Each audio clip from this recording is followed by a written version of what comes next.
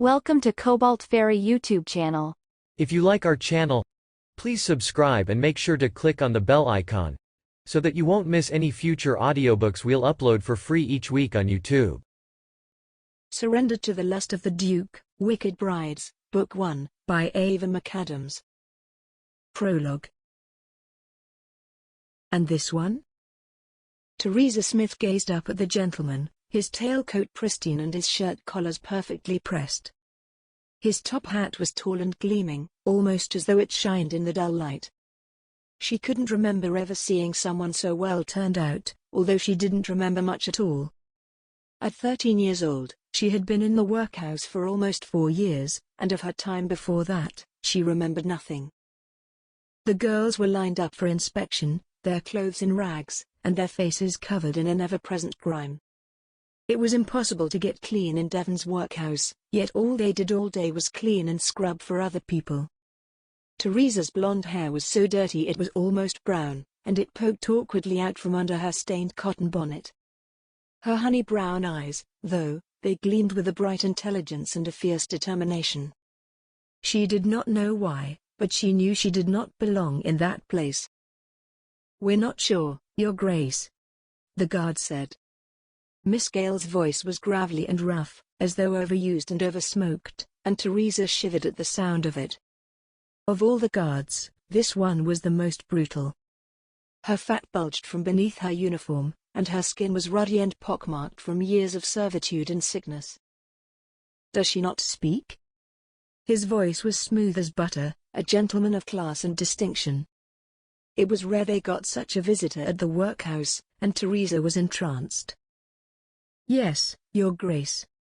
But she was found wandering the streets at 9 years old, no idea who she was or where she came from. So we took her in, looked after her.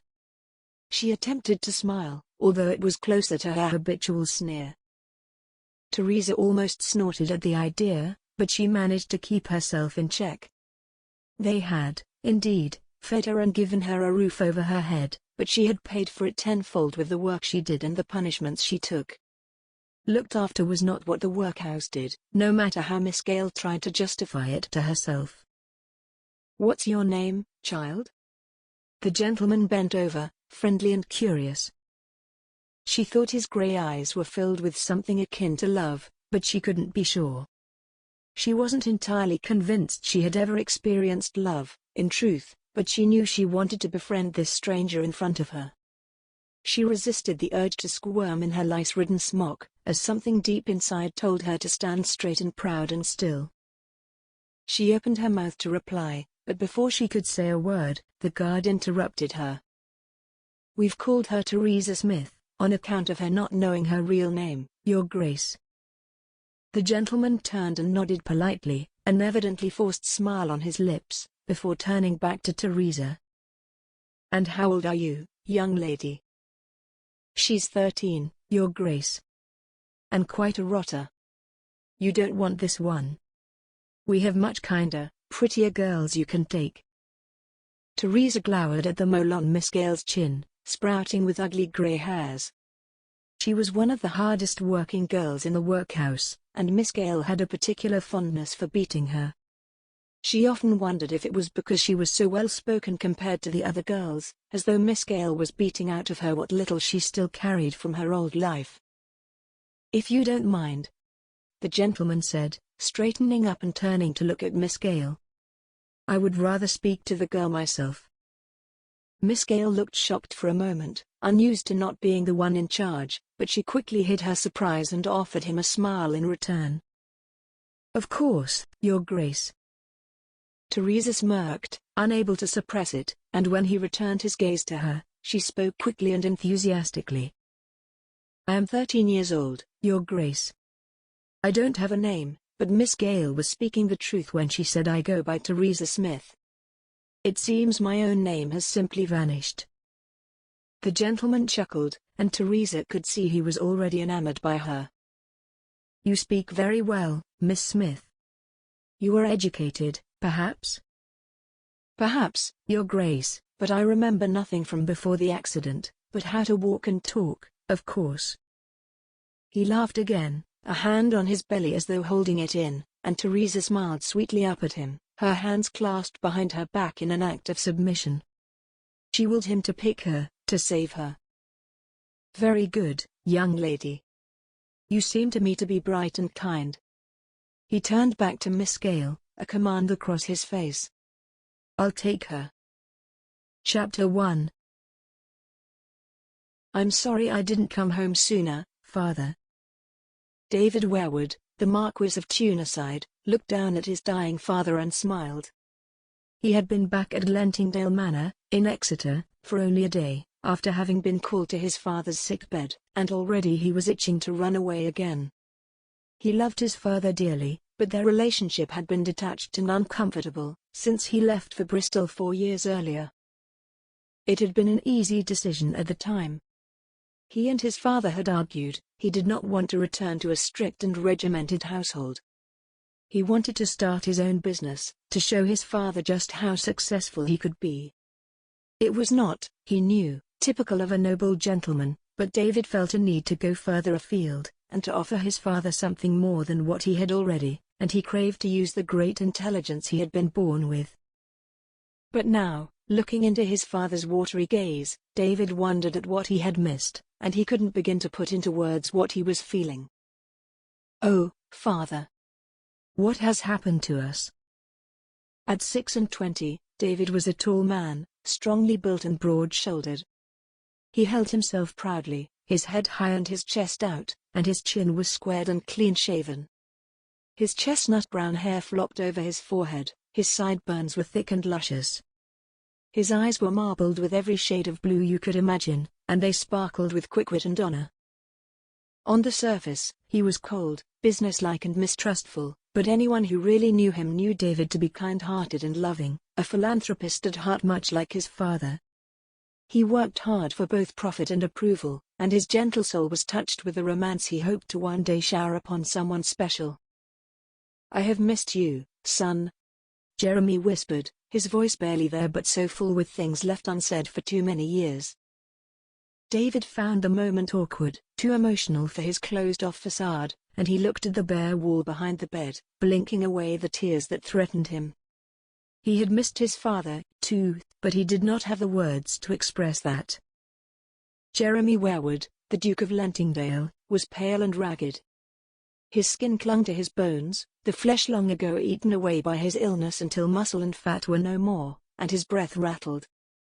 It was 2 years since that fateful diagnosis, and since then the disease had swallowed him bit by bit, until all that was left was this wraith-like thing with barely enough breath for a whole sentence. His cheeks were sunken, his grey eyes lost and distant, and his chin was covered in a greying stubble that even the best of valets could not keep on top of. To see him pained David, and to think of how he used to be was worse. Jeremy was once a proud gentleman, with all the finery one could imagine. He looked after himself and his household as though his life depended on it, and during his time on this earth he had done some of the kindest, most thoughtful acts David could imagine. His soul was pure and righteous, and he had bettered so many lives that the afterlife was sure to treat him well. "You must make a promise, David," Jeremy said, his voice strained. He tried to raise his head from a pillow stained with sweat, but his frail body could no longer support him. He fell back, exhausted. He closed his eyes and his breath rasped. David closed his eyes, too, to rid himself of the image, but that was worse. With his eyes closed, there was only blackness, but with them open he could see into the gloom. The curtains were closed against a sunlight that made Jeremy cower, and space had been cleared in the room, to allow the physicians to work when required.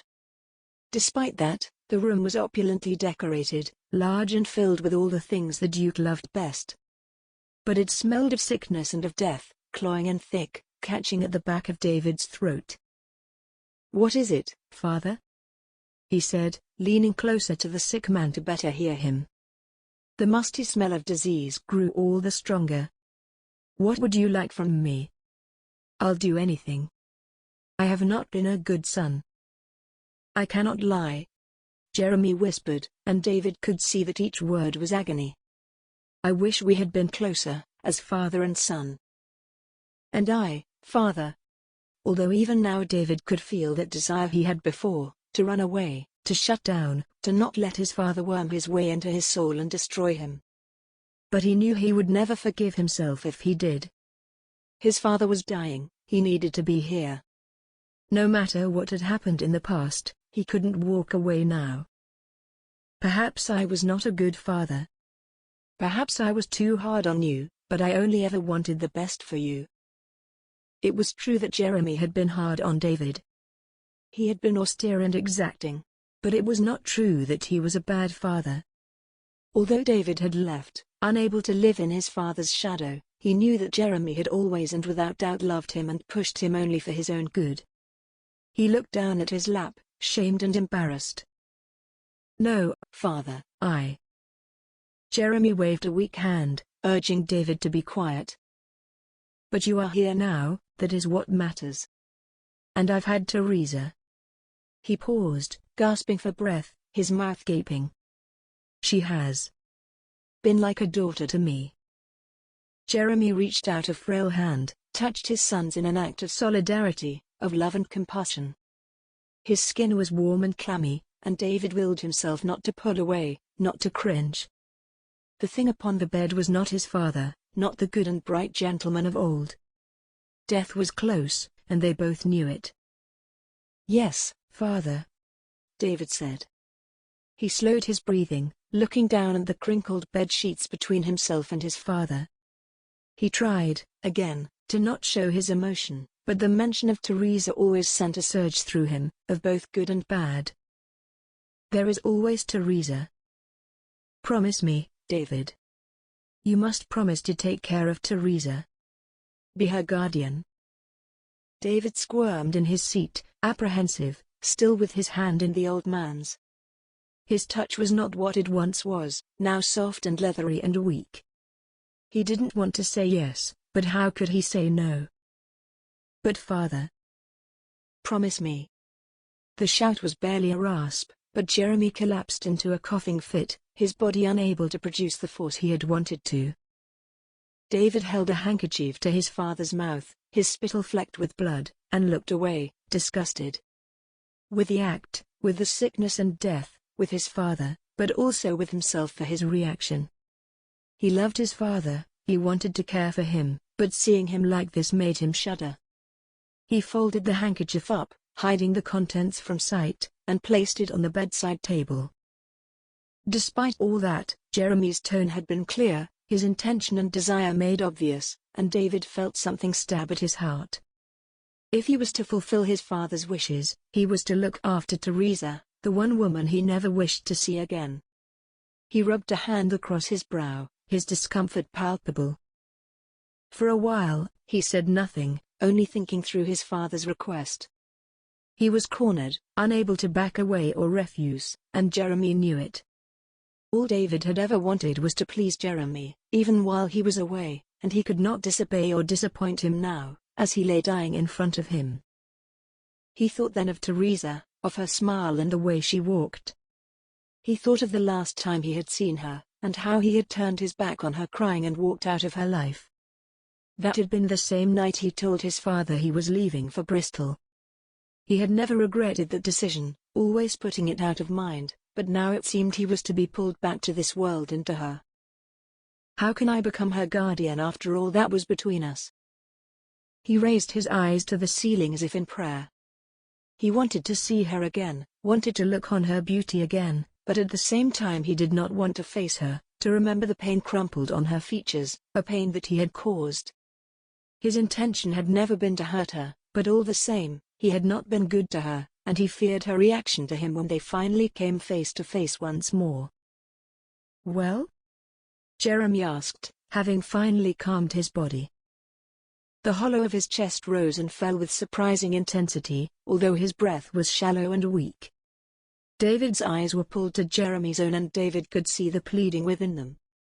Teresa was not family but she was the closest thing to it, and David knew how much his father cared for her, loved her, even, like the daughter he had lost before she even had a chance at life. "I promise, father," he eventually said, letting his gaze fall to his lap. He felt inside him a ball of discomfort, a tangled knot of, what? Fear, foreboding, unease. "Good boy," Jeremy said, letting his lids flutter closed. Chapter 2. Miss Teresa Smith waited in the drawing room of Jeremy's home, worrying at her fingernails. She kept them short and neat for work, but now she picked at them anxiously. One moment, she sat on the pale green couch, and the next she was on her feet, pacing the room. She could not settle. Ever since she was 13 years old, His Grace had been a father to her, and knowing his last breaths were upon them wrenched at her heart. The butler, Gibbs, stood at the door, also waiting, his face creased with concern. Teresa glanced at him occasionally, but he never looked back. She admired his professionalism, when she knew inside he must be breaking. Teresa was a slender young lady at 21. Her blonde curls framed her face, and poured like liquid gold from the pins at the back of her head. Her honey brown eyes were warm and welcoming, her lashes long and thick, and her lips held a smile always. Despite her bad start in life, or perhaps because of it, she had grown to be brave and strong-minded.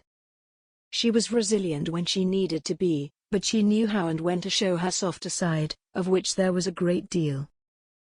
She was fiercely independent, and would not allow anyone to tell her no, tough but loving, and ladylike, too. While, thanks to the Duke, she had received a worthy education, her intelligence seemed to come naturally from within her, and it was this that separated her from her colleagues at the school. She sighed and turned from the window to face Gibbs. "Do you think they will be much longer?" she asked. Gibbs had sent for her only hours before, knowing Jeremy was in his last throes of life, and now they waited for David to emerge from the room so that Teresa could say her goodbyes. "I do not know, Miss Smith. I'm sorry. Perhaps I should not have called you so soon." "No," she said, quickly and eagerly, wanting to quash his concerns. She was glad to be there, even if it meant nothing but pacing the drawing room until they were ready for her. "I'm grateful you did. I just wish the waiting was over."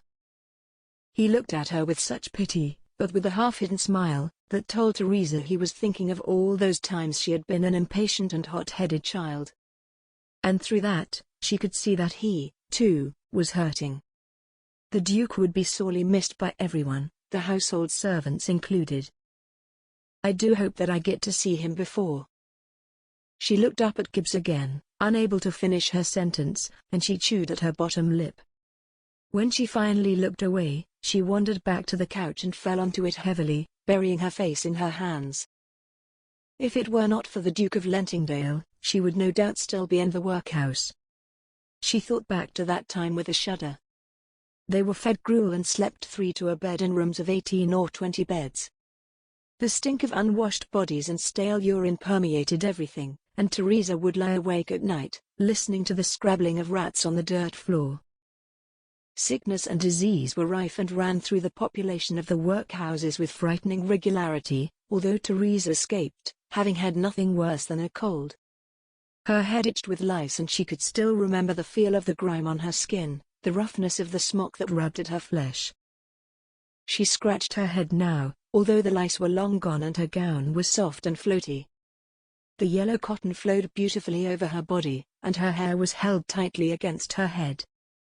Her skin was clean and fresh, her cheeks normally so pink now pale with emotion. The Duke had saved her from all that, and she desperately wanted to see him. "That place was not for me." There were classes, of a sort, she remembered, in Christian principles and the basics of reading and writing, although they were badly done and the children rarely learned a thing.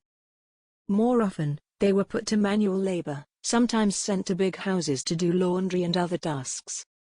It was a hellish existence of hard toil and dirt, danger and unhappiness, and she would wish it on no one. Teresa had not been alone in her suffering, but she was alone in not knowing why she was there. The other girls, at least, understood where they came from: orphan, pauper, scallywag, thief, but for Teresa, all she knew was that she spoke differently to these children, perhaps even felt differently, and that she could remember nothing before the day she had arrived. What do you think is taking them so long?" she snapped, letting her hands drop to her lap and turning to glare unfairly at Gibbs. He sighed and looked back at her, his professionalism slipping just a touch. "I do not wish to speak out of turn, Miss Smith," Gibbs said. "But it has been a long time since they were in a room together. Perhaps they need to talk." "Yes." She sighed and stood, wandered back to the window. "I suppose you're right. They deserve this time together." The air was heavy with all that was unsaid, and Teresa thought back to the Marquis of Tuneside, of how handsome he was the last time she saw him. She shook the image away, instead wanting to remember the Duke and the wonderful life he had led. Lord Tuneside could wait. She pulled back the light muslin that covered the window beneath the heavy, brocade drapes. Rain pattered against the glass, streaming down to pool on the sill below. It had rained since the moment she was called from the school, the dark clouds heavy with a brewing storm.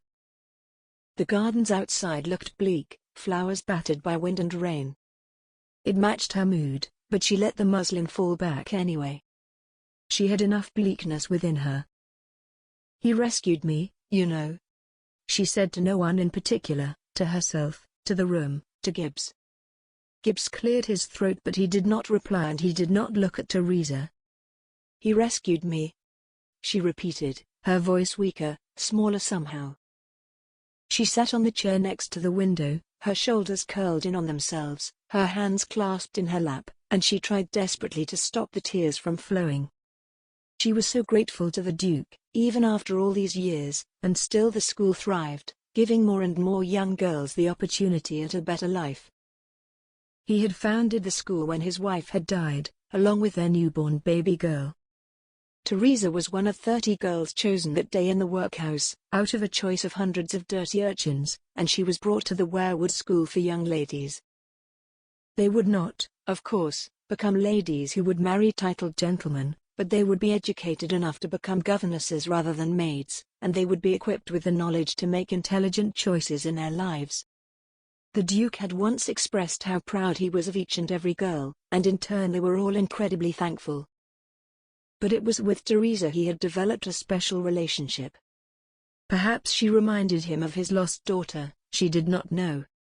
He kept an eye on her especially, cared for her particularly, and ensured she grew up to be a smart young lady.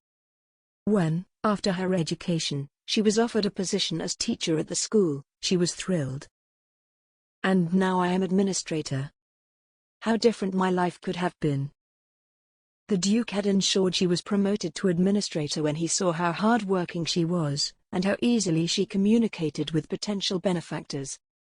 She thrived in the role, collaborating with the headmistress and helping to widen the school's activities. She helped to attract more funds to the school, and she took the position extremely seriously. She had even arranged to talk to the Duke and Duchess of Salisbury about making a donation, as they were well known for their charity work. "And now he won't be joining me in London." She whimpered at the thought. She had so looked forward to the trip and now, all she could think was how different it would be without him.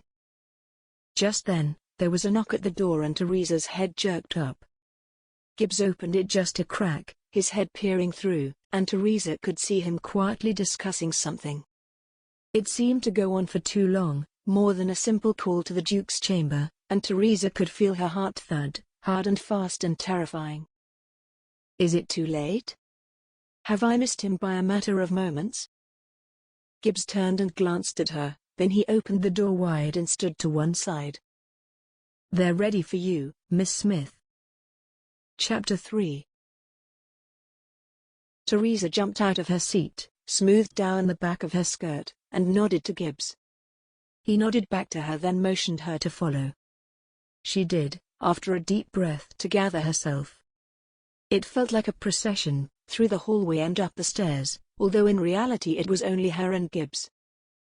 She noticed nothing of the house, but the somber mood and the heaviness in the air. She knew the servants would be silent in their work, as they remembered his grace and all he had done. They would feel this, too. She could feel herself shake, through nerves or fear or sadness, or most likely, all three, and when Gibbs stopped outside the big oak door of the Duke's chambers, she let out the tiniest of whimpers.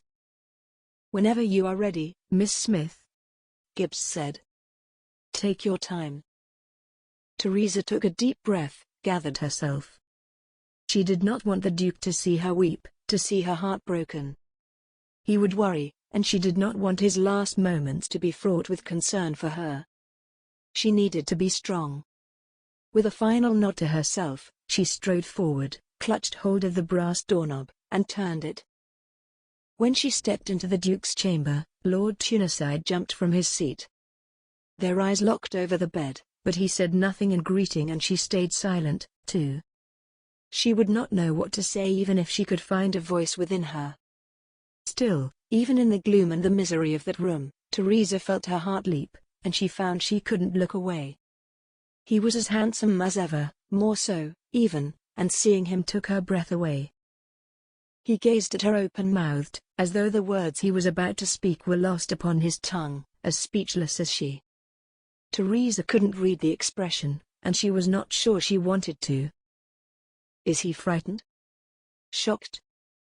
In the 4 years since she had last seen him, she had loved him, hated him, yearned after him.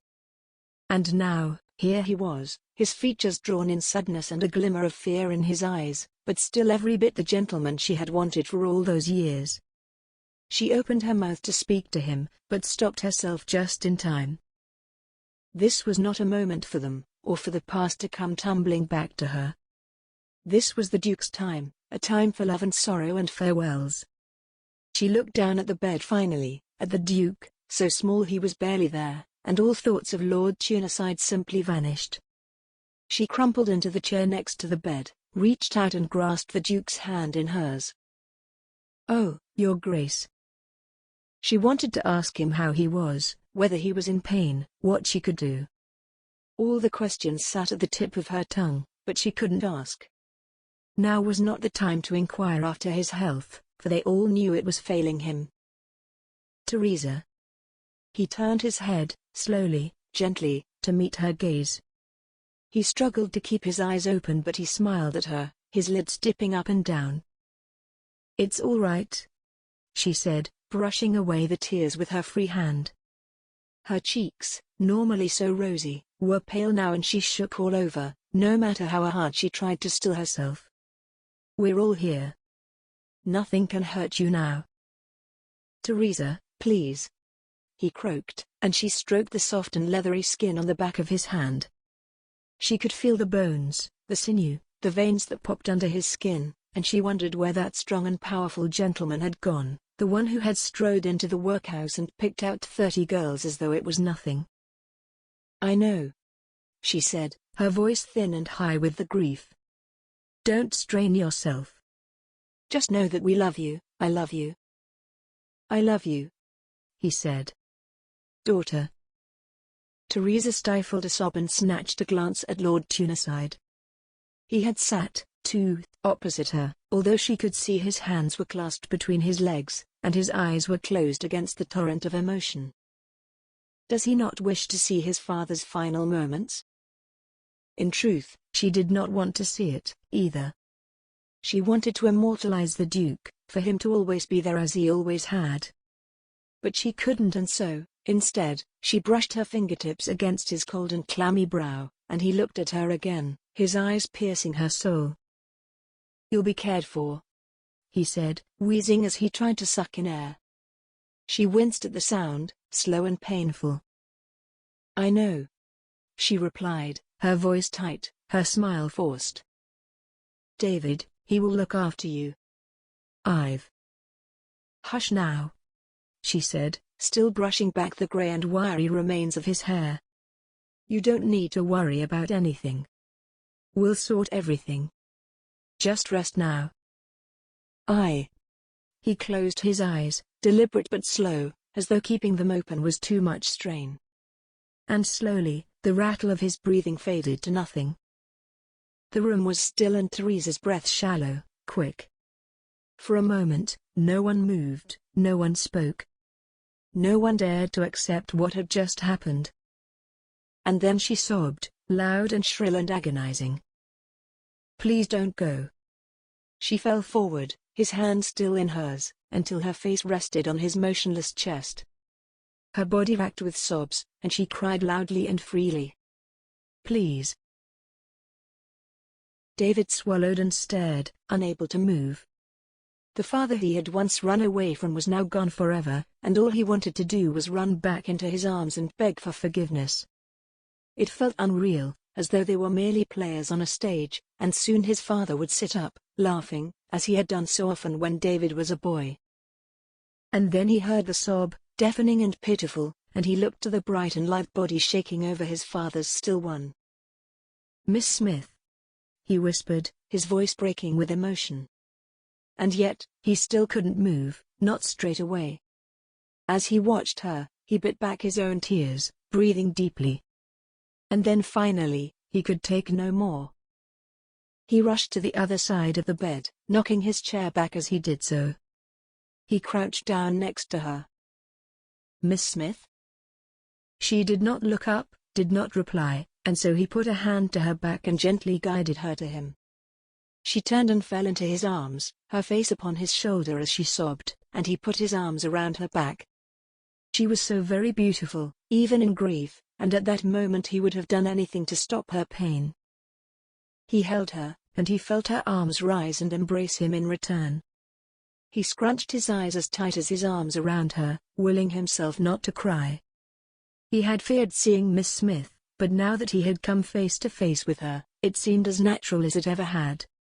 He wanted to be strong for her, to be a pillar against which she could lean, and as he held her, he inhaled the orange blossom of her scent. Come now, he murmured into her ear, not wanting to let her go, but dearly wanting to see her smile. He's gone, she said, and shook harder. I know, he said, stroking her hair. But I'm here for you. When his father had first brought her home, David had not long left for Oxford. Yet every time he returned home, for the weekend or a holiday or the Christmas season, he saw her, each time a little more grown, a little more refined, a little more beautiful. And from their very first meeting, they had felt relaxed and easy in one another's company. By the time he had finished his education, they had become friends. More than that, he wanted her. He looked to her in everything. And yet he knew, then, that he couldn't return home permanently. His father had always been strict, and whilst he was away, David had learned what it was to be free. And though he knew it broke his father's heart, he announced he was leaving for Bristol, to make his own way in the world. Except, it wasn't only his father's heart he had broken, and while he held Miss Smith tight, whispering calming words into her ear, he remembered back to that day, 4 years ago, when he had crushed her. She hadn't wanted him to leave, he knew that, yet he had not counted on the strength of her passion. When he told her, one afternoon in his father's drawing room, she paled and clutched hold of the couch. What is it? He asked, worried, thinking it was not his words that had affected her so, but some physical affliction. You're leaving? But I must, he said. I need to find my own way in life, not to rely always upon father. But don't fret, dear Teresa, I shall be back to visit. He smiled at her then, bright and happy, as though this would mollify her. Instead, her chin began to wobble and her eyes searched his face for something. Please, she said. Please don't go. She blinked, surprised at his words and feeling lost in a way she never had before. What is it? He asked, concerned. He had no idea of what she was about to say, not back then. He had been a naive and unobservant young man. Please, speak freely. I love you. He chuckled at this, he remembered, thinking she did not mean it as he had hoped. I love you, too, silly. You're like a sister to me. He playfully knocked her on the arm, the way he might have done any sibling. No, she said, urgent. You don't understand. I thought. Things have been so good between us. We get along so well, and I. She trailed off, chewing her lip as she tried to think of how to express herself. "We do get along, Teresa, but please, don't interrupt. I need you to know how I feel, and it's more than just a sisterly love. I love you. You are everything to me, and I don't know what I'll do without you. Please don't leave, David. Don't leave me." It was his turn to pale, and though he had wanted her for so very long, those words were like a dagger to his heart. No matter what she felt for him, or he for her, he knew he had no choice but to leave. His relationship with his father deteriorated daily, and he could not stay any longer. He had in mind to start a business, both to remove himself from the tired world of nobility and to show his father just how well he could survive on his own. He couldn't do that if he stayed. "Nonsense," he said gently, trying to keep his voice calm and soft, although his heart pounded hard and fast. "You are young, Teresa, barely 10 and 8. You know not of what you speak, and you have not met all you could meet. You'll soon find someone better and brighter than I." He closed his eyes, not wanting to see the tears that started down her face. It pained him to say those words, when he wanted so much to take her in his arms.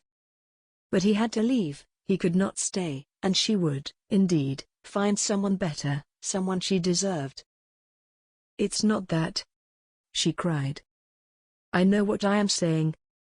10 and 8 is not so young, and what I feel for you is true." David watched her as she spoke, her beautiful face crumpled in fear and agony, and the knowledge that he had done that to her broke him. He couldn't bear to watch her fall apart. Without another word, he stood and walked from the room, from her, from his life in Exeter. That was 4 years previously, and once again, she was sobbing in his presence. This time, though, he had no intention of running away. He had promised his father he would look after her, and he would. This time, he would make it up to them both. Miss Smith pulled back from his embrace, calmer now, although her cheeks still streamed with tears and her brow was creased. She sat back at arm's length, so that his fingertips still brushed against her body and hers against his, and she looked at him, looked into his eyes. He felt, in that moment, as though she were questioning everything, looking into his soul and asking, why? And then she spoke. "I can't," she said, and her voice was hoarse and lost. "I'm sorry," she said. Then she pushed him back and ran from the room. Chapter 4. Teresa blustered from the room, unsure what to think, what to do. She ran past Gibbs, who stood outside the Duke's chamber with his head bowed. She flew down the carpeted stairs and through the grand entrance hall of the manor house, unseeing and uncaring. All she knew was that she had to get away. She ran through the front door and down the steps that led up to the house, and she fled around the corner, to a part of the garden she knew she would be safe from prying eyes. Here, she fell back against the red brick wall, raised her hands to her face, and she sobbed again, for the Duke, for herself, for the emotions that swirled around inside her. "Miss Smith?" Teresa looked up in panic to see Mark White, the school's resident footman, and she quickly wiped away her tears. He was barely a man at 7 and 10, and the whiskers on his chin were still soft and supple. A friendly young lad, he always aimed to please, and he tried his best to correct his common accent, so as to better fit in with those at the school. His brown eyes gleamed with concern, but he was clearly wary of approaching Teresa. "Is everything all right, Miss Smith? I saw you running from the house and—" "Yes, thank you, Mark," she said, pasting a sad smile onto her face. "The Duke of Lentingdale has sadly passed away." He faltered, and she could see he struggled to find the words. "I'm sorry for your loss. He will be remembered fondly." "Indeed he will, Mark." She pushed herself off the wall and took a step towards him. "Come, we should be getting back to the school." They walked together to the carriage, silent and contemplative, over the gravel to the dirt road which led away from the manor. Mark climbed onto the front, picking up his reins as he went, and he glanced back at her with a nod just as she, too, entered the carriage. "He has passed," she said once inside. There, waiting for her, was her good friend, Miss Abigail Oakley, who had accompanied her on the journey, but had not wished to intrude on such an intimate family moment inside the house. Abigail's bright green eyes shone with tears and she nodded sadly. Although she had not been as close to the Duke as Teresa, she had been one of the original 30 girls he had adopted from the workhouse. Abigail was plump and jolly, with pale skin peppered with freckles. Her ginger hair lay straight and flat, to such an extent that she slept in curling papers every night, so by morning it bounced around her chubby cheeks. She took hold of Teresa's hand and squeezed it. They were the best of friends, and had been since the workhouse. They had attended school together and now Abigail had also taken a position as teacher. They shared a room at the school, their beds just a few paces away from each other, and they shared everything from secrets to treats. "The Duke was a good gentleman," she said. "One of the best. I dread to think where I would have been without him." "He was," Teresa replied, nodding her agreement. "I will miss him greatly." "Indeed," Abigail said. "You were as close as his own family.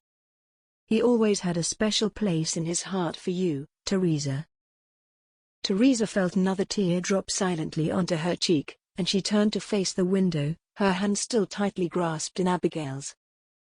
The carriage trundled down the dirt path and onto the main carriageway, busy with bustling traffic. The rain had stopped but the roads were left muddy, and all around them people shouted across to each other in the din of a busy work-day. Teresa watched and listened, letting herself be immersed in the world while her thoughts reeled. She was devastated by the Duke's death, of course she was, but she could not admit to Abigail that her tears were about more than just their wealthy benefactor. No, Lord Tuneside played just as large a part in her turmoil as the Duke's death. She had run away from his embrace, full of fear and confusion and uncertainty. The truth was that she had loved him ever since the first time she had seen him. He had walked through the door, laughing, his face lit up with his easy nature and gentle manner. She had swooned at the sight of him, a young girl's reaction to someone fresh and new and friendly. After that, every time he visited from university, her heart would beat fast, the fluttering within her chest making her nauseous with excitement. It would start the moment she heard he was due, and it would not stop until a day after he had left. She would find any reason to spend time with him, and it worked. He welcomed her presence, and their relationship was relaxed and calm, as though they belonged always together. Teresa had always thought he felt the same, that he, too, felt the fluttering. They had got to the point where they talked freely with one another, called each other by their given names, as though they had known each other since birth. She was so certain of that fact, that when she asked him to stay, she had no doubt he would. When she confessed her feelings, he would break down and admit that he loved her, too, and that they would be together, forever. Except that was not what had happened. He had turned and left without even a goodbye. Teresa was left sobbing and heartbroken, believing he had never loved her at all, never had feelings for her. And still, 4 years on, she felt the same. She would never recover from that heartbreak, and while sometimes it manifested itself as hate, sometimes as bitterness or sadness, it mostly came in the form of yawning, craving. Seeing him again had opened up a raw wound, but it had also inspired a new passion in her.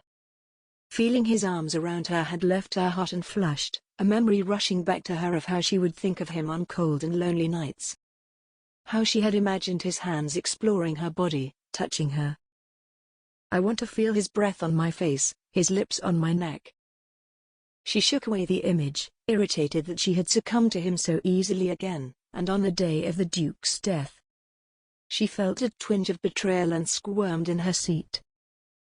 When the carriage pulled up to the school, she let go of Abigail's hand, now moist and warm. She turned to her friend, the tracks of her tears dry on her cheeks and tight on her skin.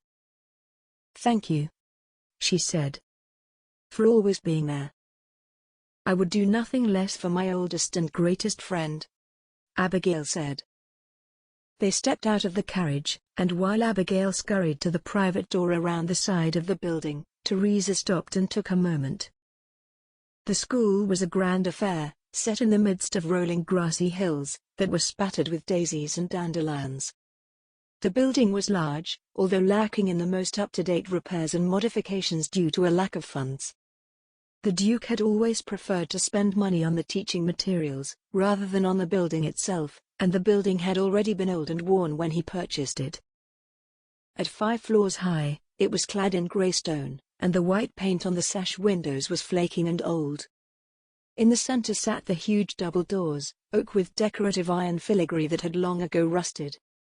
They were used only for guests, and for letting out floods of young girls when it was time to walk the gardens or take some air. The teachers used the side entrance, private and small and unassuming as it was. Home. Teresa had lived in the Wearwood School for Young Ladies, ever since she was rescued from the workhouse, and still the sight of it took her breath away. It may have needed work to restore it to its true glory, but it was a magnificent place, full of beauty and wonder and good deeds. She made her way around to the side entrance, the path lined with trees, and she went in. They had missed dinner, but Teresa was not sure she would have been able to eat anyway. Instead, she made her way through the back hallways, where only staff were allowed, and she climbed the narrow staircase. It was quiet, she noticed, the girls having been shooed to their dormitories, and Teresa was grateful for that. She dearly loved each and every young lady at the school, but she needed the peace to think and reflect. She wandered slowly through the halls, looked at the outmoded decoration and old-fashioned fittings, not wanting to reach her room too soon. The wandering took her mind from her woes, and that settled her heart. When she finally had enough, she went to the room she shared with Abigail, who was sitting on her bed, legs curled under her as she read a novel. Another romance, no doubt. Miss Oakley and her whimsical love stories. Teresa smiled to herself, then took off her cloak and bonnet, her gloves, and finally kicked off her shoes. Although it was not yet fully dark, Abigail had drawn the curtains and lit a candle, settling in for a long evening of escape. She finally looked up, having been engrossed in the chapter, and Teresa was impressed by how quickly she had immersed herself. "We've missed dinner," Abigail said. "But I went in the kitchen and found some cold meats and cheese. Would you like some?" She indicated the plate on the bed next to her. "No, thank you," Teresa said. "I think I'll go straight to bed. It's been an exhausting day." "As you wish," Abigail said, and returned her nose to her book. Teresa undressed and changed into her nightdress, then lay on top of the bedsheets, too tired and too warm to find her way under them. She stared for a long while at the ceiling, numb from the emotion of the day, and so weary her thoughts were sluggish. She hoped that would lead to an easy sleep, but she was wrong, for when she finally drifted off, the fear she felt in her dreams kept her on the very edge of consciousness. When the morning arrived, she was up and dressed long before Abigail, as was often the case. Her friend would read until late in the night, and then find it difficult to rise the next day, whereas Teresa rose with the sun, ready for a bright new day, regardless of how badly she had slept. She smiled to herself, loving her friend's eccentricities, even though her lids were heavy and she had dark circles under her eyes. She made her way to the administrator's office, my office, down the stairs and on the ground floor, between 2 classrooms. From here, she could work in peace, although accompanied by the happy sounds of young ladies learning to make their way in the world. She had decided to skip breakfast, and immerse herself in work, to rid herself of unwelcome thoughts. Besides, the thought of eating so soon after the Duke's death turned her stomach. She had a list, that day, of potential benefactors, and she had decided to personally write to each and every one of them. So engrossed in her work was she, that when the knock on the door sounded, she jumped and left a dirty ink mark across the page. She tutted, dropped the quill back in the stand, and blotted at the paper. "Come in," she called. Lydia entered, smiling. At 4 and 10, she was a tiny child and so fragile, like a china doll. Her nerves showed through when she spoke, and her smile was always uncertain, but she was one of Teresa's favorite pupils, bright and clever and witty. Handing out any correspondence was one of Lydia's chores, and she took it terribly seriously. "There's a letter for you, Miss Smith," she said. She held it out in front of her, balancing on her two flat hands as though they were a silver tray. "Thank you, Lydia. Leave it on the table, will you?" Lydia placed the letter on the table as directed, and then curtsied before turning to leave without another word. Teresa watched her go, admiring the young lady she was becoming, then she reached over and plucked up the letter. Her heart leapt when she saw the Duke of Lentingdale's crest on the royal blue wax seal. The Duke. But no, there was a new Duke now. The Duke was no longer anything but memory and time gone by. The letter would be from Lord Tuneside, the newest Duke of Lentingdale. She approached it a little more hesitantly then, her finger poised under the seal and ready to crack it open. She took a deep breath and let her finger run under the seal, then unfolded the note. His handwriting, she noticed, was so unlike her own, large and looping and fanciful to her small and dainty lettering. The letter was spotted with fallen ink, the black droplets having spread through the veins of the rough-cut paper, and Teresa liked the lack of perfection. It was normal, natural, unpretentious. And then she read it, and her heart sank. She was to visit him immediately. Chapter 5. David had allowed himself to grieve throughout the afternoon and evening of his father's death, but that morning he had risen early, in the hopes that business would take his mind from his loss. He paced the study at Lentingdale Manor, tapping at his teeth with his fingernail. The death of his father had been expected, but the financial difficulties his estate was facing had not been, and now he was worried. It was a sizable study, open and airy. It contained two large double windows that looked out over the gardens, and the red drapes complemented the flowers Jeremy had specifically chosen for that spot. Opposite the windows was a fireplace, currently unlit due to the summer warmth, and next to it sat a large brown leather chair, where David knew his father liked to read with a glassful or two of scotch. The walls on either side were lined with books and files of papers, things that David was never allowed to touch, but that always held for him some mystical aura. He looked longingly at them, but he knew now was not the time. They needed their own day, a day in which he had no other concerns. "I will discover their hidden magic when I am at peace." Most of the room was taken up by the mahogany desk, large enough to seat 6, and grand enough for any event, but with only a solitary chair behind it. Neat stacks of paper lined the one side, of varying sizes and heights, but almost all seemingly about to topple. In the center there was an inkwell set into the wood, and a place for the quill his father had so favored. The other side remained completely bare, allowing plenty of space for one's work. David loved this room, he always had. It was his favorite place in the whole house, perhaps because it was the one place he was never allowed to explore. But that morning, he had explored at least a little. He started to dive into the papers on the desk, flicking through correspondence and accounts, then piling them up neatly opposite him, returning them to their perilous towers. He had discovered, much to his chagrin, that the estate was barely making ends meet, and the school was draining important funds. His father's altruistic endeavors were one thing, but his bad investments had pushed matters right to the edge, and they were in danger of falling into bankruptcy. David could think of no other solution but to sell everything he could, and make new, profitable investments. He groaned, still pacing, and looked to the ceiling for inspiration. This was not a decision he had come to lightly, and it was one he was even less keen to share with Teresa, but he knew he had to tell her, and the sooner the better. He summoned her to join him. He would explain it all. She will understand. Won't she?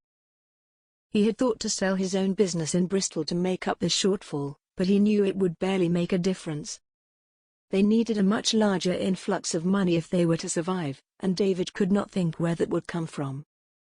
His father, it seemed, had been in complete denial about how dear his financial situation was becoming, and as he became sicker, he forewent the new clothing and fine meals he was used to in order to pay for his care. No, selling was his only possible option. Finally, he sat in the chair behind the desk, letting his weight be supported by the back of it, and he stared blankly at the bookcases in front of him. He was stuck, trapped, and struck by how impossible a situation it was.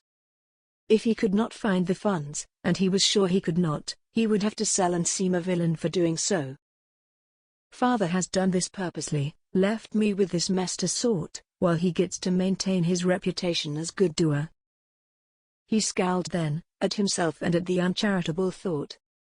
Despite his frustration at the situation, he knew that thought would not be true. His father only ever wanted the best for anyone. He would not have left the estate like this if he could have helped it. But now David had to find a solution, and he feared for what that solution would be. How can I throw all these good people from their homes? He sat up then, refocused on the accounts in front of him, and began to calculate again.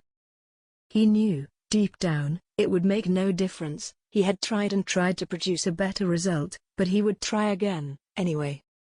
Anything to distract him until Teresa arrived, for his apprehension at her arrival thumped through him with a rage. It was only 5 minutes until there came a knock at the door, and he looked up, anxious and uneasy. "Miss Smith is here for you, Your Grace," Gibbs said. "Excellent," David replied, although with a sigh that made her arrival sound anything but. "Send her in." Gibbs bowed, then opened the door to allow Miss Smith to enter, before leaving to return to his duties. David got up from his seat, walked around to the side of the desk to better greet her, but the sight of her made him pause. He saw the tight smile on her lips, the uncomfortable way she stood, not wanting to let herself relax in his presence. But, my goodness, she is beautiful. "Good afternoon, Your Grace," Teresa said, curtsying to him.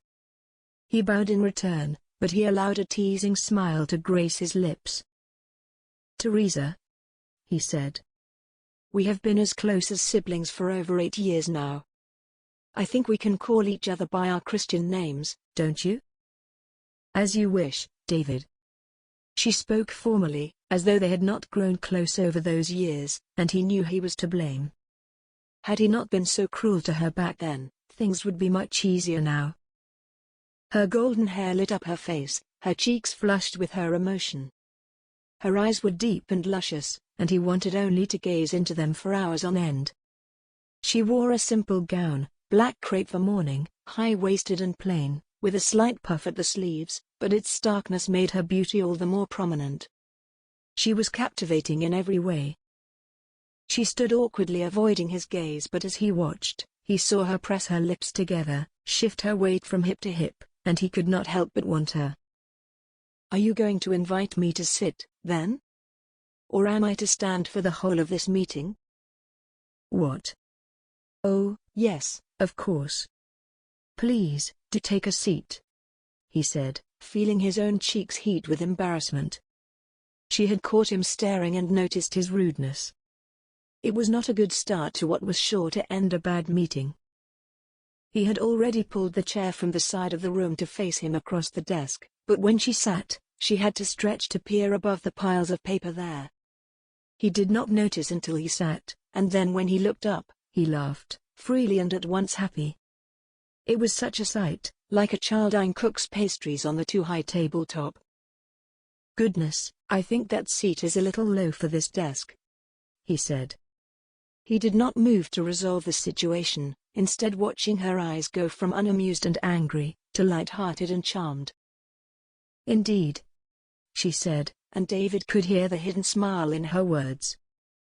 He leapt up from his seat, and dragged his large and heavy chair around, until he sat on the same side of the desk as her. "There," he said. "That's better." There came a pause, heavy and self-conscious, and his jollity of moments ago dispersed into worry and concern. "Is there a reason you summoned me here?" she asked, and he admired her forwardness, the way she spoke her mind. He admired, too, the flawlessness of her skin, the color of her lips. "Oh, yes, of course," he said, shaking his head until all thoughts of her vanished and he refocused on his goal. "I wish to talk to you about the school." "Yes? What of it?" I'm afraid I have some rather bad news. Say what you wish to say, David. I came here straight from the school, leaving my duties early to see you. I do not wish to be here all day. He blinked in surprise, unused to such harsh words coming from her. She seemed tense and uncomfortable, and he wanted to wash it all away. Say, is everything all right? She sighed then, deep and long, and closed her eyes briefly. Apart from the fact that the Duke has passed, and you are about to give me bad news, yes, I suppose everything is all right. I apologize if I am somewhat short. I have not slept well and It's understandable, he said, nodding his head encouragingly. And everything will be fine, I promise you that. He spoke as though he could solve all her woes, when in fact he was about to make them worse. What am I doing? He didn't want to see her crushed, to see those tears again, but he knew he had no choice. There was no way they would survive without selling off the assets. So, what is the bad news, then? Yes. That. He paused, not meeting her fervent gaze, unsure how to continue. Well, you see, the thing is, the estate is in a rather precarious situation. Precarious, how? She asked. Financially. Oh. She looked down at her hands, examining her fingernails as though this had nothing to do with her, but David could see the deep crease in her brow. He swallowed and began again. Yes, so, I have been looking at how to fix things, and I'm not sure I can. I'm sorry to tell you this, but... But what? David, I'm going to have to sell the school. Sell the school? Her head jerked up and she stared at him open-mouthed. Not just the school. Everything I am able to sell. He spoke fast now, justifying his decision as she glared at him. To make some profitable investments. Father has made some terrible decisions and... Housing all those young girls is a terrible decision? Helping people have a better start in life? Is that a terrible decision, too? That's not what Heavens, David, your father is barely cold, and you are already dismantling all the good work he has done. She stood then, towering over David, and he felt himself shrink back in his chair. He knew she would be unhappy, but he had not expected such a reaction. No, please, Teresa, listen to me. No, I will not. The Duke has been dead a matter of hours, and all you can think of is selling everything off for profit. You will be throwing good people onto the streets with nothing. They'll be sent back to the workhouse, and you do not have a care in the world, as long as you have your profit. You disgust me, David. I thought more of you, I really did, but now I can see you are just like the rest of them, selfish and greedy. You honestly have learned nothing from your father. Teresa, I urge you. Good day to you, Your Grace, she said, then turned on her heels and marched out of the door. Chapter 6. How could he be so cruel? Teresa slumped in the back of her carriage feeling utterly distraught. Despite her love of David, she felt only anger for him at that moment. She was being thrown out of the only real home she had known, and the idea of leaving the school was heartbreaking. Does he want me away from him that badly? She had nowhere to go, no family to rescue her, or any means of survival outside the school, at least, not that she could remember. The accident that happened when she was just 9 years old had left her without a single memory, and it still affected her greatly after all those years. If she could just remember, perhaps she would find a way to survive. During the long nights in the workhouse, as she lay cuddled up to little Jenny Jones, their bodies together for warmth, she would dream of discovering she was royalty. Some grand prince would come and rescue her, and she would find out she was, indeed, a princess. It was nonsense, of course. She knew, deep down, that it couldn't be true, not when something close enough had already happened. Hadn't she been lucky enough to have been rescued?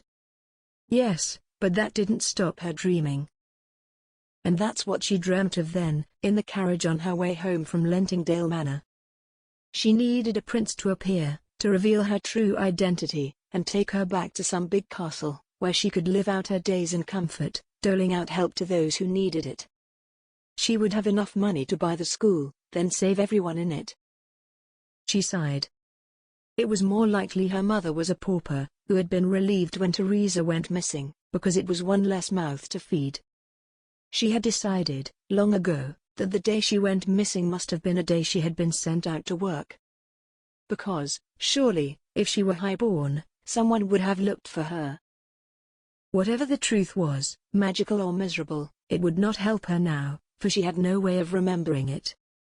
Instead, she would have to find her own way, in a world without the old Duke and without the school, and she wouldn't be the only one. The girls would be sent back to the workhouse, while the teachers would scrabble around for employment, hoping they didn't end up the same way. When the carriage pulled up to the school, she sat still for a long moment, not wanting to move, to face those inside. What will I say? How can I tell them of this? She stared at the floor of the carriage, her body tense. She pulled her shoulders in, held herself small as though she wished simply to disappear. She thought of all the times that she had walked through those doors, those hallways, all the children she had greeted and taught and loved.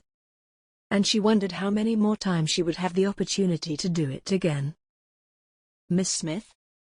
Mark asked, his head poking into the carriage door with a look of surprise upon his face. Teresa had heard him moving around the horses, readying them for the stable, but he could do no more until she had moved. She heard the note of concern in his voice and smiled at him gratefully. "Thank you, Mark," she said, getting up to disembark. "I was lost in thought for a moment." She entered the school through the side door, as always, and hung her cloak on the set of hooks by the door, one for each member of staff. She untied her bonnet, hanging that up, too, and slipped off the delicate black gloves that covered her hands. Her blonde curls bounced around her face, as though happy to be free. She made her way straight to the dining room. It was time for dinner. The ground floor of the school was reserved for classrooms, while the second held two large children's dormitories. The teachers slept on the third floor, 2 or 3 to a room depending on how long they had been there, and the headmistress had private lodgings in the attic. It was the first floor, then, on which they dined. Teresa pushed open the large double doors at the top of the stairs, and looked down the long corridor that split the building in two. Along the one side was the dining room, the doors as large and imposing as those on every floor. An impressive original feature of days gone by, if in need of a little love and care.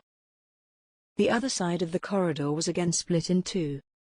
Nearest the stairs, there was a parlor, not too small but not too big, a space that was there for anyone to use, although it rarely was. Most preferred their own dormitories or the garden space to the parlor. At the far end of the corridor sat the kitchen, always noisy, always busy, yet a place of warmth and education and family. Teresa could hear the clatter of dishes and cutlery as dinner was prepared, and she could feel herself salivate already. Her tummy rumbled, and she walked into the dining hall, where everyone was already sitting and waiting. It was a big room, clean and practical, rather than fanciful and highly decorated. The large sash windows had simple, old-fashioned drapes, that had not been replaced in the 8 years that Teresa had been there, and the walls were plainly papered and simple. The tables, though, they were clothed and set in such a way that the girls could learn to dine as ladies, as opposed to the slurping of gruel they were used to in the workhouse. They had a cook who provided the basics, although the girls took turns in kitchen and serving duties. Teresa greeted everyone as she weaved past the tables, making her way to the back of the room, to take her place at the head table. Just as she settled into her seat, the headmistress stood to say their nightly prayer. "Dear Lord, we are thankful for everything you have provided us. The warm beds in which we sleep, the benefactors who allow us to continue in our studies. But most of all, we thank you for the food which you have offered us." As the headmistress spoke those beholden words, Teresa looked around the room. Everyone was silent, although the gratitude that each and every one of them felt was thick in the air. Even the naughtiest, rowdiest of girls knew how lucky they were to be there, and were fervent in their prayer. Teresa wanted to cry out. She wanted to march into the new Duke's office, and demand he change his mind. Instead, she closed her eyes and whispered her own pleading words to God. As soon as they chorused Amen, the girls on serving duty streamed in through the door, plates in hand. The smell of the chicken pie wafted through the room, and Teresa chewed her lip in anticipation. She hadn't eaten since the morning before, and despite her terror at what David had told her, she was ravenous. The teachers were served first, as was custom, each plate being distributed with a little curtsy, and Teresa smiled at young Ruth as she laid her plate in front of her. "Thank you," she said. "You're welcome, miss." Teresa tucked in before Ruth even had chance to leave, ignoring a propriety that told her to wait until all on her table was served. She was too hungry, too famished to wait any longer. She moaned in delight as she put the first forkful in her mouth, the taste taking away any thoughts of the homelessness to come. The pastry was flaky and delicious, the meat soft and rich. The gravy oozed out onto her plate, and she mopped it up with some potato. It wasn't long before she had finished her whole plate, and she looked around the room at those still eating. "Have you had a lovely day?" Abigail asked, her green eyes bright and lively. Teresa felt her breath catch. Lovely, it was not. It was. She trailed off, looking around at the bare walls, and listening to the excited chatter that always accompanied dinner. "I understand you went to visit the new Duke of Lentingdale. Is he well?" Abigail took a bite of chicken and looked carefully at Teresa, chewing slowly. She always had been somewhat of a gossip, and Teresa knew by now the means she used to get her information. Normally, she found it endearing, but that evening, she guarded her knowledge fiercely. If this was to come out, it needed to be at the right time and in the right way. "He is saddened, of course, by his father's death. As am I." "Of course," Abigail said. "And did he have much to say about the school?" "No," Teresa said, then turned to look around the room, instead of at Abigail. She did not want to have this conversation, to discuss this with anyone. Not yet. She looked around at the happy faces, the bodies that were no longer dangerously thin, the features that were not dirty and downtrodden. The school was a special place, and the Duke had been a truly wonderful gentleman for founding it. He had helped hundreds of children, and that made no mention of the teachers, governesses, and household staff that held positions thanks to him. And now David is to ruin it in one quick stroke. Teresa shuddered at the thought, but she knew she had to put her anger aside, if only for a short time. The following morning, they would lay the old Duke to rest, and she promised herself it would not descend into an argument. That following morning, David had risen early, not able to sleep. The day was dreary and miserable, a half-hearted rain marring everything, the drizzle both dismal and unimpressive. Although it was still only the beginning of summer, the sun had so far seemed uninterested in joining them, and that day was no exception. He looked out of his window and grunted. The perfect day for a burial. He dressed slowly, in black trousers and waistcoat, tied his black cravat. He would wear, too, his black tailcoat and black gloves, the morning clothes he had hoped he would not wear for some time yet. Jeremy's body had been tended to in the chapel at Lentingdale Manor, for the 2 days between his death and the funeral. His body had been washed and dressed in his finery, and many people had passed through the house to pay their respects. Now though, David had demanded privacy. He had wanted no one there but the priest, so he had the time and space to say proper goodbyes.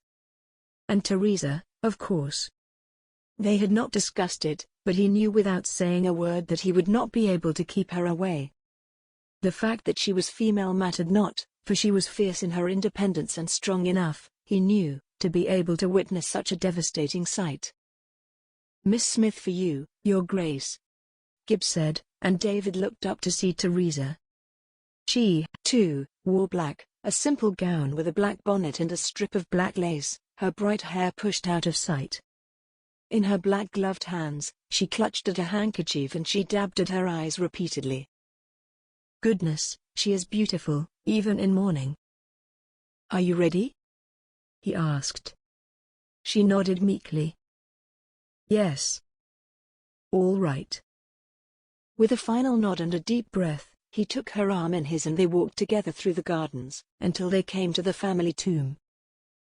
The grey stone crypt was large, and had held a fascination for him ever since he was a boy. It held generations of Wearwoods before him, yet it was only now, at 26, that he was entering for the first time. He stole a nervous glance at Teresa before they entered, and seeing her calmed him in ways he had not known possible. He could feel her shake next him, and he clutched her arm tighter, letting her know she could lean on him. No matter their differences in everyday life, they would be there for each other during this time. It was gloomy inside, more so than David had anticipated, and there on a stone bed lay his father. Candles all around flickered, adding to the otherworldly, unsettling feel of the place, and David shuddered. The priest said a few words, prayed for the passing of Jeremy into the next life. David felt the silent tears track down his face, while Teresa's sobs racked her body until slowly, finally, she turned and curled into him, letting him wrap his arms around her and hold her. When, finally, the crypt door was closed and they walked somberly back to the house, Teresa's sobs subsided and David spoke to the priest. "Thank you, Father Thomas," he said, genuinely grateful to the priest for the kind words he had said of his father. "It was my pleasure," Father Thomas replied. "Your father was a great gentleman, and I am honored to have been the one to send him off into the afterlife." He bowed then, and walked away, leaving Teresa and David to wander slowly back to the house. Chapter 7. Teresa had not slept well again, haunted as she was by nightmares, and she remembered time and again the last moments of the Duke's death. The second that he left her thoughts, she was consumed by the knowledge that the school was to be closed, and she didn't know which was worse. It felt to her as though she was going around in ever torturous circles, and she couldn't shake the dismay that was growing inside her. What will I do without the school? She sat on the edge of her bed, dressed, but looking down at the floor, and wondering what she would do with her day. It was Saturday, and there were no formal lessons, although the teachers often spent their time with the girls, helping them cook or sew or read. "My dear Teresa," Abigail said gently, as though speaking to someone delicate. "Why don't we take a walk in the grounds of the school? It's positively the first day of glorious sunshine we've had all year, and I'm sure the fresh air will do the world of good." "Yes," Teresa said, looking up at Abigail. "That sounds lovely." "Thank you, Abigail."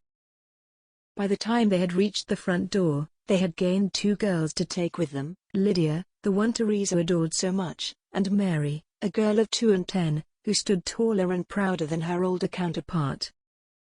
It was indeed a bright day, the sunshine glorious, if still not the blazing heat of summer they all loved. The girls ran ahead, gossiping between themselves, as Teresa and Abigail walked on a few feet behind. "We're so lucky to be able to enjoy these gardens, you know," Teresa said, careful not to say too much. "Yes," Abigail replied. "It's such a lovely place." While Teresa remained in her mourning black, Abigail wore a pink cotton gown that fitted over her ample body, until bits of her were falling out. She had rouge on her cheeks, and her falsely curled hair was piled atop her head. She swung her body in time to her footsteps, like a child swinging her skirts, and Teresa could see that she was genuinely, truly, happy. "I only pray she stays that way, when she discovers the truth." The grounds to the school were large, but most of it was unkempt due to the cost of keeping it well tended. Instead, there was a small area around the building, around an acre wide, that was kept by a single gardener.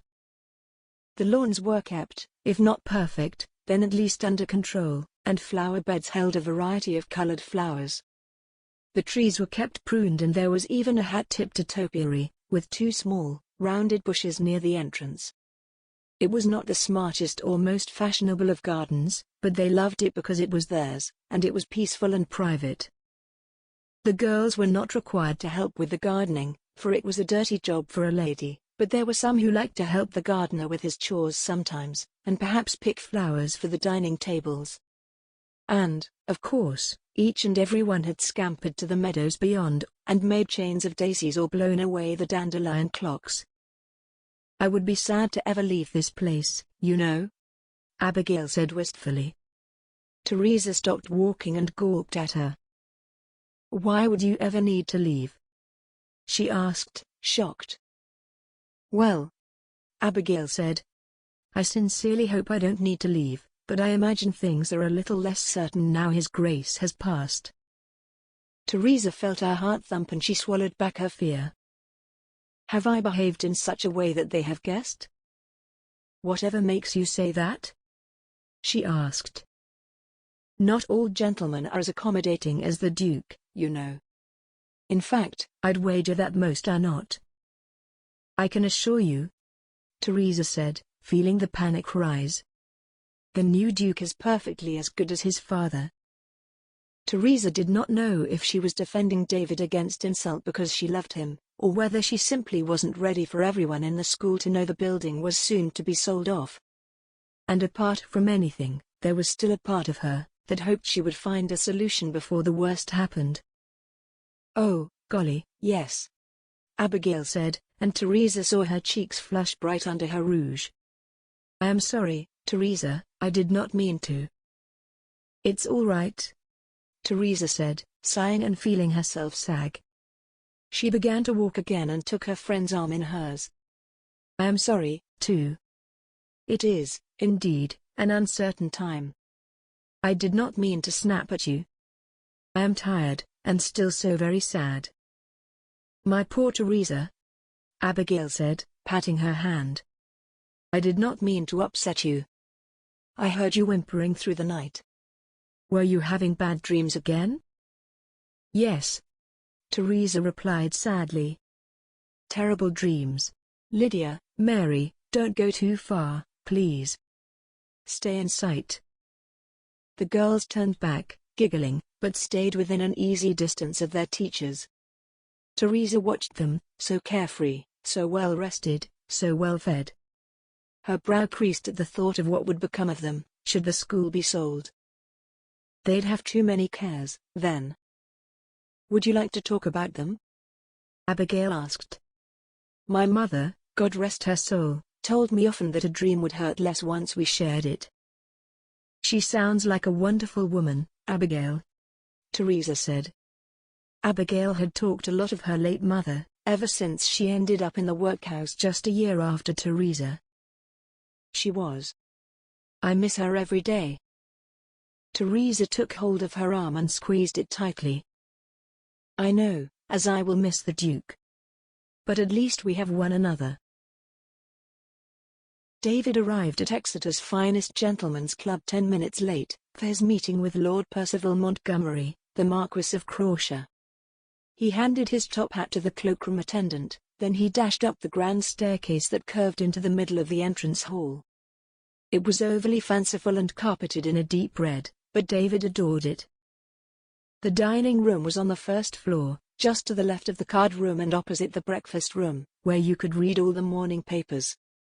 It was a cozy place, with just 10 small tables and 2 large round ones for groups. The fire burned low in the grate, keeping the temperature just so, and the candles flickered to create a warm and homely feel. The pianist in the corner tinkled away, playing soft and gentle music to accompany the diners. That evening, though, the dining room was empty of all but David and Percival. "David, it's good to see you," Percy cried as he stood up. He held his arms out in greeting and smiled broadly. "Or should that be your grace now you are the Duke of Lentingdale?" David laughed as he approached the table, then pulled his chair out and nodded for Percy to sit. "No," he said. "David is fine. We've been friends too long for any sort of formalities. Besides, I'm not quite yet used to the fact that I am, indeed, the Duke of Lentingdale." Lord Percival Montgomery stood tall at over 6 foot, and his frame was slim and lanky. He moved awkwardly, his limbs like those of a baby deer, and his clothes hung from his angular frame. His face, far from attractive, was long and thin, and his chin was barely there. But his blue eyes told a tale of intelligence, of generosity, of true and honest friendship. He was David's best friend and ally. They had attended boarding school together, and David knew he would never find a greater friend than Percy. He had been there for David through good times and bad, and David knew he could rely on Percy to give him good and true advice, even if it hurt David to hear it. "It has only been a matter of days," Percy said. "You'll get used to it." "Yes," David replied.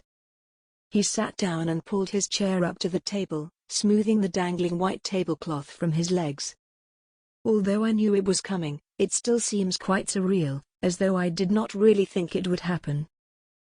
"Indeed, my friend." Percy looked at him sadly. "That's often the way with death. And on that note, I am so terribly sorry to hear about your poor father.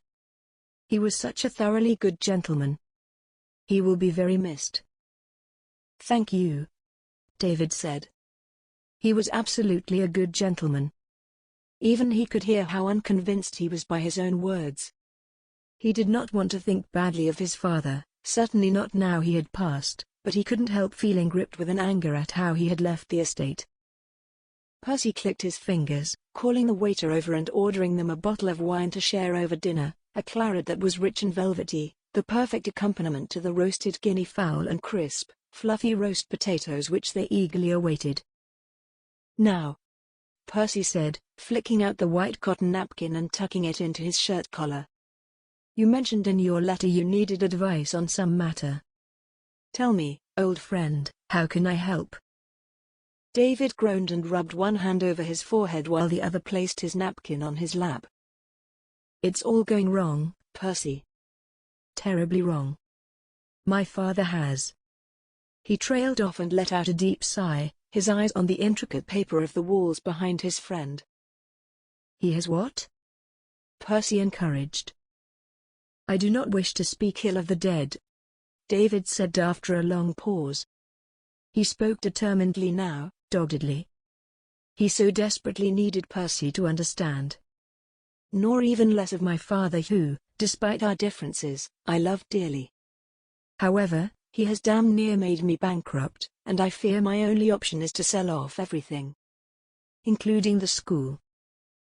"Ah," Percy said, looking down at the table. What little chin he had crumpled, as he considered the dilemma. "I see you have quite a quandary on your hands. And by selling off the assets, you will look the villain to your father's unselfish hero." "Exactly," David said. "But that's not my only concern. I care not for my reputation alone, but for all those people I am about to make homeless. It will destroy their lives, and I'm not sure I can do it. But if I don't, all our lives will be destroyed." They lapsed into silence as the waiter arrived, 2 steaming plates in hand. It smelled divine, but David felt his stomach flip. He was hungry, certainly, but the turmoil that roiled within him made him nauseous, and he wasn't sure how much he would be able to eat. When the waiter left with a bow, Percy picked up his knife and fork, the silver glinting in the light. He cut immediately into the meat, and looked up at David at the same time. "And I take it you've told Miss Smith this news?" David only groaned, his brow furrowed, and Percy raised one eyebrow. "She did not take kindly to it, then?" No, she did not." David finally picked up his cutlery, and he stabbed half-heartedly at a potato. "So," Percy said, licking his lips of the fallen gravy. "Start at the beginning. Let's see if we can find a solution." And so, between reluctant mouthfuls of admittedly delicious food, David told Percy the whole sorry story, how he had thumbed through his father's papers, how he had discovered the precarious situation they were in, and finally of his meeting with Teresa. "Sounds like she was quite harsh with you.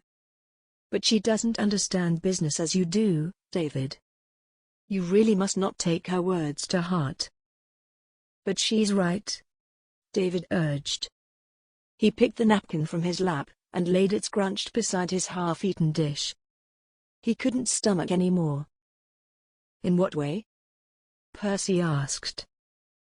Father did do some wonderful things with his life, and now he has passed. I am about to bring it all tumbling down.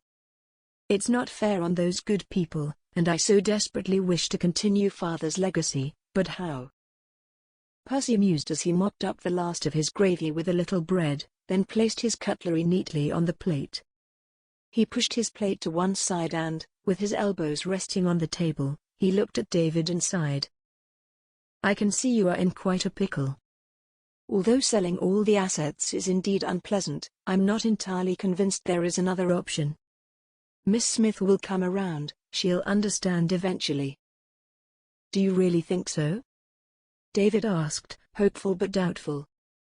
Percy did not reply, merely tilted his head and offered a shrug of condolence. Sometimes, in life, one has to make difficult decisions.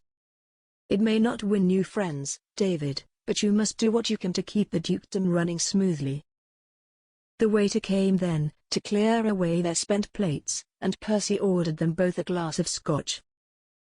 He turned to David. I think we could do with a little something stronger than wine. Indeed, David said, a wistful and saddened look in his eyes. Say, have you thought of damage limitation? Percy said, shuffling forward on his seat so he leaned conspiratorially across the table. Damage limitation? In what way? Well, we are in agreement about the need to sell your assets, but perhaps there are other ways in which you can help. Certainly, some of them. Finding them employment, maybe?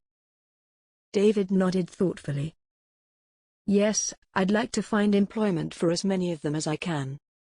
Especially if I manage to invest in another, profitable business with the proceeds. Perhaps there will be positions available to them there. If not, I will look elsewhere.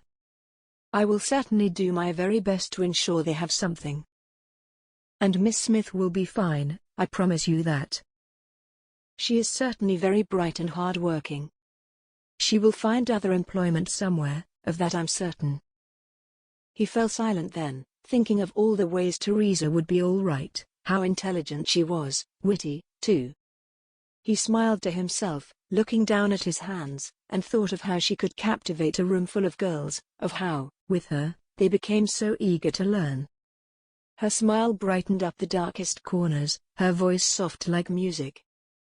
Yes, Teresa will be all right. She is, indeed, both those things, Percy said, and David jumped out of his reverie. Percy raised a teasing eyebrow. And I see she can bring a smile to your face, even in the midst of your concerns. David felt himself flush, his cheeks turning a girlish pink, and he shook his head. It is merely a professional interest, I can assure you. Finding Miss Smith a new position is of the utmost importance, after Father made me promise to care for her. However, that does not mean taking the school away from her will be any easier. It is her home. Fret not, dear David, Percy said, standing from his place and preparing to leave. For it will all come right in the end. Trust me, these things always do. Now, if you'll excuse me, I really must be getting home, but let's catch up again soon, yes? Yes, David said, nodding as he, too, stood from his seat. Yes, let's. And Percy, thank you. I really appreciate the advice. Anything for an old friend? Percy said, then nodded his head and left. David remained in the club for a while, nursing a series of whiskies, and contemplating the future and what it had in store for him. Despite his turmoil of the last few days, he felt oddly calm as he sat, watching the waiter meander back and forth, and listening to the gentle notes of the piano. He crossed one leg over the other, letting it dangle in the air, and he clutched the crystal glass of whiskey to his chest. After speaking to Percy, he felt somewhat better. He would find everyone employment of some sort, he did not know what, but he would find a way. and Teresa, she would be all right. She had everything going for her. If only it would be so easy to find homes for the girls. He had always loved to watch Miss Smith, especially when she was teaching. That she loved it was obvious, it radiated from her. That they loved her in return was equally clear. He pictured her now, in front of him. Her blonde curls tumbling around her face, her shoulders, let free and wild where it was normally caged. He imagined her swaying, her hips moving with her light gown, her breasts heaving at the low and tight neckline, as her breath became heavy and sensuous. Needy. He licked his lips and uncrossed his legs. He wanted to reach out and touch her, this mirage he had created in front of himself. He wanted her to appear, to move closer to him, to tease him. Come to me, Teresa. Let me push my face into your hair and kiss your neck. Let me send shivers down your spine, as I run my tongue across your skin. Can I get you another, Your Grace? David cleared his throat and sat up straighter, suddenly aware of the waiter watching him. He looked down at his empty tumbler and handed it to the waiter, numb and unspeaking, simply nodding. Very well, Your Grace. He took the glass, and David leaned his elbows on the table, ashamed and embarrassed and scared, by the thoughts that ran through his head. Thoughts of her. It was not proper to think of a lady as such, and Teresa was so much more than that to him. She was bright and intelligent and funny. She was the sun to his moon, and she lit him up. Teresa made him want to be a better man. He did not lie to Percy when he said he had a strictly professional interest, or, at least, he had not intended to lie. David tried so very hard to keep his emotions under wraps. Whenever she was close by, he had to fight the urge to touch her, to embrace her. Every time she moved and her orange blossom scent wafted through the room, he wanted to step closer to her, to inhale every bit of her. He dreamt of kissing her, his lips upon hers so plump and moist, and he let his mind wander further than that, to grasping and moaning and delight. And further still, he dreamt, as he imagined a future in which she was his wife, a lady by his side always and forever. Mine. It was these thoughts that frightened him most of all. He was her employer, her guardian, and not her lover. He could not let himself fall any deeper for her, a match between them could never be, and the only way he could do that was by staying as far away from her as possible. Chapter 8. David and Teresa waited in the drawing room for the solicitor to arrive. He had called them together in a letter a few days previously, and now they sat, studiously avoiding each other's gaze and not saying a word. David snatched glances at her, sly and shy and uncertain. On the occasions she was looking at him, he quickly looked away, pretending he had not noticed. But when she wasn't looking, he took the time to admire her. She held herself tall and proud, sitting straight-backed on the Windsor chair. Her gloved hands were clasped meekly in her lap, but the expression on her face said she was anything but timid. Her golden hair, so full and bouncy, dropped out from under her black bonnet like shooting stars, and her lips were full and red. She wore a simple cotton gown, black as was proper but lightweight against the summer warmth. Looking at her, he felt a brightness against the dull ache in his heart. She was simply beautiful, even within her evident grief, and he thought again of how he needed to get away from her to save them both. Once the school is sold. The drawing room was dark and lacked natural light, but in such a way that it felt almost welcoming. It was a den, a hideaway, in which you could be free from the world at large, and David loved it almost as much as he loved the study. He felt calm here, although the presence of Teresa made his heart beat faster. The walls were lined with a deep mahogany, the small, back-facing windows heavily draped.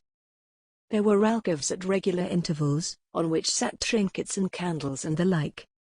The chandelier that dangled from its long chain, extended from a ceiling covered in intricate plaster moldings, that made the room look fanciful but squat. Above the fireplace, a large and imposing portrait of David's late mother loomed across the room, and although she was beautiful, she looked matronly, too. Teresa huffed and David turned to look at her again, this time not averting his gaze. Their eyes met and locked, and he let his mouth fall open. Every time he looked at her, he was overcome by her beauty, as though he forgot between each gaze. After a moment too long, she looked away, her lips puckered in disapproval. She was right to not approve. They were to hear the reading of his father's will. This was not a time for lust or romance. "Do you think he will be much longer?" Teresa asked. Her voice was stern, authoritative, as though she was speaking to her charges. "I really do need to get back to school and—" "He'll be here soon, I'm sure," David said, unable to stop watching her. The way she moved was enticing, and the curve of her neck so tempting. He looked away only when a knock came at the door. "Ah, there we are," he said, then called out, "Come in." Gibbs entered the room, his tailcoat as always perfectly pressed, his cravat billowing at his throat. He looked tired, as though his master's death had kept him up through the night in the same way it had David. "Mr. Benjamin Skinner, solicitor, has arrived, Your Grace." "Thank you, Gibbs, send him in." Teresa jumped up immediately, smoothing down her skirts. She looked anxious and she fiddled unnecessarily, the fabric of her skirt being pulled this way and that by her uneasy fingers. David wanted to take her in his arms, to calm her and love her. He wanted to soothe all her fears and concerns until, together, they could laugh and smile. Instead, he too stood to greet the solicitor. "Mr. Skinner," he said with a warm smile and a slight bow. "Your Grace," Mr. Skinner said and bowed deeply. "May I first express my deepest condolences for your loss." "Thank you, Mr. Skinner. Please, do take a seat." The three sat at the same time, the tension bristling through the room, although no one said a word as Mr. Skinner settled himself. He reached into his leather satchel and pulled out a sheaf of papers, arranging them on his lap. He was an official-looking sort of man, very proper and proficient, as though he was his profession and nothing else. He sat straight-backed, and he was well-dressed, although he was anything but up-to-date with fashion. His tailcoat was designed in the old style, and he still favored breeches over long trousers. His chin was clean of any stubble, his hair neatly combed, and on his nose perched the tiniest spectacles David had ever seen. "Now," Mr. Skinner began, looking down at the papers in hand. His voice was pinched and sharp, a voice that meant sincerity and strength. "As you are aware, we are here to read the last will and testament of the late Duke of Lentingdale."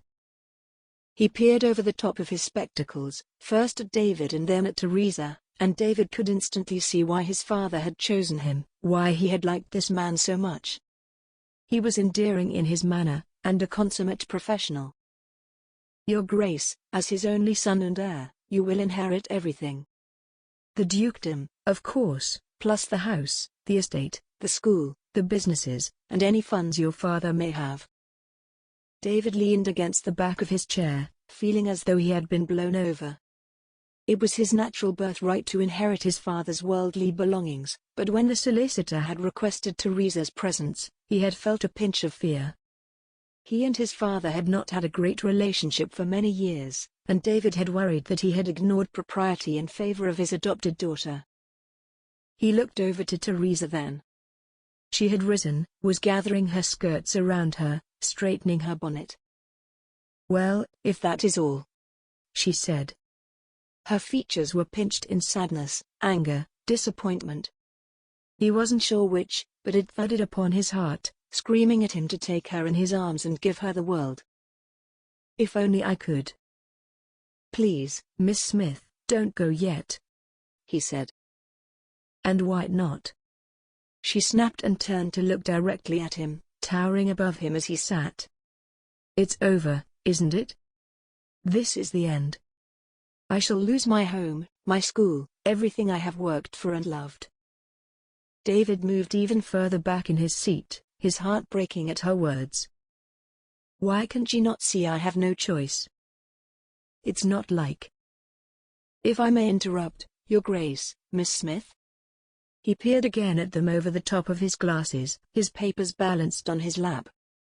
He held the corner of one paper up, as though casually riffling through them rather than giving them life-changing information. David wondered how many family disputes he had the misfortune to sit through. "Of course," David said. "Please accept my apologies, Mr. Skinner. Miss Smith is—" "Miss Smith can speak for herself," Teresa said, glaring at David, and although he wanted her to sit, to be calm, he loved to see that feisty spirit in her, the fire that ran through her whenever she truly believed in something. She turned to Mr. Skinner. "I would like to leave now. I already know enough, and I know what His Grace intends to do with the spoils of his inheritance. I will not sit here and listen to—" "No, Miss Smith," Mr. Skinner replied firmly, and Teresa looked for a moment, taken aback. "You do not know. If you please, return to your seat. I am not finished, and what I have to say may be of interest to you." He returned his attention to his papers, not waiting for a reply. Teresa hesitated, glanced at David. He shrugged, and she returned to her seat, tucking her hands demurely into her lap, but with a fire in eyes that showed her displeasure. "Thank you," Mr. Skinner said, looking up again. "Now, Your Grace, your father has instructed me to tell you that you will receive everything, but on one condition." "Which is?" David asked, eager. "That you must not sell anything. Not one thing." David felt a lump form in his chest, anxiety and fear and concern all rolled into one. Father anticipated my actions. Of course he did. That his father had expected it told David he knew of the financial concerns of the estate, and that made him all the more angry. If he knew what a quandary he would be left with, why had his father not made accommodations before he had died? "And if I don't comply?" he asked, his lips thin and rigid. "If I decide to sell anyway?" "In that case," Mr. Skinner said, "or if you disobey in any way, everything not entailed, the house, the businesses, the school, will be put on hold, until such a time that Miss Smith is married. And then she will inherit it all." Chapter 9. "Everything?" David asked. Teresa's heart thudded in her chest, and she found it difficult to breathe. Only moments before, she felt as though everything was ruined, destroyed, and now there is hope. Could it really be true? "Everything but the title and estate, of course. You will retain the Dukedom of Lentingdale, but everything else will go to Miss Smith. Only, let me reiterate, if you disobey your father's wishes, if you do as he asked, there will be no problem for you." Teresa simply stared, unable to think, to move, to speak.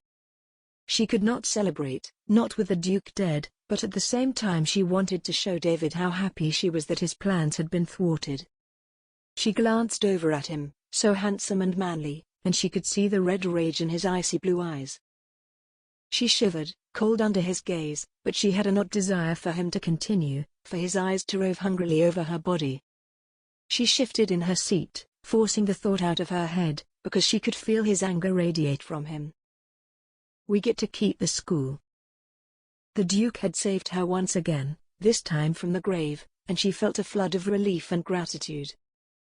David jumped from his seat, and Teresa looked up at him in surprise. His shoulders were raised, his chest puffed out, and she could just see the clenched fists by his side. He was livid, and she wondered how far he would go in his punishment of his father. "How could he do this to me?" David cried. "How could he put me in this position?" He stalked across the room until he stood in front of the fireplace, and he looked up at his mother's portrait. "Perhaps," Teresa said. "He had realized how cowardly and weak you are, knowing you would want to sell everything for profit." "I am neither of those things, Teresa, as you well know." She could hear the exasperation in his voice. "That you think so pains me dreadfully." "Tell me," he said, turning back to Mr. Skinner. "Can he do this? Legally, I mean? Do I have any way of fighting this?" "I'm afraid not, Your Grace," Mr. Skinner said with a sigh. He is perfectly within his rights according to the statute of wills. But we are broke, he cried, and Teresa felt, for the briefest of moments, pity and love. She wanted to make everything better for him, to find a solution. That may well be the case, Mr. Skinner said. I do not know. But I do know that selling these properties and businesses will not help your situation. David closed his eyes, hand on the mantelpiece and face tilted upward. Teresa stayed perfectly still, not daring to move, assessing the situation, as Mr. Skinner squirmed in his seat. He obviously did not enjoy these moments of his job, and for that Teresa admired him. I must tell you now, Your Grace, before you ask. He was in his right mind when he made this decision. The will was written years before he became sick, before even any hint of illness had presented itself. I see, David said, but his voice was so quiet it was almost a whisper, delicate and weak and so close to broken. I, for one, think it is excellent, Teresa added in a brighter tone. And a very clever move, on his part. He is protecting the good works he has done, even after death. That's rather admirable, I'd say. You would, though, wouldn't you? David railed on her, spinning around and glaring down at her. You get to keep your home, your nice little position in the school, all while the rest of us face hardship. Teresa looked back at him, searching his face for some kind of humanity, and she felt tears prickle her eyes. It was true, she did not want to lose the school or, indeed, her home, but for him to think her so selfish hurt. She told herself he was merely panicked and uncertain, that his anger was not directed at her, and her shallow, quick breaths slowed. Mr. Skinner cleared his throat, and they both looked back at him, David with scarlet cheeks. Is there more? David asked. His tone was short, unfriendly, and his jaw jutted out in defiance. No, Your Grace, Mr. Skinner said. That's it, but I think perhaps it is time I left. I'm sure you two have a lot to discuss. If you have any questions, though. Yes, David said, turning away. I know where to find you. And, I apologize for any misbehavior today. Good day, Mr. Skinner. David returned to his seat and sank down, his face in his hands. With the sheaf of papers tucked under one arm, and his leather satchel in the other, Mr. Skinner scurried quickly from the room. Teresa watched him go, then lowered her eyes to the floor. She did not want to look at David. The room was heavy in silence for a long moment. Well, David said eventually. His voice was calmer, quieter, but he breathed heavily through his nose and his jaw was firmly fixed. It seems you have got what you wanted. Teresa was unable to think of the words, so surprised was she by his bitter outburst. She stared at the floor, dismayed and distraught, yet also feeling a lightness in her that the school would not be sold. This was not a pleasant situation to be in, yet it was better than losing the school. That is simply absurd. You are absurd, she said eventually. Absurd. Huh. I'll give you absurd, David said. What is absurd, is that we have to scrabble around in the hunt for a way to maintain failing businesses and bad investment choices. What is absurd, is that we are all going to go bankrupt, just to keep some school open. She was aghast. Of all the things he could have said, that was amongst the worst. Is that really what you think of your father's good deeds? That they're absurd? Not worthy of a gentleman's time, I suppose. No, David said, and Teresa watched him deflate. That's not what I meant at all. I meant no offense, Teresa, honestly. But I am shocked, and I am frightened of the future, and it feels like father is still bullying me from. Believe me, David, I am as shocked as you. And I understand that you are upset, worried, even, but I will not allow you to sit there and throw insult after insult at me, or at the good work that your father did. Is that clear? Yes, he said, his head in his hands.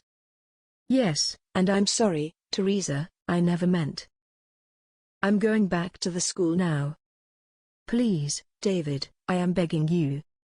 Do not contact me unless it is something urgent. I am not convinced my heart could take any more. I am broken by the events of these last weeks, and I do not wish to break further. Chapter 10. Goodness me, Percy said once David had finished recounting the events of the day before. It sounds like a right old farce. They were in the drawing room at Lentingdale Manor, although between them sat a low table, which housed a decanter of brandy and 2 short-stemmed glasses. They had already been refilled more than once, and David was beginning to feel the warm heaviness of the alcohol inside him. He drank to forget their argument, to forget the way he had spoken to her, but all it had done was make him remember all the more. The scene played over and over in his head, and he had summoned Percy over so he could talk it through. It was awful, Percy, it really was. Miss Smith was devastated, even though she has won. She gets to keep her school, and yet she still couldn't find it in her to smile. From the sounds of things, Percy said, inclining his head at David. You were not very friendly towards her. No, he admitted. His eyelids drooped and his shoulders sagged. I was rather a brute, and for that I am dreadfully sorry. But I was just so furious at father. I still am. That is understandable, Percy said, then he added with a chuckle. Although it seems your father knew you rather better than you ever thought. That much is true. David snorted. I just don't understand what he expects me to do. How he expects me, us, to survive. Well, selling is out of the question now. Completely. Oh, I don't know, Percy. I feel like I am left to pick up the pieces of an estate so close to ruin. This may sound obvious, but you need to make these unprofitable businesses profitable. Find a way to make them make money. And in the meantime, how about finding some wealthy benefactors, to inject a little cash into the school, to help keep it afloat? That's not a bad idea, actually, David said. He took a sip of his brandy, sucking in the air after it, and let his eyes wander to the ceiling as he thought. The burn through his throat was a pleasant distraction from the burn in his heart. Actually, it rather sounds like something my father himself would have done. I should take a look through his papers. Perhaps he has something there, some indication of how I am supposed to fund all this. Well, there you go, then, Percy said. You will be doing something productive, as opposed to sitting here moaning about it, while keeping your father's legacy alive. I suspect he considered this as something of a lesson for you. Testing me, even from the grave, he said and chuckled humorlessly. Will it never end?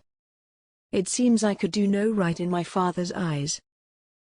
Perhaps, Percy said. But you know as well as I that your father only ever wanted the best for you.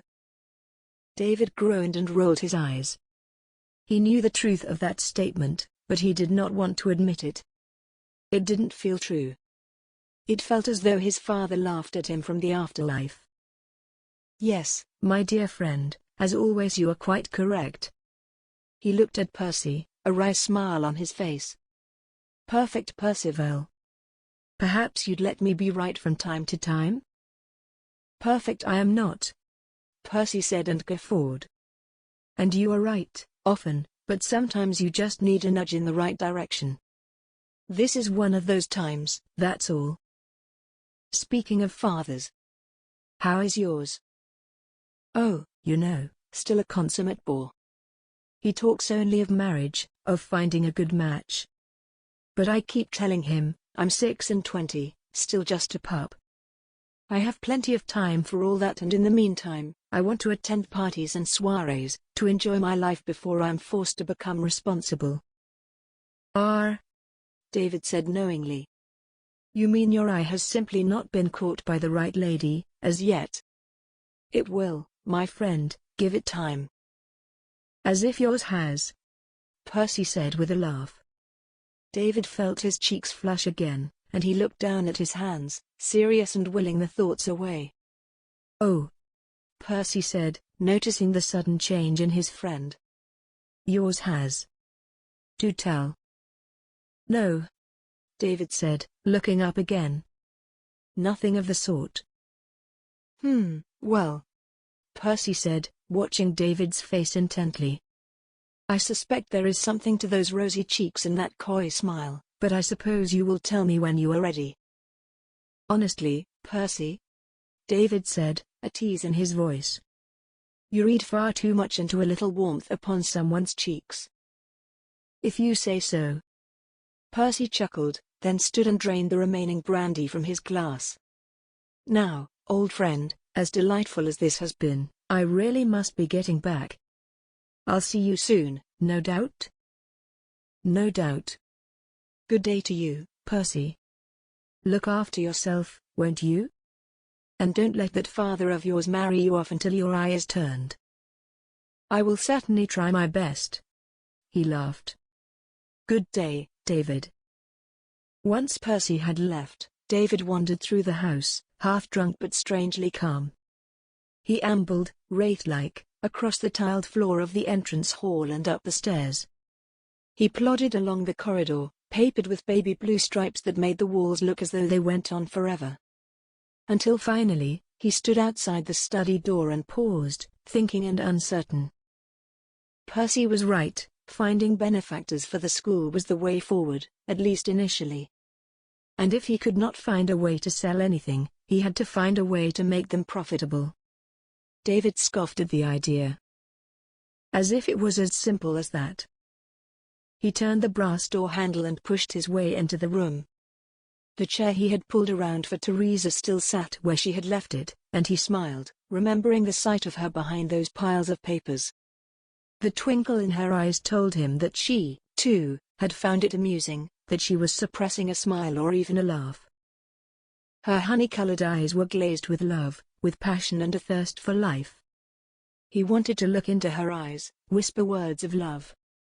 He wanted a hand to cup her cheek, her breast, her buttocks, to feel her body close to his. More than that, though, he wanted to make her happy, to see that smile that brightened the room. David sat on the chair she had vacated, so angry and forceful only days before, and he shifted against the twitch within his trousers. But she was angry at him. Still. And thinking lustful thoughts would not solve any of his problems. I must find a solution, if I am to have any hope of winning her over. He looked over to the shelves that held the books and papers he had never been allowed to touch as a boy, his head tilted in the manner of a curious puppy. He stood, walked over to them, and he let his hand run over the spines and leaves, a child running his hand over a railing, the gentle thump of his fingers as they landed on the next. They had always seemed such magical things, and still David felt a spark of rebelliousness by touching them. Is this how I repay Father for the situation he has put me in? He laughed at the petty thought, then sighed because deep down, he felt it was, indeed, an odd little revenge, as silly as it was. Jeremy may have stopped David from selling anything, but he could never again stop him from touching his precious papers. David sighed, a sadness ringing through him that twisted and twirled with his resigned fury, his resentment, his love for his father, his pride, everything he ever felt for the man, gnarled into one long and knotted root. He began sifting through papers, through ledgers, through books. While he did so, he ran a fantasy through his head, one in which he found a secret stash of money, some pile of riches he had somehow overlooked. No. He knew that was impossible, but he held out hope that there would be some contingency in place, some plan or even an idea that might help them financially. If he could no longer support the school, and it seemed at that moment that the school was the most important of all, he needed to find someone else to help instead. There was always marriage, of course. He had considered it more than once. To find a wealthy family to join with his own, to secure the future of the dukedom.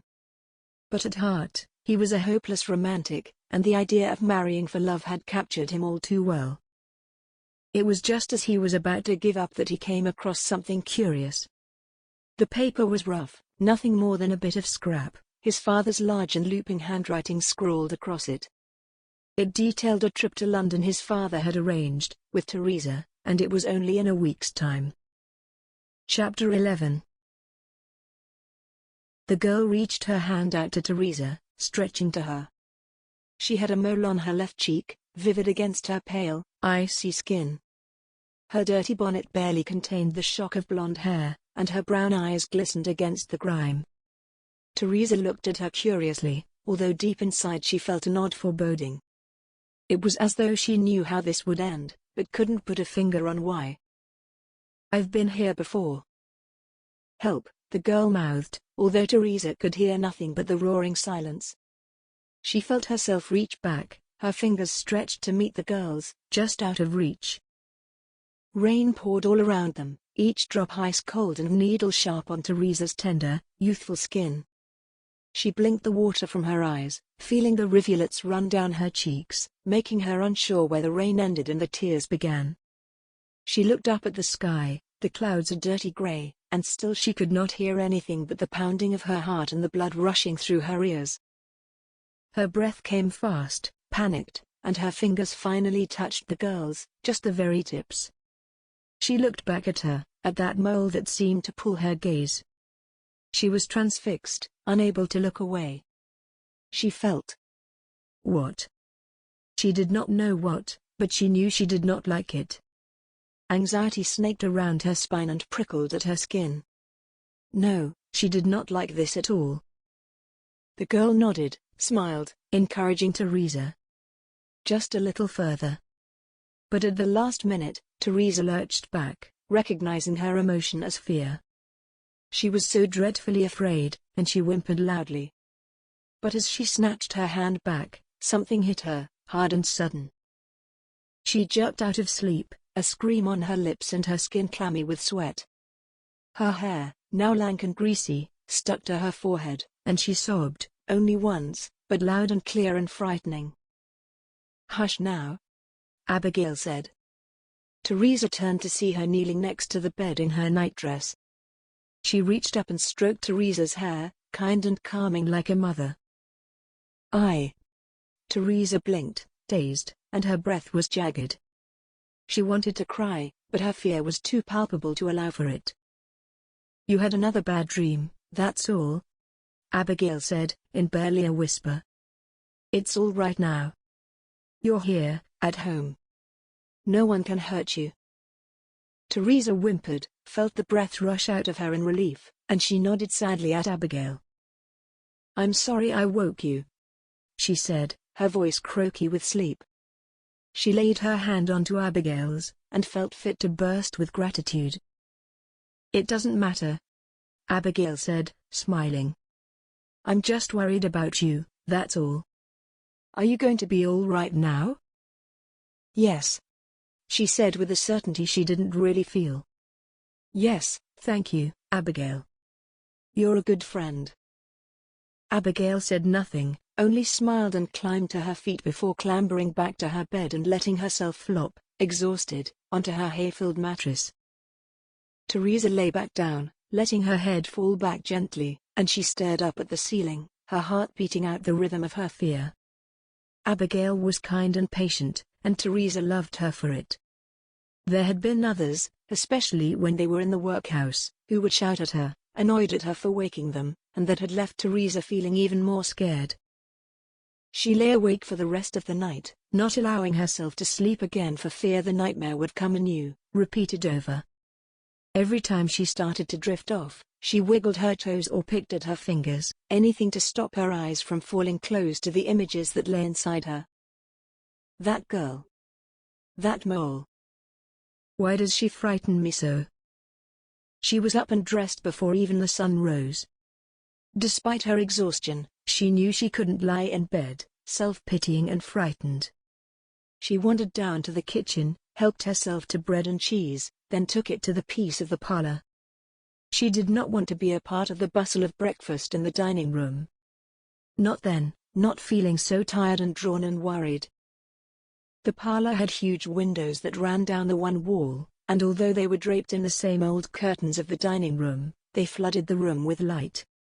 She sat on one of the dusky blue couches and curled her feet up under her, the plate of bread and cheese balanced on the arm.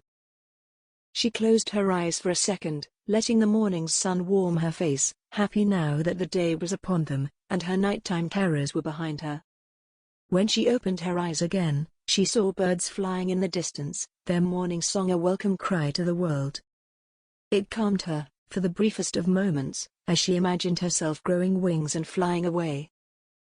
But there is nowhere I want to be more than here. She ripped the tiniest bit of bread off, chewed on it mindlessly. Flying away seemed appealing, certainly, but where would she go? She loved the school too much to go anywhere. No, she had to decide what to do for the best. Jeremy's will had saved the school, but Teresa didn't know whether she should keep it to herself, or to tell the headmistress and perhaps even the other teachers. She believed strongly in openness and honesty, so something inside her told her they should know everything. And yet, she wasn't sure she could. Knowing he would sell the school might make the others frown upon David, think him bad. Teresa knew he was anything but bad. Worried, concerned, panicked perhaps, but he was not bad, and she would defend him against anyone. That's why they couldn't know the truth. There came a knock then, and Abigail entered the parlor. "Thought I'd find you in here," she said, her voice bubbly and bright. "This is where you always come when you have something on your mind." Teresa looked up at her and smiled, genuine and warm. "I'm lucky to have a friend such as you," she said. Abigail rolled her eyes and moved to sit next to Teresa on the couch.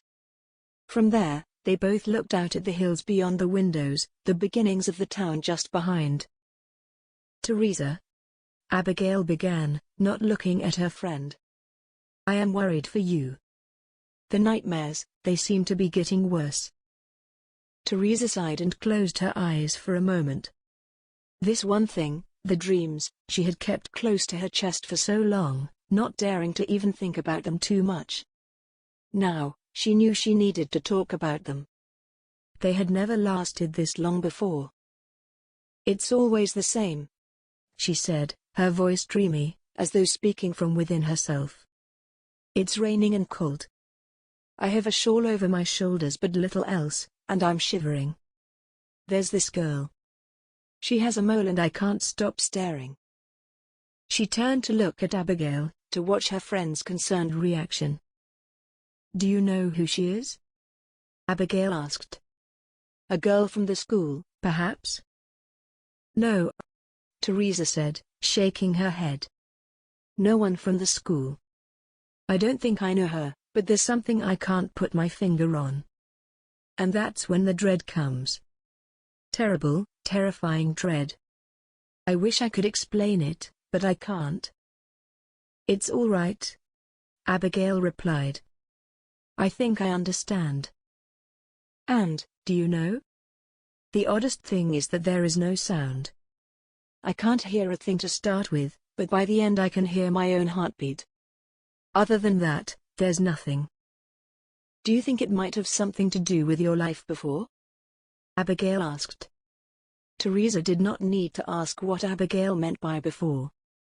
It was a euphemism they had always used, for the time before she lost her memory, before the workhouse. Teresa paused for a long moment, letting the idea wash through her. It was something she had thought of often, and something she had not fully decided upon. How could she, if she had no memory? "I think so," she said eventually. "I mean, I don't know how, or why, or what about it is so familiar, but there is something that makes me think, perhaps. But they're just awful. They seem to be getting stronger," Abigail said with a knowing nod. She looked out of the window, her hands clasped in her lap. "Perhaps that's a sign that you're starting to remember." "Perhaps," Teresa said and sighed. She wanted to remember so very badly, but at the same time she feared it would be something she would prefer not to know. "They tend to happen when I am upset about something, or worried. Just for a night or two. Except this time. Last night was the 7th. I fear sleeping tonight." "What are you concerned about, Teresa?" "I could maybe help. Or certainly, sharing it might stop the dream tonight." Teresa felt her face flush. Does Abigail know? I don't want her to know about the school. And then the decision came to her. No, she said quickly. Only the Duke and his passing. Nothing more. That was terribly sad, Abigail said. But I'm always here. Excuse me, miss. The two teachers jumped around to see Lydia poking her head around the doorframe. Her eyes twinkled with excitement, and Teresa wanted to wrap her arms around her. What is it, Lydia? She asked. It's just, there's someone to see you, miss. She still had not stepped fully into the room. Miss Smith. Abigail corrected with a pointed nod. Miss Smith. My apologies. Miss Smith, there is someone to see you. Teresa's veins turned to ice. This was unlikely to be a visit from someone she wanted to see. Still, she was out of her seat and straightening her skirt before anyone said anything more. She wiped the drying tears from her cheeks, pasted a smile on her face. She was the school's representative, and she would do her utmost to keep their reputation solid. Who is it? She asked.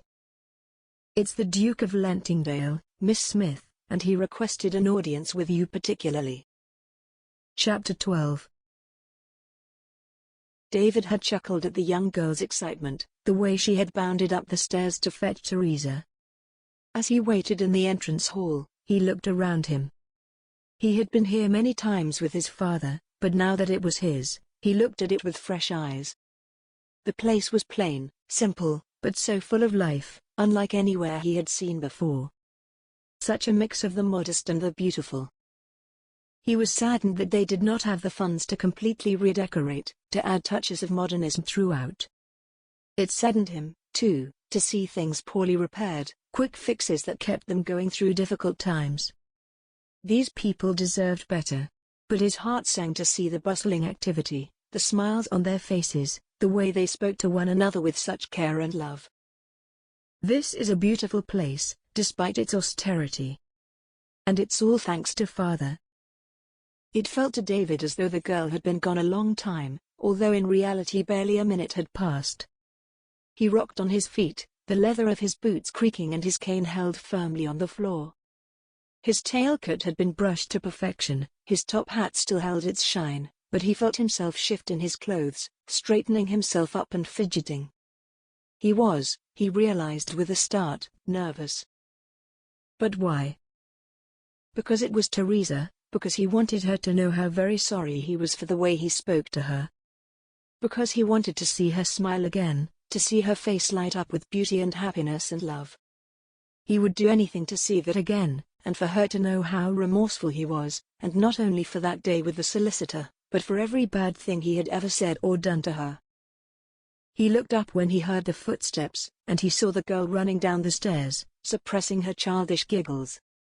He smiled at her youthful exuberance, once again proud of his father's kindness in giving these children a start in life, and she curtsied to him before dashing around the corner and out of his sight.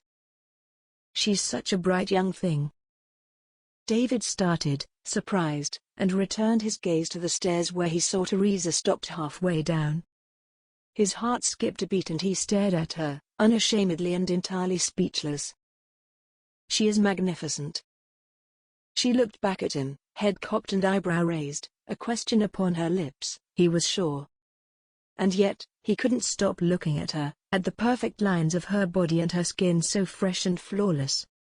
He could not speak for the images that ran through his mind, the things he wanted to do to her. He looked at her fingertips, just brushing the banister at the end of her long and supple arms, and he dreamed that instead, they brushed against his skin, running down his chest and his stomach, teasing the trail of hair that marked out the path from his center to his manhood. He wanted to feel the shiver that she caused as she let her hand fall between his legs, her feathers touch encouraging him, exciting him, making him groan in pleasure. He felt that shiver then, just thinking of her touch, and he clenched his jaw, to stop himself from running up the steps and taking her in his arms. "Your Grace?" Teresa asked. "Is everything all right?" "Your Grace." He lowered his gaze, a sadness washing through him. She used his title instead of his name, and at that, he felt his lustful thoughts fall away, to be replaced by regret at what had become of their friendship, and deep melancholy that she had returned to formalities after all those years. He cleared his throat, closed his gaping mouth to offer her a smile. "Miss Smith," he said. He would allow her the formality, until he had the chance to truly show his repentance. "Could we speak in private, perhaps?" "Of course, Your Grace. We can talk in the office." "Would you like some tea?" "Please," he said. "That would be lovely." "Excellent." "Lydia?" Teresa didn't take her eyes off David, and he looked at her curiously for a moment, but then he saw the young girl come out from her hiding place around the corner, a guilty expression on her face. "How?"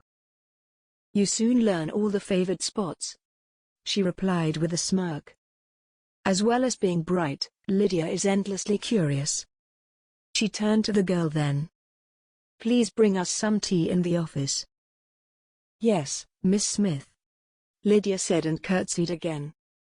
She shot David a final curious, if embarrassed look, then clumped up the stairs to the kitchen.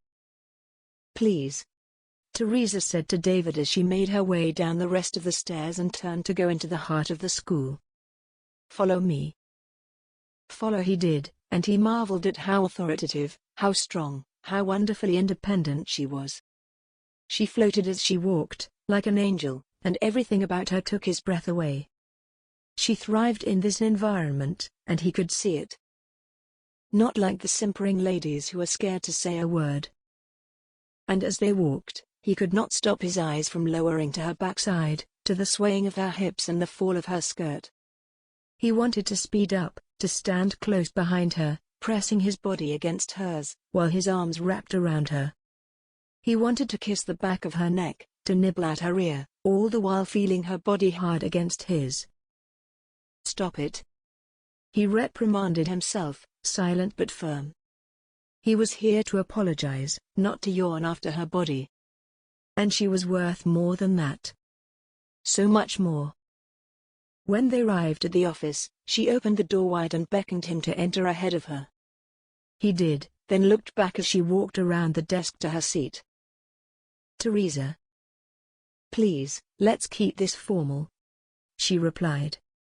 "I'd rather you call me Miss Smith." In that instant, he saw how tired she was, how drained, and that knowledge stabbed at his heart. "It's my fault." He took a deep breath, allowing a moment to pass before he continued. "Of course.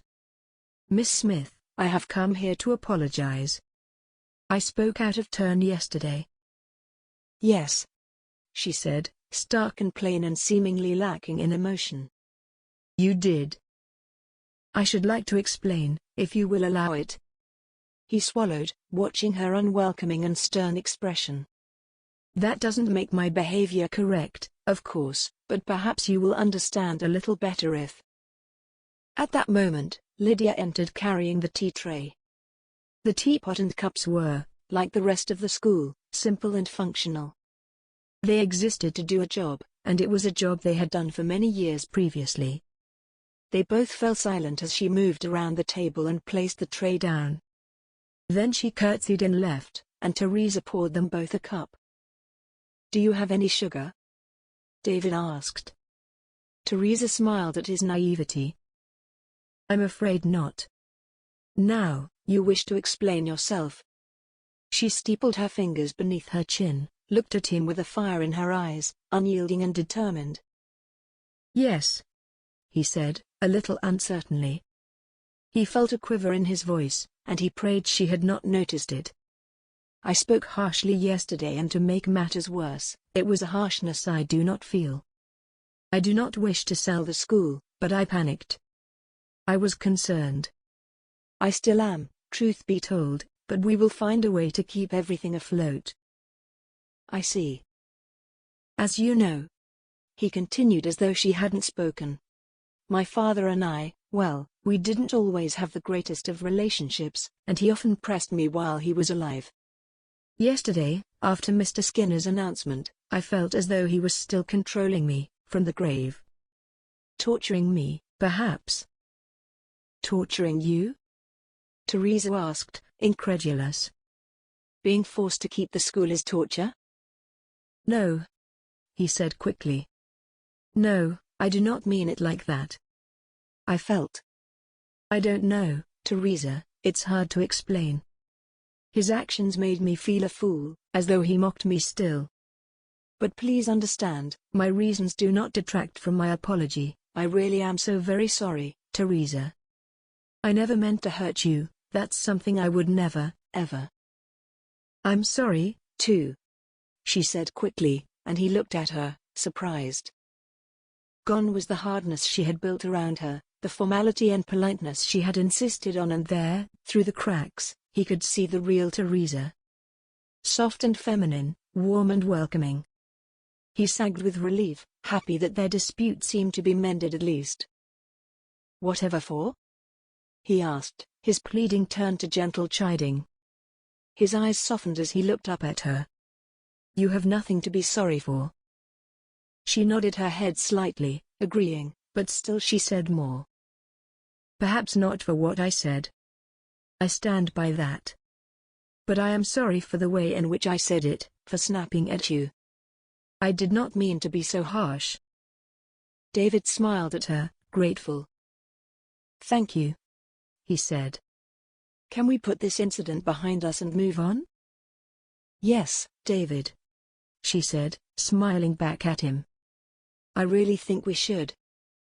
His heart leapt at the sound of his name on her lips, no longer Your Grace but now an intimate David.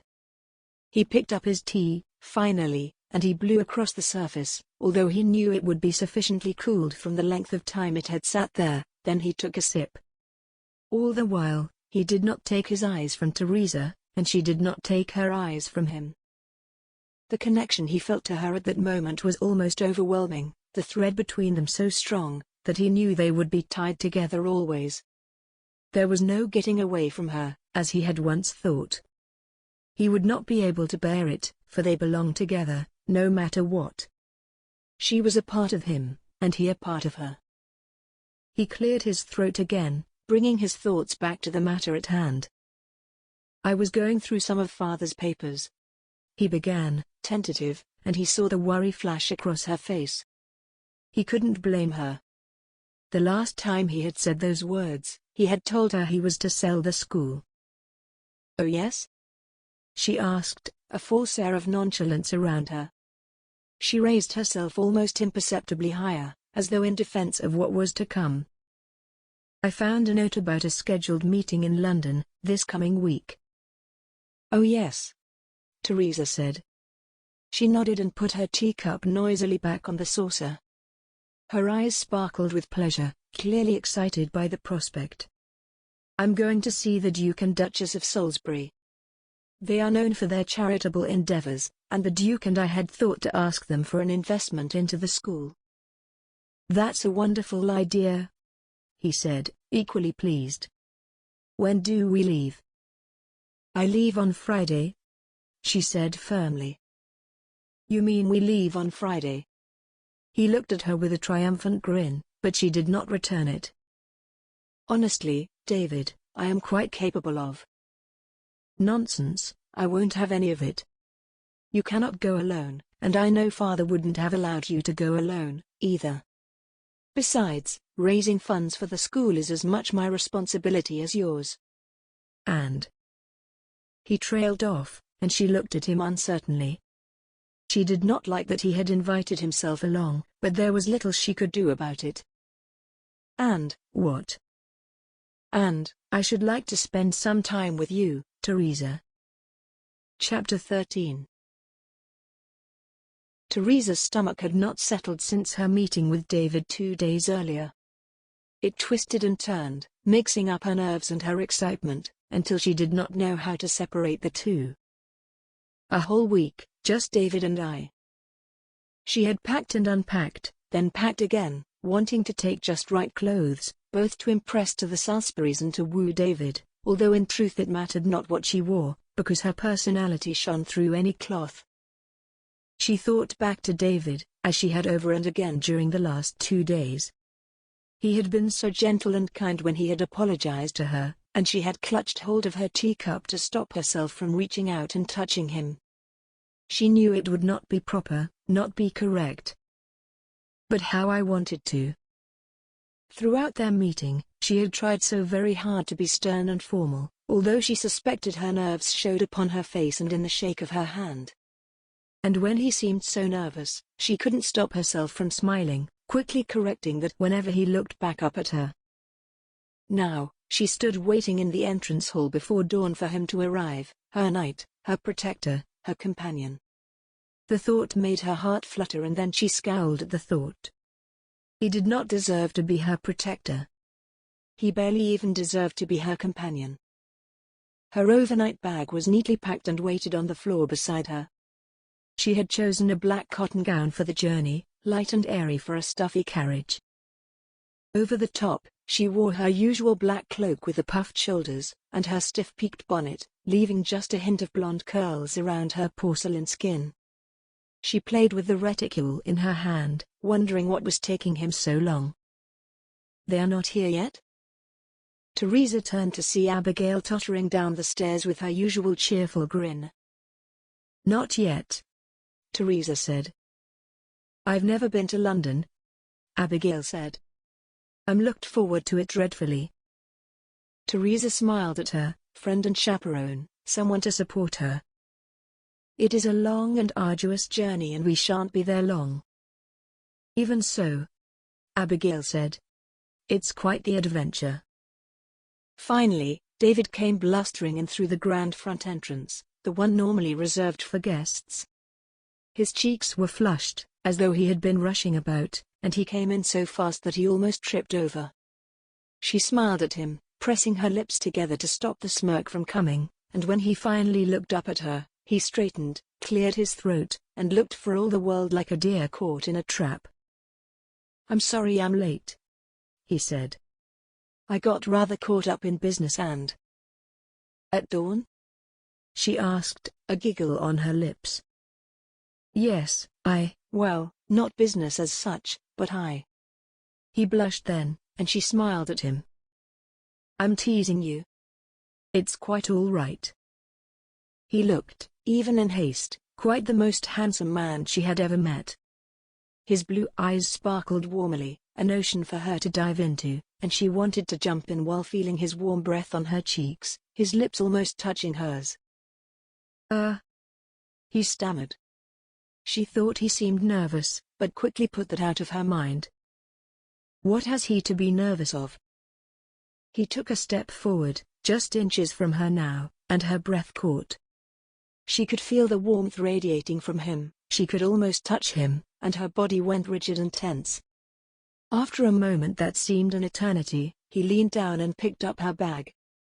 She let her breath out in one long sigh, feeling relief and disappointment all at once. "Are you ready?"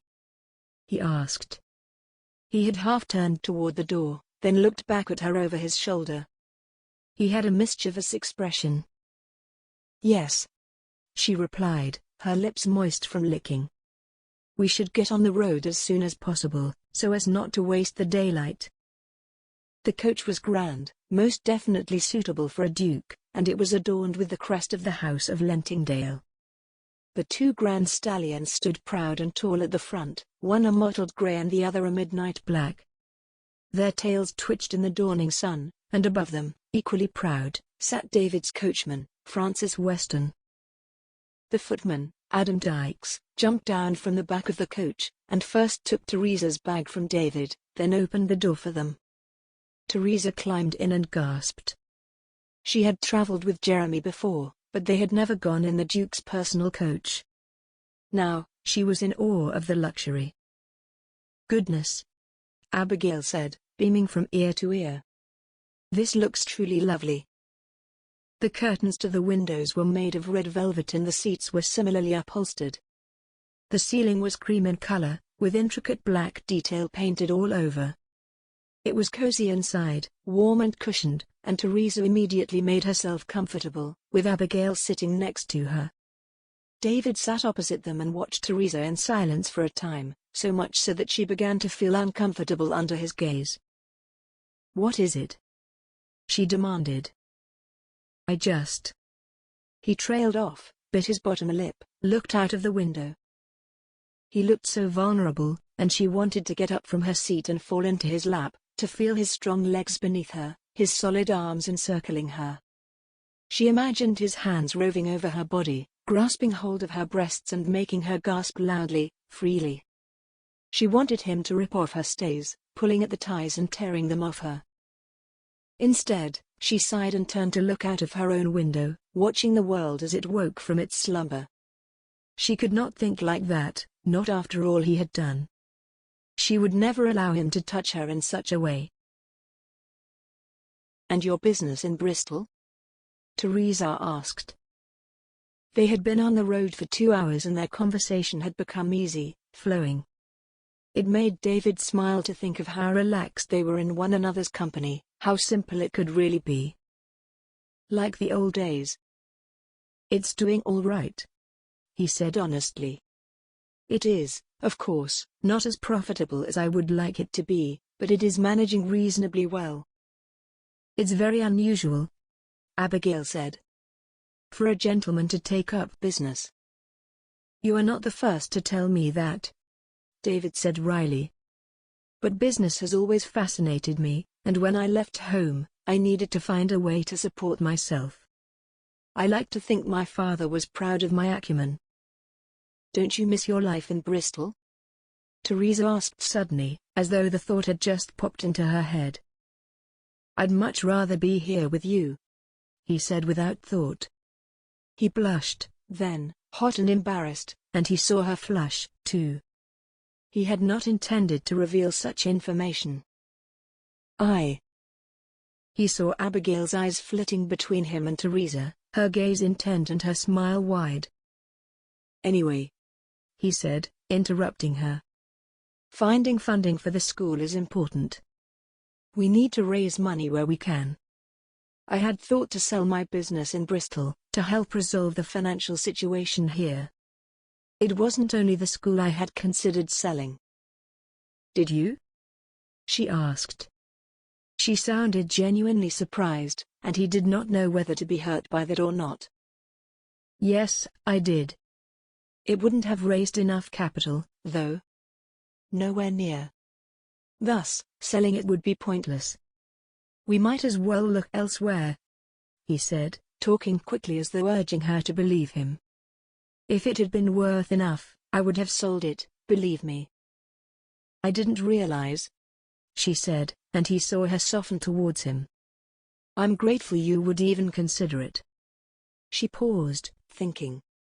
"I'm sorry if I was too harsh on you. I know now you would never sell the school if it were not entirely necessary." "Sell the school?" Abigail asked, aghast. "You are not selling the school, are you?" David was surprised at how outspoken Abigail was, how comfortable with his status she had become, but he liked it. "No, Miss Oakley," he answered. "The school is here to stay, but if we do not find a benefactor, I fear for its future." "Oh, thank goodness," Abigail said, breathing a sigh of relief, a hand to her chest. "And, please, Miss Smith, no more apologies. We have drawn a line under everything and started again. I want us just to be friends now, to be happy." She smiled coyly, looked down at the gloved hands in her lap, then back up at him coquettishly. "All right," she said, and they fell into a long pause in which they gazed at each other, unable to rip their eyes from the other. "Tell me," David said eventually, formal now, not letting his longing distract him from the matter at hand. He removed an imaginary piece of lint from his trouser leg, anything to take his mind off her beauty. "What success have you had in finding benefactors up until now?" "Not an awful lot," Teresa admitted sadly. "There have been a small number of gentlemen willing to become benefactors, but..." "But what?" "But they wish to be suitors, also." She sighed, and David felt a ball in his throat. He felt a dark and dangerous jealousy, and over suitors she had rejected. The thought of someone else touching her, loving her, marrying her, made him mad with rage and envy. To think what he would have thought had she accepted them. But why? She is not mine. I see, he said, short and sharp, unintentionally cold in his reply. And none of them have taken your fancy? Goodness, no, she said, as though the very thought of marrying was a disgrace. That stabbed at David in a different way. He so wanted her to be open to the idea of suitors, but not for any of the suitors she had met before.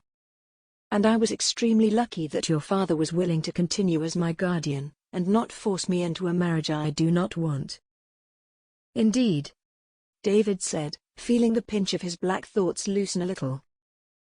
The Duke of Lentingdale was such a good and fair man, don't you agree? Abigail said. I do, Teresa said to Abigail. Then she turned to David and asked, and you? Do you wish to see me married? David blanched and blinked rapidly. He did not know what to say. Of course he did not, but also, somewhere deep inside him, something he was not yet willing to admit, he absolutely wanted to see her married.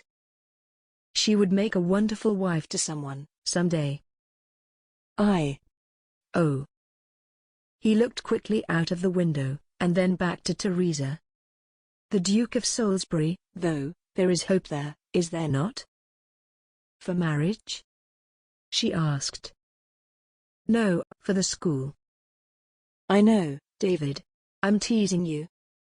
He could see the smile playing at the edge of her lips, and he laughed. And yes, there is hope there. That's good, he said. Yes, Abigail agreed. That is good. Your Grace, Teresa said after a moment's pause. I've been meaning to ask you something, ever since you said you would be coming on this trip with me. Oh yes? We are to stay in London together, right? Yes, he replied, not realizing what she was saying. But I am a young woman, Your Grace, and you a young gentleman. Will it not cause some scandal for us to stay at your London home together? Please, he said. Worry not. Miss Oakley will stay at my home also, and there are plenty of servants about. Besides, I am your legal guardian until you are married. Chapter 14. By nightfall, they had ridden for long, uncomfortable hours. No matter how comfortable the coach had been at the beginning of the day, by the end the cushions felt like stone, and David longed to get out and stretch. His bones ached with every movement, and from the Teresa's drawn and weary expression, he suspected she felt the same. They pulled up to the Horse and Coach Inn, just as the sky began to darken, and the air flickered with the beginnings of oil lamps and candles. The conversation had long ago stopped, favored instead by a tired but companionable silence. David climbed out of the coach, groaning as he did so, then he helped Teresa down. Finally, Miss Oakley climbed out and groaned as she stretched. Francis and Adam were already unhitching the two spent horses. Steam rose from their flanks, their muscles twitching from the day's long effort, and David heard Francis talk to them gently, kindly, as he walked them to cool down. They would be fed and watered, well looked after, and the coach would have a new set of horses for the next leg of their journey the following day. David stretched his back, watching as Teresa rubbed at her tired eyes. He loved to watch her in her natural state, when she thought no one was watching. Every movement was so simple, so functional, yet it was every bit perfection. "Shall we have some supper before sleep?" David asked, as they approached the door to the inn. He had written ahead, letting them know they would be stopping for the night, but it was later than he had anticipated. "Perhaps," she said, stifling a yawn. "Although I'm dreadfully tired." "Indeed," David replied. "It's a long journey." "I, for one, am famished," Abigail said, as she followed them through the door. The main room was pleasant, the fire in the grate low but throwing out a warm orange glow and a gentle heat. Although summer had begun, The nights were still chilled and needed a little helping hand. Next to the fireplace, and in pride of place in the room, stood a grandfather clock, highly polished and dearly loved. There were 2 long tables, each with a spattering of patrons. One gentleman sat in the large chair by the fire, book laid open across his lap although his head lolled, and he emitted a soft snore. "Good evening, Your Grace," the innkeeper said, coming through a doorway in the far corner, and wiping his hands on an already dirty cloth that hung from his waistband. "Glad to see you arrived safely." Seth Barnstable was a rough-looking man, although his smile warned not to judge him unfairly. His whiskers grew thick and wiry, his hair a mass of tight curls. He was a short man, but a pleasant one, and his hands were rough with hard work. He had been a soldier at one time, but retired to a life of innkeeping with his wife, Kitty, and their 2 daughters, Grace and Jean. "Good evening, Mr. Barnstable," David said. Francis clomped in and held up David and Teresa's bags in question. "Top of the stairs, first 3 doors on the left. The Duke's room is the first one." He turned and nodded at the ladies. "The other 2 are nicer." "Thank you," Teresa said, although her voice croaked from lack of use, and her smile was weak from exhaustion. "We have rooms of our own?" Abigail asked, a squeak of surprise in her voice. "What luxury!" "Indeed," David said with a smile. "Although I'm sorry to say it was unintentional. They had no other rooms available." Abigail shrugged. "Luxury all the same," she said. "Boiled mutton for supper," Mr. Barnstable said. "Can I tempt any of you? Miss Smith? Miss Oakley? Your Grace? My Kitty does a lovely bit of mutton, so she does." David glanced at Teresa. She looked pleadingly at him, as though begging him to release her to her rooms. "I'll take some." "I'm not sure about Miss Smith. If it's quite all right, I'd really rather go straight to bed." "Of course." David nodded. "And you, Miss Oakley? Would I be able to take a little supper in my room?" she asked. "I, like Miss Smith, am terribly tired." "As you wish," Mr. Barnstable said. "I'll get my Gracie to show you up the stairs, while my wife prepares supper." Teresa sagged with relief, at the thought that her bed was just around the corner. "Yes, thank you," she said. And then to David. "I'll see you in the morning." "Good night, Your Grace." "Good night, Miss Smith." They locked eyes for a moment, perhaps a moment more than was usual, and in that gaze they spoke freely to one another. David silently whispered words of love and beauty, willing her to return his devotion, but knowing she would not. He had hurt her too much, he knew. But still, in the tired glint of her eye, he could see she felt something, if not love, for him. "Well, good night, then," Abigail said, again looking from one to the other. David could sense her curiosity, her vague unease at the intensity with which he and Teresa looked at one another. And yet, still, he could not pull his eyes away from her. She was a magnet for his heart. "Yes," he murmured. "Good night, Miss Oakley." Teresa finally turned and smiled at Abigail. "Good night," she said simply, then moved to follow her up the stairs. Teresa's contemplation of him had warmed him through. It was a salve for his aching muscles, and he considered for the briefest of moments shunning his dinner and following her up those stairs. He did not want to be away from her for even a single minute. He did not understand it, but he liked being near her, talking and laughing and living. She was beautiful, certainly, but she made him feel alive, too. She made all his fears and all his woes simply melt away. But before he could do something so rash as to ask her to sit with him for dinner, he pulled his eyes away and sat at one of the tables, watching her turn to leave from the corner of his eyes. "I miss you already." Mr. Barnstable spoke the truth. His wife did, indeed, produce a wonderful meal, and as David ate it, he listened to the everyday chatter and noise of the inn. It calmed David's restless mind, the simple lull and wave of people's lives, and it left him reflecting on his day. Despite the weariness of travel, it had gone better than he had anticipated. He and Teresa had overcome their awkwardness early on, forgotten their misdemeanors and their apologies, and they began talking again like the best of friends, just as they used to on those weekends he returned him from Oxford. That was one of the greatest things about being with Teresa. It was so easy. He knew he would do anything to make her happy, but their time together was effortless. It happened so perfectly, in the same way that the sun always rises and sets. He scraped up the last of his food, washed it down with a mouthful of surprisingly good whiskey for an inn, and he thought of how very pleased he was to be here, with her. Grace Barnstable, still in a fresh wave of youth at 10 and 8, showed Teresa and Abigail to their rooms on the first floor. She was a sprightly young thing, lively and chatty in a way that Teresa would normally have embraced, but she was simply too tired. Instead, she smiled, thanked her kindly, and closed the door firmly behind her. Teresa sighed with relief as she sank onto the hay-filled mattress, luxuriating at the softness.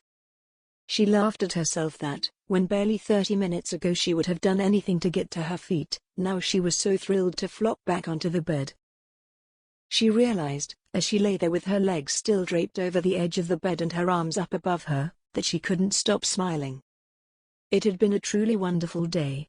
With a giggle to herself, she sat up, pulled off her now skew-whiff bonnet and her gloves, and began unbuttoning her cloak. Still, she smiled. David had been truly wonderful. Truly, truly wonderful. She slipped off her cloak, hanging it on the hook behind the door, then she unbuttoned her gown, let it slip to the floor.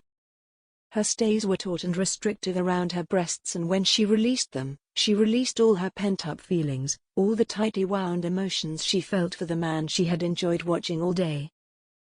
"That's better," she murmured to herself, rolling her neck around her shoulders. Then she pulled the pins out of her hair, letting the golden curls tumble around her, and she shook it out and smiled to herself. She felt good. Tired, but good. She was positively exhausted, but her mind whirred too quickly for her to even contemplate sleep. She needed to think through the day, let all her beliefs and hopes and concerns wash through her, until she was able to put them to rest. She and David had, throughout that day, developed a strong connection, one she felt tied them closely together. Feeling the thread that bound them exhilarated her, thrilled her, and she spun around on the spot, laughing to herself. This was the relationship she had so craved for all those years. Or, at least, it was the closest they had ever got to it. And while she could not quite let go of her anger at him, she could not rid herself of this giddy feeling, either. Perhaps, soon, things will get even better. She imagined a future in which they had sat on the same side of the coach, not opposite each other. A future in which they let their fingers wander across the cushions, to play and to tease each other's legs. She raised a hand to her chest, now pink with passion, her breath shallow as she thought of all the ways in which they could touch each other, hold each other. If things were different, she would have leaned over in the coach, kissed him passionately, her hand around the back of her neck to push herself closer, harder. She shook her head, surprised at such an image in her mind. They seemed to arrive unbidden and with increasing regularity in recent weeks, and so she thought of his bronzed skin, his taut muscles. She felt something clench between her legs, a thrill of tingles spread across her. She had never felt such a thing before, and she wondered at what it was, why she wanted more of it. It was an excitement that made her blush beetroot red and made her question everything she had thought of love so far. Goodness! Is this what it feels like? She sat on the edge of the bed with a sigh. She was elated, certainly, excited even, but she was also confused, just as she had been 4 years ago. David seemed to enjoy spending time in her company. He seemed in many ways smitten with her, but he had seemed that way before he left her for Bristol all those years before. If only I knew what he thought. Indeed, he seemed a lot of things, but she had no idea how he thought of her, how he felt for her, and it sent her into a spin. She pushed herself further back on the bed and pulled the covers out from under her. The room, though far from luxurious, was adequate and functional, and she made herself comfortable on the bed. Curled on her side, she allowed herself a final brief smile of self-satisfaction, a last thought of David's handsome face, then let herself drift off to sleep. Chapter 15. In his dreams, David heard the screams. He tossed and turned under his thin bed covers, a sheen of sweat across his brow. It was so loud, so piercing, that it seemed to penetrate his very being. He shook awake, sitting bolt upright in bed, and then he heard it again. It was, without a doubt, a scream, and not one of his dreams, either. It was shrill, terrified, and spoke of a fear so distressing, that David felt he would do anything to make it stop. As it died down, and the last wisps of sleep left his tired mind, he leapt from the bed in horrified realization. It's Teresa. He grabbed his banyan from the back of the door, pulled it over his nightshirt.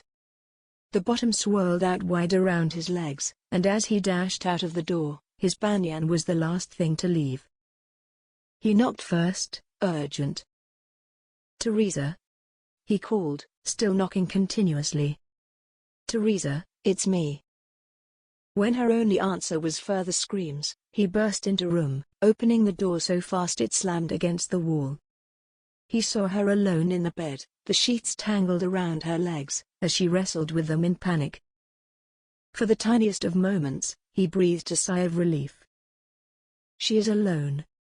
There is no brute in here, scandalizing her.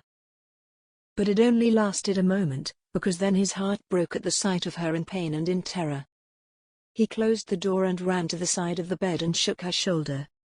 It was warm and clammy with sweat. Teresa, wake up. She sat up, quickly and suddenly alert but still with a look of pure fear in her eyes. He noticed immediately the way her nightdress clung to her frame with sweat, outlining every part of her body, and his manhood swelled, just slightly, before he put the thought from his mind. Oh no. She whimpered.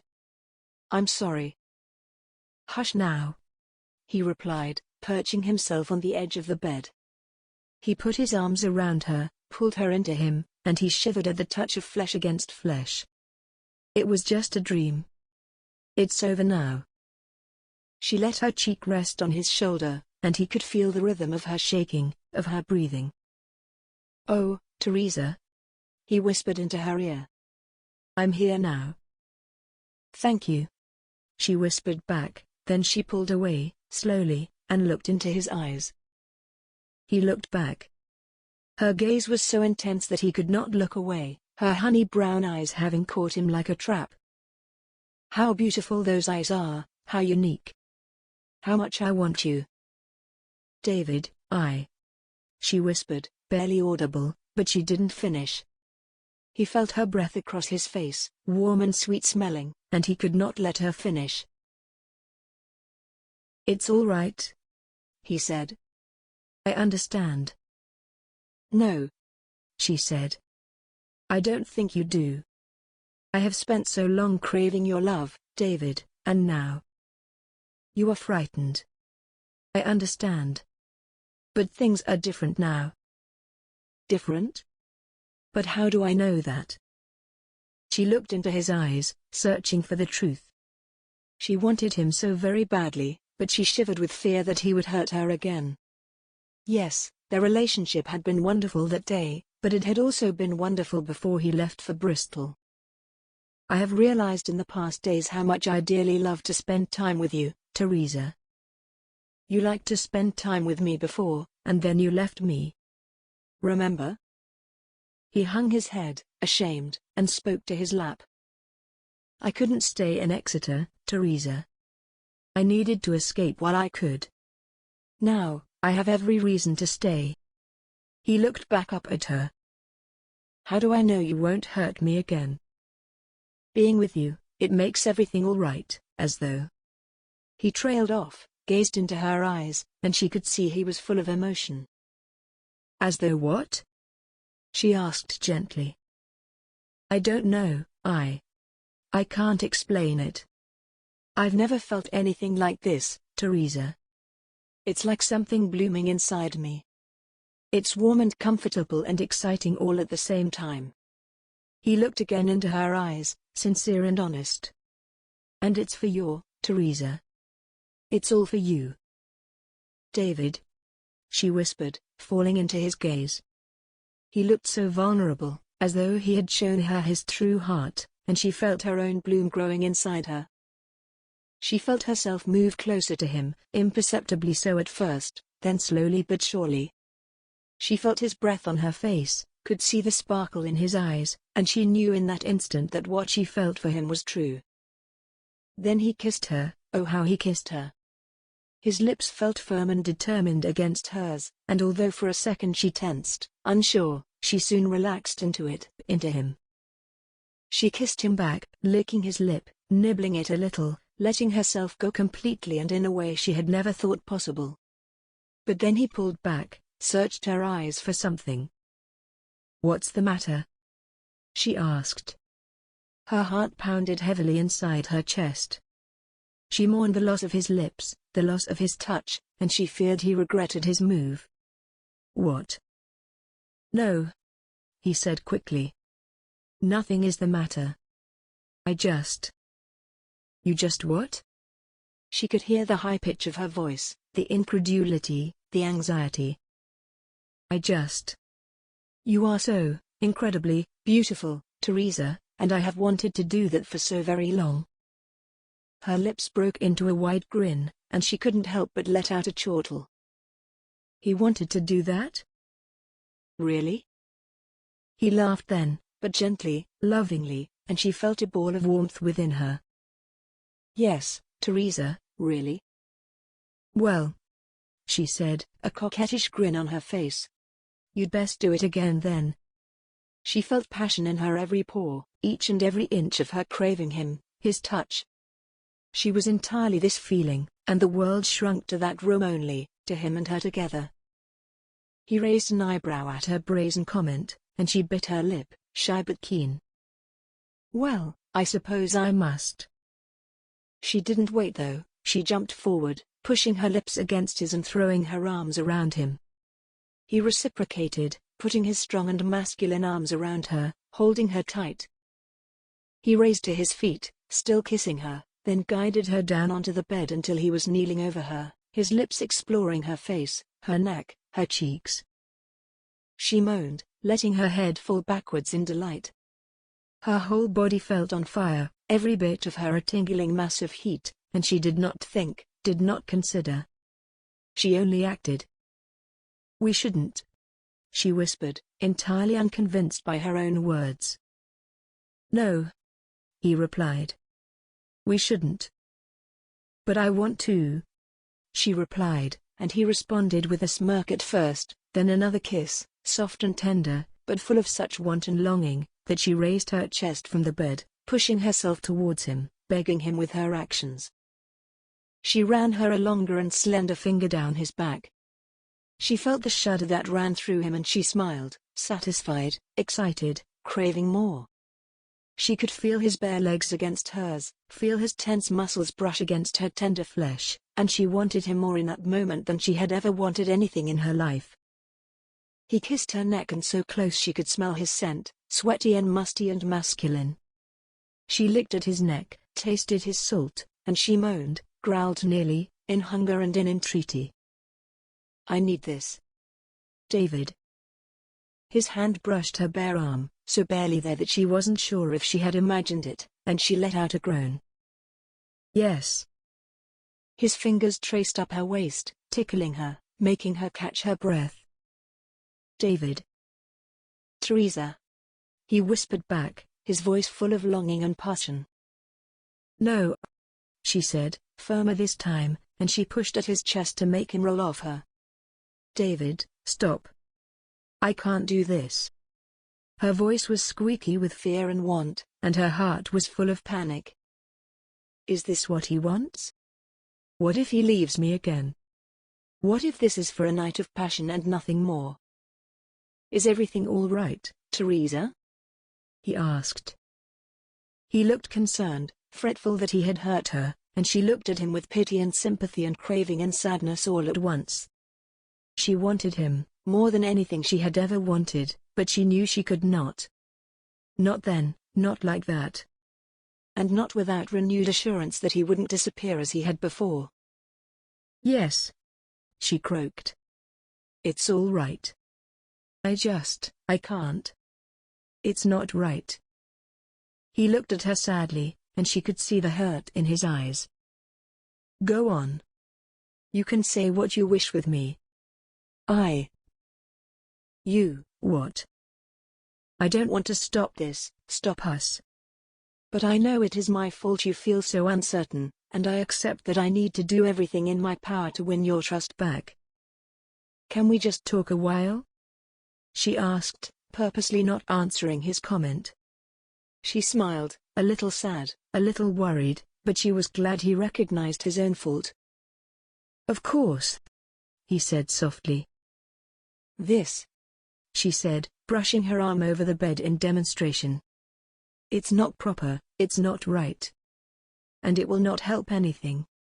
We need time to learn to be with each other, and if we are to do this, then we are to do it right. I need to know your intentions are pure, and that I am not merely to be some mistress of yours." "Heavens!" he cried, shock registering across his face. "I would never think of you as such. You must believe me, Teresa. You are the purest soul I have ever met, and I would never do anything to sully it." "I believe you," she said, her eyes meeting his. "But you need to show me, also." "I will," he replied with a sad shake of the head. "You are quite correct. I know," she said, feeling everything all at once. His passion, his desire, his disappointment. But she would not let herself go back. "It will help nothing." He sighed deeply, lying back and looking up at the ceiling. "No," she said. "It will not." She lay back, too, looking at the same spot on the ceiling as he. Despite their separateness, their little fingers touched, briefly at first, and then they curled around each other, a promise between them. "We will get there." Chapter 16. The following morning, Teresa woke at dawn, as she always did. She and David had stayed awake, talking for many hours after she had put a stop to the one thing she wanted. She had told him all about her nightmares, when they happened, what she thought they were, while he confessed everything of his feelings for his father and their difficult relationship. It had served only to strengthen their connection, and while Teresa felt good, she also felt unsure that perhaps David would somehow change his mind that morning. She left her room and went to wake Abigail, before finding her way down to the main room of the inn. The fire was out but the grate clean and ready for another evening ahead, and the place had a much brighter feel than the night before. The room was deserted and she sat tentatively, her bag tucked in by her feet. When David finally came down the stairs, she felt a shard of awkwardness, and she averted her gaze. "Good morning, Your Grace," she said. Her shoulders were tense, held high by her ears, and she could hardly breathe. "What is he to think of my looseness last night?" He tilted his head, looking at her curiously. "Your Grace?" he asked, and she let out a sigh of relief. "He does not want us to return to formalities after a night of closeness." She shrugged, looked up at him apologetically but with embarrassment. "David." He smiled down at her then with such tenderness, such love and calm, that she felt herself breaking out into a grin, a bubble of happy laughter just upon her lips. Abigail came down the stairs then, yawning happily, her bag swinging by her side. David went and took it from her. "Shall we leave?" David asked, looking first at Teresa and then at Abigail. "Yes," Teresa said, feeling coy again and looking down at her lap. "Let's." He leaned down and picked up Teresa's bag, his face just inches from hers, and she resisted the urge to kiss his cheek, his lips, his neck. Instead, she took a deep breath and followed him out of the door, to the coach, where Francis and Adam were already hitching up the new set of horses, readying the coach for travel. "Good morning, both," David said, a smile upon his lips that was as though he had won the world. "Good morning, Your Grace," they parroted, their greeting in unison, and they shot each other knowing glances. Teresa ignored them, feeling her cheeks flush gently. They couldn't possibly know anything, and yet she felt as though they could read her mind. She climbed into the coach and made herself comfortable, unbuttoning her cloak and spreading her skirt around her as Abigail settled herself next to her. It seemed an entirely new place that morning, bright and fresh and cushioned, so unlike the night before. They had gone some way before their conversation began in earnest, and Teresa suspected they both felt awkward for their improper behavior the night before, even if they were both happy about it. Abigail, unaware of the turmoil in Teresa's mind, the excitement and the fear, watched out of the window as the world passed by, and Teresa was glad not to have to make conversation with her, because she feared she would say things she knew she should not. David cleared his throat, and Teresa looked up at him expectantly. He faltered, clearly unsure what to say, and then he turned to her as though he had found the answer. "Have you prepared a speech for tomorrow with the Duke of Salisbury, or will you simply speak from the heart?" he asked. She looked at him, a little surprised because, of all the conversation topics she could think of, this was not one she had expected. It seemed so formal and uninterested. "Does he revoke his declaration of love?" "I have prepared something, yes," she said. "But that doesn't make me any less nervous." He looked at her with that curiosity in his eyes again, as though he wanted to read her very soul. "But why are you nervous?" he asked, genuinely surprised by her confession, and she looked kindly at him. "Why, because I am low-born. Because they are so much higher than me. Because the school is of such great importance, and what if they say no? Because of lots of reasons."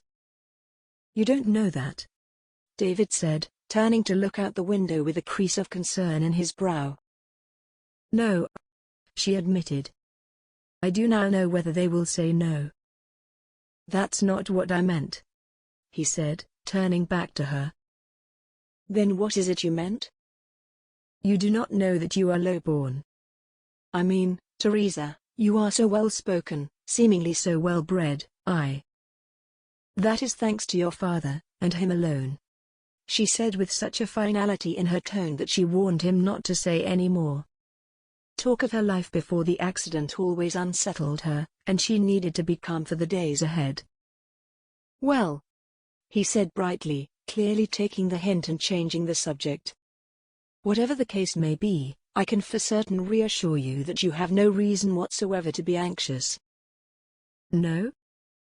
"No," he said, shaking her head at her. "Of course not. You are magnificent, Teresa. More magnificent than you know. You will be perfect." "He's right," Abigail said, finally turning from the window. "You really have no need to worry. I have heard you talk on this matter before. They would be foolish not to listen." She felt a great flood of both relief and gratitude, and she fell back in her seat, smiling and silent. They continued to travel in silence, but this time it was a silence more of comfort than awkwardness, and she could see the smile on his face as it was on hers. That night at the inn, they shared a simple dinner before retiring to their respective rooms. Teresa and Abigail shared a room that evening, and as they lay in beds opposite one another, a candle burning between them, they talked of all that had happened since they left.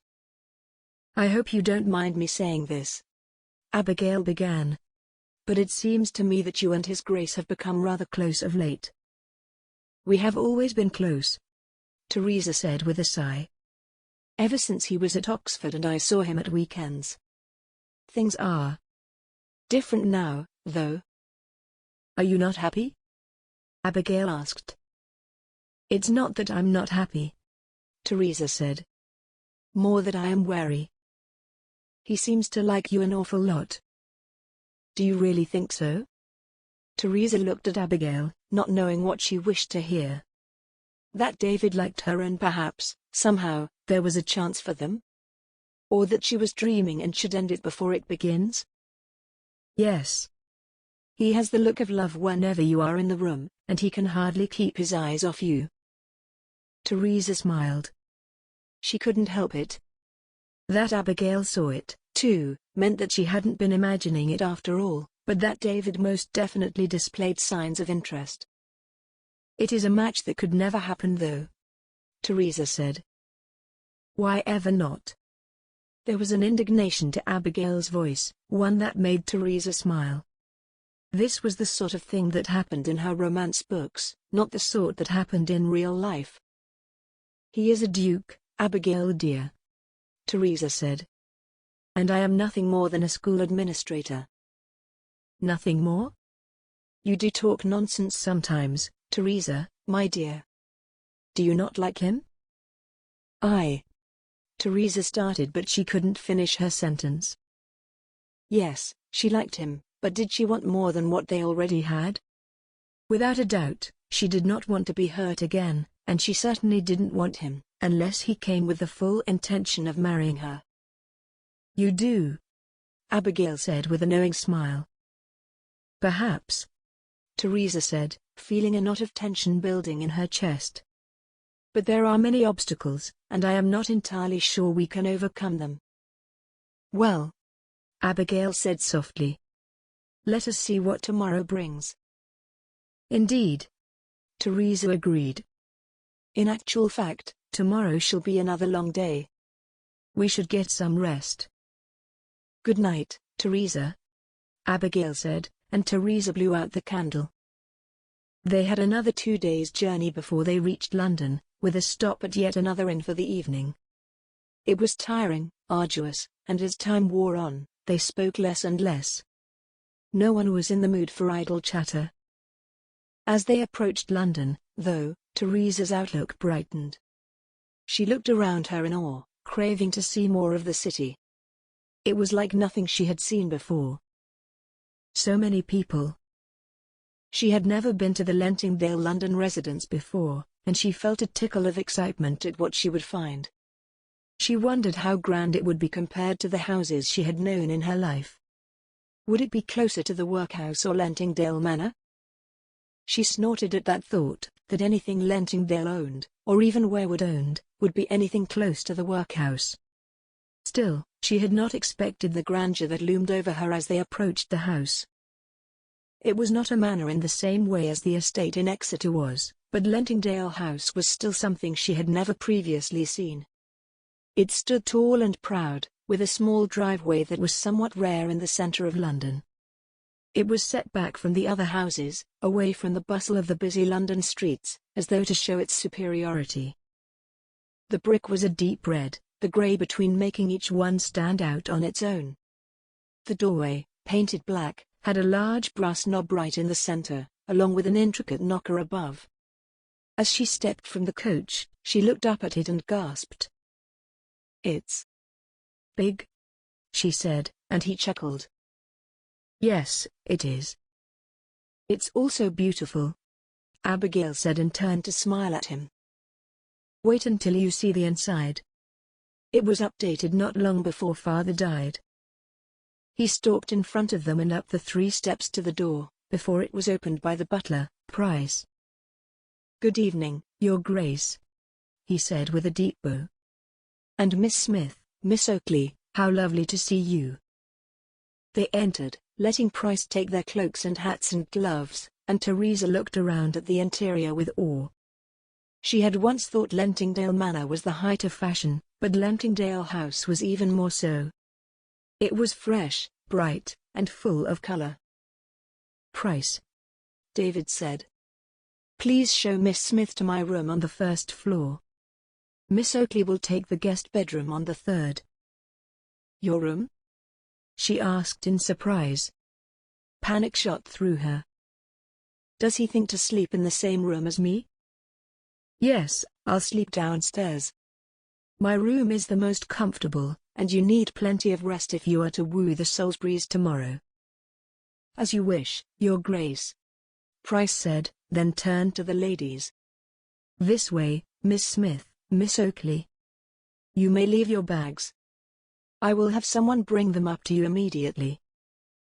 Good night, Your Grace, Teresa said. Good night, Miss Smith. Good night, Abigail said, and David nodded. I'll have cook send up a little snack for you both. Teresa looked back at him over her shoulder, a nervous buzz in her chest, but as she walked away she let out her breath. When she thought of their first night traveling, she felt a thrill of excitement, certainly, but now she also felt regret. She wished she had not let him get so close, not after what he had done to her 4 years previously. But she had been caught up in the moment, in the passion, and now she wished she had better control of herself, of her urges. The fear of history repeating itself, of him leaving her sullied and unmarried, had lodged in her throat, and she found it hard to breathe. What have I done? This is the room, Miss Smith. Teresa looked up to find they had reached the first floor room without even noticing her journey through the house, so engulfed in her thoughts was she. Oh, thank you, Mr. Price. He bowed to her in response, placed her bag just inside the door, and left. Teresa went in and with a sigh of regret and fear and perhaps just a little bit of desire, she sank onto the bed with her head in her hands. Chapter 17.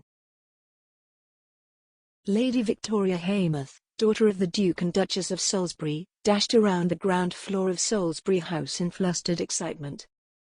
They were to receive guests from the Wearwood School for Young Ladies, to discuss how they could, possibly, help by becoming patrons. The Salisburys were known for their charitable endeavors, and Victoria had often helped her mother, Erica, to prepare for the events. It helped to keep her occupied, as well as within hearing of all the latest gossip and scandal. Besides, she sometimes even enjoyed the work, and you never knew where you might come across a handsome suitor. At 21, Victoria had grown to only medium height, despite her desire to be taller. She wore her blonde hair neatly pinned back, with a few choice curls pulled down around her pale face, and her brown eyes were fox-like and watchful. Gowns were one of her passions, and every day she wore a different color, a different style, always striving to be the height of fashion. That day, she wore a dark blue gown that puffed at the sleeves and dipped at the breast, and she held herself in such a way that she knew brought attention to her body. She was a proud young lady, full of ambition and vanity, and she knew how to play any situation to her advantage. Victoria had a sneaky nature at heart, always looking for ways to improve her lot, and although she loved her family, it was the riches her family provided that attracted her more. "Line the chairs up along the back wall," Victoria barked, pointing to a maid who jumped in fright. "That's where our guests will sit to listen to the talk given by this miss, whatever her name is." Victoria shook her head, as though remembering the woman's name was too much strain. In truth, she simply didn't care. She knew they would end up giving to the school, for her mother was a soft touch when it came to young ladies in strife, and so the event seemed completely pointless. Still, it was an opportunity to meet people, and that was bound to be beneficial in some way. "Yes, my lady," the maid replied, her eyes downcast. Victoria smirked. She never tired of seeing the servants scuttle after her commands, being firm in the belief that roles were given in life to where they were worthy. She had the right to be conceited with the maid and superior with the butler, or so she supposed, because she was a lady, the daughter of a duke, no less. "Not like that," she snapped, and the maid jumped again. "Straighter. We don't want anyone having a better view than anyone else. Are you stupid? We cannot be seen to be taking favorites. Not today, anyhow. Victoria, darling." Victoria turned to see her mother sashay into the room. Her gown, a paler shade of blue than Victoria's, flowed out behind her like a stream of water. "Don't be so hard on the girl. Not everyone is as intelligent as you." "I suppose you are right." Victoria sighed. "I am. Listen, cook has prepared some tea, of course, and quite a selection of cakes and other goodies for the ladies. Can you let the maid know as soon as we are ready for them?" You know what my memory is like. I am sure to forget and then our guests will go hungry. Of course, Mother, Victoria said with a smile. Erica was altogether a gentler soul than her daughter, wanting to help where she could. She was kind to everyone she met, including the servants, and she had a generosity of spirit that many envied. She had a hard life, one full of heartache and terror, and in the early years of Victoria's life, they had experienced tragedy. And while Erica could live again, the years had been hard on her. Her hair had grayed prematurely, and the skin on her face sagged from too many tears. Now, as her twilight years approached, she stood tall and proud. She gently rouged her cheeks, and she filled her hair with sparkling jewels to distract from the gray.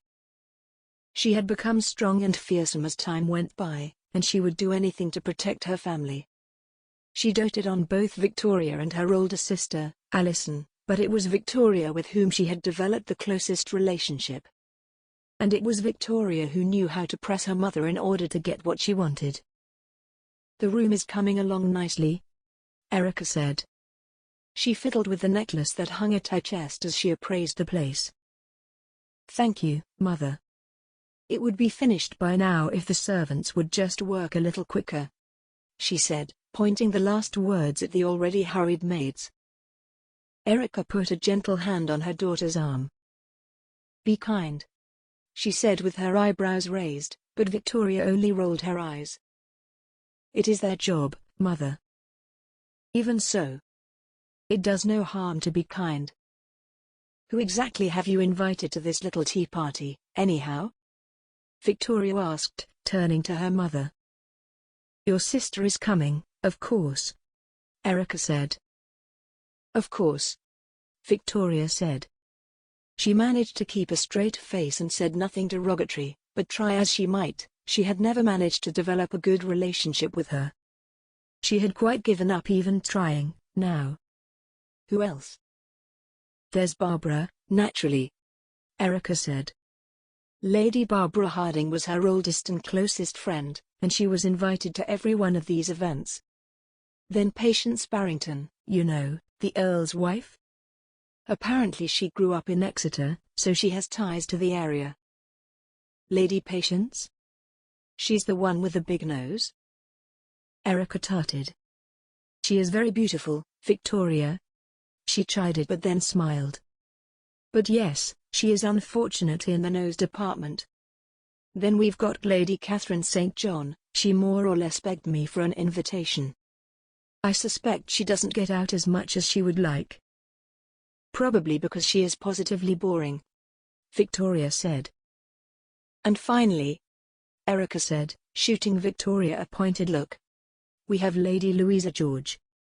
You know the poor thing has lost all 4 of her little babies, and I suspect it may be too late for her now. Oh yes, Victoria said with genuine emotion. Poor thing. Now, Erica said, we need to get on.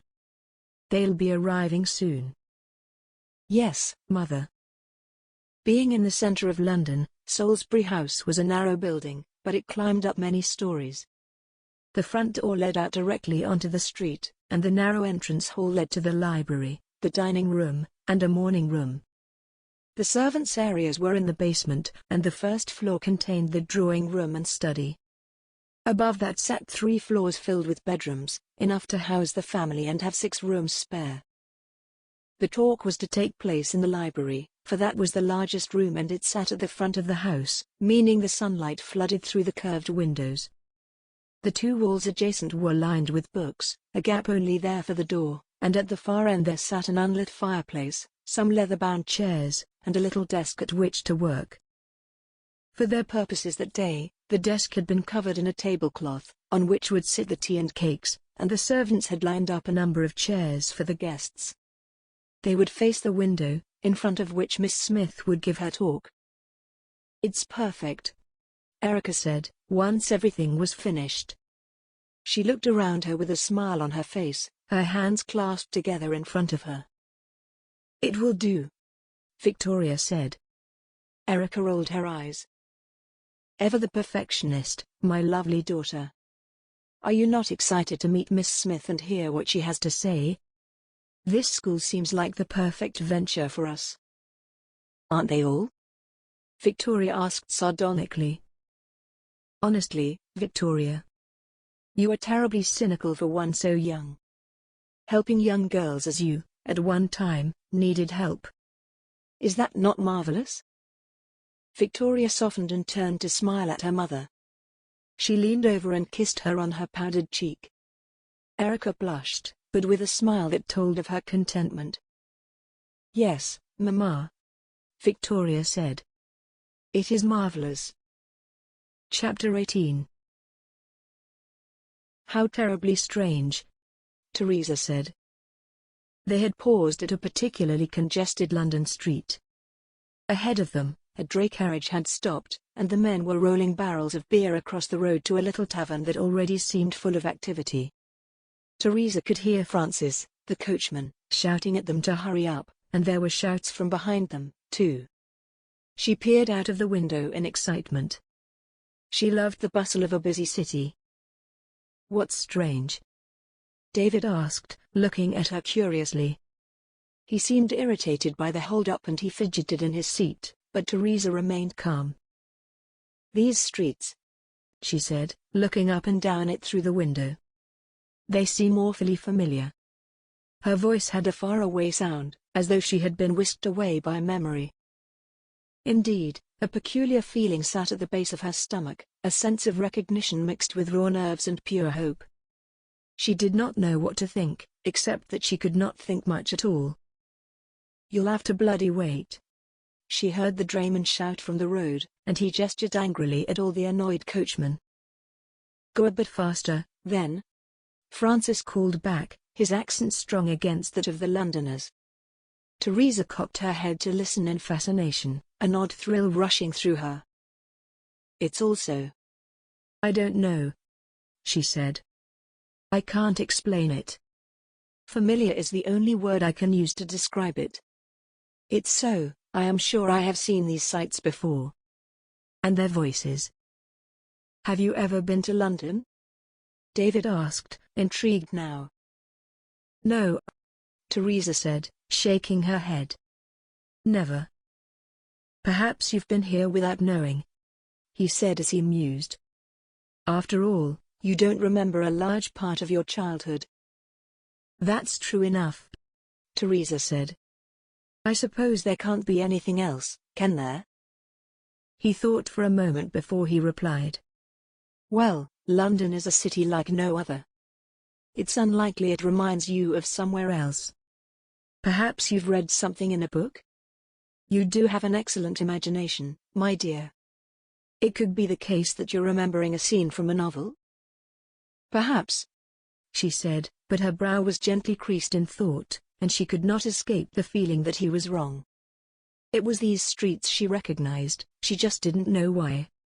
She chewed her lip as she considered it, but every time she thought she had a hold on the feeling, it slipped out of her grasp. It was endlessly frustrating, but captivating, too. A mystery for me to solve. Are you still nervous? David asked after a few moments. She turned to look at him and nodded. A little, she said, turning away from the window and smiling at him. Although you have done well to belie my fears in the last few days, and for that I am grateful. Good, I'm pleased, and so it should be.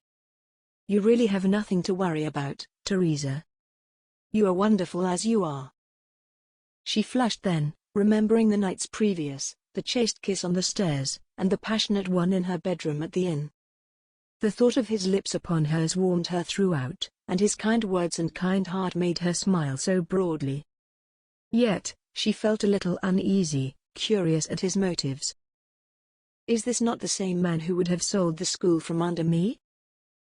That's most kind of you to say, she said, polite and formal. She pressed her lips together, and she looked down at her lap. The more time they spent together, the more at peace she felt, but she could not forget his callousness. He invoked in her a feeling of security and of happiness, a strength that made her feel capable of achieving anything, but then she'd have a flash of memory and all the good feeling she'd built fell away. It's not kind at all. It's the truth.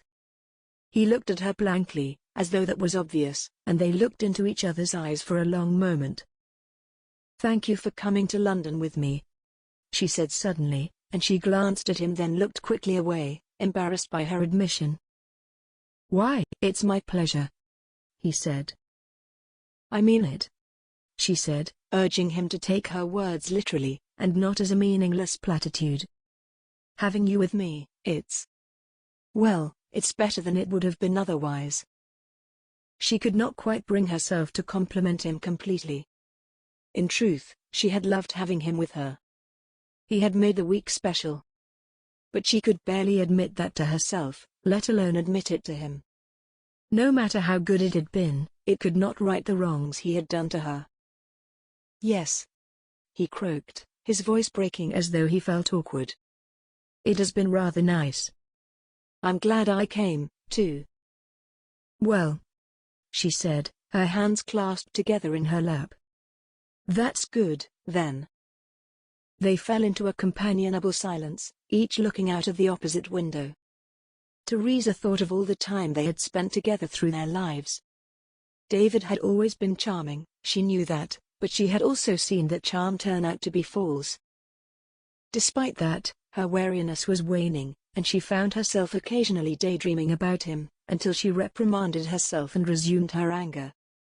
She feared her feelings for him were deepening, and she felt herself scowl in annoyance at herself. The coach slowed as it turned into a cobbled street, and Teresa sat bolt upright. "I've been here before, I'm sure of it." She looked first out of her own window, and then she turned and looked out of David's, and the feelings of familiarity she had before were now strengthened tenfold. It was as though this place was a part of her. But why?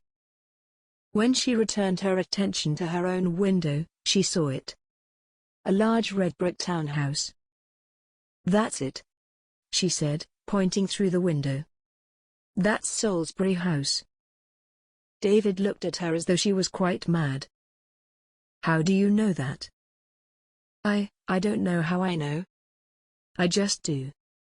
I think." She licked her lips as she thought. "I think I may have been here before." "I thought you'd never been to London?" David asked. He sounded as though he doubted her, and she did not blame him for that. Even the kindest, most trusting gentleman would have trouble believing what she said. Even she herself had trouble believing it. "I haven't," she said. "Or at least, I don't think I have. But this place is eerily familiar. More than familiar. I don't know." She shook her head in confusion, and David looked at her in concern. The coach slowed to a stop, and Adam jumped from the rear to open the door for them. At the same moment, the door to the house opened, and a butler stood waiting patiently. Adam held a hand to help her out, and as she stepped daintily from the carriage steps, she felt the heaviness in her chest. This was all too strange. "You were quite correct about the house," David said, looking at her with a mixture of awe and terror. She simply shrugged, unsure what else to do. How could she explain it to him when she didn't understand it herself? The butler stepped down from the front step and approached them in the street, an arm stretched out to welcome them to the house. "Good morning, Your Grace, Miss Smith. I am the Salisbury's butler, Beaumont. Welcome to Salisbury House. Please do come in." "Good morning, Beaumont," David said with a smile, and they followed him into the house. "Isn't it strange?" Teresa whispered. "How would I know that?" David thought for a moment, then replied with a shrug. "Perhaps it is only that it is the biggest house on the street. It's easy enough to assume, I suppose. It could have been an educated guess." "But I didn't guess," she said. "At least, not in any way I was aware of. Or maybe you've heard it described somewhere, by Father, perhaps?" "Perhaps," she said. She fiddled with the fingers of her gloves, unsure what to think. She knew she couldn't let this odd feeling overwhelm her, though. She needed to focus on her speech, The school was in dire need. The house was warm when they entered, and the small hallway was filled with light. The floor was tiled and plain, but the walls were adorned with portraits of the family. "May I take your cloak, Miss Smith?" Beaumont asked. Oh. She returned her attention to him, then turned so he could help her off with it. Yes, thank you. She handed over her bonnet at the same time. "The Duke of Salisbury sends his apologies. He will not be able to attend today due to prior engagements. However, Her Grace will, of course, be here, along with a number of her guests." "That is a shame," David said. "But I'm quite confident we'll be in good hands with Her Grace." Beaumont nodded, then motioned to take David's coat and hat. As they talked, Teresa wandered towards the paintings, and began to examine them curiously. Each had been carefully labeled. The Duchess and her two daughters looked beautiful, as was to be expected. But it was when Teresa came across the painting of the Duke, that she gasped and raised a hand to her mouth. Chapter 19.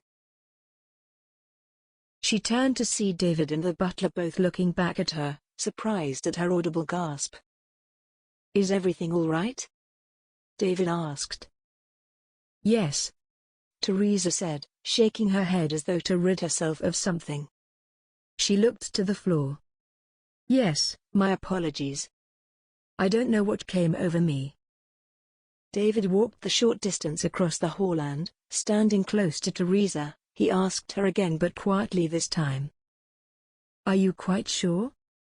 You look like you've seen a ghost." "Yes," she said, smiling kindly at him. "It's just—" She paused, unsure what to tell him. "You know the familiar feeling I've been having all the way here?" "Yes," he replied, his eyes flashing with concern. "Well, look at this portrait." David looked up at the painting, but Teresa could see that his face remained blank. "Should I recognize it?" he asked. "I don't know," she said with a shrug. "But I certainly do. According to the label, it's the Duke of Salisbury, but I'm sure I have seen him before. Sure as sure can be. Perhaps he visited Father at some point, visited the school? That would seem the most likely explanation. After all, Father was acquainted with the Salisburys. That may explain why you feel you recognize the streets and house, too. Maybe, when you were a child, he visited and told you all about it, and you, with that active imagination of yours, absorbed it all as though it were memory." "Oh, I don't know, David. It's all just too much. I really don't know what to think." She knew he was trying to help, trying to explain away the inexplicable, but she was maddened at being dismissed. "Does he not believe me?" "It's all right, Teresa. It's nothing we won't work out," David said, looking back up at the painting. "It's a shame the Duke cannot attend the meeting, or otherwise you could talk, perhaps work out where you know him from." "Indeed," she said. Dread pulled at her, and she felt as though something truly terrible was to happen, although she couldn't for the life of her think what. "Not when everyone seems so kind." "Say," David asked, as though something suddenly came to his mind. "Have you ever had dreams about your life before the accident? Or even the accident itself?" "I don't think so," Teresa said. "Except the nightmare, but that doesn't make much sense."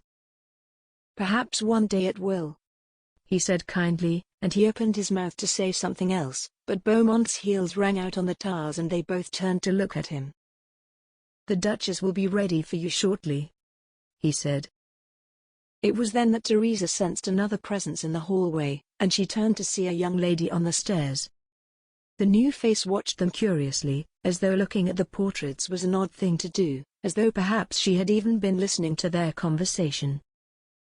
Teresa's blood ran cold, and she shivered. Such an odd feeling, given the warm welcome they had received, and Teresa tried not to give in to it.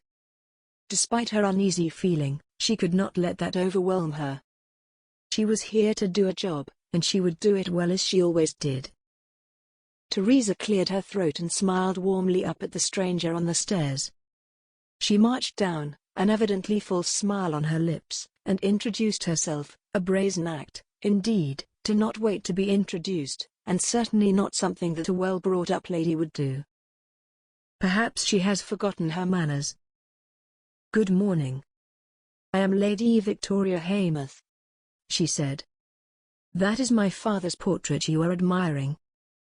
"Oh," Teresa said, feeling her cheeks flush in surprise. "And what a lovely portrait it is.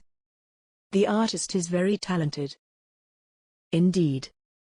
You must be Miss Smith, I presume?" "That's correct," Teresa said, curtsying. "And this is the owner of the school, David, the Duke of Lentingdale."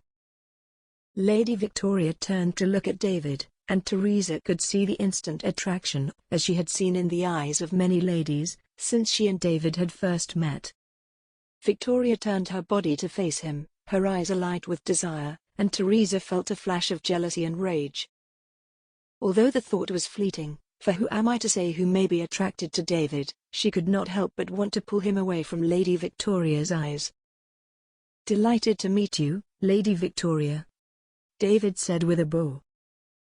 "Likewise," Lady Victoria said, curtsying deeply. She had a smirk on her lips and a glint in her eye, and it made Teresa irrationally mad. "She is flirting. I hope you can stay with us a little while after the talk," Lady Victoria said. "I should think I would enjoy getting to know you better." Lady Victoria did not let her gaze leave David's, and he squirmed, uncomfortable at this improper proposition. "The house is positively delightful," Teresa said, purposely pulling her attention away. She could not let the exchange go any further. Lady Victoria became immediately cold again. "It is sufficient," she said, turning to Teresa with the tiniest hint of disdain. "Or am I imagining it? I would prefer to live in the countryside myself," Lady Victoria said. "But Salisbury House is certainly acceptable, for the time being at least. Would you like to come through to the library? I shall introduce you to my mother." Sufficient. Teresa could not imagine ever thinking a house as grand as this as merely sufficient, but then she had once lived in the workhouse, and perhaps Lady Victoria had never experienced hardship. As easy as it would be to become bitter or to judge, Teresa was always careful to consider a person's background and experiences, before she made her mind up. Except that she could not deny something nagged her about this particular lady. She sighed and followed both Lady Victoria and David through the narrow corridor, and into the library. Teresa was impressed by how large it was for such a small building, and her eyes found the many books that lined the wall. How she longed to run her finger along the perfect spines, to pick out a volume or two to pore over all afternoon. But she did not, instead turning to smile broadly to Lady Victoria, looking at her expectantly. Lady Victoria did not smile back. "Do you need much space to set up?" she asked. "Goodness, no," Teresa said. "It's only me, I'm afraid. No dancing or any such show." She suppressed a giggle, and she could see the twinkle of humor in David's eyes, too, although Lady Victoria did not seem in the least amused. "I should think not," she said, and Teresa wondered whether she had misunderstood the joke on purpose. "This is a serious endeavor, is it not?" "Yes. I do believe Miss Smith was being humorous," David interjected. "Yes, that's exactly it, thank you, Your Grace," Teresa said, a little irritated that he felt the need to defend her, when she was perfectly capable of doing that herself. "I do feel humor is useful in every situation, don't you, Lady Victoria?" She tilted her head and looked at Victoria with a smile, her lips ever so slightly pouted. "Indeed," Lady Victoria said, then turned as though now entirely uninterested in the conversation. "I shall fetch the Duchess. Please make yourselves comfortable. Our guests will arrive shortly." "Guests?" Teresa asked, surprised. Yes, just a few close acquaintances, she replied. We rather like to make a day of it, when judging charitable institutions for their suitability. Always a reason to take tea and cake, David said with a smile. Oh, yes, Teresa said. Of course. Her heart beat harder now, with this new revelation that she would be talking to a group, rather than a family.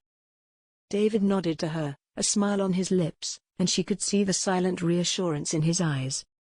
David, at least, thought her more than capable, and that in turn made her feel a confidence that she had so rarely felt before. Mother, Lady Victoria said, making David and Teresa jump around. This is the Duke of Lentingdale, David Wearwood. And the school administrator, Miss Teresa Smith. Teresa did not like the way she had been dismissed merely as the school administrator, although she did not know why. I am the school administrator. How lovely to meet you both finally, after so many months of correspondence, the Duchess said. I'm the Duchess of Salisbury, as you have probably already guessed. As the Duchess had walked into the room, the fabric of her gown seemed to flow behind her, as though there was all too much material for her body. It gave her an ephemeral look, like she was floating above ground, and Teresa was unsure of whether she liked the effect or not. There was something about it, though, something she had seen before. Her easy and open friendliness was familiar, too, and more than just from the letters they had exchanged. It was as though Teresa had heard her voice before, the intonations of her words and the small gestures in her movements. I certainly hope we'll be doing business together, Duchess, David said with a bow. Our school, as wonderful as it is, could certainly do with some kind benefactors such as yourselves. Well, we shall see how today goes, won't we? She said. She turned her attention to Teresa. Miss Smith, isn't it?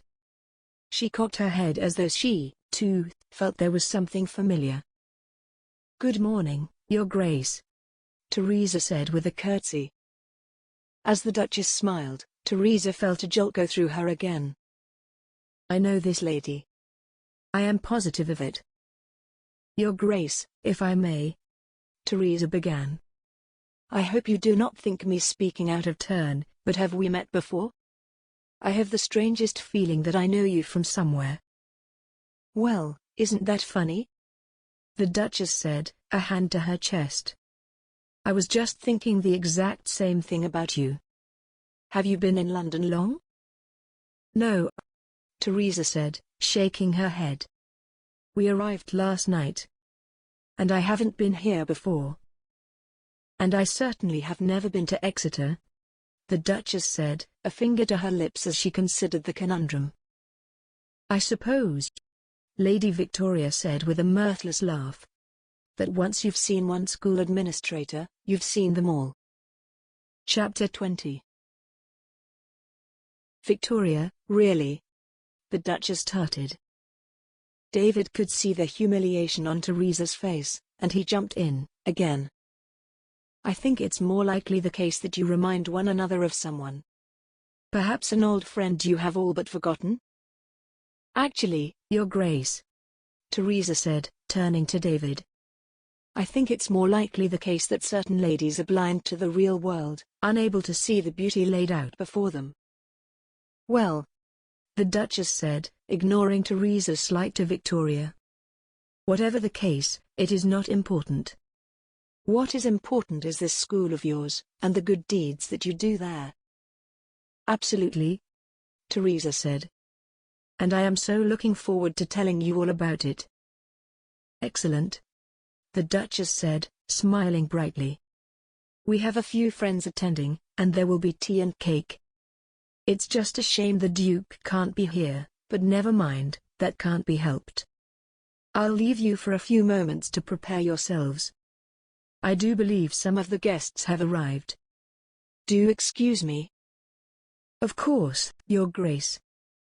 Teresa took up her position in front of the window, and the sun that poured in behind her lit her up like an angel.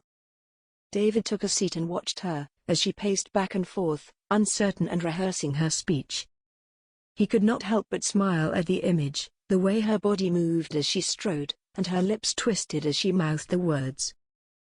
"She is increasingly beautiful, every day." He heard, then, a chattering behind him, and he turned to see 4 ladies newly arrived. They clucked around one another, gossiping and paying false compliments, as David had seen ladies often do. There was a 5th lady, too, but she seemed more subdued, polite perhaps, and from the shape of her face and her movements, David supposed her to be the Duchess' eldest daughter. The Duchess ushered everyone in, then commanded the maid to hand out cups of tea, so that each lady, and now David, held a cup and saucer in hand, as they sat on the pre-arranged chairs. David leaned forward and looked down the line. They were the very epitome of society's ladies, well-dressed but overly powdered and jeweled, and there was a mishmash of scents in the air. They twittered as they spoke to one another, and their excited tones filled the air. Teresa waited patiently for the noise to die down, and David could see her anxiety written across her face. He worried for her. If she felt that nervous now, how would she fare when she began to speak? He fretted that she would falter, and he silently willed her to be true to her normal confident nature. "Good morning," she said finally, a broad smile on her face. It was as though the instant she began, all her fear melted away. She seemed almost a different person, and David was pleased to see her insecurities of earlier had vanished. She was comfortable and self-assured, and she could succeed at anything. "I am Miss Teresa Smith," she said, and all the beady eyes of the ladies looked at her, judging and expectant, but not unkind. "I am the administrator of the Wearwood School for Young Ladies. I also like to think of myself as one of the first success stories." She paused, looking around the room, glancing at David briefly, and he felt his heart leap. The ladies tittered between themselves, cooing over Teresa's words. "I was among the first 30 children that our founder, the late Duke of Lentingdale, collected from the workhouse 9 years ago. I went from student to teacher and now, I am pleased to say, I am the administrator. I was extremely lucky to be chosen, and that is why I see it as my duty to continue the good works of Jeremy Wearwood." David could see how proud she was, of both her position, her values, and the route through which she came of age. There are so many young girls in England's workhouses right now. Young girls who, given the right opportunities in life, could become intelligent, well-mannered, and educated young ladies. Our aim, at the Wearwood School for Young Ladies, is to ensure they have a better life. They will have the chance to become governesses or teachers. It will allow them to fight their own way out of poverty, to educate them in the correct ways of behavior. Our school gives them a chance in life that they would never otherwise have, just as it gave that chance to me. David let the words wash over him, enjoying her confident tone, and the way she commanded the attention of everyone in the room. They were gripped, and David could almost see them thrusting money at her, eager to be involved in such an unselfish and positive venture. Teresa was focused and committed, and he admired her dedication and loyalty. She fiercely fulfilled her duties and obligations, and she clearly loved the school so very much. He wanted to leap from his chair and wrap his arms around her in congratulations, to thank her for speaking so powerfully and so superbly. Yes, she was certainly beautiful, her eyes sparkling and her skin clean and clear. But for David, spending time with Teresa was more than that, and watching her give this speech about the school merely confirmed it for him. Her intelligence and wit shone through in everything she did, and David felt his heart burst with love and pride, like a flash of lightning. He realized, at long last, how much he wanted to be with her. For she is utterly perfect. "With your funding," she continued, and he could see the diplomatic pleading on her face, "not only could we help keep the school running, but we could help even more young ladies each and every year. We could make repairs to the building, and we could even expand the dormitories, allowing us to increase our intake. There are so many options, all of which we would discuss with you should you desire it, but every single one of them is positive. If you help us to make the Wearwood School for Young Ladies a greater success, by donating even the smallest amount, you will become part of history's greatest people. Your name will go down as someone with a kind heart, a good soul, and you, personally, will have helped these young girls escape the horrors of the workhouse." Teresa curtsied, her face suddenly flushed, and David saw that her shyness had returned, as though it was only through speaking of the school that she became so passionate and self-assured. She had never been concerned about losing her home, he realized. Or at least, it wasn't only that. Instead, she believed in it wholeheartedly, she loved it dearly, and she would do anything to see it succeed. The ladies gave a polite applause, but then, full of excited chatter, they stood and surrounded Teresa, congratulating her and asking her questions. David watched her, a quiet smile on his lips, and he wanted to never stop watching her, this funny, intelligent, strong-willed young lady who had captured his heart. "It's just you and I left," Lady Victoria said. "Huh?" David mumbled, turning to face her. He did not like being pulled from his reverie, but he knew he had to be polite. "I beg your pardon?" "It seems everyone else has questions. We're the only ones left in our seats," she said. She moved along one seat, leaving just the one between them, and she turned so that she sat sideways on her chair. "What is she doing?" David glanced quickly at Teresa, swallowed now by the fluttering of ladies around her, then returned his attention forlornly to the lady at hand, even though it was not she he wanted to rain his attention upon. "Indeed," he said, his smile weak. "I do not have any questions about the school." She chuckled as though he had said the funniest of things, and he looked at her, surprised and more than a little bit uncomfortable. "I should imagine not," she said. "You have seen it quite enough times, I am sure." There came an awkward pause, and while David looked away, he could feel her eyes upon his cheek. He flushed, his face warming against her scrutiny, and when he looked back she was staring at him unashamedly, a great big smile on her lips. "It was really very kind of you to attend with Miss, what is her name again?" "Miss Smith," David said, and cleared his throat. He was not enjoying this level of attention, and certainly not when he would much rather sit and dream of Teresa instead. "Miss Smith, that's it. I really am the most useless, when it comes to remembering the names of the help," she said. "But she is not the help," David said, perhaps a little too angrily. "She is the school administrator, and a very good job she does, too. I must say, it has been really rather a pleasure to accompany her this week, and to see her talk of the school in such a way. Well, it's brought attention to just how dedicated to it she is, too." He turned to look at Lady Victoria. She blanched, blinking. "Goodness, I apologize, Your Grace. I meant no offense. I should go and congratulate Miss Smith on such a great presentation," he said shortly. "It was nice speaking with you, Lady Victoria." Chapter 21. "Do you think he's married?" Victoria asked. Erica whipped around to look at her, surprised by the question. "Who?" "The Duke of Lentingdale, of course. Who else?" "Oh," Erica said. "I don't know. I shouldn't have thought so. He seems ever the bachelor." "Why do you ask?" "Why do you think?" Victoria said with a chuckle. Her eyes found David in amongst the ladies, and she looked at him lustfully. Erica raised an eyebrow at her.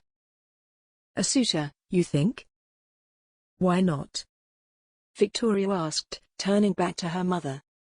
"He's handsome, well-bred, he seems intelligent enough." "Quite the catch, don't you think?" "He would certainly make a good match for you," Erica said. "And I'm pretty sure your father would agree with me. You know, I got so caught up in this school, that it rather went out of my mind he may be a suitor for you." "I could tell," Victoria said. "That's why I thought I'd give you a little nudge." They giggled together then, like young girls conspiring. Victoria looked over at him again. He was, indeed, incredibly handsome, and she was eager to get to know him more. She was certain life in Exeter would not be bad, especially not with a duke as a husband, and he seemed the kind sort. "Shall we talk to him?" Erica asked. "Since you already introduced yourself." Erica looked at her daughter disapprovingly, but not too harshly. "Please, Mama," Victoria said, waving away her mother's disdain. "You know how impatient I am. When I saw him waiting at the entrance, I simply couldn't stop myself." "Even so," Erica said, "you know you should wait for a proper introduction." "Yes, Mama, I apologize." She did not, though. Not really. In fact, she was not in the slightest bit sorry at all. "Come along, then," Erica said. "Let's have a little chat." They had migrated towards the table, where the ladies picked over the cakes and treats on display. They interrogated Miss Smith as they ate, and Victoria could see she was a little overwhelmed by the attention. "Good." She saw Miss Smith pick up a jam tart and bite into the pastry. The crumbs tumbled from her mouth, and Miss Smith barely caught them with her free hand. Victoria was horrified, but David laughed good-humoredly and helped Miss Smith to clean the mess. "How uncouth." "Your Grace?" Erica called. They stood just apart from the group, not wanting to get too close. "May I have a quick word, please?" "Of course, Duchess," he said, smiling warmly at her. He glanced at Victoria, his smile a little less certain but still there. Victoria took that to be a good sign, nerves because he liked her, rather than awkwardness because he didn't. A saucer balanced on his open palm, the handle of the teacup held delicately in the other hand to keep it steady. "You have met my daughter, Lady Victoria Haymarth. I know you spoke earlier on, but you were not formally introduced, I believe." "I briefly had the pleasure, yes," he said. She felt a rush of excitement and a flash of heat. He was much more attractive in close proximity, and she craved to know more about him. She wanted more than that. Forget propriety, she wanted to get him in a dark alley and kiss him passionately. "Your Grace," she said and curtsied. "Your school sounds wonderful." In truth, she didn't care a single jot about the school, only about impressing him, but she smiled sweetly, playing at the kind benefactor role. "Thank you," he said. "But I really can't take any of the credit. My father founded it, and all the hard work is thanks to Miss Smith. She really is such an asset to the school. I don't know where we'd be without her." Irritation tickled at her. Why is he talking about the administrator? "I'm sure you are being quite modest, Your Grace," she said. "No, really," he said. "Miss Smith, she is one of a kind. We are very lucky to have her." There was loyalty there, at least, and Victoria found it honorable that he gave the administrator all the credit. Still, she would much rather that attention be focused on her. She was a better lady after all, was she not?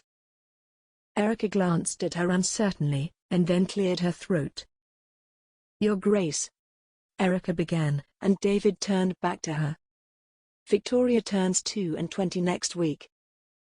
"Is that so?" he asked, eyebrows raised.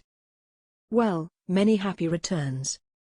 He seemed to stand awkwardly then, as though unsure as to how to move the conversation forward.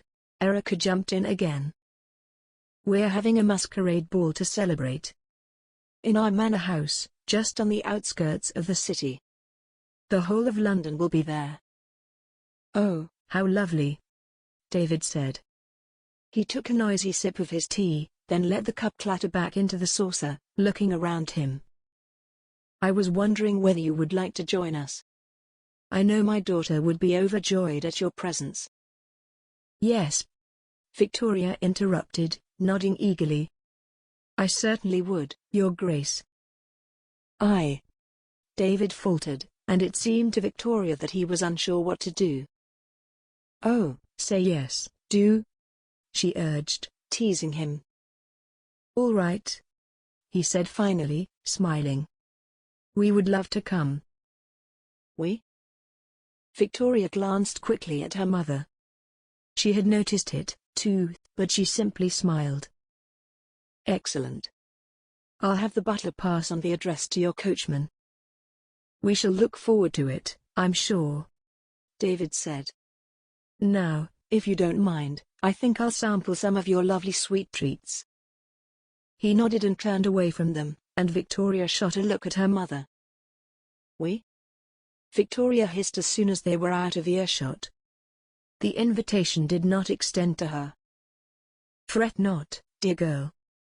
Even if she has caught his eye, a gentleman of such breeding and intelligence knows you to be a better match. She was once in the workhouse, for goodness sake. No, let's not worry right now. We shall wait and see what happens at the ball. But, Mama. Victoria, please. You are behaving rather like a spoiled child. He has said he will attend, and he will. It matters not that Miss Smith will also be in attendance. He will find his way to you, when you woo him next week. I suppose. Victoria replied, a little sulkily. In the meantime, Erica replied, we really ought to focus on this school. That is what today is about, after all. Yes, Mother, Victoria said, duly told off. You are quite right. She gave an excellent speech, don't you think? It was clearly well rehearsed, Victoria said, a little snidely, for even she had to agree that Miss Smith had given an excellent presentation. The school seems a worthy cause. Victoria said in reply, not wanting to admit the truth. She sat on the chair behind her, absent-mindedly watching over the crowd. I'm going to get some cake before the ladies eat it all, Erica finally said. Would you like some? No, thank you, Mama, Victoria said. I think I shall just rest my legs here for a moment. As you wish. Victoria had, throughout her life, developed a habit of watching, observing, and she did that now, her eyes narrowed as she looked out over the room. There were the usual titters and giggles from the ladies in attendance, her sister fitting in frighteningly well, but it was not those that interested her. Rather, she watched the Duke as he wooed the group, making the ladies smile and swoon. Charming, too. His list is getting longer. But she could not help but notice that his glance, every few moments, would slip back to Miss Smith. His eyes were glazed with what Victoria could only assume was at the very least friendship, and perhaps even a little love. Miss Smith seemed to have him smitten, and that irritated Victoria. Why should he prefer her over me? She is not as beautiful as I. And yet, he clearly did. She scowled as she watched them. She vowed to find a way to make him hers, and even she had to admit that might mean discrediting Miss Smith. With that thought, an idea popped into her head. She jumped up and went to speak to her mother, who stood at the table nibbling on a little lemon cake. Mother? She said, a question in her voice. She had her back turned to the rest of the group, and she spoke slyly, quietly. How much do you know about this Miss Smith? Erica raised her eyes to the ceiling as she thought, the lemon cake still carefully plucked between two finely manicured fingers. Why, nothing more than she has said here today, I believe. Although I hear she was close to the late Duke, bit of a father figure for a poor orphan girl, I suppose, but that's it. So we don't actually know an awful lot about her. Oh, I don't know, Do you not think that, if we are to donate money to her cause, we should get to know her a little better? I suppose, Erica said with a shrug. Although strictly speaking, it's the Duke's cause. And besides, we would not normally get so involved. That's true enough, but I think I would like to take tea with her, perhaps next week, before the ball. I would like to know more about her and the school, and what we are putting our money and our name to. That, of course, and the fact that she could find out more about her enemy. If Victoria was to win the Duke over, knowing as much about Miss Smith as possible would be vital. And if there is something bad, all the better. Yes, Erica said. The more I think of it, the more I am convinced it is a brilliant idea. Besides, she seems to be friendly enough and it would indeed be pleasant to know her better. I will be free Wednesday afternoon. Shall we arrange it for then? No, Mamma, Victoria said, altogether too quickly. You are so very busy. Why don't I go alone? I can find out everything I need to, then I can come back and relay it all to you. Besides, I know how much you loathe to give up your peaceful Wednesday afternoons. That much is true, Erica said with a thoughtful nod. She patted her daughter's arm affectionately. You are a good daughter, Victoria. It means a lot to me that you look out for us in this way. Chapter 22. I think that went exceptionally well, don't you? David asked once they were in the carriage. It hadn't even moved yet, but he had been so eager to talk to her about it that he couldn't wait. Yes, Teresa said. She could feel how flushed her cheeks were, but she didn't care. She was so ecstatically happy that she couldn't care what she looked like. It went very well. I know they said they needed to discuss it, but I'm so sure they will invest. Absolutely, David replied. The Duchess seemed particularly keen. Oh, I'm so glad you thought so, too. I wasn't sure if I was reading too much into it. The carriage slowly pulled away from the house, and Teresa fell back in her seat, sighing with happiness. It had worked out exactly as she had hoped, and she couldn't have been happier.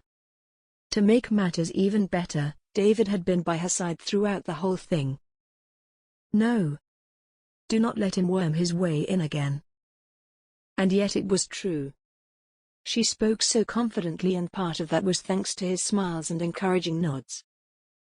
Oh, I forgot to say, David said, looking up. Yes? She was surprised by his sudden words, lost in her own thoughts as she was. The Duchess has invited us to a masquerade ball next week. Apparently, it's Lady Victoria's birthday, and they are celebrating at their manor house, just on the outskirts of London. Would you like to attend? Next week? But we are supposed to return to Exeter tomorrow. Well, a few more days away from the school won't do any harm, will it? I can send word ahead, so they don't miss you. I'm sure one of the other teachers can help out with your lessons, and besides, meeting new people is an important duty of an administrator.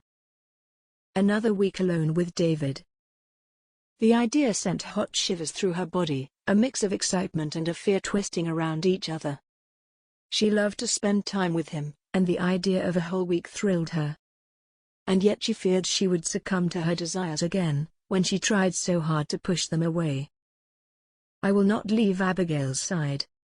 That will keep me safe. The connection between them had grown so strong over the previous days, and Teresa knew that it would grow stronger still. She was not sure she wanted that. Yes, she said, nodding, allowing his justification to convince her. It is part of my duty as administrator. I can see that. He smiled sweetly at her, the knowing shining from his eyes. Indeed. So you'll say yes? Yes, she said. Absolutely, yes. I cannot shirk from my duties, after all. No, he said. You cannot. A ball. She had attended balls of a sort, small soirees put on by the school, events through her role as administrator, but she had never been to a society ball, put on purely for the entertainment of the ton. She felt a frisson of excitement, and she imagined all the things that could happen that night. And then she felt a bolt of panic. But I have nothing to wear. I have nothing suitable to wear, David said, almost as though he could read her mind. She looked up at him, surprised at his words certainly, but also surprised that he did not have a wardrobe stocked full of suitable clothes. No? I shall have to visit a tailor. Oh, she said, unsure how to reply. He turned to her then, as though with a sudden thought, although she suspected he had thought it all along. I don't suppose you brought a ball gown either, did you? I mean, neither of us suspected we would. Why are you laughing? I'm sorry, she said, unable to control her giggle. David really had no idea of how she lived. I'm not laughing at you, David, I'm really not. But no, I did not bring a ball gown. Well, no, he said, seeming a little put out. I do not even own a ball gown. Ah, he said, looking down at his lap in embarrassment. I have nicer gowns than my everyday ones, of course, she said quickly, in case he thought badly of her. But nothing one would consider a ball gown, and certainly not a ball gown one could wear to the sorts of balls the Salisburys throw. That simply takes me back to my original point, he said simply. Which was? Neither of us have anything suitable to wear. No, she said, looking at him curiously. Do you not see what I am trying to say, Teresa? He asked, a chuckle on his lips. She squirmed in her seat. She did not want to seem slow, but she really had no idea what he was talking about. Teresa, you lovely, beautiful, intelligent lady. He leaned forward in his seat, resting his elbows on his knees. Tomorrow, we shall visit the dressmaker, and you shall have a gown for the ball. She gasped, felt her cheeks redden yet again, and she looked at him aghast. His words made her heart beat faster, but his offer made her shrink back. She could not accept it, not from him and not in this way. Gosh, David, that's... Teresa, stop. But it's too much, David. I can't, I simply can't. Think of it like this, he said. You need to be dressed appropriately, in order to correctly do your job. Yes, but... It's a business expenditure. Nothing more, he said. Teresa's eyes sparkled, and her breath was shallow. She was overwhelmed by his generosity and by excitement. And if ever there was a justification for accepting his offer, taking it as part of her duties was one. A new gown and a society ball. I cannot thank you enough, she said. Please, Teresa, he said, looking at her kindly. It is entirely my pleasure. They slipped into a silence, and they both sat comfortably happy in each other's company. They rested that way until the carriage slowed outside the manor. Before they got out, Teresa spoke. David, she said. I'm grateful that you're here. If I have another nightmare, or should anything terrible happen, I know that you will be by my side, and that I will be safe. I will always protect you, Teresa. You can have faith in that. She looked into his eyes, all his emotion flowing from him, and she felt as though he filled her, so perfectly. She let herself float on the drift of her attraction, and she smiled up at him warmly. What would you like to do this afternoon? He asked once they were in the house. The butler took her cloak and Teresa turned to speak to him. Do you know where Miss Oakley is? She is in the library, Miss Smith. Would you like me to call her for you? No, Teresa said, shaking her head. That's all right. Thank you. She looked back at David, a smile on her face, and they found themselves walking without thought to the bottom of the stairs. David rested a hand on the banister, while Teresa stood, demure and coy but flashing looks of passion at him. I would like to take a rest, if that's all right with you. It's been a terribly tiring day. Of course, he said. You are free to do as you wish. I will see you for dinner, though? Absolutely. I would love to. They stood at the bottom of the stairs, looking at each other for a long moment, and then finally he kissed her. David leaned forward and let his lips fall on hers, so soft, so supple. He inhaled the orange blossom, tasted the tea that lingered on her lips. The kiss was gentle, tender, as though if he kissed her too hard, she would break.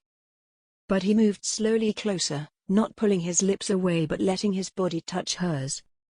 He could feel the shape of her breasts through their clothes, and his hands fell to her hips, holding her waist. She moaned, faintly.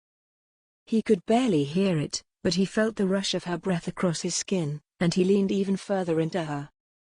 He let his arm reach around her back and pull her into him, so that she leaned back, but he could feel every inch of her against him.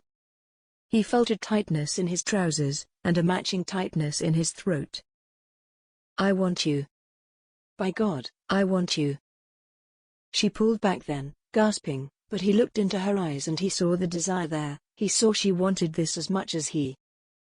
"Teresa," he whispered. "David, we can't." "We can." She squirmed from his arms and he let go, disappointment washing through him. She still held herself away from him, and that hurt more than he could say, but he understood why and he would not push her. She needed to come to him in her own time, and he did not want to pressure her. "I'll see you for dinner, though?" "Yes," she said, smiling up at him from under her lashes. "You'll most definitely see me for dinner." If you like our channel, please subscribe and make sure to click on the bell icon, so that you won't miss any future audiobooks we'll upload for free each week on YouTube. Chapter 23. "Teresa? Are you in there?" Teresa looked up at the sound of David's voice. She was in the library, her legs curled under her on the grand armchair in the corner of the room. Her pale yellow gown was embroidered with delicate spring flowers, and her shoes rested forgotten on the floor. She had a book on her lap, but she had not read a single word. She had not even tried. Instead, she sat and let her thoughts and feelings wash through her, as had been her intention in coming to the library in the first place. She sighed and looked over to the door. "Teresa? Come in," she called. "It's your library anyway," she muttered to herself a little crossly. "Ah," he said when he entered. "There you are." He looked so handsome, relaxed and at home. He wore no shoes, his stockinged feet padding delicately across the floor, and his cravat had long been discarded. Teresa liked that he felt comfortable enough with her to not be so concerned with his dress, and she adored the way his brown hair now flopped unkempt over his forehead. "Yes," she said, smiling up at him but making no move to get up. "Here I am. Is there anything I can help you with?" "No, but something arrived for you this morning." "For me?" She stretched her legs out and sat up straight. "Why on earth would something arrive for me?" "It's a letter," he said. "Price brought it to me in the study, thinking it must be for me, of course. But it has your name on it." "Goodness," Teresa said. She gazed up at him and felt herself falling, yet again, for those eyes. She quickly looked away, scolding herself for being so easily led. She would not fall for them again, not after the last time. "Do you think it has something to do with the school?"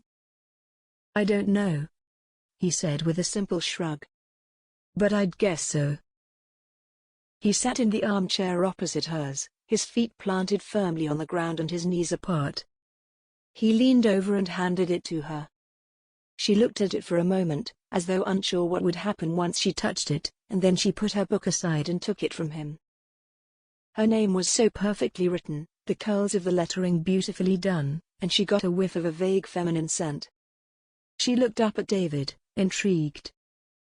"It has the seal of the Salisburys," he said, nodding towards the red wax seal on the letter. "It must be about the school, then." With that knowledge, she rapidly snapped the seal and unfolded it, reading it without hesitation. "What does it say?" David asked, equally eagerly, but he had not given her even half a minute to read the missive. She held up a halting finger, warning him to stay quiet while she read. Only once she had finished did she look up in surprise. "It's from Lady Victoria," she said. "She wants to take tea." "With us?" David asked. "No," she replied, shaking her head. "She makes no mention of you." It is like him to invite himself along regardless. Oh, David said. that's a shame. As much I love you accompanying me, I do not need you to hold my hand at every engagement, David. I am quite capable. I have no doubt that you are, Teresa, he said, seemingly surprised by her outburst. And I promise you, I was not suggesting anything of the sort. She eyed him warily for a moment, then returned her attention to the letter. All right. I shall believe you. Anyway, she would like me to join her for tea at Salisbury House this afternoon at 1 o'clock. She glanced up at the ormolu clock on the mantelpiece and gasped. That is barely an hour. So you're going to go? He asked. Why, of course, she said, and she rose from her seat suddenly. She felt a flutter of anxiety. In fact, I had best get myself ready immediately. I believe I have another gown I can wear, and if I leave right away. Teresa, he said, standing up and meeting her gaze. You will be fine as you are, I promise. He looked into her eyes, and she had to harden her heart against him. Even if she was developing deeper feelings for him, which I am not, she could not let them manifest right then. She had more important things to think about. She glanced down at her gown, then back up at David. You're right. She nodded. This gown is perfectly acceptable. I shall go like this. She reached up and straightened her unruly golden curls, then slipped her feet back into her shoes. Francis will take me? She asked. Of course, he said. You do not even need to ask. Thank you, she said. I shall just go freshen up, then leave. It takes around half an hour to reach Salisbury House, am I right? Yes, you are right. You have plenty of time. Take a deep breath. She looked into his eyes, slowing her breathing and calming her nervous excitement. All right, she said. Will you ask Francis to prepare the coach, while I freshen up and search out Miss Oakley? She should accompany me. Certainly, he said, and he smiled so sweetly at her, that she could almost believe he had never hurt her so badly as he had. With a nod, she turned and scuttled up the stairs, thoughts of Lady Victoria rushing through her. What could she possibly want?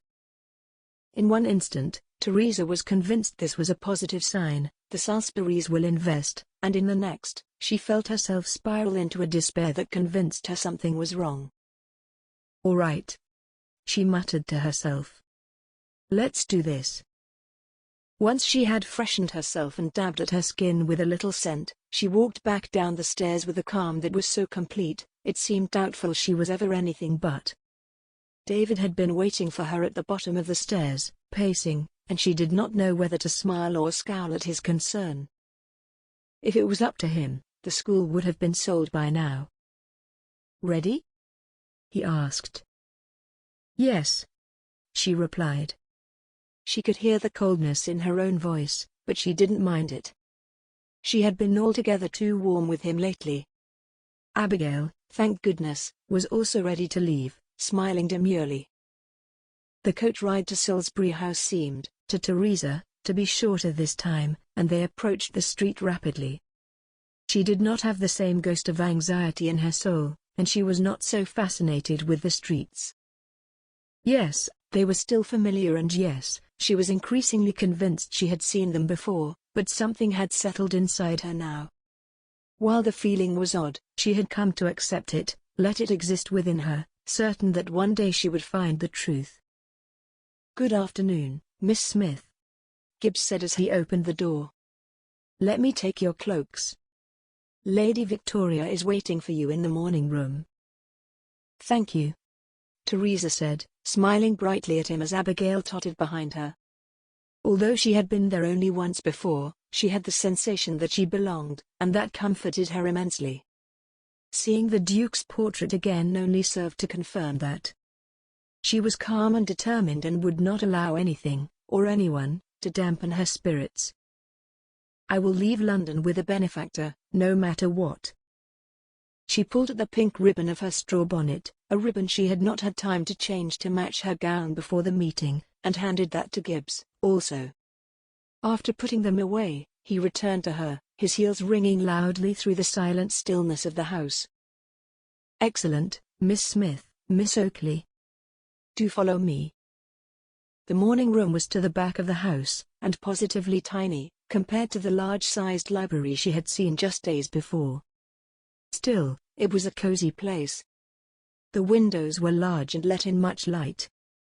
They were draped in heavy paisley brocade in a deep blue color, and lined with muslin beneath.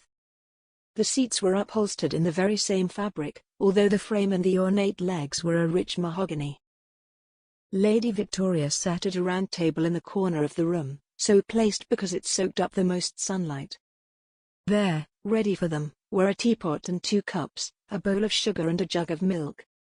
Teresa could also see a small plate of a mixture of cakes, the last dregs of their meeting 2 days earlier, she suspected. "Miss Smith, Miss Oakley, my lady," Gibbs said and bowed deeply. Teresa glanced at him as he spoke, and she saw the sour expression on his face.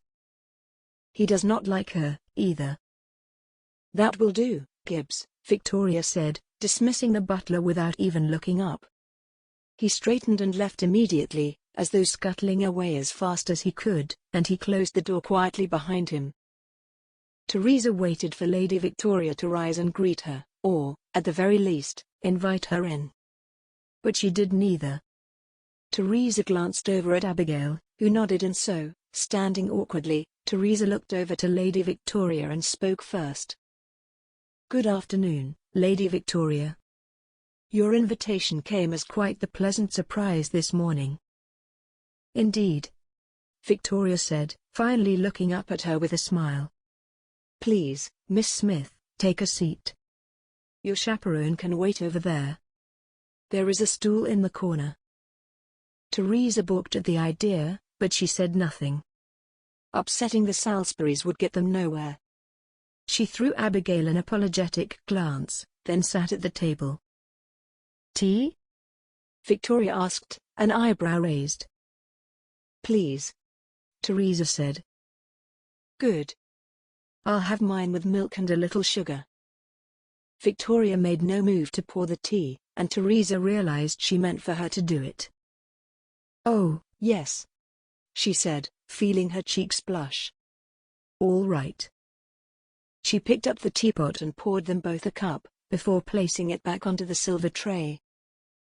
"It really is quite unusual to expect a guest to pour the tea," Teresa said. She scooped a little sugar into Victoria's cup, and then looked up at her with as sincere a smile as she could manage. "I suppose your maid must be busy?" In truth, Teresa supposed nothing of the sort. What she actually supposed was that this Lady Victoria was in fact no lady at all, or, at least, was lady in title alone. She seemed to have been taught no manners whatsoever. She clearly had not had the fortune to attend a school such as the Wearwood School for Young Ladies. "Your school seems quite the success," Victoria said, as though reading Teresa's mind. "Oh, it is," Teresa gushed. She picked up her teacup, holding the rim in both hands, and she blew across the surface, causing the liquid to ripple. The late Duke of Lentingdale started off with only 30 girls, and the following years he enrolled, rescued, another 30. Now, we're able to take on 40 girls per year, and they stay with us until they turn 10 and 8. "That is quite impressive," Victoria said. She had not taken a sip of her tea, or even paid it the slightest heed. "And what becomes of them? How can you be quite sure that they do not end up back on the streets, in the workhouses? For that surely would be a waste of resources." "I can assure you, my lady, the girls are well prepared for a life outside the school walls. By the time they leave us, not only are they educated in the basics of reading, writing, and mathematics, they are also efficient at cooking, darning, embroidery, childcare, and all manner of things. And we have a program for the older girls," Teresa said, not letting Victoria interrupt. She felt herself grin with satisfaction, as though she had won a small victory. From the age of 17, we test them for aptitude and intelligence, and then we work with them to find suitable positions. No one leaves our school until they have somewhere to go. I see, Victoria said. And how many have simply become teachers in your school, because they could not find anyone else to take them? Like yourself? Very few have met quite the exacting standards required to remain at the school, she said, hiding her scowl and instead, smiling so sweetly as to be sickening. Lady Victoria smirked in reply. They lapsed into a pause, the two eyeing each other over the table as though appraising an enemy, and then Teresa picked up a little cake and threw it into her mouth. I was right. It is stale as a 2-day-old cake ought to be. She chewed and swallowed all the same, just as she had been taught. She had no doubt that this so-called Lady Victoria would have spat it back onto the plate. Tell me, Victoria said eventually. She clasped her hands together, and then rested her chin on them, looking at Teresa curiously. What would you like to know? How is your life in Exeter? Teresa felt herself blush and she squirmed in her seat. Why, it's perfectly decent, thank you. And you? Tell me more about you personally. Teresa chuckled, but she rubbed the pad of her thumb over her fingernails nervously. There is very little to know about me, my lady, and even less for those who wish to become benefactors. Humor me, Victoria said, and Teresa sighed in resignation. Lady Victoria had proved herself rude on more than one occasion, and this one was no different, but Teresa desperately wanted that funding for the school, and so she allowed herself to play Victoria's game. All right, she said. What would you like to know? Your parents. Who were they? I have no idea, Teresa said. As I explained just the other day, the Duke of Lentingdale found me in the workhouse. Yes, Victoria said, waving her hand dismissively. I know that. But where did you come from? You must have some sort of idea. Was your mother a lady of the night, for example? Teresa cleared her throat and readjusted her skirts. This was not how she had imagined the conversation going. Well, no, she said. Actually, I don't know, but I certainly hope not. You don't know? No. I don't remember anything before my 9th year, when I was taken in by the workhouse.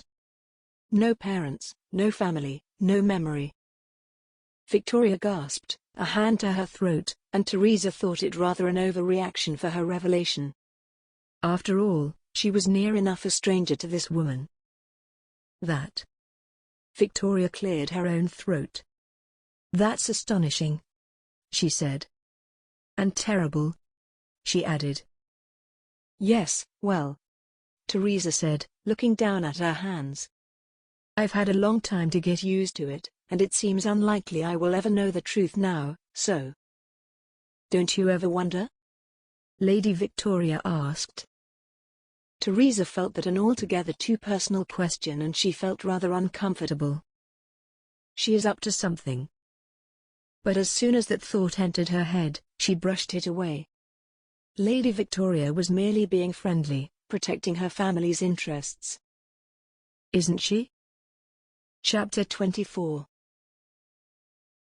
It was the dead of night when she crept, cloaked and hooded, through the streets of London.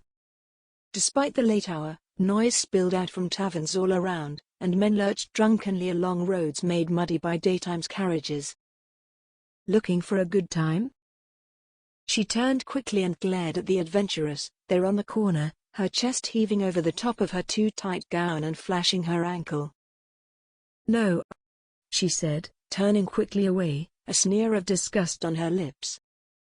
Did I really come from this world? How far I have come. She knew no one would recognize her, but for the man she was going to see, and she passed by many men as though invisible.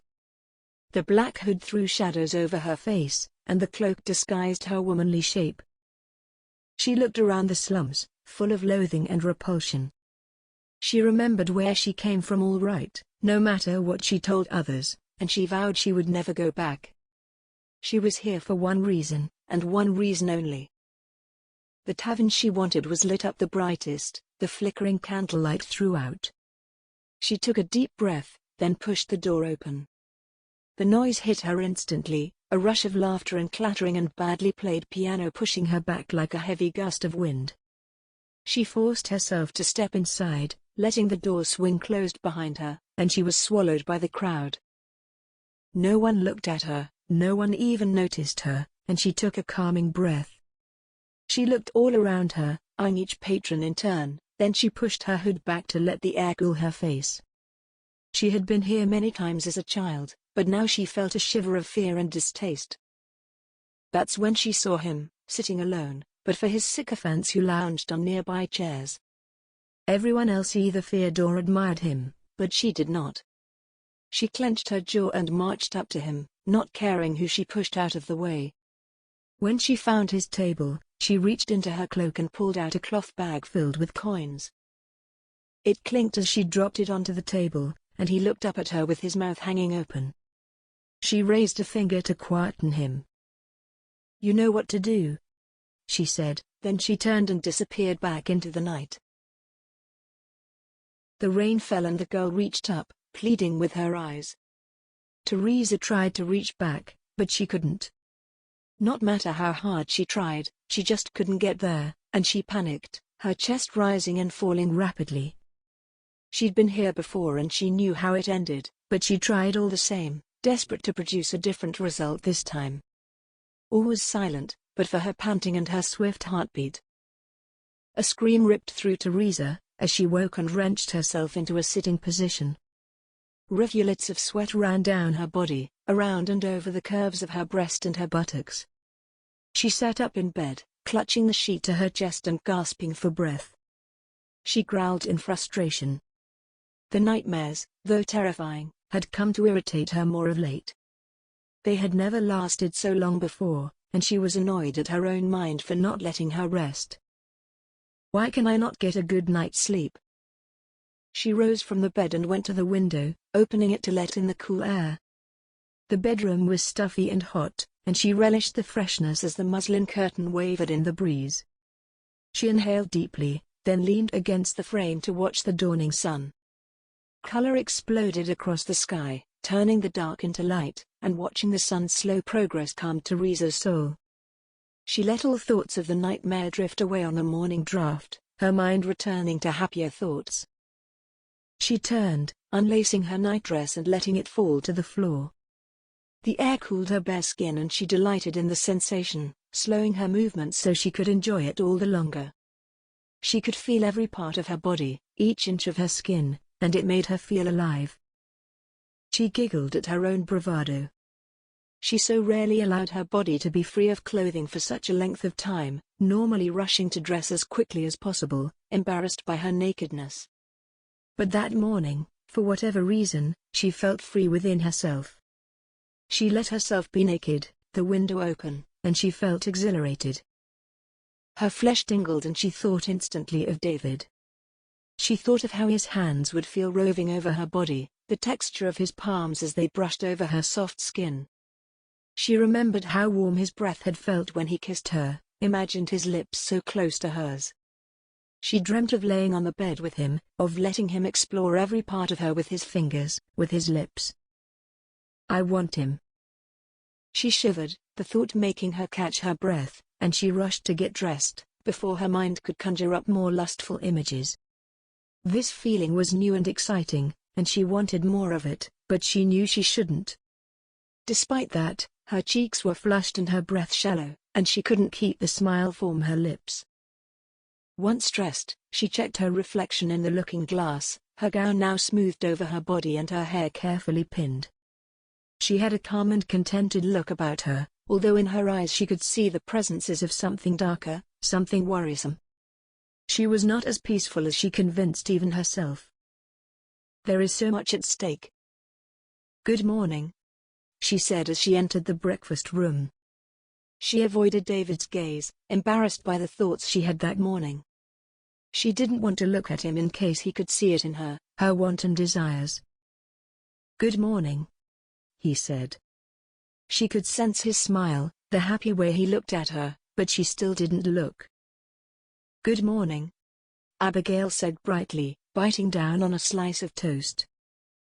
"I trust you slept well?" David asked as she took her seat. "No, actually," she said. She reached forward and took a triangle of toast from the toast rack, then spread it liberally with jam before finally looking up at him. "I had the nightmare again." "Oh, Teresa," David said, his eyes softening into sympathy and concern. "Again?" Abigail asked. Teresa nodded, her eyes tired. "That's awful," David said. "I'm so sorry. Are you feeling all right now?" "Yes, quite all right," she said, pouring the tea. A finger held the lid of the teapot as she tipped it over, steam rising from the cup. "Tea?" "Please," he said, and pushed his cup and saucer closer to her. "I just wish they would stop. They seem to be becoming more and more frequent, and they certainly have never lasted this long before. I am tired." "Perhaps there is something bothering you." David took a sip of his tea, watching her over the rim of his cup. "Other than my attraction to a man who has done nothing but hurt me? Other than the fact the school is in desperate need of funds we cannot find? Other than my memory loss and whatever tragedy occurred when I was a child?" She shook away the thoughts. Dwelling on her problems wouldn't help. "Perhaps," she said, smiling up at him. "At least I am awake now, and there are no nightmares here. And you? Did you sleep well enough?" She took a bite into the toast, the jam rich and sweet, the toast crisp. "Yes, thank you," he said. "I slept remarkably well, but then I always do. Say, how did it go with Lady Victoria yesterday? I didn't have a chance to see you last night, and I missed you at dinner." Teresa groaned and rubbed the crumbs from her fingers on her napkin. "That well?" he asked, smirking. "It was." She paused to think of a suitable way of describing it. "Not what I expected." "Really?" David asked. "Did she ask about the school?" He ripped a bit of toast from his triangle and threw it into his mouth. Teresa smiled at that, such a childlike action for a grown man, and a duke, too. He seemed so free and easy, and she envied his energy. "A little, but she was more interested in me, to be honest. Asked me all sorts of personal questions. That's why I didn't come to dinner. I'm sorry, but I was quite exhausted, and I felt entirely uneasy." "How very strange," David said. "I wonder why that is." "I don't know," Teresa replied thin-lipped. "But it certainly made me feel very uncomfortable." "I'm not surprised," he replied. "It would have made me feel uncomfortable, too. Or perhaps I'm being uncharitable, and she was merely being friendly. Am I awful for thinking badly of her?" "Absolutely not," he said firmly. "You certainly could never be described as awful." "Thank you." Teresa's heart missed a beat and she suppressed a smile. He spoke as though he truly cared for her, truly liked her, and that thrilled her in so many ways. If only I could trust in his intentions. "Well, whatever the reason, forget about that for now," he said. "We have a full day ahead of us." Chapter 25. "I think that one would look perfect on you," David said, gazing lovingly at Teresa. The dressmaker had draped her with a golden satin fabric. "Do you really think so?" Teresa was uncertain, but she was uncertain about the whole thing. No one had ever bought her a gown before, and that made her worry about what David was after. "I really think so," he said. "The color matches the honey in your eyes." Teresa wrinkled her nose up at his compliment, so sweet and yet so tawdry. "He is absolutely right," Abigail said, looking over the fabric. Can you have this ready by Saturday? Teresa asked the dressmaker, who still had pins in her mouth. She nodded furiously, then as she stepped away from the fabric, she took the pins out of her mouth and spoke. I can have it ready by Friday, she said. We'll take it, then, David said. But nothing, Teresa. You shall have a gown for the ball, if it is the last thing I do. Teresa felt a shiver of annoyance that he had spoken for her, but she chided herself.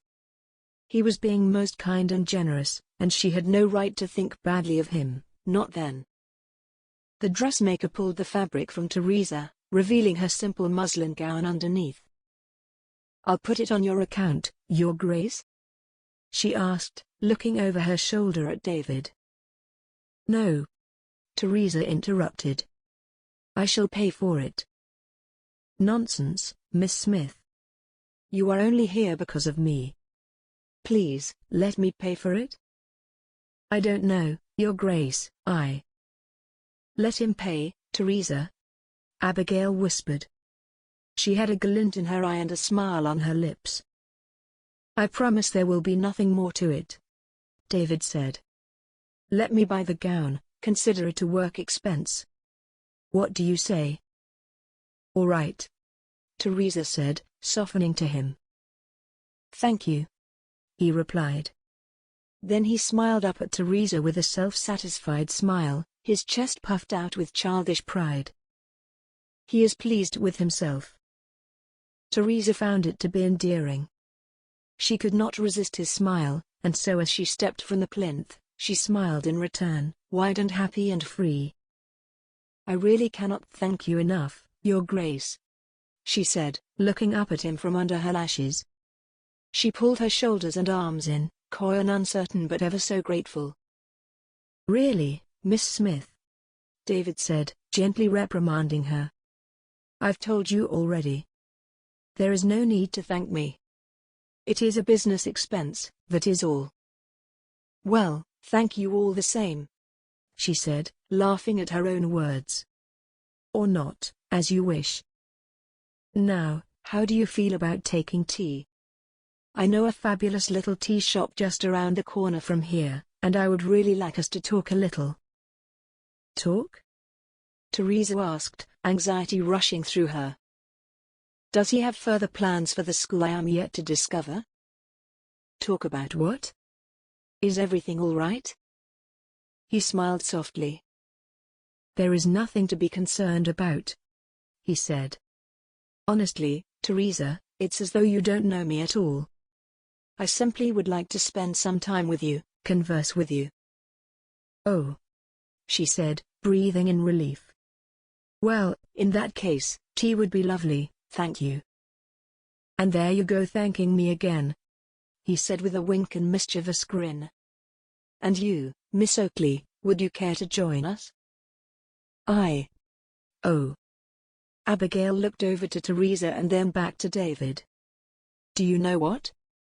If it's all right with you, I would prefer a little time alone. I shall return to the house. As you wish, David said, a smile on his face. Teresa had never seen a place quite so beautiful. The tea room, although not large, was perfectly sized, the tables placed at intervals wide enough to allow for privacy, but close enough to not seem sparse. In the far corner, a pianist tinkled on a grand piano, the notes clinging delicately to the air. The maitre d' showed them to their table, covered in a bright and crisp white tablecloth, and he pulled Teresa's seat out for her. Heavens! She said.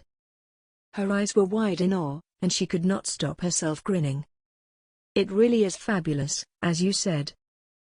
Told you, David said with a twinkle in his eye. Afternoon tea for two? The maitre d' asked, looking down at them with his white-gloved hands clasped together in front of him. Yes, thank you, David said, then turned to Teresa conspiratorially. They do the very best tea cakes one could imagine here. I shall look forward to them, Teresa said. She shifted position in her seat and looked at David warily. She was having a wonderful time, and that worried her. She had not wanted to let her guard down, but she couldn't help herself. "Teresa," David began. He sounded unsure, nervous, and Teresa felt herself tense with fear at what he was to say. "I do wish to talk to you." "And we are talking," she said with a false smile. "What on earth is he talking about?" "Yes, but—" "What is it, David? Whatever is the matter?" "The truth is, I have loved you for a long time, Teresa." He did not meet her gaze, and that was probably a good thing, for she blushed furiously. "Do not preach to me of love, David. You do not hurt the ones you love." "But I—" "No," she said, her lips pursed in annoyance. "If you loved me, you would never have left me. And you certainly never would have threatened me with the sale of the school. But do not think that buying me a gown, and taking me to tea, is enough to soften me against those pains, David, because they do not. I was rather hoping that my general behavior might have done that," he said, looking at her now with a pleading in his eyes. "The gown was not intended to buy your forgiveness.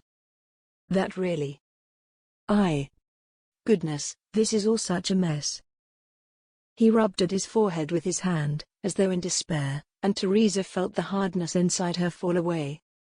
He looked so desperately sorry and so terribly vulnerable, and she wanted to hold him, to wipe away his fears and his regrets.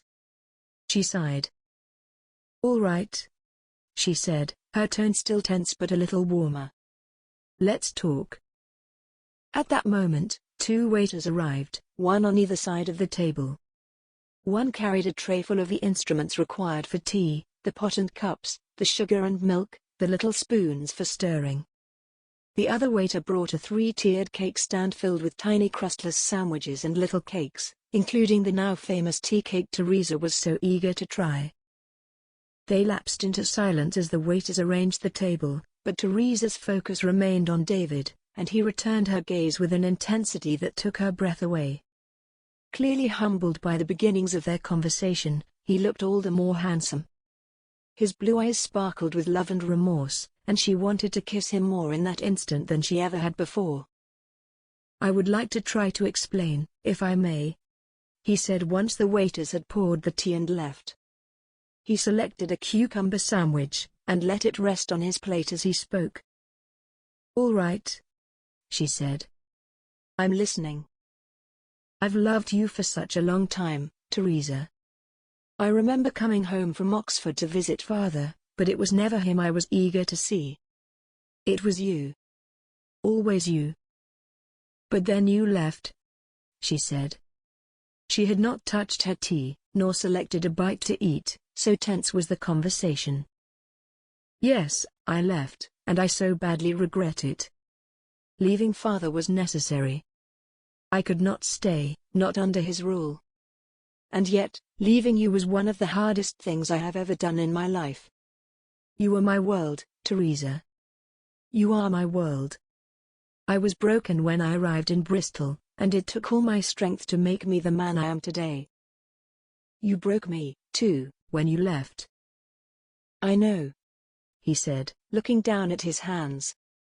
"And for that, I am eternally sorry. I never meant to hurt you, not for a single second, but if I didn't leave when I did, I would never have been able to love you. I would have turned into a bitter, angry man with an inability to love anyone." "Was your father really that bad?" she asked, leaning forward in her eagerness to hear his reply. "Yes and no. He meant well, but what he meant did not translate into his actions, and I felt, even at his death, like a small boy unable to do anything right. I had to leave, for my own good." "I understand," she said, and she found that was true. She had always known Jeremy and David to have a tumultuous relationship, and she suspected Jeremy of being a harsh father, despite how wonderful he was in other parts of his life. "When I left," he continued, "I had to put you out of my mind, but when I returned, my feelings for you came flooding back. I fell in love with you all over again the very moment I saw you, so much so that my love for you helped me cope with father's death. You were, perfect, Teresa. So beautiful and intelligent. I have never before met a woman so capable and strong as you are, and every time I hear you speak, it takes my breath away. I need you to know that, Teresa. And what about the school? She asked, although she could feel her icy center melting away. His words had made her sit up straighter, prouder, and she loved the way in which he so consistently boosted her confidence. What about the school? He asked, curious. You were intending to sell it. She could feel the tense beat of her heart, faded now but still drumming out its rhythm. He sighed, then reached up and fiddled with the handle of his teacup. She could see he did not want to meet her gaze, but he forced himself to look up. Part of me wanted to sell it, I admit that. I wanted rid of anything to do with father. But in truth, I never could. It is such an important venture, one that has helped so very many, and will continue to do so for the longest time possible. So the financial troubles? They were real, Teresa. Goodness, they still are. But we can get through it, and I will do everything in my power to ensure we do. And you have me, she said, smiling sweetly now. Her stiffness had loosened, and she felt herself let go, completely and without doubt. I have you? She could see the relief flood through him, a delight lighting up his face, and she bit her bottom lip in desire. You have me, she repeated, barely a whisper, but so full of emotion, that it was as though she was giving her all. To help with the school, and to be by your side, if you want me. Yes. He gushed. Yes, I want you. And I promise you, Teresa, from the very bottom of my heart, I will never hurt you again. I won't leave you or break your heart. I know it's hard for you to believe me, after what has happened in the past, and it may take time for you to trust me completely again, but I promise. I'm here for you, forever. Chapter 26. The coach ride back to Lentingdale House was filled with mindless chatter, all that needed saying having been said over tea. They had talked of everything over sandwiches and cakes, and their teapot had been refilled more than once. They spoke of their love and their fears, of remorse and forgiveness. They spoke of their plans for the future, of the school and of them. They both let go, showed themselves truly and freely in such a way that left them both excited for what was to come. Do you think there will be many people at the ball? Teresa asked. I don't doubt it, he said. If I remember rightly, the Duchess' exact words were the whole of London will be there. Gosh, Teresa said, blinking in surprise. And we have been invited. David blushed then, looking embarrassed.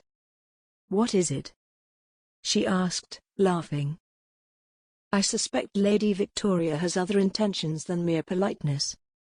She was rather forward? Teresa asked, unable to stop herself giggling. Indeed. David raised his eyebrows, feeling terribly awkward. Although I would never. It's all right, Teresa said. I had rather noticed her brazen behavior. She seems to me to be no lady at all. I think you are right there, David said with a solemn nod. He felt a happiness he had not thought possible. He had thought, just the day before, that spending time with Teresa had made him the happiest he could be, but how wrong he was. For now, having made peace with his wrongdoings, and having found forgiveness from the one woman he loved more than anything in the world, he felt his guilt wash away and his fear melt into nothing.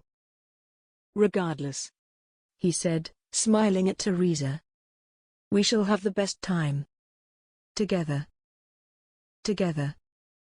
Her smile lit up her whole face, her beauty all the more striking now she felt at ease, and he loved that he had given that to her, even if he was the one who took it away in the first place. The coach jerked all of a sudden, as though forced into an abrupt stop. Teresa lurched forward, unable to keep herself upright, and she rather fell onto him. He held up his arms to catch her, and she put her hands out against his chest. He felt her lithe body against his, the softness of her, and her orange blossom scent overwhelmed him. He let out a deep sigh, his cheek against hers, her hair tickling his face. He did not ever want to let go, not now that he had her. She pulled back, not enough to right herself, but enough to look him in the eyes. They stayed in that position for the longest moment, and then he leaned forward, slowly and carefully, and he kissed her. Her soft lips brushed against his, flesh barely upon flesh, and he felt a shiver of excitement run through him. When he pulled away, he looked into her eyes again and smiled at her. "You are my everything, Teresa. Never forget that." For the rest of the journey back to the house, Teresa could not get those words out of her head. "You are my everything." Her heart tickled against her chest, beating hard and reminding her of its presence. How he had filled her heart so completely, how he had exonerated himself so fully. When she had returned to her position in the coach, they had fallen into an embarrassed but happy silence, letting their thoughts wash through them. Teresa knew her cheeks to be pink just from the warmth she felt on her face, and she rested her mouth on her hand as she gazed out of the window, unseeing, only feeling. She remembered the feel of his strong arms around her body, his manly scent, the hardness of his chest beneath her hands. She could not rid herself of the image, she did not want to. Instead, she let her mind wander to the week previously, when he had run into her room in his nightshirt. She had stopped him then, but she still remembered how he looked, tousled from sleep and with a fearsome passion in his eyes. He had touched her with urgency, with need, and she felt that very same need rising within her, until she was engulfed in a heat that prickled all over her body. "Oh!" she squeaked, raising a hand to her chest. David's face shot around in surprise. "Is everything all right?" he asked. "Yes," she said, her voice barely a croak. "Yes, quite all right." But once they returned to the house, she could no longer hide her desire. As Price took their coats and hats, she could not take her eyes from David, and he could not take his eyes from her. They were pulled together by some force Teresa did not understand, but this time, she didn't resist. "Miss Oakley is in her rooms, resting," Price said, although he did not get a reply. Teresa faltered, feeling the warmth in her cheeks. "I think I'll go to the library, read a little," she said. "Yes," he replied, clearing his throat. "I think that's an excellent idea. I shall join you, I shall also read for a while."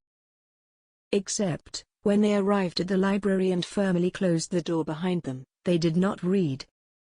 They didn't even make it to the chairs. Instead, they kissed, deep and true and hungry. His hands roved over her back, down her sides, while hers held his head close, still, not letting him stop kissing her. When they finally parted, gasping for breath, they said nothing but looked into each other's eyes, wide and full of wonder, and they both knew what they were going to do. "I have wanted this for so very long." She wanted to feel his body against hers, to let herself fall into his arms, and have him guide her through this new and exciting world she was discovering. She craved to feel the whisper of his breath on her neck.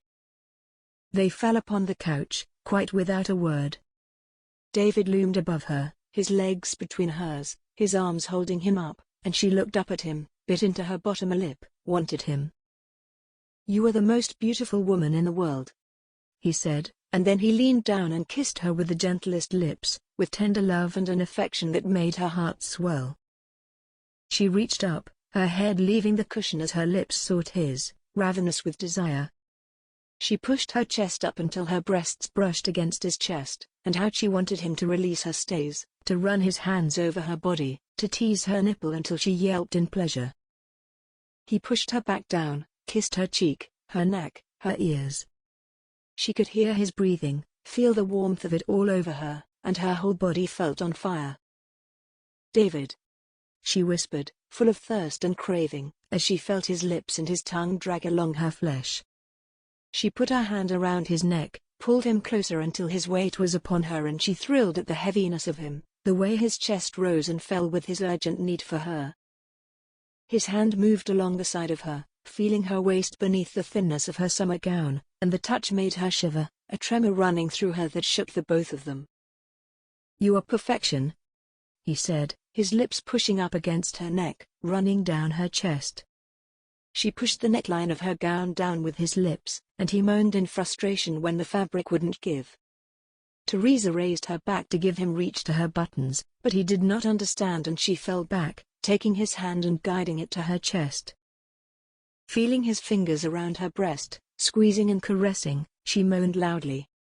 He put a finger to her lips, urging her to be quiet, but she kissed it, licked it, tasted it, and he smiled down at her as though she was a goddess. She let her hands move quite by themselves around his back, feeling the muscles underneath his shirt tense and relax as he moved, and it thrilled her. She moved down, her hands now resting on his buttocks, and she instinctively wanted to pull him forward, pull him into her, a true and animalistic instinct she had never before felt. But before she could, she felt her skirts creeping up her bare legs and she tensed, not in fear this time, not wanting him to stop, but in excitement and yawning. She turned her head to find his lips again, kissed him, let her tongue run across his bottom lip as his fingers found her sex. And almost without thinking, she opened her legs just a little bit wider. He teased her a while, running his finger along her wetness, and for the briefest of seconds she wondered what he was doing. But she did not wonder for long, because whatever it was, it consumed her and she wanted more of it. She whimpered, and in her whimpering, she begged him. "Please, give it to me." And when he pushed inside her, she gasped, surprised but alive, her body bucking under his touch. He leaned down, his kiss hard and eager, and it pinned her down as he pleasured her. She wanted to cry out, to scream, to give herself to him completely, but all she could do was whimper in his arms. The pleasure came in waves, rushing through her one after another, until she felt herself push against his fingers, her body asking him for more. And when they subsided, she fell, spent, back on the bed, her face and neck flushed with love and gratification. "We should stop," he whispered into her ear. "It is not proper to continue." "I do not want to stop," she whispered back. "But yes, we should. It was not proper to do what we have already done." "Worry not, my love," he said, his body still weighing down on her, his words barely there in her ear. "Our time will come, and then we can have it all." Chapter 27. "Teresa, are you ready? We're running late." David called through Teresa's bedchamber door. "I'll just be a moment," she called back. He looked dapper in his fine evening clothes. His pumps were highly polished and worn with black trousers. He wore a black tailcoat with midnight black velvet lapels.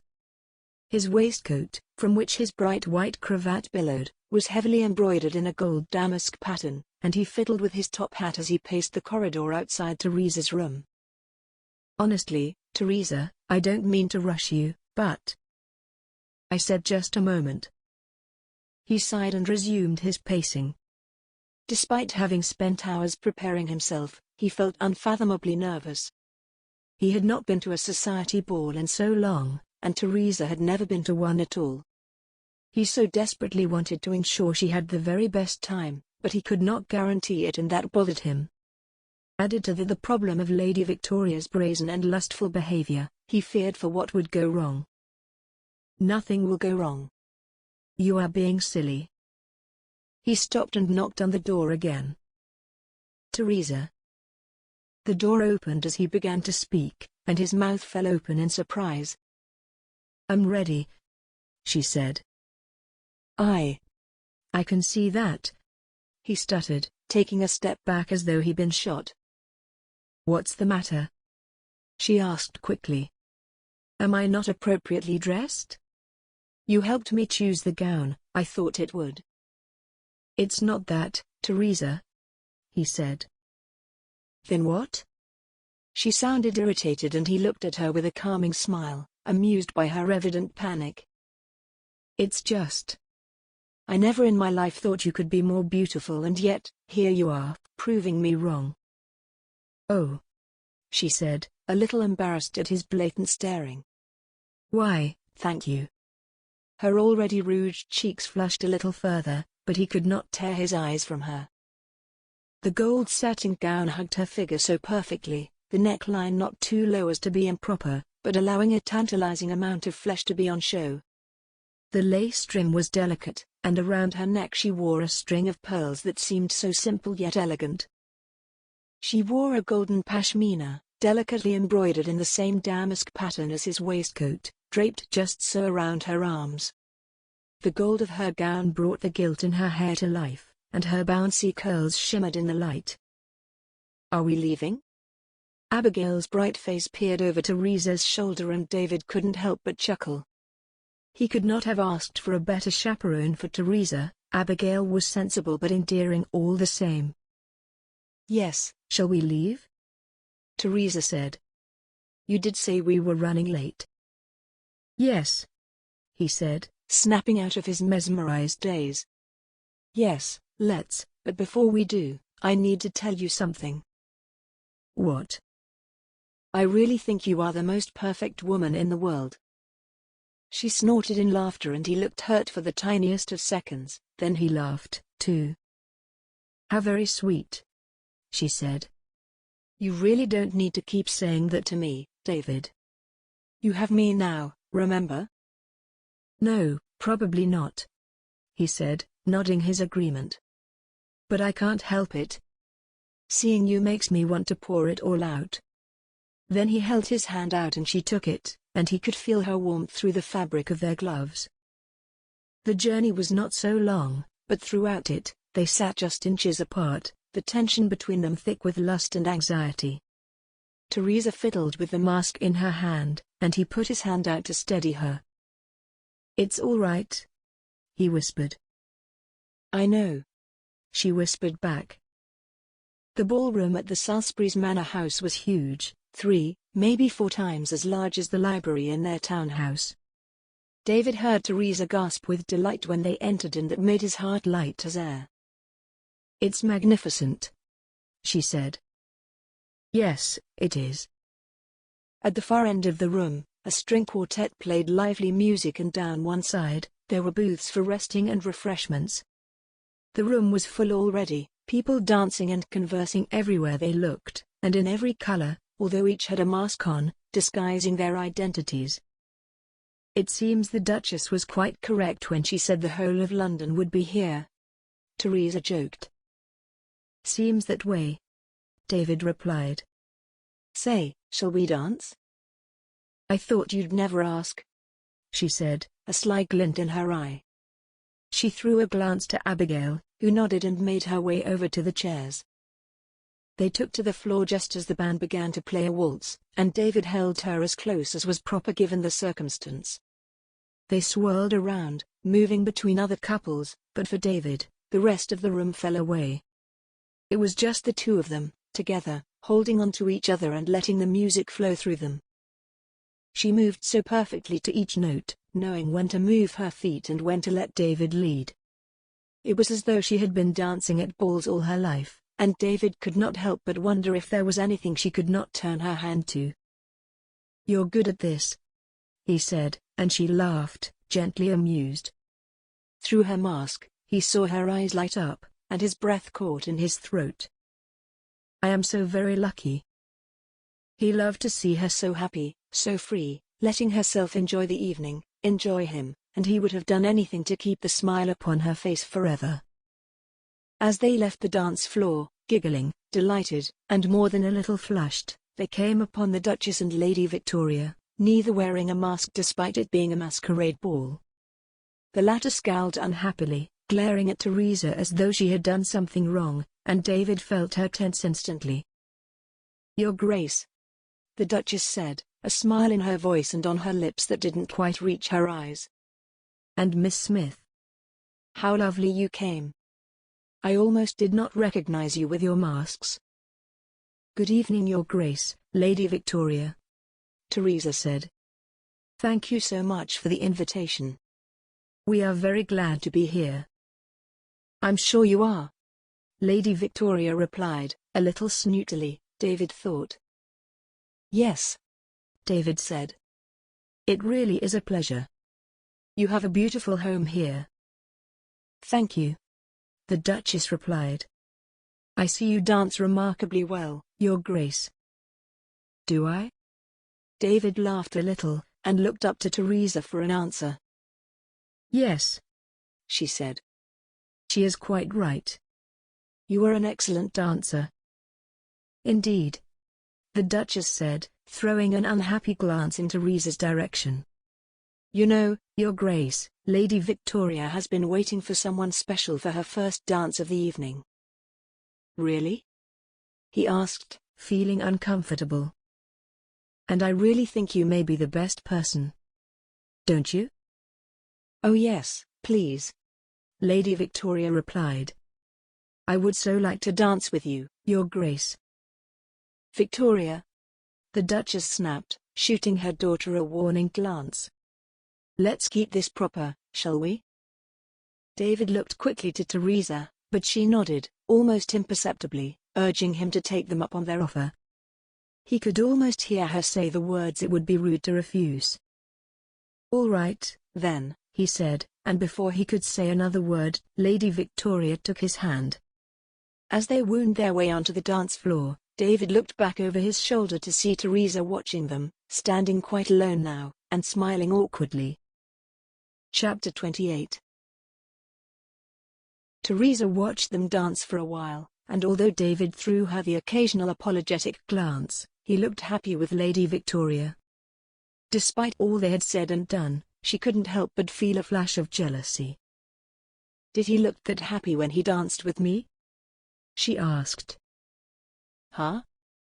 Abigail said, looking up from her drink. I'm sorry? Teresa looked at her and smiled. You have not been paying the slightest bit of attention, have you? No, Abigail admitted, her cheeks flushing. It matters not. Teresa rubbed the pad of her thumb over her fingernails, worrying at them. Would he prefer to marry someone titled? She shook her head then, scolding herself. She should not doubt him or herself, not when David had been so sweet and loving over the past days. She could not, should not, allow her fears to run away with her. David was dancing with Lady Victoria to be polite, nothing more. It was her birthday, after all. She turned and found her way to a booth, where she slid onto the bench. A waiter came and offered her a glass of wine, which she took happily, and sipped as she watched the crowd. After a few moments, a lady joined her, resplendent in a bright cerulean blue gown and an ornate mask. She positively glowed with happiness, and Teresa smiled to see it. Good evening, she said. Good evening, the lady replied. Gosh, isn't it wonderful? I haven't stopped dancing for hours. I feel for your poor feet, Abigail said, smiling wryly. Yes, Teresa said. It's very pleasant, indeed. I did not realize it possible to fit quite so many people in one room. I know. Lady Victoria certainly knows how to throw a good soiree. Teresa smiled, then glanced over to see David again, but he was not there. Their dance must have ended. Teresa felt a bolt of something run through her, fear, perhaps, sadness, anxiety, and she took off her mask to get a better view. That was fabulous. Teresa looked up to see Lady Victoria looming over their table. It looked like you were enjoying it, the lady opposite said. She removed her mask, too, then, and Teresa saw it was Lady Alison, Victoria's sister. They had met briefly at the talk the week before, although they had not spoken much. Lady Alison Haymarth, the eldest daughter of the Duke and Duchess of Salisbury, was much more beautiful than her sister, Teresa found. She was tall and slim, her figure well displayed in a gown of cerulean blue. Her blonde hair shimmered in the light, and her brown eyes were flecked with gold. She held herself tall and proud, and she had a quiet certainty of who she was and what she wanted out of life. In both of her encounters with Lady Alison, Teresa could see how bored she was with society life. While Teresa thrilled at the chance of being involved, To Alison it was just another ball, another opportunity for her mother to show them off, and encourage Alison to marry into wealth and status. "Oh, ally," Lady Victoria said. "He's absolutely perfect." She nudged Alison up along the bench and sat down beside her, then she said in a whispering, conspiratorial tone, "And between you and me, I do believe he's smitten." "How could he not be?" Lady Alison replied, although Teresa suspected her smile was more an awkward one than genuine. "I really shouldn't tell you this," Lady Victoria said, glancing over to Teresa to involve her in the secret, too. "But I really think he will propose soon." Teresa gasped and dropped her mask onto the table. "Is everything all right?" Lady Alison asked. "Yes, quite all right," Teresa said, then looked at the conceited smirk on Lady Victoria's face. "It's really rather warm in here, isn't it? Could you please direct me to the gardens? I think I should take some air." She swallowed hard and blinked away the tears. As confident she was in David's love, she could not listen to Lady Victoria's claim he was about to propose. She could see, in the corner of her eye, the worried expression on Abigail's face, but she couldn't look at her. "Of course," Lady Victoria said, a false sweetness upon her lips. She nodded to the far end of the hall. "That door in the right-hand corner will take you straight out onto the terrace." She smiled, looking up at Teresa expectantly, her head slightly tilted. So self-satisfied. Teresa nodded her thanks, then turned and fled the ballroom. She pushed past dancers, paying no heed to who saw, just desperate to take a breath of air. "Teresa, wait," Abigail called, but Teresa ignored her. As she burst out of the double doors, the cool summer evening air rushed over her hot cheeks, and she sighed an instant sigh of relief, as though she was free of torment. The terrace was paved with stone, an ornate wrought-iron table set with 4 chairs tucked into the corner. Around the edge, a grey stone balustrade ran, with a wide gap in the center, from which led 5 steps down to the lawn, that went on for as far as Teresa could see. There were candles placed around the balustrade with a few set into the walls of the manor house, and they flickered even though the sky was still not fully dark. It gave the terrace an otherworldly feel, and Teresa could not stop the thundering beating of her heart. Could it be true? After all we said and did? She laughed at herself and her insecurity, for she knew, deep down, it could not be true. David had shown his love and she felt it so completely. No matter what the so-called Lady Victoria said or did, their love would stand the test of time. Except Teresa, Abigail said, moving further into the garden. "Don't get upset." "I wish to be alone," she croaked, although in truth she didn't much care whether Abigail stayed or left. It would make perfect sense. He had indeed looked happy as they danced, and she was a very beautiful lady. Teresa had already thought herself she would make a better match for David. While Teresa was low-born, nothing but a school administrator, Lady Victoria was titled, and she had money behind her. Enough to solve his financial problems, too. Teresa whimpered then, loud and clear, but it was enough to stop the tears from rolling down her cheeks. She had been a fool to trust all those sweet words David had said. He had wanted only one thing, and she had given it up to him so easily. She had even wanted it. "Oh, Teresa," Abigail said, moving closer towards her. "It's all right." "No, it's not." She groaned and let herself slide into one of the iron chairs, her face buried in her hands. David Wearwood had hurt her, yet again, and she had allowed it to happen. How could I let myself be duped again? She stood then, and walked over to the stone balustrade. She put her hands against it, leaning heavily and raising her face to the cooling air. She closed her eyes and took a deep breath. She had been fooled, but she would not let him do that to her again. But as she opened her eyes and looked over the gardens, confusion veiled her yet again. Can I faithfully take what Lady Victoria said to be true? Perhaps she was not even talking about David at all, but rather someone else. She growled in frustration, not knowing what to think. David had been so genuine in the tea room, and his touch had seemed so real, so full of love. But what do I know of love? With a sigh, she stepped down from the terrace and wandered onto the pristinely kept lawn. To her right, there was a small copse, large enough for her to be hidden from view, but not quite big enough for it to be a concern, and she rushed into it. She fell against a tree, her breath heavy but her emotions heavier. She did not know what to believe, what to think, but she knew that she needed time alone before she returned to the ballroom. Victoria watched Teresa run from the ballroom with a flush on her face, and she could not help but smile at her success. She turned back to her sister. "I'm having the most wonderful evening," she gushed. "Good," Alison said. "It is your birthday, so you should have a wonderful time." "I really think it will work with His Grace," she said, a little wistfully, and she ignored the look of consternation that crossed over her sister's face. "After so soon? You barely met him, just days ago. Do you doubt my ability to attract a well-bred gentleman?" "Not at all," Alison said, a little softer, and Victoria nodded with satisfaction.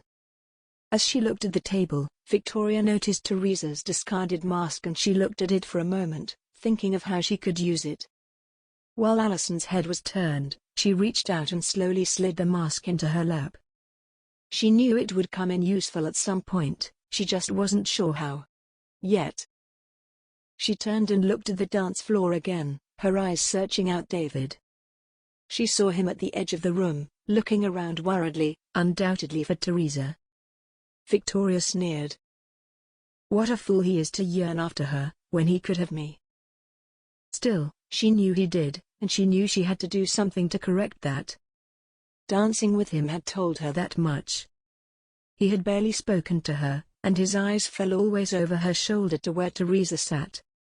He was completely smitten with her, and yet she was nothing but a school administrator. As she watched, she saw him turn away and make his way to the garden. She turned to her sister. "Please excuse me, Alison," she said. "I think I'll take some air."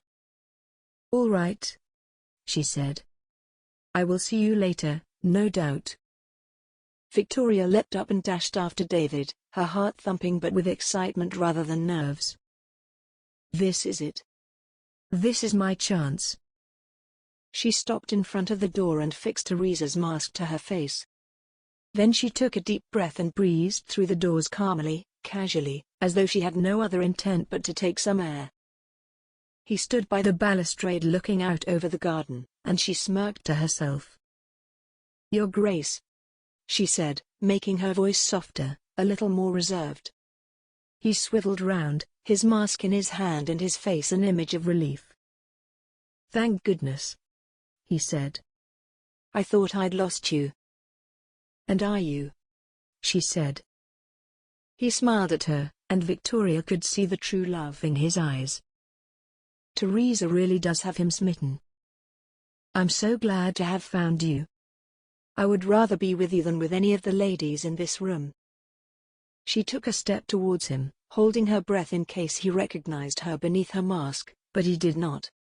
He was too blinded by love and passion to see the truth, and the sky had darkened, giving her the perfect cover.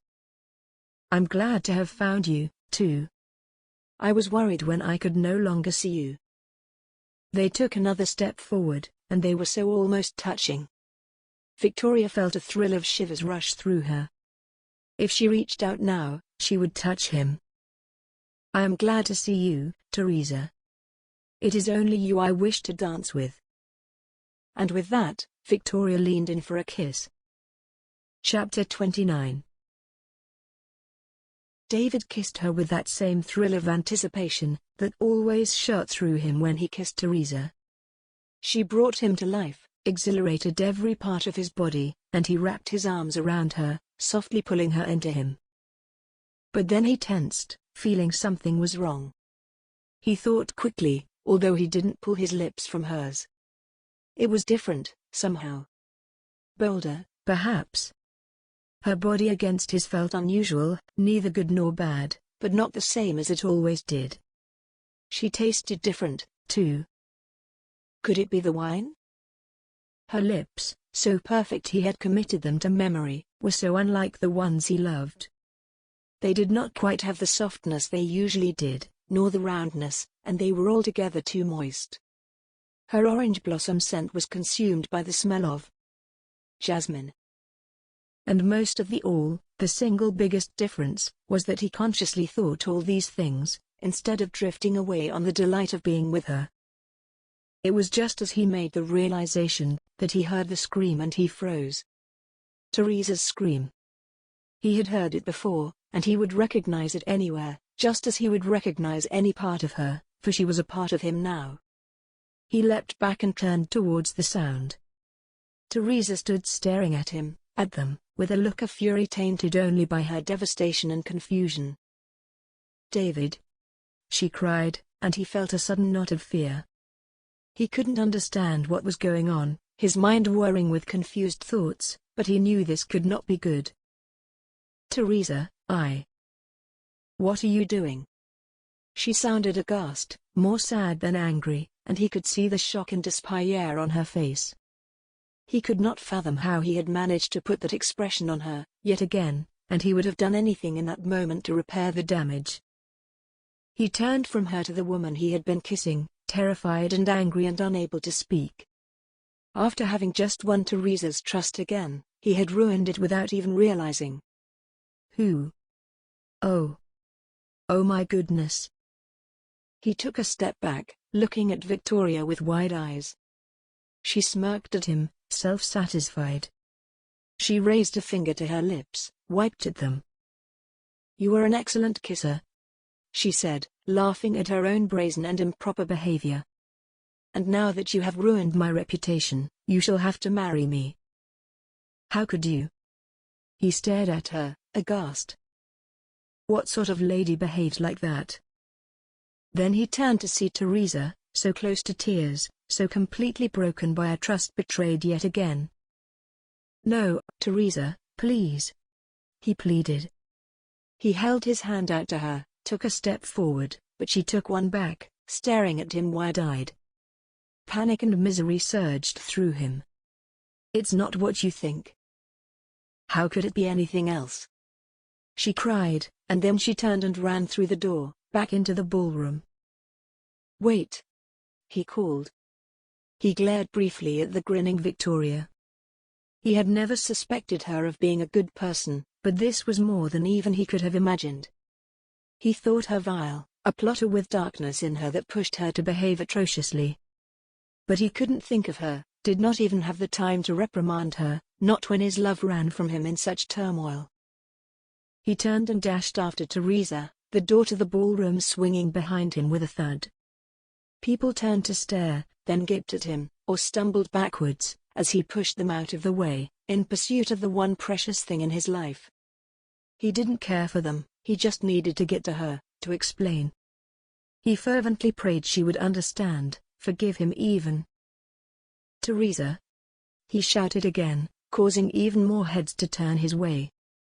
They would be the talk of London for weeks to come with such a scene, that he knew, but again he didn't care. She was all that mattered to him. She will stop at the carriage, she has no other way of returning home. But she didn't stop. Not at the carriage, not outside the house, not even in the driveway. Instead, she ran out onto the road, the pins of her hair loosening and causing long golden tendrils to flow out behind her. She dropped her pashmina, or discarded it without care, and for a second, he was tempted to stop and pick it up, but it was not important. She was important. He needed her, and he had to make her understand.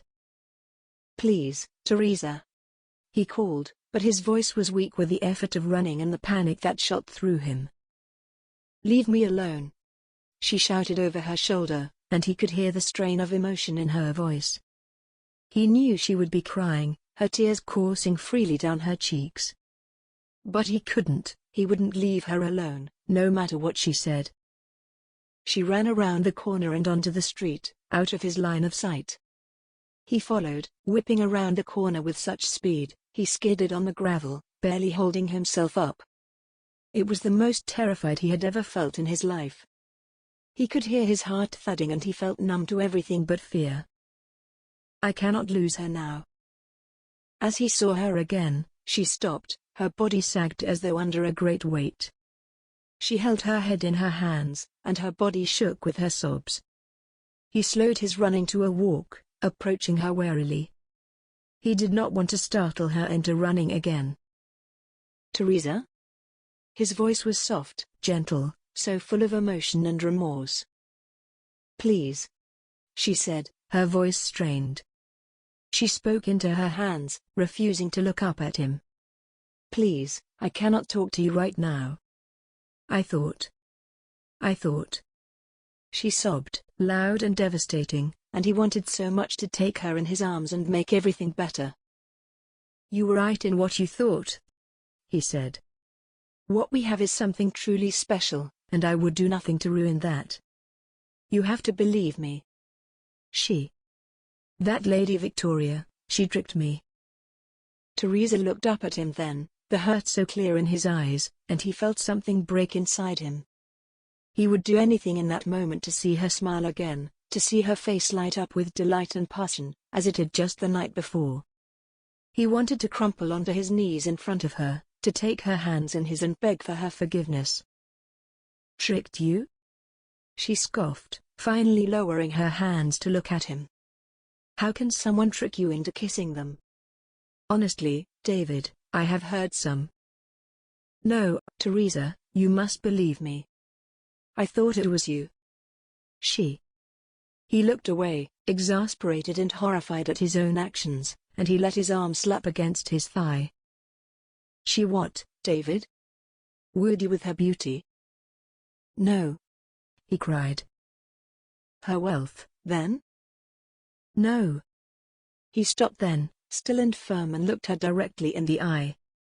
It is not her I want. It is you. She was wearing your mask, her gown is very similar. It was dark, her hair. I don't know what to tell you, Teresa, but that I would never have kissed her, had I realized it was not you. I have no interest in that woman. You are the only one I want. Really?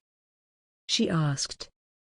Her brow was still furrowed, but she looked as though her tension loosened a little. Really? Teresa, I love you, and I want. He turned quickly around, at the sound of a carriage coming all too rapidly down the street. He jumped in front of her to protect her, and he felt her stumble backwards. David! She cried. Her voice was loud and shrill, and sent fear through him. Get back! He shouted, holding his arms out to stop her moving forward. And that's when he saw it, the barrel of a pistol sticking out from the window. Chapter 30. David fell. A shrill scream ripped through Teresa, blanketing the night's air with fear. David's tailcoat bloomed a deep and terrifying red at his left shoulder, and he lay awkwardly on his right side, his body twisted, unconscious and unmoving. Teresa dropped to her knees, not caring about the jolt of pain that shot through her legs, as she landed on the gravel, and she rolled David onto his back until his head lolled back, unresponsive. The black sky twinkled with innocent stars, and all was quiet and still but for the agony that poured out of Teresa. David! She cried, her voice cracked, and then louder. Help! Her head throbbed with pain. When David first pushed her back, she had knocked it as she stumbled and fell. Her forehead was cut, and a trail of blood ran down her cheek, dripping from her chin. For the smallest of moments, when he jumped in front of her, she thought him a brute. But he was saving me. David! She said again, though softer, as though his name would breathe life back into him, and she searched his face for some sign of movement. There was nothing. She put her own hurt out of her mind, not allowing herself to get caught up in her injury when David was in such danger. A rage built up inside her, and combined with her fear and panic, it became a terrible thing, full of force, until it poured out of her in a scream so loud and angry, it ripped across the silence, and made those around them jump, made her throat sting. Help! She fell forward, her head lying on David's chest, and she cried out her heartache, her mumbling words begging David to wake up, to get better, for someone, anyone, to help them. Fetch the physician. Go now. Teresa's head shot up to see a group gathered around them, one man handing a boy a coin and sending him in the direction of the physician. Thank you, she managed, looking directly in his eyes. It's all right, he said, crouching down beside her. My friends and I will help. Take a deep breath. You need to stay calm, if we are to save your friend. Here, he said, handing her handkerchief. Press this against the wound as hard as you can, to stop the blood flow. She nodded mutely and followed his directions as best she could, although her hands shook violently, and she couldn't breathe for her sobbing. Move back, he said, standing and turning to the crowd. We need space. His voice boomed through the whispering gossip and excited chatter, and everyone took a step back as request. What's happened? The lady's voice was full of fear and urgency, and the man whispered quickly back. She crouched down to join Teresa, and Teresa could just hear her calming voice over the thudding of her heart. He's been shot, Teresa cried. He's been. She gasped for breath. It is going to be all right, Miss Smith. Teresa looked at her again and saw it was Lady Allison from the ball, recognizable by her cerulean gown. I don't know what happened. I don't know. Teresa cried, her face creasing. There was a carriage, and a pistol, and it all happened so quickly. He needs help. He needs a physician. Please help us. Teresa knew she was babbling, unable to get her words out quickly enough, unable to think straight. Still she pressed a shaking hand to David's shoulder, her fingers now covered in warm blood. My friend, Lady Isabella, lives just around the corner. It was her husband who sent for the physician. Teresa noticed her look down at David, then quickly look away, swallowing as though to prevent herself from vomiting. Thank you, Teresa gushed. Thank you. Allison took her mask off then, and there was something about her face in that environment, looking down at her. Teresa looked up and could not stop looking, as memories of long ago flashed through her mind, memories she had long forgotten, of her childhood and her family. She didn't understand and she certainly couldn't say it aloud, but there was something she recognized in Allison. Could it be? Goodness. Another lady had approached them, Lady Isabella, Teresa assumed, and she held her hand over her eyes, not wanting to see the sight in front of her. Teresa snapped instantly out of her daze, remembering what had just happened. Is he? No, he is not, Allison said, her voice firm and pointed. Lord Worthing has sent for the physician. He and Mr. Barrington are going to try to move him to the house. The house? Teresa asked, looking up again. But it will be better if we are indoors, the man said, returning with his friend. We will not have so much of an audience, and the physician will have space to work. David, she squeaked, breaking into tears again. She looked down at his face, so frightfully pale but oddly at peace, as though all his thoughts and feelings had vanished with the wound. She stroked his cheek, damp with a clammy sweat. It can't end like this. It just can't. Allison took hold of Teresa's shoulders, guiding her up from her position on the ground. Although her own body shook violently, she could feel Allison's shivers, too. Come with me. Lord Worthing and Mr. Barrington will carry him. Teresa looked at Allison, wide-eyed and terrified, but she nodded and took small, frightened steps in the direction of the house. She glanced over her shoulder every few seconds to check they were following, grunting under David's muscular weight. He looked so ghostly, so close to death. Open the door. One of the men screamed. Hush now, Allison whispered in her ear. It's going to be all right. We're almost there. The door was flung open, slamming against the wall, and a butler ran out, his face white with panic. His look searched Teresa, then spotted David's seemingly lifeless body hanging between the two men. "Quick, get him inside," the butler said.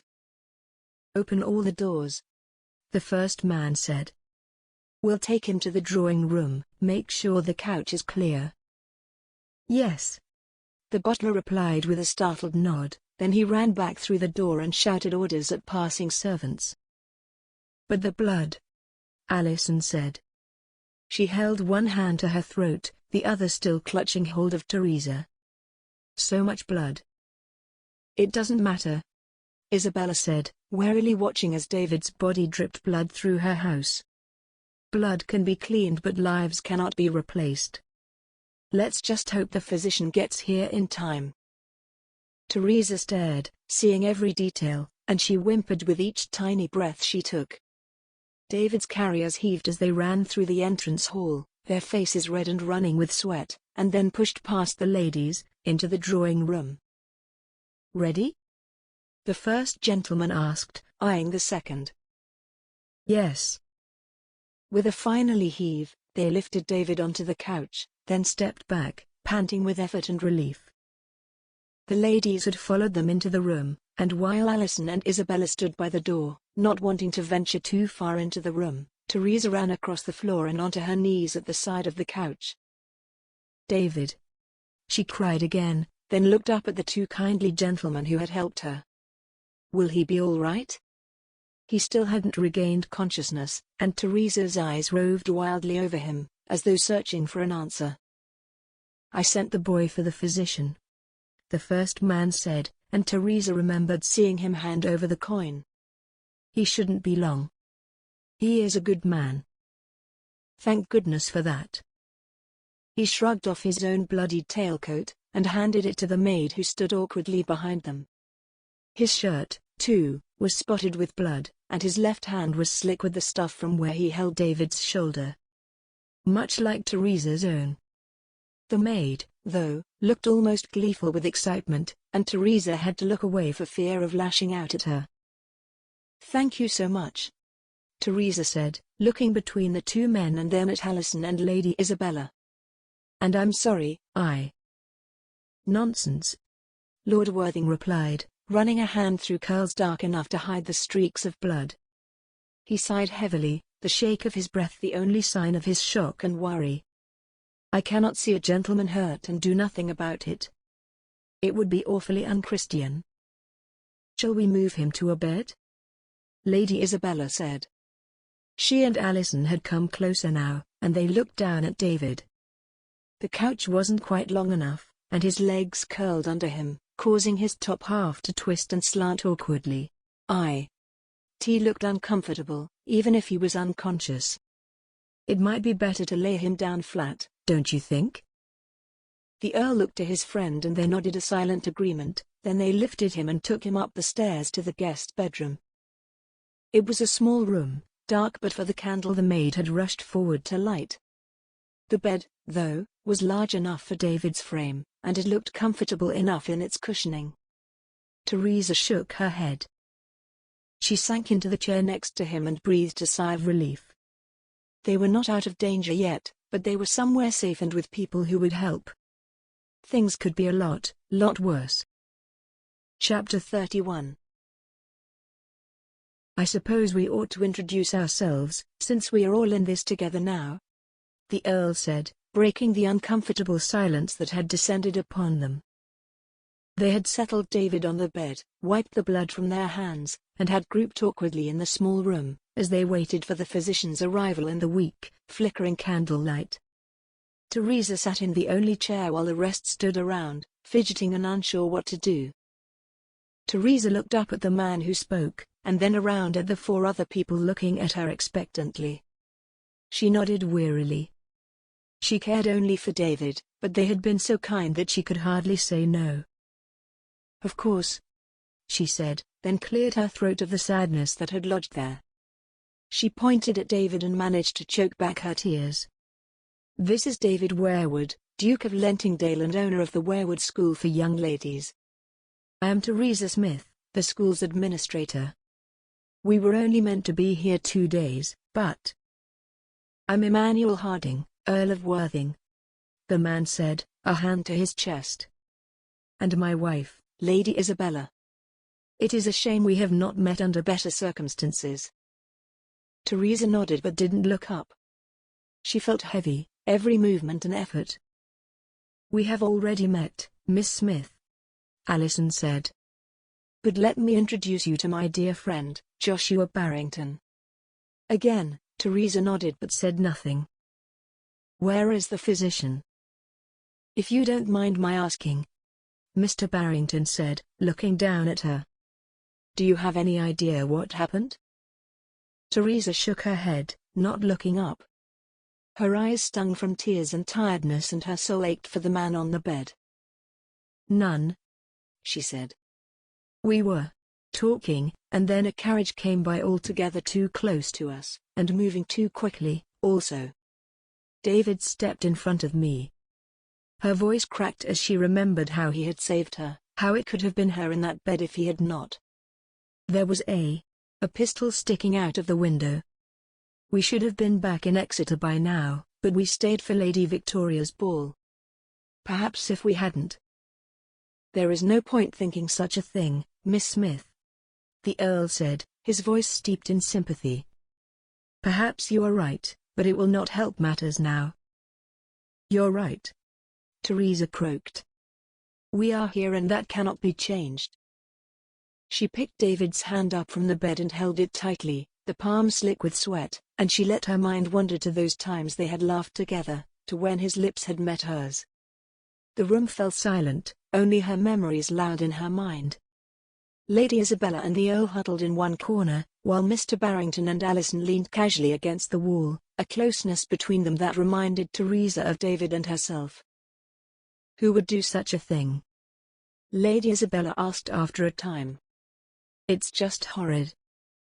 "It couldn't have been a robbery," Alison said. "Nothing was taken. They've done this just to hurt him and for no other reason."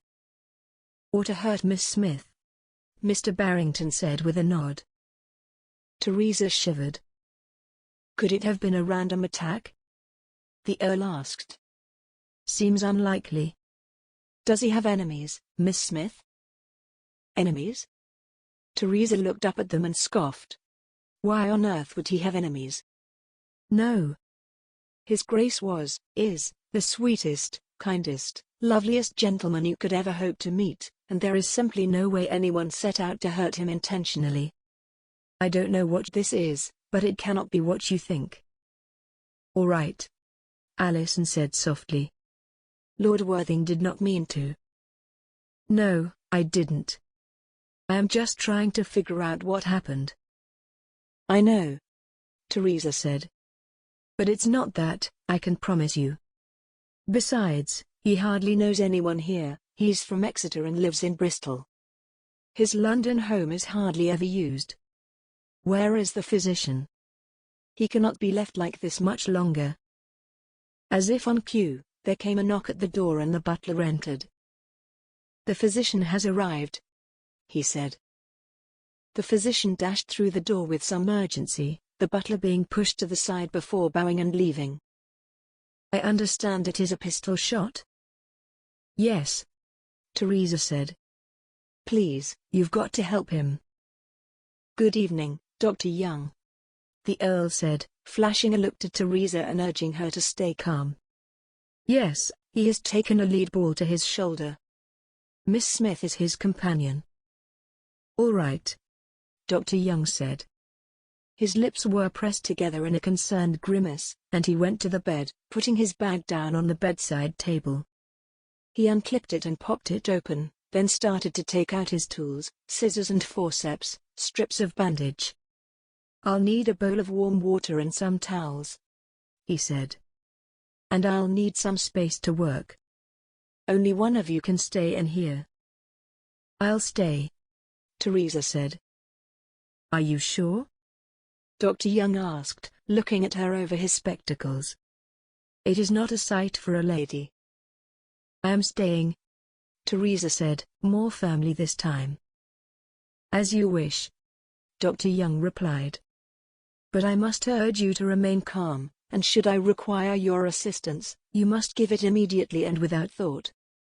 Do you understand? Yes, Teresa replied. Anything to get David well again.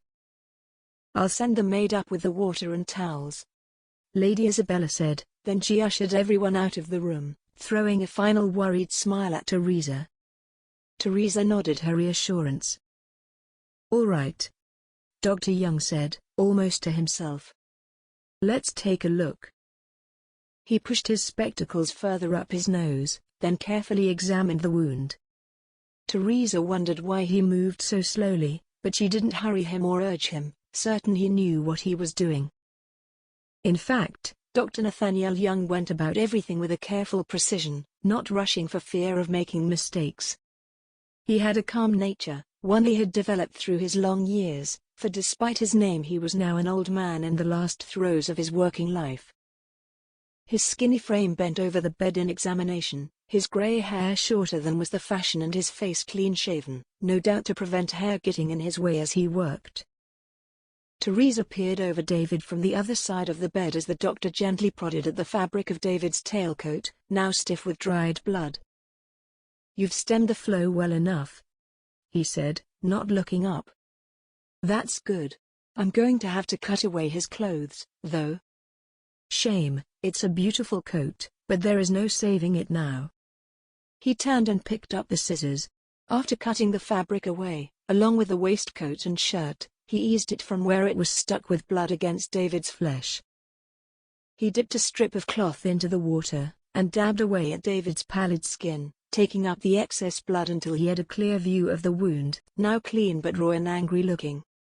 Teresa looked away, trying not to be sick.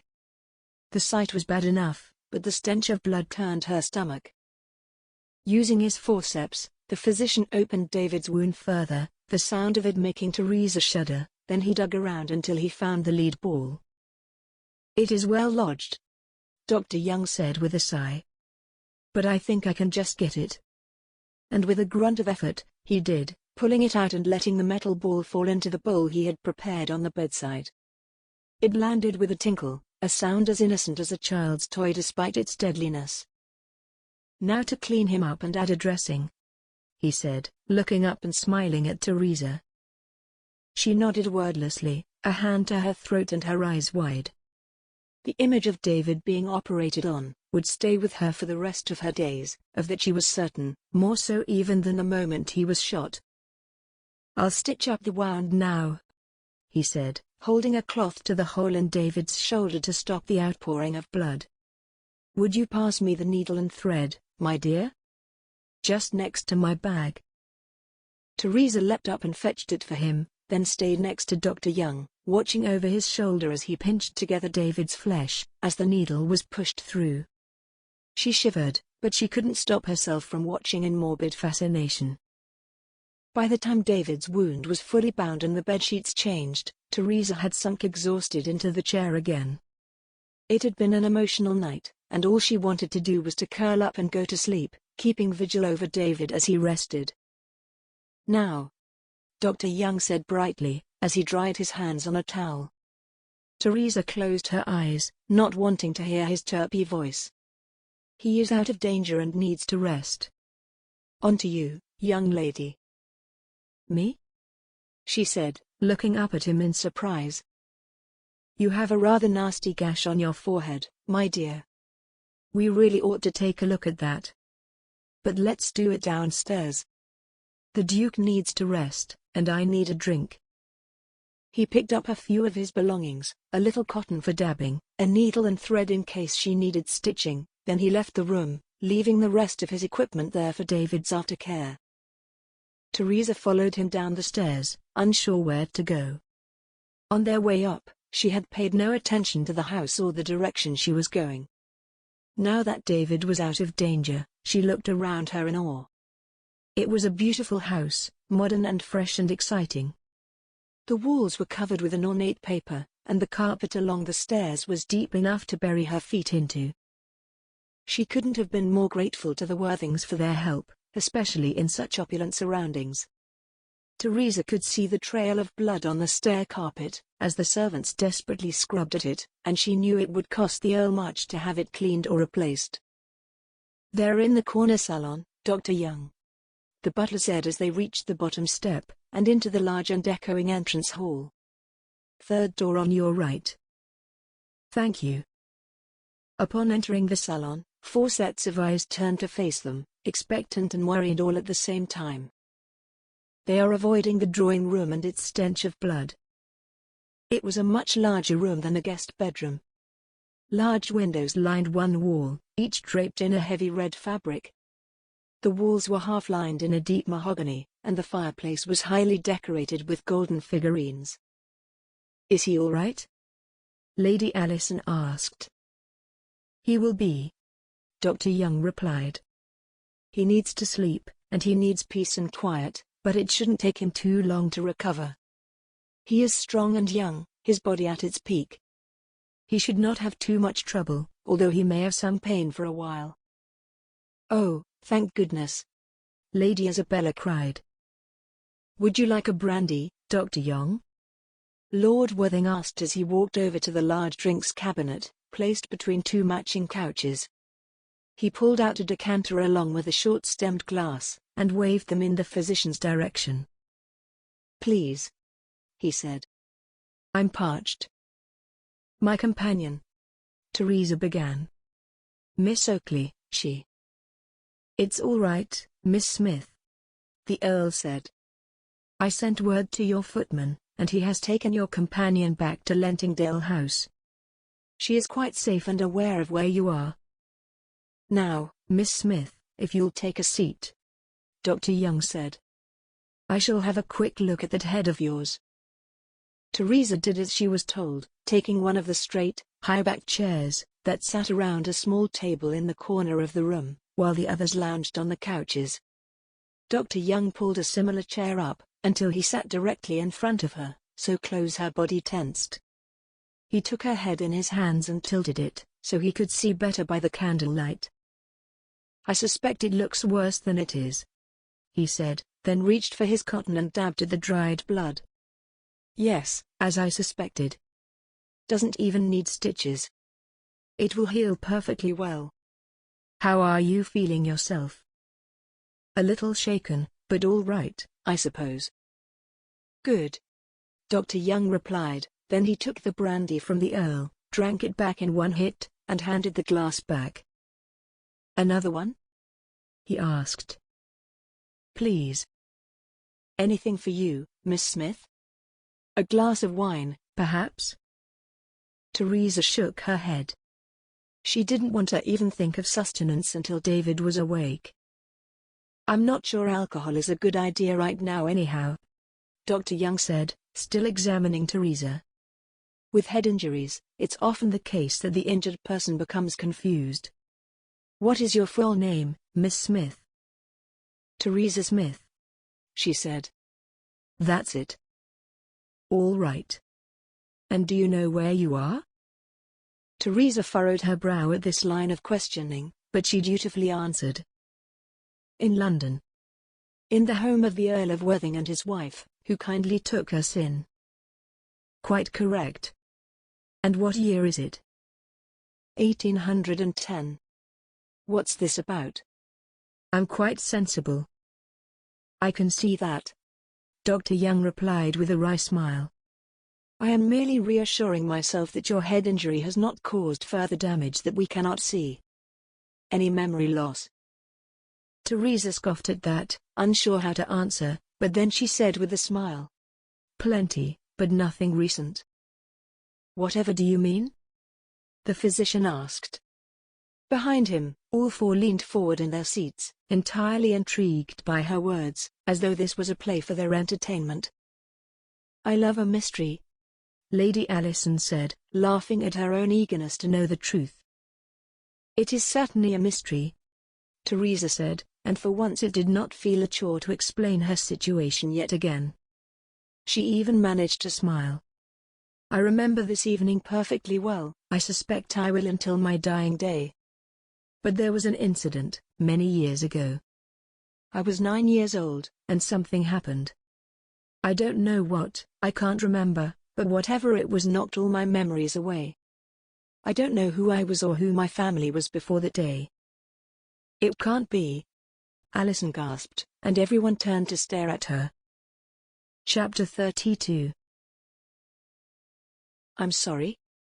Miss Smith looked at Alison, aghast. I apologize, Miss Smith. Please, do tell us your story. Alison had blanched at hearing Miss Smith's words, and her breath caught in her throat. Could it be? She looked over to Mr. Barrington and he met her eye, a question in his expression. He clearly had the same thought as Alison. Her heart had begun to pound in her chest, and she felt a foreboding like she never had before. There really is nothing more to tell, Miss Smith said, flustered now, as though embarrassed she had said anything at all. How very interesting, Dr. Young said, looking at her curiously. He wiped his hands on a cloth as he watched. I'd suggest your memory loss was probably the result of some traumatic incident that you have now blocked out. You remember nothing else? No, she said. I have dreams sometimes, although I'm not entirely convinced they are anything to do with it. Tell us about them, Lady Isabella urged, a childish curiosity in her voice. Yes, please do, Alison added. They both sat forward in their seats, resting elbows on knees and watching Teresa in fascination. Well, Teresa flustered for a moment. There's not a lot to tell. They're always the same. It's raining, there is a young girl there. She has a mole. I remember that really clearly. Teresa spoke to the wall, as though her memories played out on it, then she turned back to them with a shrug. And she's stretching her hand out as though she wants my help. That's all it is, really. Alison held her breath. Teresa's dreams were so similar to her own. I see, Dr. Young said. He pursed his lips as he considered Teresa's words, and Alison watched him intently. Given the length of time since the experience, it seems unlikely your memories will return now, he said. However, given the right stimulus, you may find something of your childhood, and once you have one memory, it's really all about pulling the right thread, until all your memories tumble out. It's finding that elusive first one that causes so much trouble. Teresa nodded sadly. I understand that, she said. I've been searching for that initial thread for so long now. Perhaps, he said. But you never know when and where that stimulus will come from. There's always hope, Alison said. She felt her heart in her throat as she looked at Teresa, a strong feeling of familiarity only getting stronger by the second. At this juncture, I'm going to check on the patient upstairs, Dr. Young said. He rose from his seat, putting the chair back into position. Miss Smith, I'm quite sure you have no lasting damage, but get some rest when you can. It certainly can't do you any harm. As soon as the physician closed the door behind him, Mr. Barrington pounced with a question. Alison could see the eagerness in him, this strange tale on an even stranger night intriguing him. Alison could feel Isabella's curious eyes on her, but she dared not face her, for fear that all her emotions would tumble out. There was a chance, however slight, that this could be the answer to the questions she had all her life. Everyone but Teresa knew Alison's struggles, and she knew they would all know what she was thinking. You remember nothing else? Mr. Barrington asked. Nothing at all?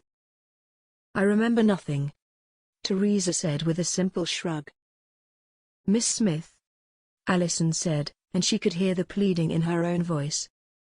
She hoped no one else noticed it, that tinge of desperation to get at the truth. Teresa, please. All right, Teresa. Alison smiled, liking the sound of the name upon her lips. Do you remember where you were found? Goodness, Teresa said. No, It's like I explained at the meeting last week. The late Duke of Lentingdale found me in the workhouse and adopted me. I remember nothing before the workhouse. It's like I just appeared there one day, born out of nothing." She laughed awkwardly at her own well-worn joke, something she had repeated many times when she was asked to recount her childhood. "Which workhouse, if you don't mind my asking?" "Why, Exeter, of course." "What a peculiar question." "Yes, I'm sorry," Alison said, feeling her cheeks warm as they flushed. I'm intrigued, that's all."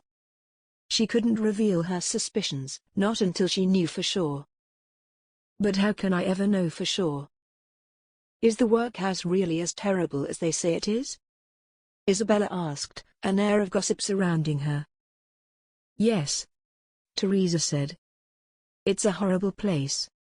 I was extremely lucky to be taken in by the late Duke." "I've heard plenty of horrible tales," Lord Worthing said with a shiver. "We are extremely lucky to never have to face that." "You do what you can to survive," Teresa said with a weak smile. "And that is why I work so hard at the school now, to help other girls out of the same situation." "It's a very honorable cause," Alison said, and she meant it. She had a lot of respect for those so involved in charitable causes. From what she had heard of the school, it was something truly special. "Thank you," Teresa said, smiling at Alison, and then suddenly she tilted her head and stared, as though remembering something. "You've always loved that necklace," she said. Alison gasped and her hand flew to the single diamond that lay on her chest. She stared open-mouthed at Teresa, speechless and breathless. "Alison?" Mr. Barrington asked. She's right, I have. I've had it for as long as I can remember, and it's always been my favorite." "But how? How did you know?" Alison could feel the steady beat of her heart, and it seemed an age before Teresa answered. "I don't know," Teresa said, laughing at herself. "I honestly don't know. I'm sorry, I was looking at it, and the thought just appeared in my head." "How very strange," Isabella said, that intrigue in her voice again. "Perhaps it seems well loved, that's all," Lord Worthing said, searching for an answer. And perhaps he was right, but Alison couldn't help feeling this was further proof for her theory. Teresa was astonished at her own words. She didn't know how she knew Alison loved the necklace, but she knew it as well as she knew anything. She knew it as well as she knew she loved David, as well as she knew her own self. She looked down at her feet, embarrassed by her outburst. There was just something about it, about the way the diamond glinted in the light, and it suddenly made so much sense for her to say it. "It is surely thanks to my head injury." "Could I have that glass of wine now?" she asked suddenly. "Of course," Lord Worthing said, surprised. "But are you sure?" the physician said. "I'm sure," she said. Apart from being parched, she needed something to distract herself with, something to hide behind. And the Dutch courage can do no harm. "You remind me of someone, Teresa," Alison said, looking uncomfortable. Teresa suspected she wasn't sure whether she should say what she was about to say. "Oh really?"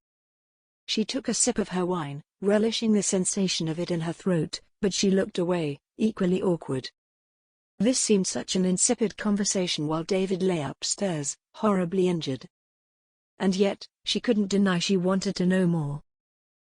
She and Alison matched each other in their delicate way of speaking, dancing around a topic that neither of them were quite ready to admit, or say out loud. Teresa looked up. Alison was watching her intently, her lips pressed together and her brow creased, and Teresa squirmed in her seat. "I don't know whether I should say this," Alison said. "But you remind me of my long-lost sister. There's something about your laugh. It's terribly familiar." "I didn't realize you had another sister," Teresa said. She took another sip of her wine. She had an ominous feeling, not quite dark and forbidding, but as though something big was about to be revealed, that she would finally have the answers to the questions she had for so very long. She wasn't sure she wanted to know, and yet if she had the chance to find out she would grasp at it desperately. "Victoria," Alison said, a little wistfully as though imagining the young sister she had lost. She was kidnapped when she was 9 years old. I miss her so much, every day. And it was my fault. Come now, Lady Isabella said. Alison had tears in her eyes, although they were yet to flow down her cheeks. It was not your fault. How many times have we been through this? Teresa let their words flow over her as she thought, confused by Alison's words. Victoria? I know, Alison said, looking down at her hands. But I don't think I will ever forgive myself. Not until she is found. I'm not sure now is the time to bring up your suspicions about Victoria, Mr. Barrington warned, throwing Alison a worried look. The tension in the room was palpable, no one daring to speak for a long moment. Victoria? Teresa said eventually, looking directly at Alison, as though to worm the answers out of her with her gaze alone. But we met your sister, Victoria. It was her ball this evening. No, Alison said firmly, and Mr. Barrington shot her another look. Be careful, Alison, he said. Your mother will never forgive you if she is a fraud. I am sure of it, Alison said, ignoring Mr. Barrington's words of warning. A fraud? Teresa was dumbfounded. It was true that she had never liked Lady Victoria, but a fraud? It was something out of a novel, something so unreal as to be utter nonsense. And yet it makes so much sense. Teresa, listen to me, Alison said, serious and sincere. You remind me of my sister much more than that schemer who currently resides with my parents. Teresa's heart thumped, her throat constricting at everything that had happened so far that evening, and everything that seemingly was to come. Could it be true? Why? She asked, barely able to even get that word out. She couldn't think straight because of all the thoughts that ran through her mind. Why me? You say you remember nothing, Alison said, not answering Teresa's question. Perhaps if I tell you my version of the story, you will remember something. All right, Teresa said, blindsided. She tried to say more, but her jaw would not move, would not allow her to speak. She swallowed hard and looked at Alison, at that face that, yes, was as familiar as the Duke of Salisbury's painting had been. Victoria and we were out playing. Then a young girl came, probably around the same age as you. As Victoria. She shook her head at the mistake, closed her eyes, then continued. We had managed to slip away from the attention of the governess. We did that often, Teresa said with a laugh, then stopped all of a sudden, realizing what she had said. Yes, we did, Alison said, looking pointedly at her. And there was a girl, she approached us. She looked like an orphan. Yes. And you, Victoria, she was so desperate to help. I tried telling her no, I tried to stop her, but she wouldn't stop. No, I followed. I should have done more, I should have stopped her somehow, I should have. You couldn't have done anything, Teresa said, so full of certainty, like she never had been before. Alison stared at her, shocked at the way Teresa had finished her sentences, and Teresa was equally surprised. She didn't know where it came from or why she had done it, only that it felt so right, so natural. As though I have done it 1,000 times or more. Chapter 33. May I ask a question? Teresa asked after a moment's silence. Of course, Alison replied. She smiled gently at Teresa, her eyes soft. Teresa looked concerned, worried that she would ask the wrong thing, but Alison tried to reassure her. Anything. You say Lady Victoria is a fraud. Why do you think so? Alison chewed her bottom lip, unsure how to answer. She had nothing solid to base her belief on, just feelings, thoughts. There were so many small indicators, but no single thing that made her feel that way. The only thing she knew was that she was sure the so-called Lady Victoria was not the sister she had lost all those years ago. She was an imposter. She vanished when she was 9 years old, as I've already said. She returned when she was 17. She came up to the house, crying, declaring she remembered suddenly where she had come from, that she was the Duke's daughter. Alison scoffed, although it hid the tears she choked back. She had been so excited at the thought of finally having her sister back, but it had turned into a nightmare instead. "But you don't think it was her?" Teresa asked. "She had a handkerchief embroidered with my sister's initials, VH. I don't know where she got it from, but it was Victoria's, all right. But in answer to your question, no, I really don't." She swallowed hard, looking only to the carpet as she spoke. The room was tense, all eyes on her, and she took a deep breath before she continued. "My parents believed immediately. They were so desperate for her to return, that I think they would have believed just about anything. The handkerchief was enough for them. Not for me. It seems such a little thing to base a huge belief on," Teresa said, and Alison saw her surreptitiously wipe at her own eyes. "But when you are grieving, any little bit of hope is good enough.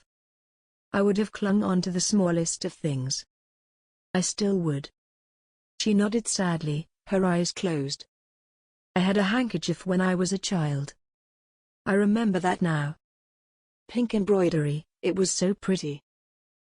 "Yes, pink," Alison said, her voice distant and far away, as she remembered her sister's tiny hands forming the letters with the embroidery silks. "But many handkerchiefs are embroidered in pink." "It was pink," Alison said. "But Victoria," she remembered her name and where she came from. She even remembered the night she went missing. But when I questioned her about our childhood, about things we'd experienced together, there was nothing. It was like our relationship had never existed." "That's awful," Teresa said, and Alison could see the genuine pain in Teresa's face, an empathy so strong that it made her catch her breath. "She is so like the Victoria I once knew." Isabella leaned over to rub Alison's arm affectionately, and Alison smiled her thanks at her. But then she looked at the floor, haunted by all the images of her past, by her memory of a day she wished she could change, if only she could go back. A sob escaped her lips, and she let her head fall into her hands.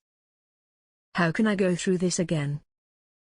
"Please," Teresa said, her voice soft and calming, although with hiccups of emotion punctuating her words. "Don't upset yourself. We can talk about this another time. I hate to see you cry." Alison looked up and smiled through her tears. There was something new now, a thread of hope. She barely knew Teresa, and yet there was already a connection, something strong binding them together. Something she hadn't felt in all the years since her sister had gone missing. "No," Alison said, looking gratefully at Teresa. "I thank you for your kind words, but really, I think now is the time. With the new Victoria, I haven't been able to get close to her since she returned. No spark, not like we had when we were growing up. We were so close back then. Now, there's nothing there. I tried so very hard, but..."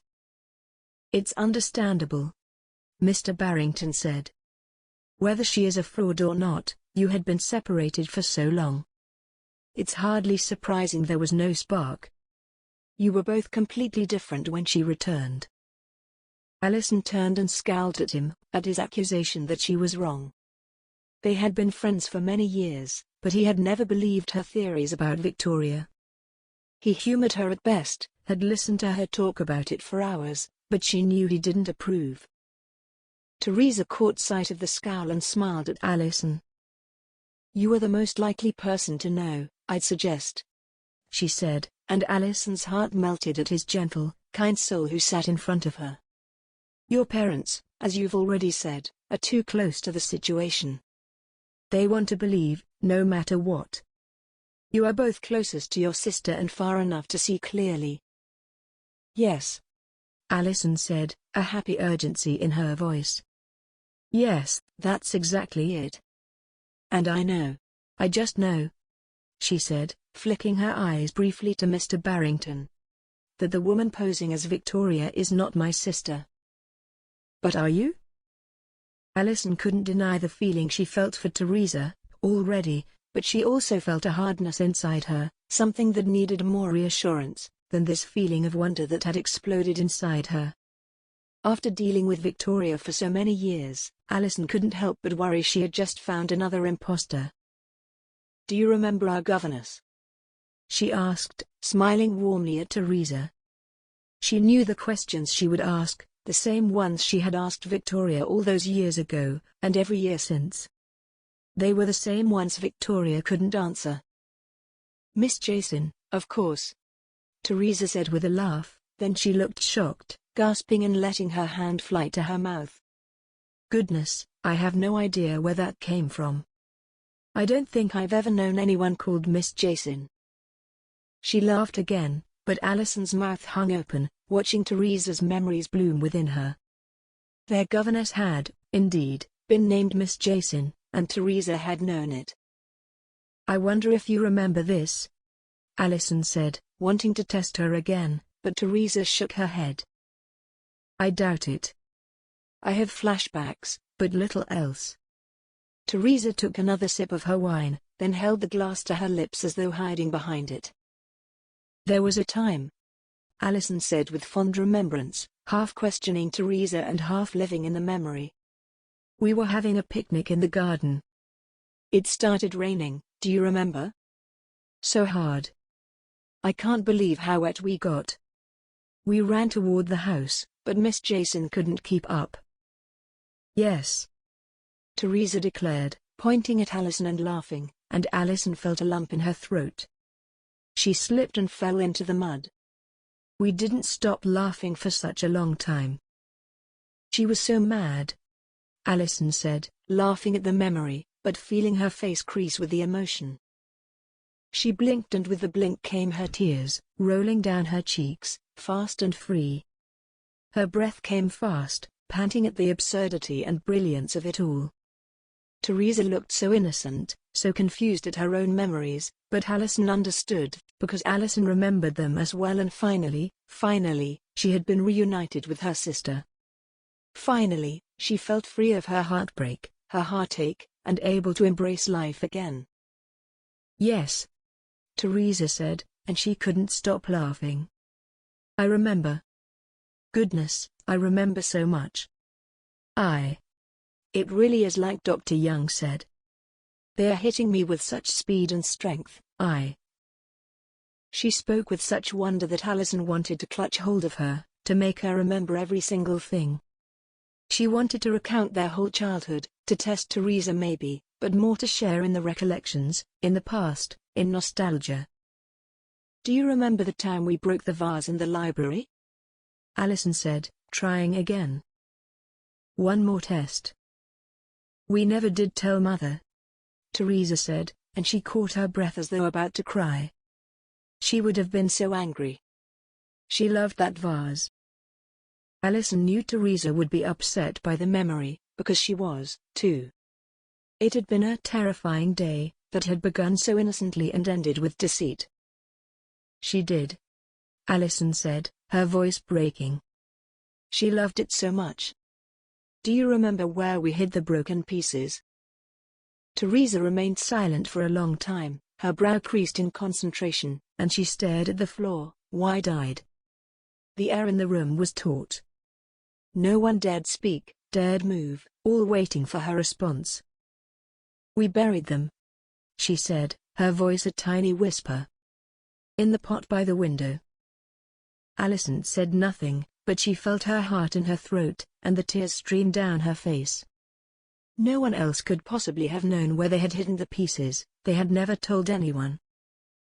Teresa, Alison said, and Teresa raised her head to meet her gaze. I think. I think you are right, Teresa said, and by now, she had tears running down her face, enough to match Alison's. Alison leapt up from her seat and rushed over to Teresa, kneeling on the floor in front of her, and then throwing her arms around her, weeping into her shoulder. "I've missed you." Alison threw her arms around her and Teresa's breath caught. That scent, the smell overwhelmed her. It was that which tipped her over the edge, that sent her mind from random flashbacks to a flood of memories. That smell, she knew it so well, had loved it for so long, and had missed it, every single day while she had been away. The smell of my sister. Teresa sat stiffly. She knew now, she remembered everything and understood it all, and while it was what she had wanted for so long, it was such a shock, that she didn't know what to do with herself. "I've missed you," Alison repeated. Teresa didn't have the words to express everything she thought, she felt, and she feared that by relaxing, she would dam the river of memories. "It's all right now," Alison whispered, rocking Teresa ever so slightly. "We've found you now, and everything is going to be all right." Teresa let out a loud sob. She sobbed for the life she had lost, and for the one she had just found. She sobbed for this beautiful, intelligent, kind woman who was her sister. She sobbed for everything that had happened that night, Victoria and David, and pistols and memories, and all the thoughts and feelings that seemed ready to burst from her. She sobbed, and she threw her arms around her sister, my sister, and she held her so tightly, tighter than she had ever held anything. And everything returned to her. From the color of her shoes when she was 6 years old, to her favorite ribbon when she was 8. From the girl she once was, to the woman she had become. Her parents, her dear mother, and wonderfully eccentric father. And Alison most of all. "Thank you," Teresa said into Alison's hair, now loose from its pins and around her face in a golden cascade. "For making me remember." Alison leaned back on her heels and nodded, smiling. And with that look, so much passed between them, a silent language just as they had when they were younger. "That girl, do you remember?" Teresa asked. "The day I was taken?" She had a mole. It was raining. Just like my dream. She wanted my help and I? "Yes," Alison said, happy at having her own memory return to her. "I remember. I had forgotten, but now you mention it, yes, it was so clear." "On her left cheek?"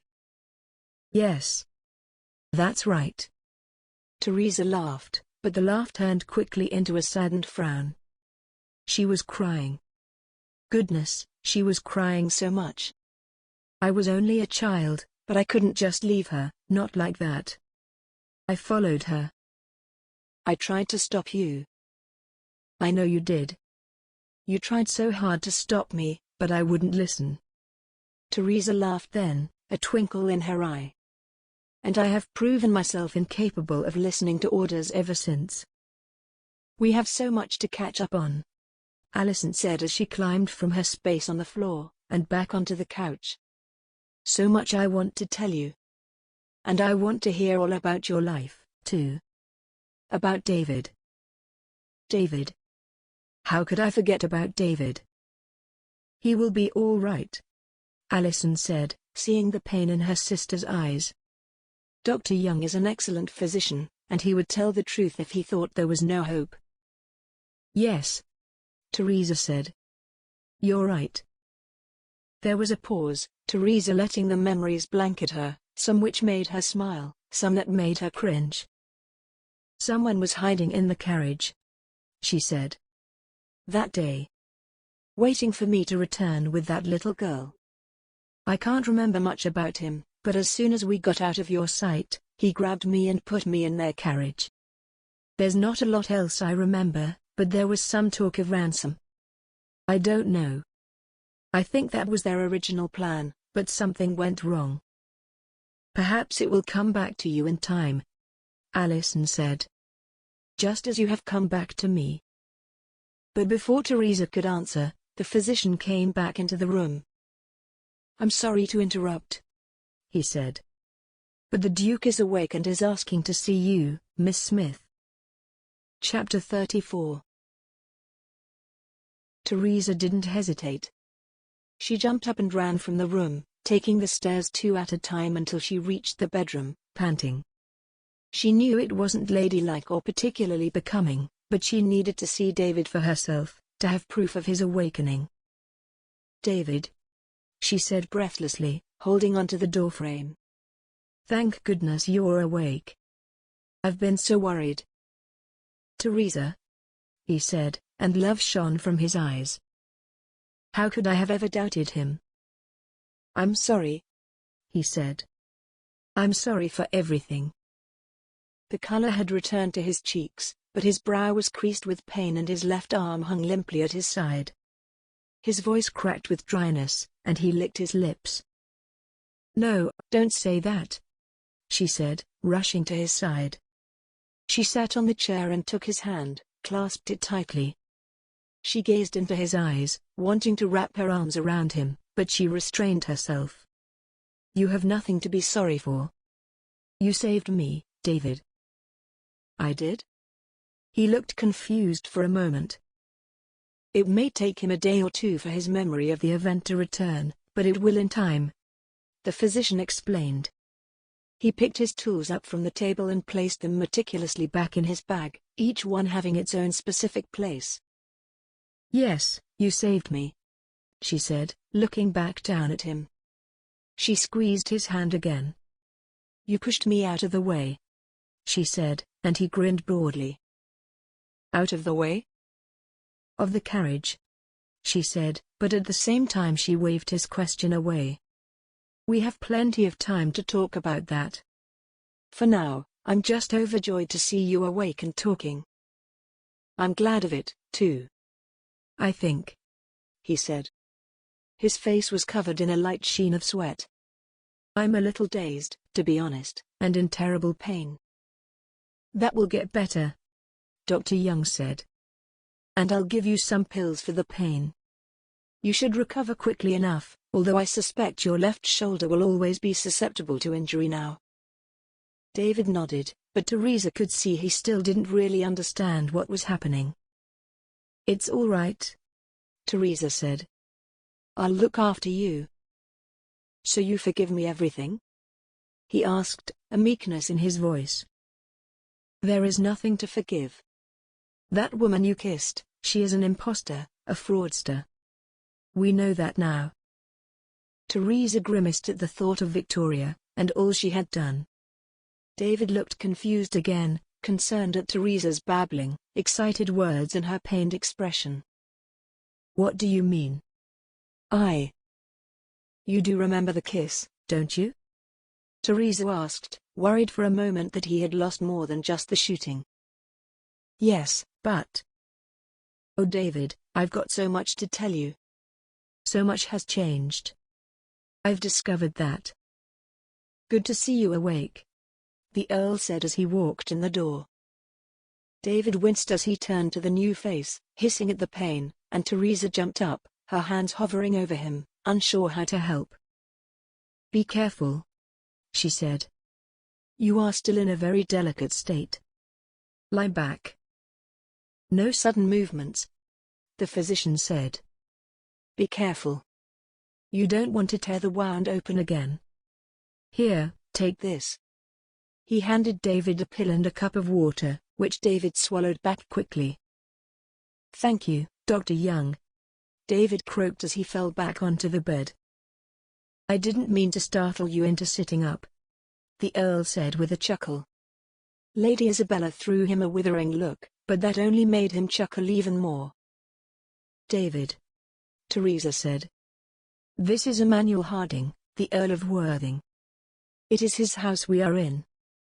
He and his kind wife, Lady Isabella, rescued us from the street, along with Mr. Barrington and Lady Allison, and they brought us back here, then called for the physician."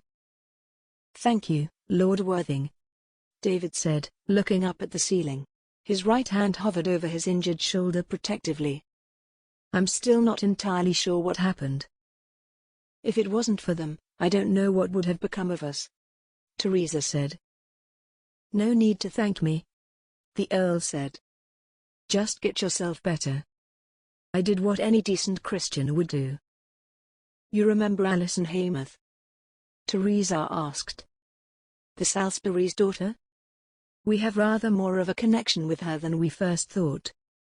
She couldn't keep the joy from her face, so happy she was with her news, and Alison smiled back at her. I remember, David replied, looking entirely perplexed. Good evening, Lady Alison. You'll be getting to know her a lot better, Teresa said. Will I? Teresa didn't answer him, and he shook his head, overwhelmed by her runaway words and her excitement.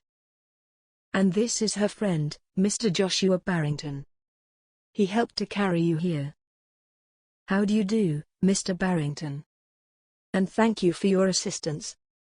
He stopped then and turned to look at Teresa, his brow thoroughly furrowed. Teresa, can you slow down a little, please? Start from the beginning, maybe? I'll be honest, I have no idea what is going on. Actually, Dr. Young said, I really think it's a good idea, if everyone left until His Grace has had time to come to his senses. He will be dazed and drowsy for some time to come, and I am quite sure that he and Miss Smith have a lot to discuss. Of course, Lady Isabella replied with a curtsy. I am sorry if we have overwhelmed you, Your Grace. We were just so excited to see you awake after the drama of the evening. Come, Emmanuel. It's good to see you awake, Mr. Barrington said, then followed the Earl and his wife out the door.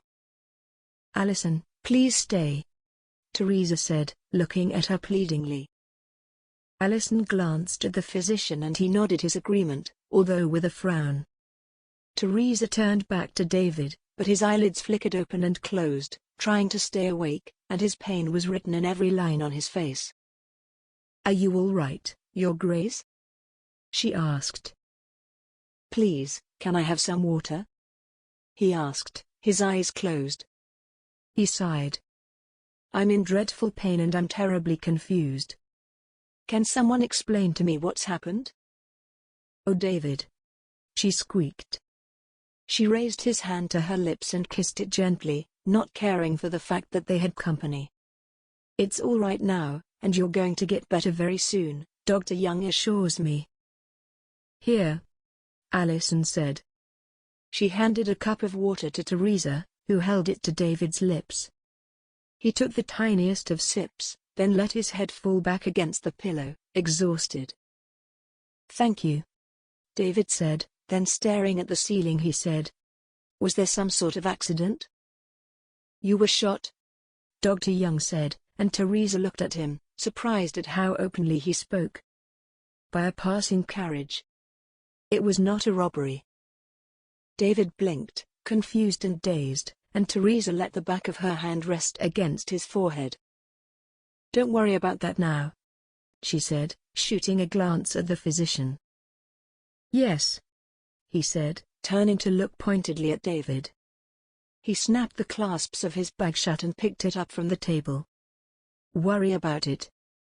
You have a pistol-shot wound to recover from, and then you need to know who did this and why, if only to ensure it does not happen again. Next time, you might not be so lucky. Now, good day to you all.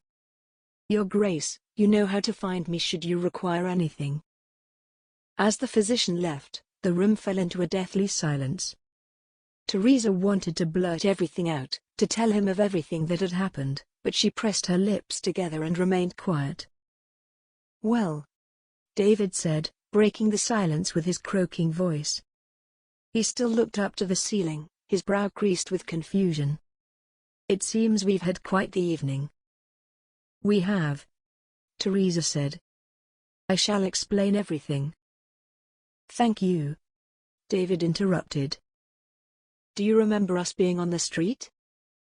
Yes, we were. I had.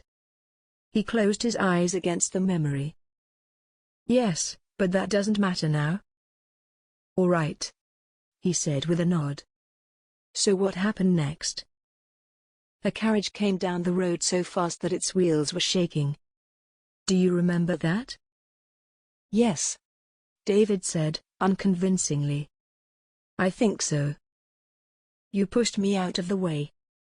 You saved me, and you would have been saved too, but there was a pistol sticking out of the window, David said, looking at her suddenly. Yes, I remember that. I can see it so clearly now.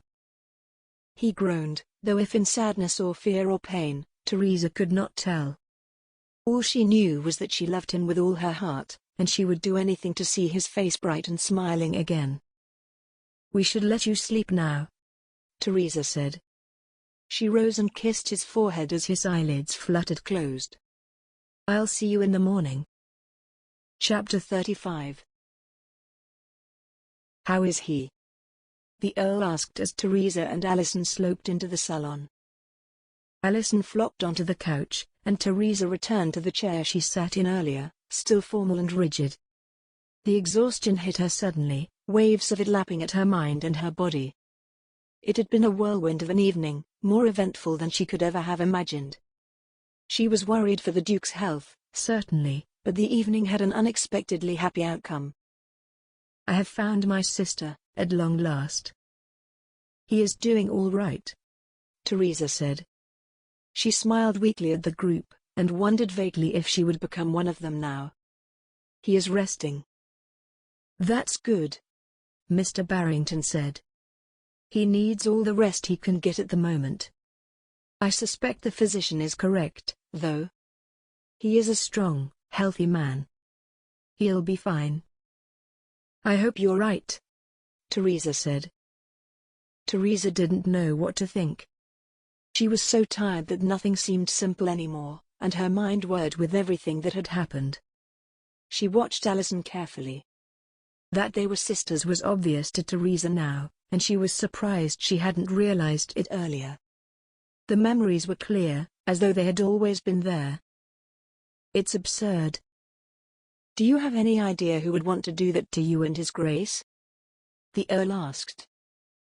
He got up from his seat, his whiskey tumbler empty, and meandered over to the drinks cabinet. He looked over to Teresa as he poured a fresh glassful. He shook the decanter at the others, silently offering them another drink. Mr. Barrington nodded and held up his empty glass. Seems terribly unlikely to have been anything but a targeted attack, Mr. Barrington said. No, I don't have a clue who would do this, Teresa said. Although the more that is revealed this evening, the more I seem to think.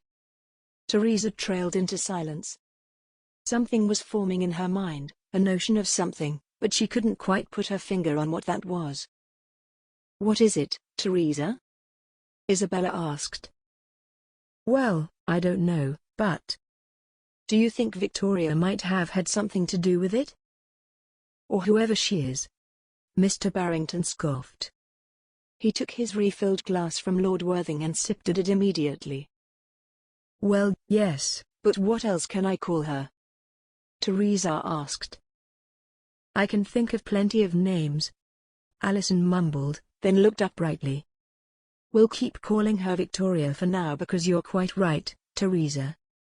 She has no other name we know. All this seems a little far-fetched, don't you think? Isabella asked. She leaned back on the couch, a wine glass clutched to her chest, and she looked into the distance as she thought. I'm still not convinced, you know. It's a little absurd, I can see that, Alison said, perhaps a little harsher than she had intended. But even you cannot deny it, after meeting Teresa and hearing what you have heard tonight. Teresa nodded her agreement, but she understood what Isabella had said. It was such a twisted and confused tale, it was a surprise any of them believed it. No, I suppose not, Isabella agreed. But it really is like something out of a novel. And after what she did at the ball, I wouldn't put anything past her. Not even a shooting. Teresa sighed, looking at the wall as though replaying her memories. What did she do at the ball? Alison asked, intrigued but with a sense of foreboding that made her pulse tick quickly. She felt somehow responsible for this woman's behavior, as she would her own sisters. She should have found a way to oust her sooner, to remove the danger from her family, but she had failed to do that. And now, someone was hurt. You remember we were sitting together, Alison? She came over and told us David was about to propose and I ran out, upset. What's wrong with that? Mr. Barrington asked, entirely innocently. Teresa blushed, but she saw the look Alison gave and knew she understood. They were in love, utterly and completely, and to see him with someone else had torn Teresa apart. I left my mask there. She picked it up and tricked David into kissing her. He tried to explain to me, when we were on the street just before. I should have listened to him, but I was too furious. I can't think what Victoria's plan would be. She must have known he'd realize it wasn't me sooner or later, but initially it worked. He thought it was me.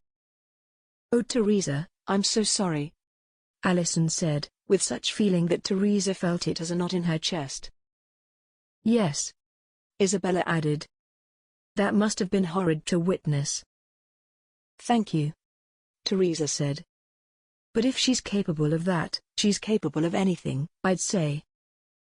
But of shooting someone? Isabella asked. I doubt she did her own dirty work, Isabella, Lord Worthing replied. She would have someone else do it, wouldn't she? Of course, but I think Teresa may be right, Alison said. She slipped her shoes off, then leaned back on the couch, and Teresa was surprised at how easily she fit in.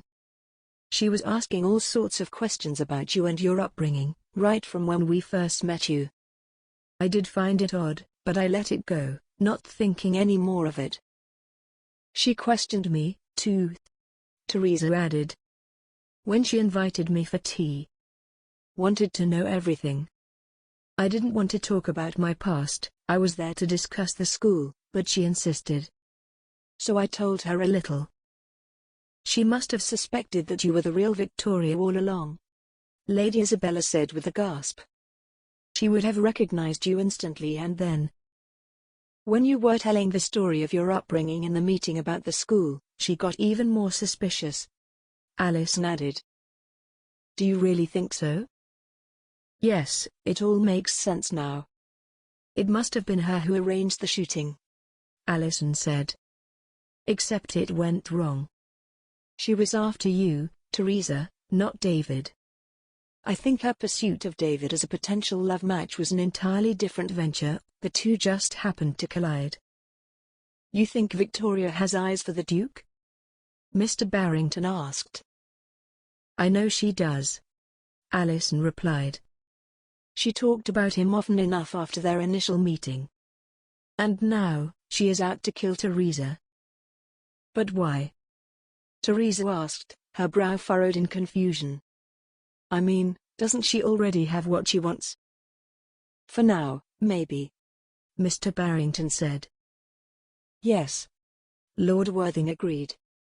When someone lives on lies, they know everything will tumble down eventually, and they have to keep a careful eye on where and when. Don't you see? Alison urged. She is terrified of losing everything she has gained since pretending to be you. You are the only person who can truly show her up to be the fraud that she is. She thought she'd never see you again, but then you returned by some complete stroke of luck, and she needed to get rid of you again. So? Teresa still looked uncertain. She planned to kill me to save her own position? You were right all along, Alison, Isabella said with a shiver. She is a truly horrible person. I'm still not convinced, the Earl replied. It all seems so absurd. Yes, it seems that you are, indeed, sisters, but the rest of it? How can you be sure you're not wrong? I can't right now, Alison said. We'll have to find proof. And if I am right, we need to find a way of putting this right. Tell your parents, maybe? Mr. Barrington offered. Alison turned and looked at him as though he had said the daftest of things, and he held his hands up in submission. Or not. My parents suffered so much when Victoria, Teresa, went missing. Since this woman arrived, claiming to be Victoria, They've doted on her. I don't think it's so much that they're fools, just that they are so desperate to believe. That's understandable, Teresa said. They experienced a terrible loss. It's only natural they clung to the first bit of hope they had in years. Alison smiled at her, and Teresa felt the connection between them strengthen once again. So explaining everything to the Duke and Duchess is out of the question, the Earl said. What else is there? Gosh, I'm too tired to think, Teresa said. She rubbed at her face with her hands. I suppose I ought to be getting back soon. It's all right, the Earl said. As I said earlier, I have already sent someone to explain to your footman and your companion what happened. They know where you are. And as for leaving, I will not have it. You will stay here, as our guest, tonight, Miss Smith, as will Lady Alison and Mr. Barrington. I've already had the maids prepare the rooms. Teresa felt suddenly uncomfortable. She didn't want to put the Worthings out any more than they already had, and she certainly didn't want to be beholden to them for the hospitality. Are you sure? I don't want to put you out, and I'm positive, Miss Smith. That's why we have such a big house, after all. Shouldn't that be Lady Teresa now? Mr. Barrington scoffed. Or Lady Victoria, even. Lady Isabella said. Her eyes were wide in confusion and amusement, but Alison could see how overwhelmed Teresa felt. Teresa will be just fine, thank you, she said. You know, Alison said, tapping a finger to her lip. Victoria will think that Teresa is dead, will she not? I suppose, Teresa said. But how does that help us? It means we know more than she does, Isabella said. She gasped as she looked at Alison. Yes, we can base our plan on that. Plan? Teresa asked. It's all right, Teresa, Alison said finally. You are tired, as am I. Why don't we talk about this tomorrow? But we do need to talk about it. She can't be allowed to continue as she is. No, Teresa said, her words weak with exhaustion. You're right. Let's talk about it tomorrow. Chapter 36. The house felt even more luxurious than Lentingdale Manor, if only for the fact that it was lived in and modern. Teresa woke wrapped in the softest of blankets, her head resting on a mound of feathers. She rolled over and moaned in delight, as the soft morning sunshine trickled through the gap in the curtains. A whole night's sleep without a nightmare. She luxuriated in the feeling of being fully rested, and as her mind caught up to her body, she began to think of the night before, of how in just one night she had felt the most afraid, and the most happy she had ever felt. It had been such a whirlwind throughout, with tragedy and wonder all wrapped up together. She climbed out of bed, stretching her arms out and groaning. She felt fresh and new, as though life had just begun, and she opened the curtains to a bright new day. The sunlight flooded in and warmed her skin as she dressed. She was certain that things were going to get better, and that included David's recovery. She wandered over to the window that overlooked the gardens of Worthing Estate, and marveled at the beauty of the place. There were splashes of every color she could imagine, such bright joy that she had missed the night before, what with the drama and the darkness. Someone knocked the door, and a maid poked her head around it, before stepping into the room completely. The Earl wishes to know if you would like to breakfast with them, miss. Oh, that's most kind, Teresa said. But I'd rather go straight to the Duke. I trust someone has checked on him this morning? Yes, miss, and through the night, too. Seems he's doing very well. Even taken some breakfast in bed. I've been making sure he takes his pills, too. Thank goodness, Teresa gushed, although she had little doubt he would recover, once he had been seen by the physician. If nothing else, David was determined not to let anything beat him, and he was stubborn enough that even a pistol shot would not keep him down. He's awake, then? Yes, miss. I'll tell the lord and lady you won't be joining them, and I'll have something sent up to his grace's room for you." The maid curtsied and left the room, and Teresa's smile rose up her cheeks. It seemed an age since she last saw David, even though it had only been a matter of hours, and she was excited to see him again. She missed him dreadfully, his words, his touch, his smile, and she wanted to share everything with him, from the moment he was shot until the current moment. She made her way to his room, having memorized the route the night before, and she truly looked at the furnishings for the first time. It was a large house, filled with decorative and ornate furniture. The walls were covered in richly detailed paper, with flowers and birds enough to challenge the gardens. At regular intervals along the wall, there were golden sconces, complete with candles at varying degrees of life, and every so often there was a modern oil lamp. Teresa knocked on the door before she entered, and she heard a soft but strong "come in." "Teresa." David's smile was so beautiful and uplifting, and she beamed back at him. "You're awake," she said. "And looking remarkably well." He did look well. He sat up in bed with a breakfast tray on his lap, the errant crumbs strewn over it the only remaining evidence of food. The curtains of the little room had been opened and sun poured through, making the place seem bright and happy. David's cheeks had a fine dusting of pink, the beginnings of a healthier complexion, and though his eyes were tired, they sparkled in the light. If it were not for the bound shoulder and the occasional winds, it would be difficult to pinpoint his injury. "I feel better for the long sleep," he admitted. "I was both confused and miserable last night." She sat on the chair next to his bed, the chair in which just hours ago she had prayed for his survival, clutching his clammy hand. "Does it hurt?" she asked. "Yes, but it's tolerable. The pills Dr. Young gave are working wonders. I imagine without them I would be in agony." "You really are remarkable, do you know that, David?" Teresa chuckled. Not many people would be in such a state after being shot just the night before. "It was nothing," David said modestly, waving her away with his uninjured arm. "It looked worse than it was, I'm sure." "Modest, too. Is there no end to your good points, David?" She smiled down at him, teasing, and it worked, for his cheeks flushed to deep pink, and he looked away, embarrassed by her words. "And you are not normally so shy." "I like it when you compliment me," he admitted, turning back to her. "Then I shall do it all the more often." "And how are you, Teresa?" he asked, gazing at her as if she were the only person in the whole world. She caught her breath, not wanting to look away or to speak, or to do anything that might ruin this moment. She wanted him, and only him, forever.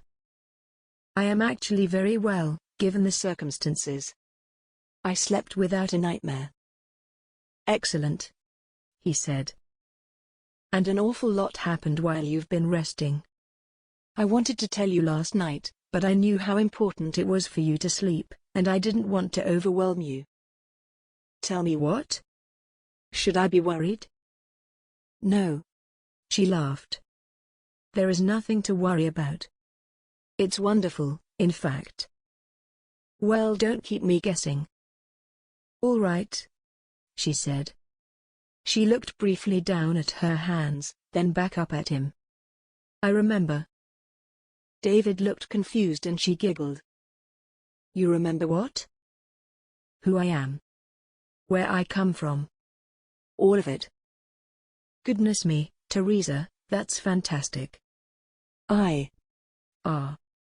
His hand shot up to his shoulder and he winced in agony. He had moved altogether too fast in the excitement, although he looked uncomfortable with her revelation. He licked his lips. "I couldn't be happier," she admitted. "That's incredible, but are you sure? After so long not remembering, you could easily be mistaken, couldn't you?" Teresa laid her hand on his arm, and smiled warmly down at him. She knew he said it out of concern, rather than dismissing her completely, and she appreciated his trepidation. "David, I have never been more sure of anything in my life, except perhaps my love for you. It is like when you wake from a dream. You may think you're awake several times when you're dreaming, but it's only when you truly awake that you know. And apart from anything, Alison remembers, too. She is as much proof as I need. Alison? He asked. Alison Hamath, the daughter of the Duke of Salisbury. David. She's my sister.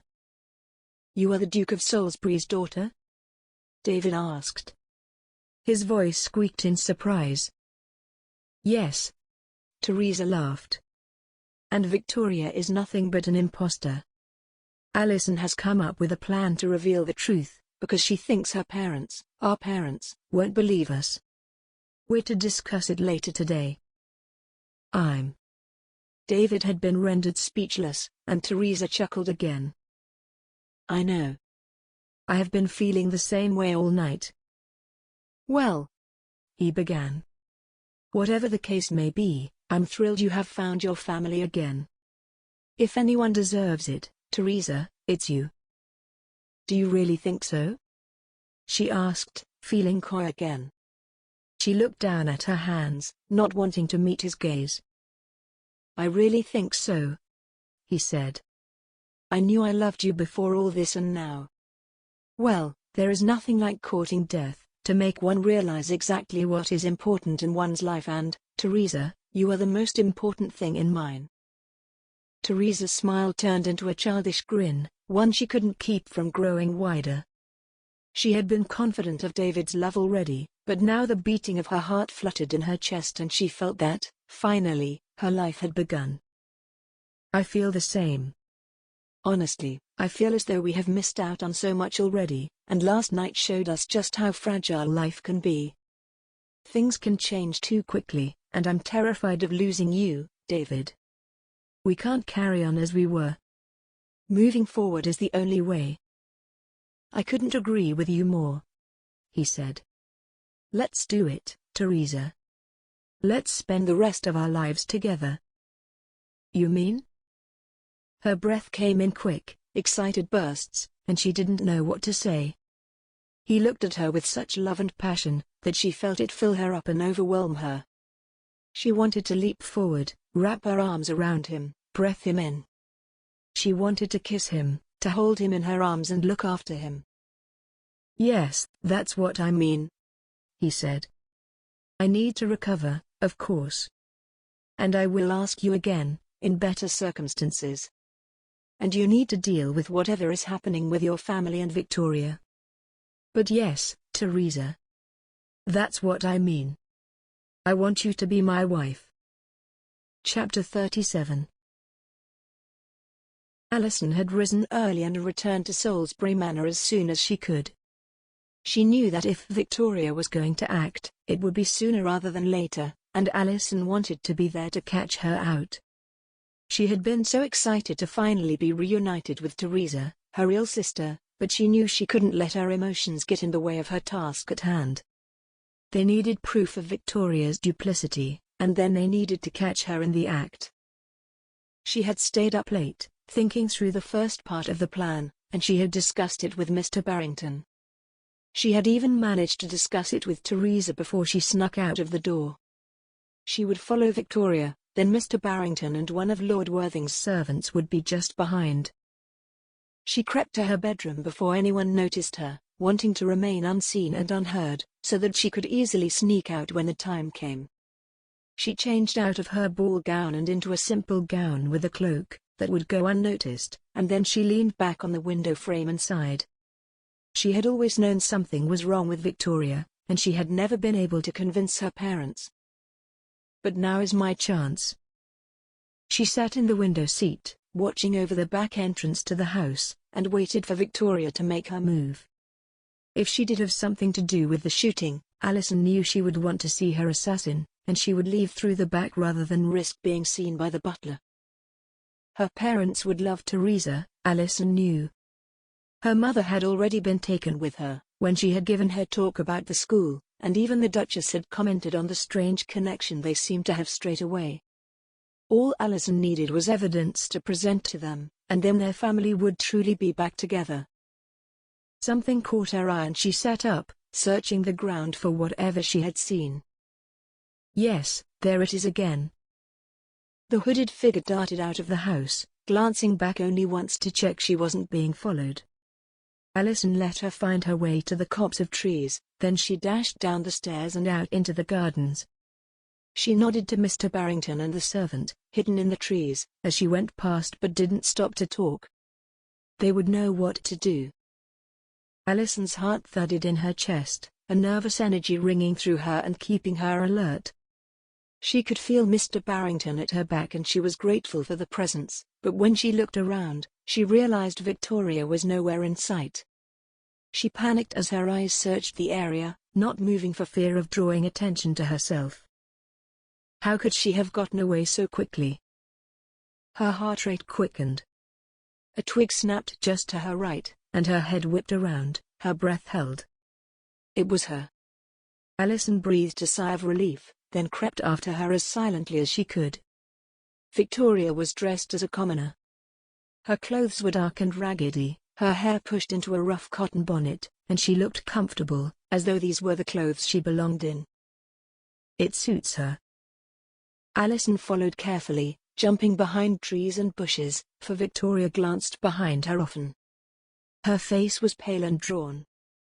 The ball had taken a toll on her, given her dark circles beneath her eyes, but it was the determined furrow on her brow that Alison was most concerned with. Victoria had a plan, and Alison suspected she would stop at nothing, to save her position in the Salisbury household. Victoria led them to the slums, an area of the city Alison had never been before. She had been warned away all too often by her parents, a dangerous and unfriendly place, and the real Victoria would have been loath to go there, too. But this Victoria looked so at home, as though she knew the place intimately. Alison shivered. The houses were run down and the muddy streets ran with effluence. The stench made Alison gag. There were people everywhere, even at such an early hour. None were well dressed, and they seemed to snarl at one another, as though always on the lookout for enemies. Alison was amazed at how easily Victoria slipped through the crowd unnoticed. Even in her simple, unadorned gown, Alison attracted attention, and she pulled her cloak tightly around her. And yet it seems no one even sees Victoria. Victoria stopped in front of a tavern. It was closed, but Alison could still see the candlelight flickering in the window, and make out the shadows of a large man moving around inside. She stepped back, and hid herself behind a waiting carriage, peering around it to watch. She glanced back, just once, to check Mr. Barrington was still there, and he nodded his reassurance. Seeing him settled her nerves. Victoria rapped heavily on the door with the side of her fist, a demanding and authoritative knock. As Victoria waited, Alison swallowed and forced herself to slow her breathing. She had to remain calm. Victoria pounded at the door again. It was finally opened by a large, gruff man. His rotund figure took up the entirety of the doorframe, blocking out any light from behind. He wore dirty clothing and a sneer on his stubble-ridden face, and he chewed a wad of tobacco. He smirked as he looked Victoria up and down. "You again," he said.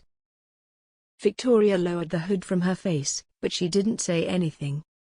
Instead, she stepped past the man and into the tavern. He closed the door behind her.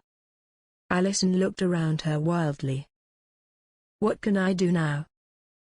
That's when she spotted the open window, not too far from the door, and their shadows just behind it. Looking around her once more, she crept closer to the tavern, and put her back against the wall next to the open window. She could hear everything they said, and if she twisted her head she could see inside, too. From the corner of her eye, she saw Mr. Barrington and his helper take up the position she had just vacated. "Is it done?" Victoria asked.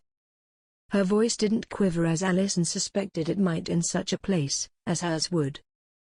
There was a long pause then, and Alison imagined her glaring up at the man, daring him to answer her back. "Didn't quite go according to plan," he said with a shrug. "But yes, it's done." "What do you mean?" Victoria snapped. Her words were so sudden and so harsh, that Alison jumped at the sound. She held her breath and pressed herself further up against the wall. "She didn't get in her carriage," he said.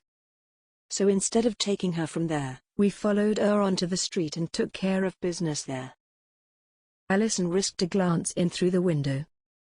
They stood on either side of a rough wooden table, Victoria leaning heavily on her fists and glaring up at the man.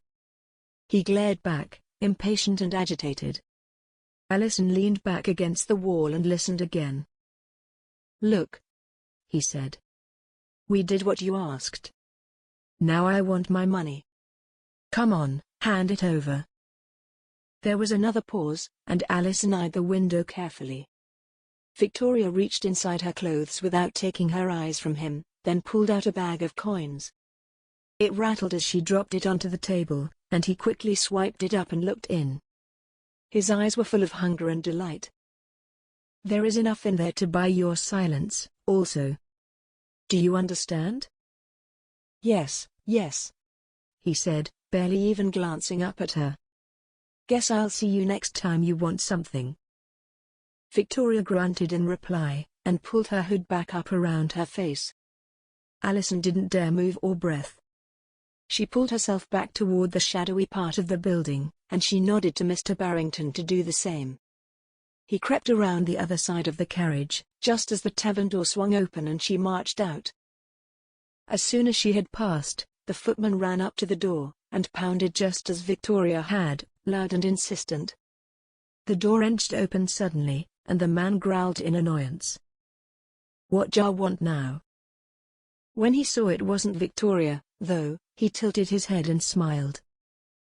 "Oh," he said. "A visit from a gentleman. To what do I owe the pleasure?"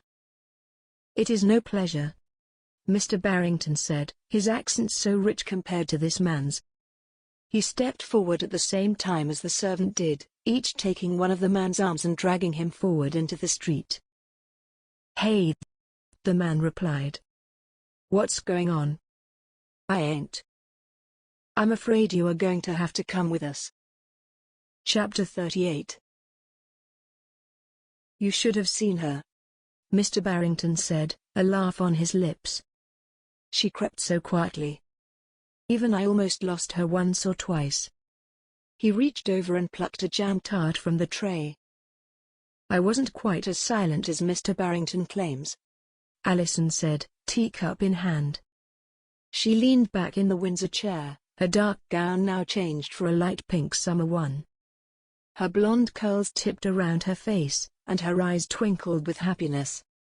"But I did try my best." "You did wonderfully," he replied. "Honestly, I don't think I could have done it better myself." They had gathered in the drawing room at Worthing Estate later that same day, and even David had managed to join them. His cheeks were a healthy pink and his smile easy, despite the occasional hiss of pain, and although he still felt overwhelmed by it all, he couldn't help feeling his spirits lifted by this impromptu gathering. The room was filled with light, the heavy blue curtains having been pulled back to let the sun in. The blood had been scrubbed from the floors, and the couch David had been carried to had been removed, making the room seem all the larger and more spacious. It smelt of soap and cleanliness, and although David could not remember what happened after he was shot, he was glad that the room was not too haunted with that terrible incident. Near the window, there was a round table, around which they sat with tea and nibbling at cakes. "I can quite imagine it," Isabella said. "Alison is a positive sleuth when she wants to be. Do you remember, Lord Worthing, when we were young and she suspected someone of stealing that slice of lemon cake? She interrogated us for hours." "I did not," Alison said with a teasing smile. "And besides, I'd been saving that all evening. I was terribly disappointed to find it gone." "And did you find the culprit?" Teresa asked. She leaned forward and stirred a little milk into her tea, then tapped the spoon on the side of the cup and let it rest until cooled. "No, she didn't," Lord Worthing replied. "But we all rather suspected she ate it herself and forgot about it." "I can't deny that is equally likely," Alison said, erupting with laughter. I had rather too much wine, if I remember rightly. We all had, Isabella replied. She took a sip of her tea, sat perfectly upright as was polite, although Alison already leaned against the back of the chair as though in her own rooms. We've so much to catch up on, Teresa said, a little wistfully. I wish to know everything there is to know about you, Alison. And I want to hear about all your exploits. Of which there are plenty, Mr. Barrington said with a nod. Alison is not one to sit back and let life happen to her. She has quite a spirit, and although she is dreadfully kind-hearted, she is strong-minded, too. Alison rolled her eyes and Teresa chuckled. David said, knowingly. It must run in the family then. Teresa can be rather fiery, too. He held his eyes wide and he had a smile on his lips, although his arm hung limp at his side. It hurt too much to move it. Fiery? Teresa asked, her voice high in disbelief. She turned and looked at David with her eyebrows raised, and he thought again, as he always did when she looked at him, that she was the most beautiful woman he had ever met. Just as I like it, he added with a smile and a heart full of love. It is not a criticism, Teresa. Perhaps not, but I'd rather call it independent, Teresa said, looking back at the group. Or perhaps vivacious. Then vivacious it shall be, Lord Worthing said. You are one of us now, my dear girl, and you need to be vivacious to keep up with this lot. Yes, Alison said excitedly. I'm so happy to have you back in my life. I can't even begin to explain how much I've missed you.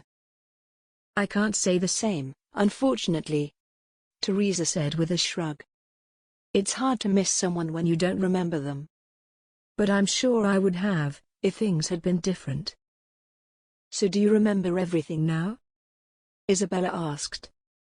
She leaned forward, eager to hear the answer. Not everything, Teresa said. But more and more comes back to me every minute of the day. Just as I think I have it all back, there is a smell or a sound that triggers a memory. It's quite a strange experience, I must say. David watched her as she thought, the way her lips pursed slightly when she concentrated, the way her eyes found the wall as if the answers were written there. He loved every little reaction, every tiny movement she made. It must be like living your life twice, Mr. Barrington said. Or living two entirely different lives, Lord Worthing added. You are as much Teresa Smith as you are Victoria Haymoth, after all this time. Goodness, she said. You're right. It feels very peculiar, but in a good way. I'm certainly looking forward to learning more about myself and my family, assuming our parents accept what we have to tell them. They will, Alison said softly.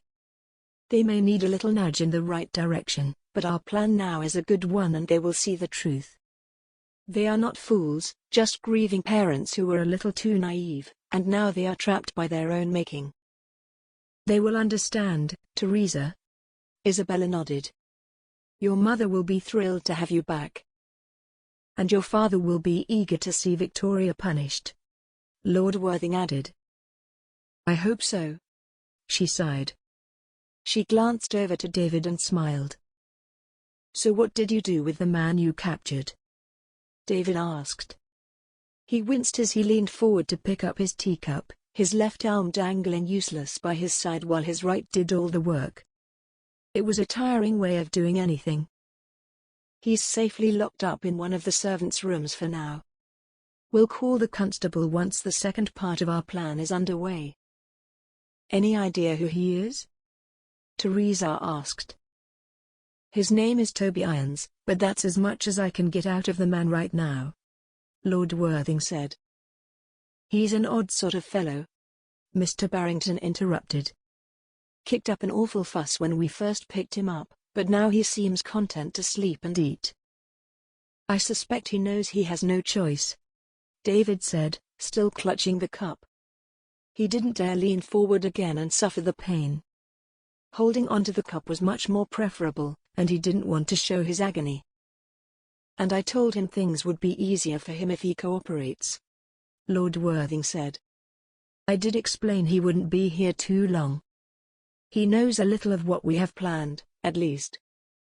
I cannot begin to thank you enough, Teresa said. I don't know what we would have done without you. Well, I'm certainly glad we helped, Alison replied. I wonder if without it, we would have been reunited at all. We may have missed each other, been so close and not even realized it. There is no need to thank us, Teresa, Isabella said. We did what any friend would do. No, she is right, David urged. I may have died on that road, had you not assisted and called the physician.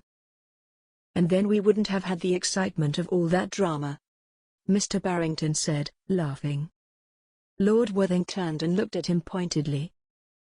You're only saying that now you know he will survive, he said. I suspect it wouldn't have been quite so exciting had something else happened. The room fell silent with that dark thought, and David felt himself shiver. He had been lucky, he knew that. Exactly, David said after a moment.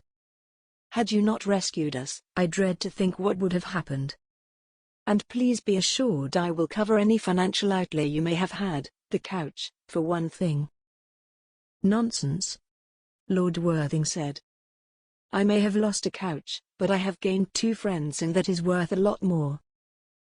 I didn't really like that couch, anyhow, Isabella said, waving her hand. I shall be glad to change the colors in this room. I'm thinking of going with pale yellows next time. It's a lovely room, Teresa said. In fact, the whole house is delightful. Thank you. Speaking of houses, Isabella continued. What is your plan now? Will you go back to the school? David and Teresa looked at each other, unable to suppress their smiles. Wherever she goes, David said, not looking away from her. I will be by her side. I knew it, Alison said. I have suspected there was more to you two than mere employer and employee. Well guessed, Teresa said with a chuckle. Although nothing is official yet. We wanted to deal with the current issue first. That makes perfect sense, Mr. Barrington said. Although that does not mean we cannot offer our congratulations. Chapter 39. It was 2 days later when they put the second part of their plan in place. David, now feeling positively sprightly, had returned to Lentingdale Manor, in order to change into a fine linen summer cutaway, then return to Worthing Estate. You look perfect, Teresa said when he walked back into the drawing room. You do look rather well, Isabella said with an appreciative nod. Like a gentleman on a mission to find a wife. Well, that's exactly the look I was going for, he said with a smile. You have heard back from Her Grace? Lord Worthing asked. Yes, David replied. I am to meet them at Salisbury House in an hour.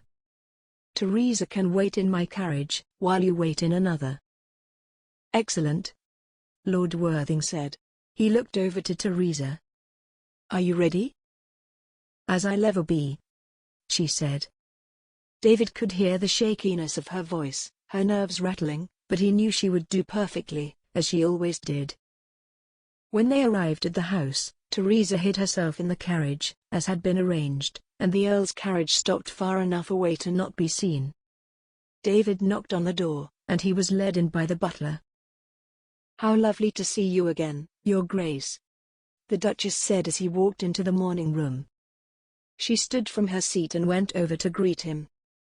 Your Grace, he said with a bow. He couldn't stop himself hissing at the pain as he returned upright, but he smiled all the same. I'm delighted to be here. Thank you so much for accepting my request for an audience. Think nothing of it, she said. It is my pleasure. You remember my daughters, Alison and Victoria? She stepped back to reveal the two young ladies, waiting patiently at the table. David avoided Alison's gaze for fear of giving too much away. "How could I forget?" he said, eyes on Victoria as though unable to tear himself away. "And I don't think you've had the pleasure of meeting my husband, Charles, the Duke of Salisbury." "Duke?" David said with a slight bow. "How delightful to finally meet you. I trust you are well?" "Very well, thank you," the Duke of Salisbury replied. "I have heard a lot about you." "Have they been giving away my secrets?" David said with a chuckle, and the Duke chuckled along with him. "Something like that. I can tell you this, they are all rather taken with you." "Please," the Duchess said. "Take a seat. You will take tea with us, won't you?" "I'd be delighted, thank you." As David sat at the fifth chair of the small round table, he winced, unable to hide his pain. He eyed Victoria, watching for some sort of reaction, but there was none. "I see you have an injury," the Duchess said as she poured the tea. "Nothing serious, I hope?" "Highwayman," David said, still not looking away from Victoria, and she didn't flinch. He sighed and turned to the Duchess. "An unfortunate blight on our times. I was lucky, though. I only took a lead ball to my shoulder, and the physician did a wonderful job in putting me back together." "Ah yes," the Duke said. "Highwaymen are indeed a blight, but physicians are the angels of this earth. I am glad you were not more seriously injured, Lentingdale, but I am sorry to hear of your troubles." "Thank you, that is most kind." David looked back to Victoria, shocked at how brazen she was to sit there, knowing it was likely her assassin that did him harm, and not seeming to care. "I had an excellent time at the ball, Lady Victoria," he said, picking up his teacup. "I'm glad to hear that," she said, demure and coy, and David looked at her curiously. "Did her mother tell her to act like that?" "I was surprised to see so many people there," he said. "Victoria is extremely popular among London society," the Duchess said. "She has the most friends of anyone I know, and she is well connected." "That's good to know," David said. He caught Alison's eye and they shared a moment, however small, of understanding. "She's an excellent dancer, wouldn't you agree, Your Grace?" "I would," David said. "And a great conversationalist, too. Both my daughters are very talented. I'm extremely lucky in that respect," the Duke said, accompanied by the Duchess' eager nodding. "But Victoria, in particular, has skills in embroidery and stitching, and she loves to read, don't you, Victoria?" "Oh yes," she replied, smiling sweetly. "I will read just about anything."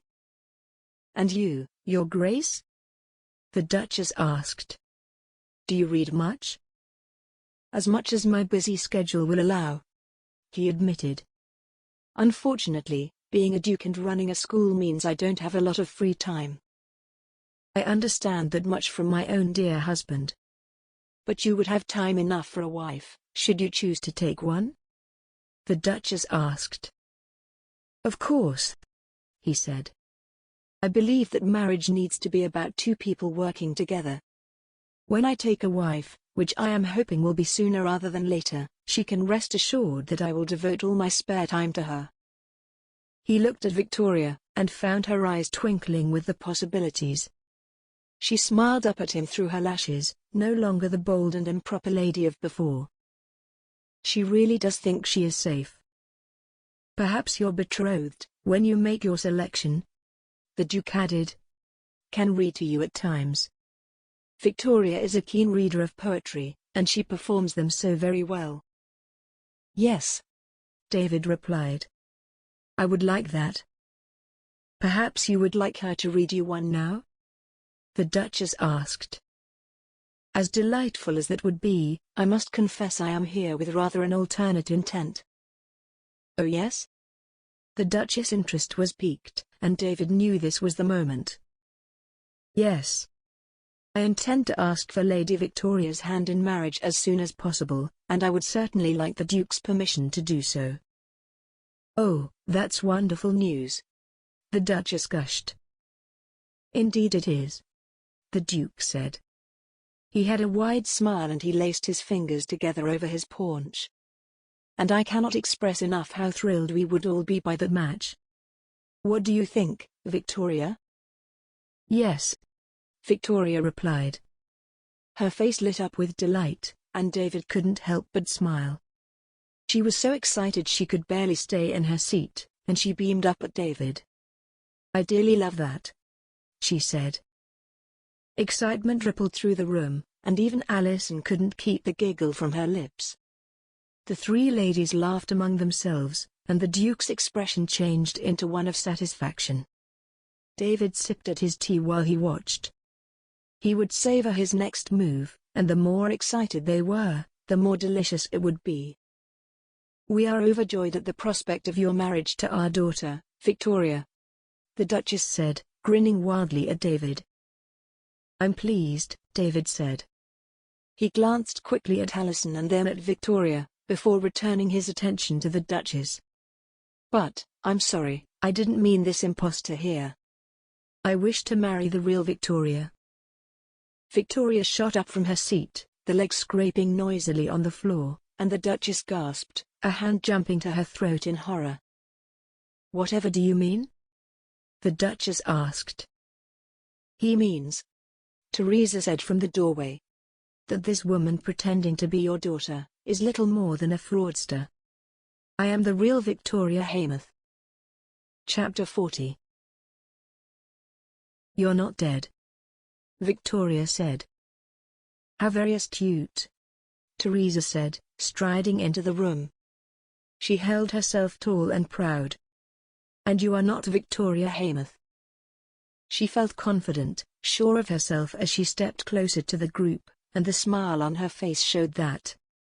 This was her moment to put right all the wrongs that had happened, both to her and to her family.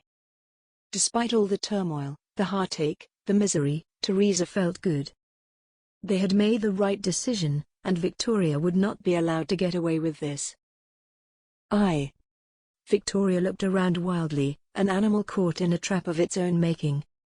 "I don't understand. What on earth is going on here?" the Duke of Salisbury roared, getting out of his seat. His face had reddened in fury, and he pointed a finger at David as though he were the culprit. Both Teresa and Alison had anticipated his anger, at his household being in disarray, but Alison had assured Teresa she would be able to calm him, at least long enough to hear their claim. "Please, Papa," Alison said, putting a calming hand on his arm.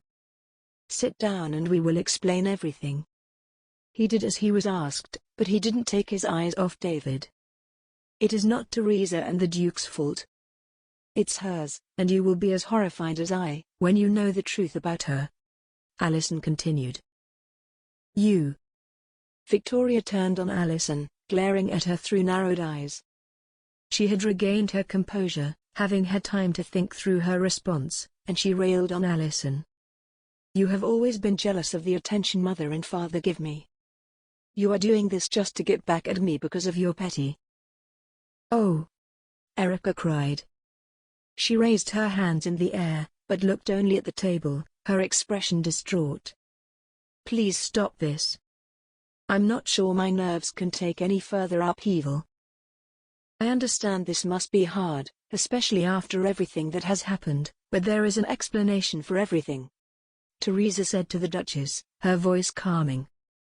But then she took another step forward, so that she and Victoria stood level. "The explanation is that Victoria, or whatever her name is, has fooled you for too long.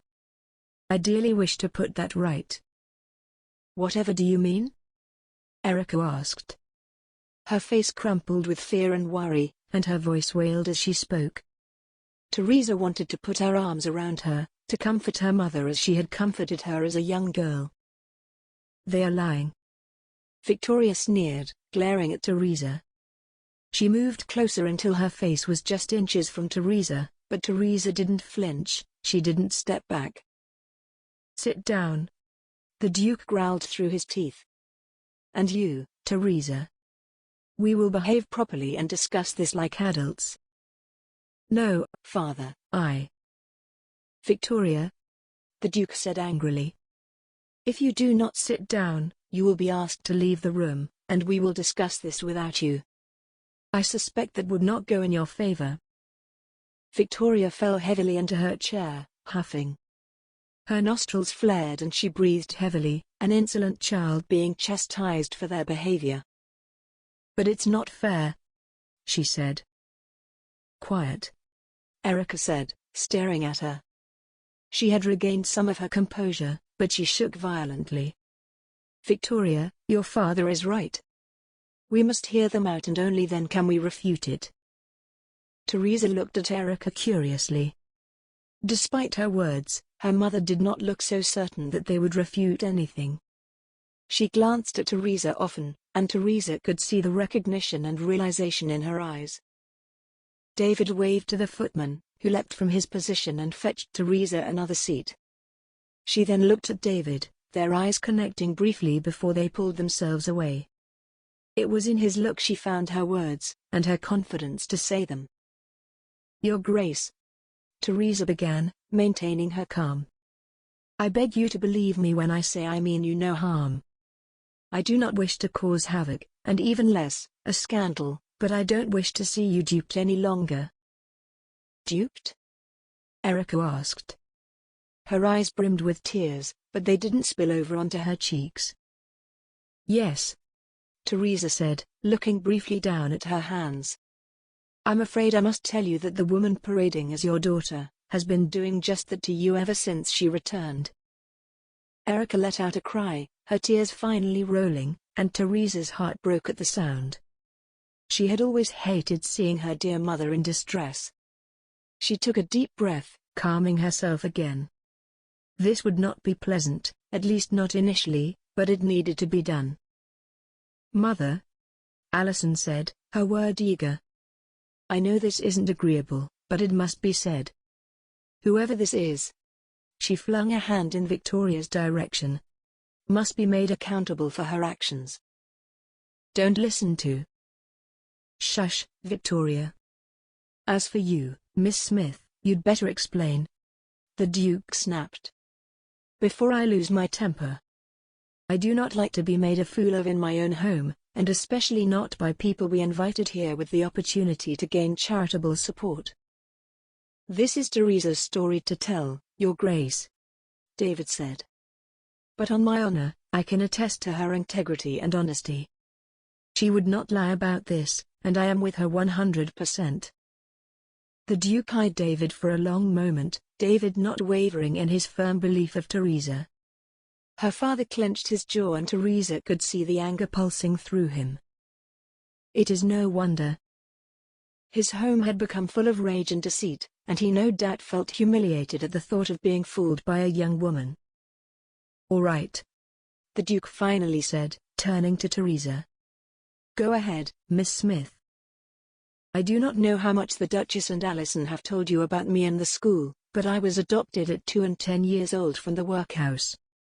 I was found wandering the streets at the age of 9, with no idea of who I was or where I came from. And what does this have to do with us?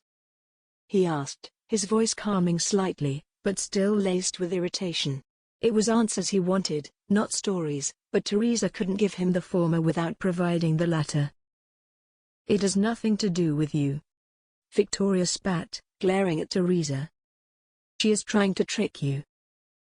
Quite the contrary, Teresa said, looking at Victoria and then back to the Duke. I have reason to believe that I am your daughter, Victoria Heymoth. And Allison, Lady Allison, agrees. She would. Victoria muttered, but her words were accompanied by the gasps of the Duke and Duchess, and by Allison's confirming words. Victoria leaned back on the chair and folded her arms, behaving both improperly and as a child would do. Teresa looked at her in surprise. She would have expected her to have had more intelligence than that, after all she had done. Such behavior would not win her case. Victoria, be quiet. Allison? The Duke looked at his eldest daughter with an eyebrow raised in question. "What do you have to say about this?" "Papa, ever since Victoria came back into our lives, I have had my doubts." "Do you think I would not know my own daughter?" Erica asked, her voice high and fraught, defending herself from what was to come, although she needn't. Teresa didn't blame her mother, and she knew no one else would, either. "Mother," Allison continued. She put a hand over her mother's and looked into her eyes. "You were so distraught when Victoria went missing. And this Victoria did an awfully good job of convincing you. It is no wonder you believed her. I would have, too, in your position." "I did not such thing," Victoria said, then she turned to the Duchess. She leapt from her seat and kneeled on the floor in front of Erica, praying for her support. "Please, Mother, you've got to believe me. I don't know why Allison is doing this to me, but—" Erica brushed Victoria's hands away, and whispered to her to sit down. "A few nights ago," Teresa said, "David was shot. I have my own suspicions of who was to blame, but that is a conversation for later. That night, though, Allison and her friends, Lord Worthing and his wife, kindly helped us.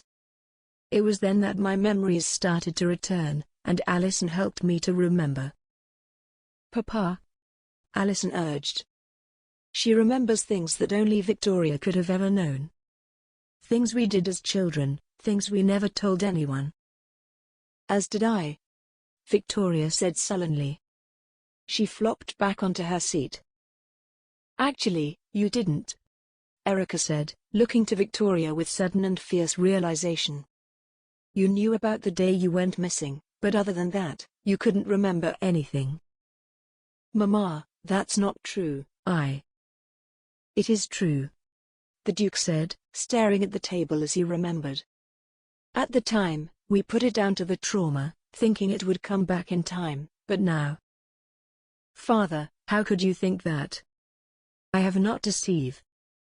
"He thinks it because it is true," Teresa said firmly, turning finally to glare at Victoria.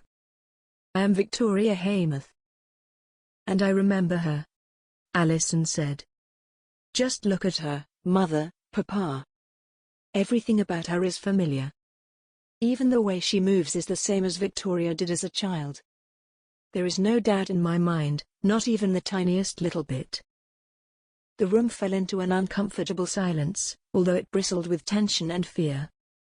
The Duke and Duchess both scrutinized Teresa, and Teresa could see sadness in their eyes, but also recognition. Even if they weren't ready to admit it, they knew in their hearts what was true and what was not. "Do you remember the day we went to the seaside?" Erica asked, and Teresa smiled at the memory. She had been only 7 years old, and so desperately excited. They did not see much of the sea, living in London. "Yes. Yes, goodness," she said. "I tore my gown running through the rocks. Father was terribly annoyed. I can still hear his roar when I stumbled back up the beach." "I was furious," the Duke said with a chuckle. "We had no spare for you, and you were quite old enough to know better. We had to carry on the day with you looking no better than a street urchin." "I remember that, too," Victoria said hopefully, and Teresa shot her an amused glance. "Do you remember when you fell in the garden, and cut your leg so badly, that we had to take you to the physician to be stitched up?" the Duke said, looking down at his hands that were clasped together on the table. Teresa's eyebrows knitted together. She couldn't remember that. "Not at all." "Yes," Victoria said, altogether too keen. She jumped in her seat eagerly. "Goodness, I'd forgotten all about that, but yes. How it hurt." "That never happened, Victoria," Erica said slowly. "Yes. Yes, it did," Victoria said, the panic rising in her voice. She laid her hands flat on the table, her eyes wide. "I remember it clearly. Father picked me up and—" "No," the Duke said, shaking his head. "I made it up, to test you. I must admit, you are a good actress, whoever you are. You had us convinced for too long. Teresa felt herself sag with relief. They believed her. She knew they would, in her heart, but the fear that they wouldn't had still pulsed through her. She looked over to David for reassurance, and he nodded to her. "You're doing great." "No," Victoria said, shaking her head violently. Her eyes were filled with tears that threatened to spill over. "No, you're wrong. I am a terrible actress. I am your daughter. Please, you have to believe me. I don't know why Miss Smith would want to do this to me, but I had the handkerchief, remember? You could have got that from anywhere." Erica tarted, disgusted. "I have showered you with love and affection, and you have done nothing but deceive us and treat us as fools." "No, I didn't," Victoria urged, her voice desperate. "It was my handkerchief, from when I was a child, don't you remember? It was embroidered with pink." "It was my handkerchief," Teresa said, looking pointedly at her. "And remembering what it looked like means nothing, coming from you." "Heavens!" Victoria said, exasperated. "You can't honestly believe this, can you? Mama?" "I have more proof, if you want it, Papa," Alison said. She picked up a glass of water and threw it over Victoria. Teresa gasped. "That wasn't part of the plan." "What are you doing?" Victoria jumped up, letting the water run off her. That's when Teresa saw it, the mole on her left cheek. Chapter 41. "Why were you covering it up?" Alison demanded. "Seems to me you were trying to make yourself look more like my sister." Teresa couldn't stop staring at it, just as it drew her attention in her dreams. "It's her, the girl who has given me nightmares since I was a child." Victoria faltered, looking around her in blind panic, but then she took a deep breath and turned to glare at Alison. "It's hardly flattering, is it?" she said. "Wouldn't you cover it up?" "No, it is not flattering," Erica said firmly. "Neither is it something Victoria ever had on her face." "We already believed you, Alison, Miss Smith, but you were right," the Duke said. "That was the final piece of proof we needed." He turned on Victoria then. "Tell us who you really are." "I'm your daughter, Father." "Please." "Mama." "Please, you must believe." "Enough," the Duke crowed. "You have made a mockery of this family for quite long enough. I demand you tell me who you are, before you are thrown onto the streets with nothing but the clothes you are wearing. And that would only be if you were lucky." Victoria fell back into her seat, sagging with defeat. She looked to the ground and sighed. "There is no denying it any longer, is there?" Victoria said. "No," Teresa said. "I advise you tell my parents who you are immediately." "Oh goodness, your parents," Erica said. Her voice shook with emotion and Teresa looked over at her with affection. "We have so much to catch up on." "There will be time for that," the Duke said. "But for now." "All right," Victoria snapped. "It is true. My real name is Tina Reynolds. I found the handkerchief when I was a child, and I discovered its background quite by accident. You must understand, I had a terrible life. I desperately needed a home. My mother had died, I lived on the streets. I would have died." "Oh, stop," Teresa said. "You cannot justify what you did, and I know you were there the day I went missing. It is one of the few things I could remember, thanks to your mole. There is more to this that you are telling us." Tears began to roll down Tina's cheeks, a clever trick, by Teresa's reckoning. "There is no way I would have survived, were it not for your kindness, and we are kind enough without being lied to," Erica said firmly. "You could have come to us for help. As you know, we support many charitable causes." Her lips were thin with disappointment and hurt, and Teresa could see her holding back her tears. "It's all right, my dear," the Duke whispered to his wife. "I did not want to be a charitable cause," Tina said. "You seemed like such a loving family, and—" "Except that you are still lying, aren't you, Tina?" David asked. "There is more?" Erica gasped. "I am not sure I can handle any more." She put her head in her hands and whimpered. "I'm afraid so, Duchess," Teresa said, and they looked at each for a long moment, both noticing the use of her name. "That will hopefully change in time." "You," Victoria said, narrowing her eyes at Teresa. "It is you who is causing all this heartache." Those words stabbed at Teresa, and for the briefest of seconds, she doubted herself. She didn't want to bring misery and chaos into the lives of those she loved. But she quickly shook the thought away. It wasn't her doing, it was Tina's. "No," Teresa said. "It is your actions that have had such grave consequences." "Whatever you think happened," Victoria said, "you have no proof." "If you'll excuse me," David said, rising from his seat. He quietly left the room. "What do you suspect, Teresa?" the Duchess asked, barely noticing David's departure. "She must have suspected I was the real Victoria right from the beginning." "There have been little things which we can discuss later, but most importantly, it was she who injured David, and she wanted to kill me." The room fell silent, blanketed by tension and awkwardness. Even Tina didn't dare say anything, until the Duke finally found his words. "Kill you? But why?" Teresa shrugged.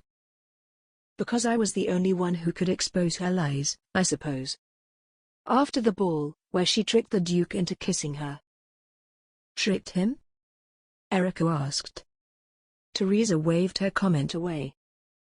"I will explain everything in time, but for now, I will tell only the important parts. So after that, I ran away, distressed. The Duke followed. We were out on the street when a carriage came racing by, all too close to us. And there was a pistol sticking out of the window. I was at the ball, as everyone here well knows." "Yes, you were," David said, re-entering the room and dragging someone behind him. Tina blanched at the sight. "But your paid lackeys weren't, were they?" "Paid lackeys," she said, her words twisting up in panic and becoming less convincing by the moment. "Goodness me, you talk some nonsense." "Really?" Teresa asked. "Because here is the proof you were requesting." "No, no." Tina shook her head violently, and the Duchess stared at her in horror. "Meet Toby Irons," David said. "The man Tina Reynolds paid to have Teresa killed." Chapter 42. Toby shifted awkwardly and grumbled. Fear shone from his eyes, but Teresa thought she could see resignation, too. He and David had already discussed what would happen, and David had promised what he could, if only Toby told the truth. "I've never seen him before." Victoria fixed her glare on Teresa and sneered, speaking directly at her. "Why did you have to return? You've ruined everything." "You've done quite a good job of that yourself," Allison said, and Teresa almost laughed at the cold and simple words. "Silence, everyone," the Duke said, his voice firm and simmering with anger, but he managed to hold himself back from the brink of fury. "I wish to hear what this man has to say for himself." "It's all true," Toby said. David still held his upper arm in a rough embrace, and he pushed him further forward. "Speak up," David demanded. "We want the whole story." "Tina gave me money to take the lady out of the way." He nodded over to Teresa. Those words, though she had heard them before, still had the power to send a shiver down her spine. To know someone wanted you dead was a strange and worrying feeling indeed. "And you didn't tell me it had gone wrong," Victoria growled, rising from her seat and approaching him with a scowl. You were supposed to kidnap Teresa and kill her, not shoot from a window and injure the Duke. I couldn't do what you asked, he snapped. She bloody well ran straight past her carriage. So I stole another carriage and did what I could. I didn't know it didn't work until these men turned up at my door, probably led there by you. He glared at her as he spoke. It was her fault he was in this trouble in the first place. I looked back and saw someone fall, so I knew we'd hit someone. I hoped, it was my target. Teresa is not a mere target, nor an object to be thought of in such a way. David snarled, shaking Toby roughly. All right, Toby said, holding his one free arm up in submission. I'm sorry. How do you even know this man in the first place? The Duchess asked. He is a crook. Did you meet him when you were on the streets? Victoria opened her mouth to speak, to lie, probably, but Toby spoke first. Knew her father? I did, he said. He shrugged himself out of David's grip with a grimace, and David let him go. Toby had no way of escaping now. Worked together for years, doing all sorts. That's how she knows me, all right. And you haven't yet been caught? The Duke asked. That's quite a skill. I'd be impressed if I wasn't so disgusted by your occupation. But how did she engage your services? She is barely out of my sight, Erica said. Teresa could still see the disbelief on her face, the shock at how easily she had been deceived. Toby shrugged. Snuck out of the house, I guess, he said. Yes, Alison said. We followed her the day after the shooting. She crept out wearing a hood. That's how we found Toby Irons in the first place. Victoria turned and sneered at her. Irons is nothing but a madman. You just admitted to everything, Teresa asked. Besides, why would he lie? He will be hanged for his part in this. Toby jumped around to face David. You told me if I admitted all, you would ensure I do not get hanged. I cannot ensure that, David said. But I will do my best to ensure you get away with your life, albeit a life spent entirely in prison. More favorable than being hanged, he muttered. All right, Tina said. Her face was red with rage, and she marched back to the table, glaring at each one in turn, landing finally on Teresa. I admit it. There's no denying it now. I wanted you out of the way so you couldn't reveal my secret. I did it all. But it's your fault, Teresa. My fault? Teresa gasped. How can it possibly be my fault? Alison reached over and put a supportive hand on Teresa's shoulder. My mother and uncle died because of you. Tina spat, and she moved closer to Teresa. David sidestepped, wanting to keep an eye on Tina's actions. Teresa glanced at him gratefully and he nodded to her, calming the anxiety that tried to suffocate her. Now you're just talking nonsense, the Duchess snapped. Anything to get out of the trouble you are in. Someone should fetch the constable right away. You understand nothing, Tina said, growling at Erica. You, in your perfect house, with your perfect family, and all your wealth. You may think you are a charitable person, but you know nothing of the real world. The Duke clicked his fingers at the footman who waited in the corner. Tell the butler to fetch the constable right away. Yes, Your Grace, he said and slipped out of the door. We kidnapped the child, Tina said, sneering at Teresa, with the intention of claiming ransom. It's not like you'd even miss the money, anyhow. But instead you stole her identity, the Duke said. No, Tina roared. It wasn't like that. She pointed a shaking finger at Teresa, just inches from her face. She made such a commotion in the carriage.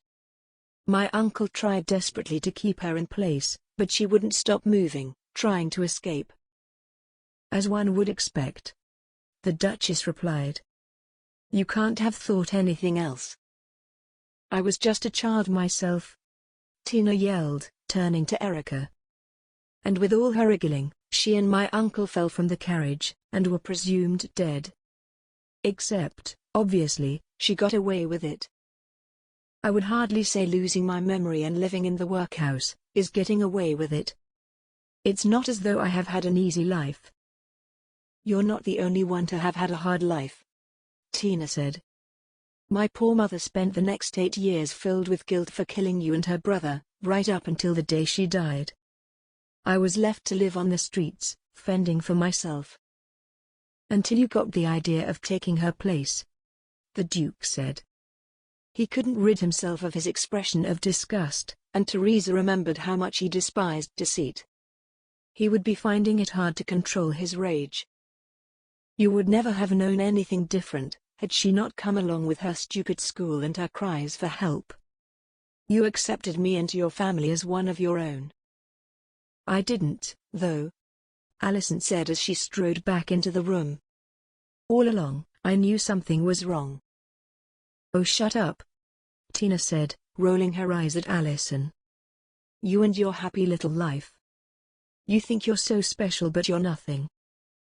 Do not speak to my daughter like that, the Duke said, rising from his own chair.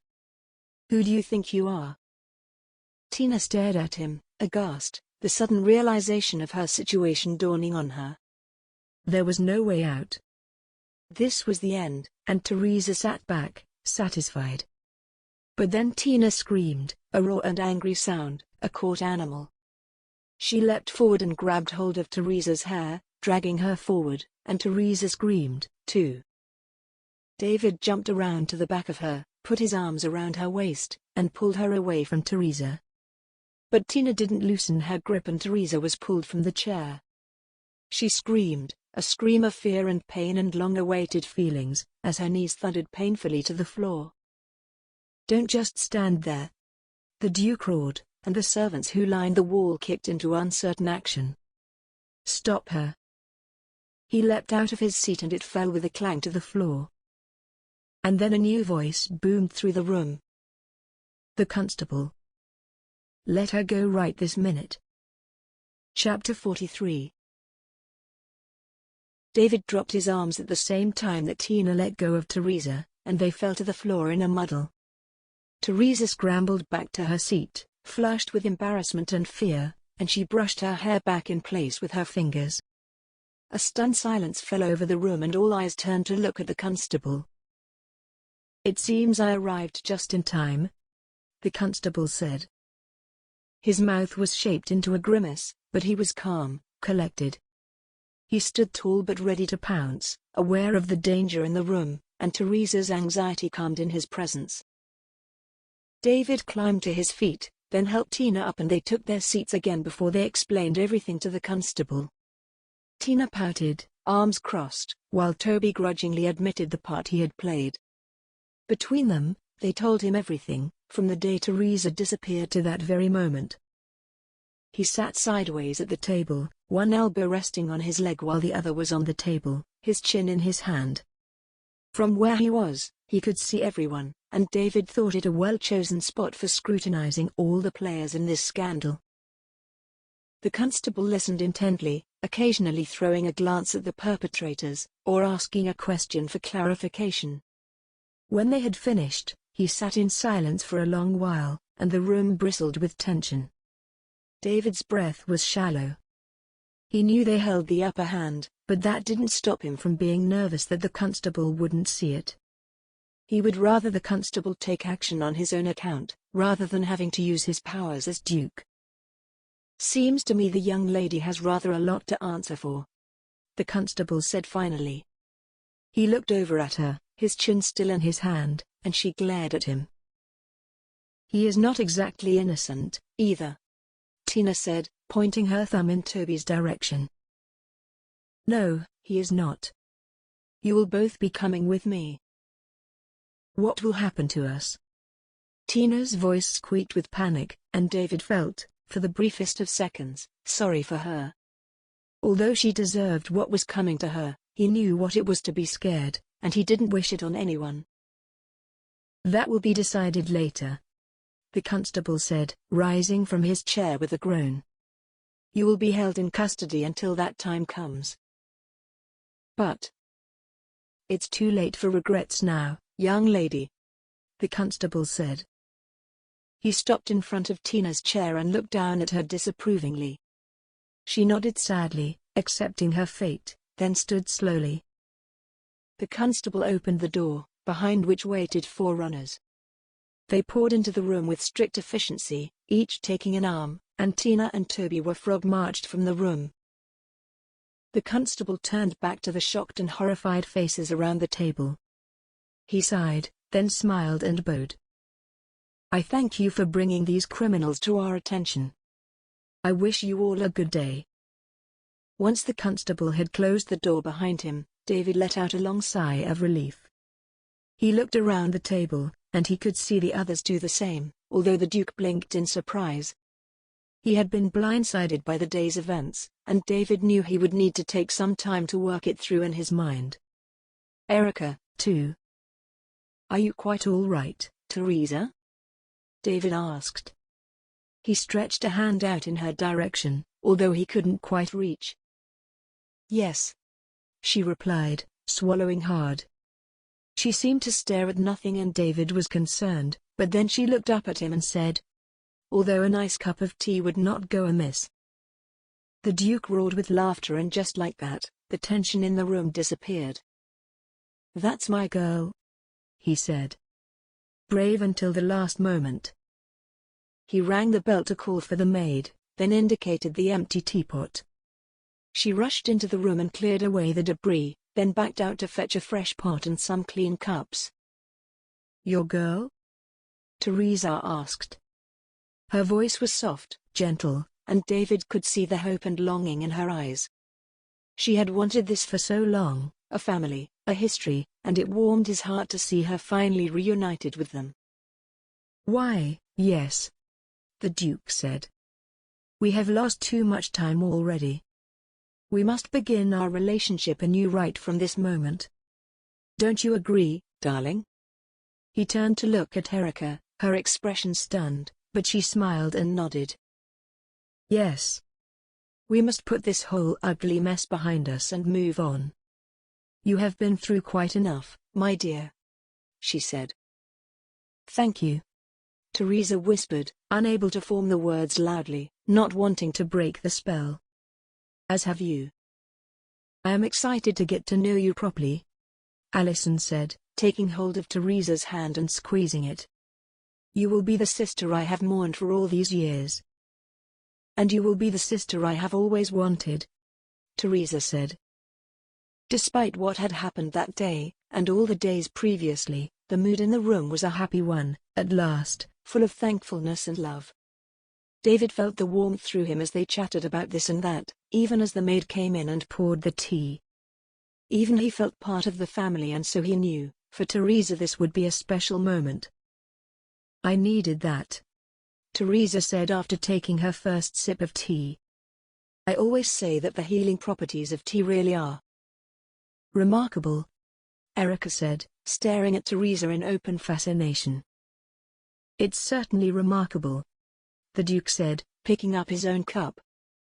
What? Teresa asked, confused at the looks she was getting.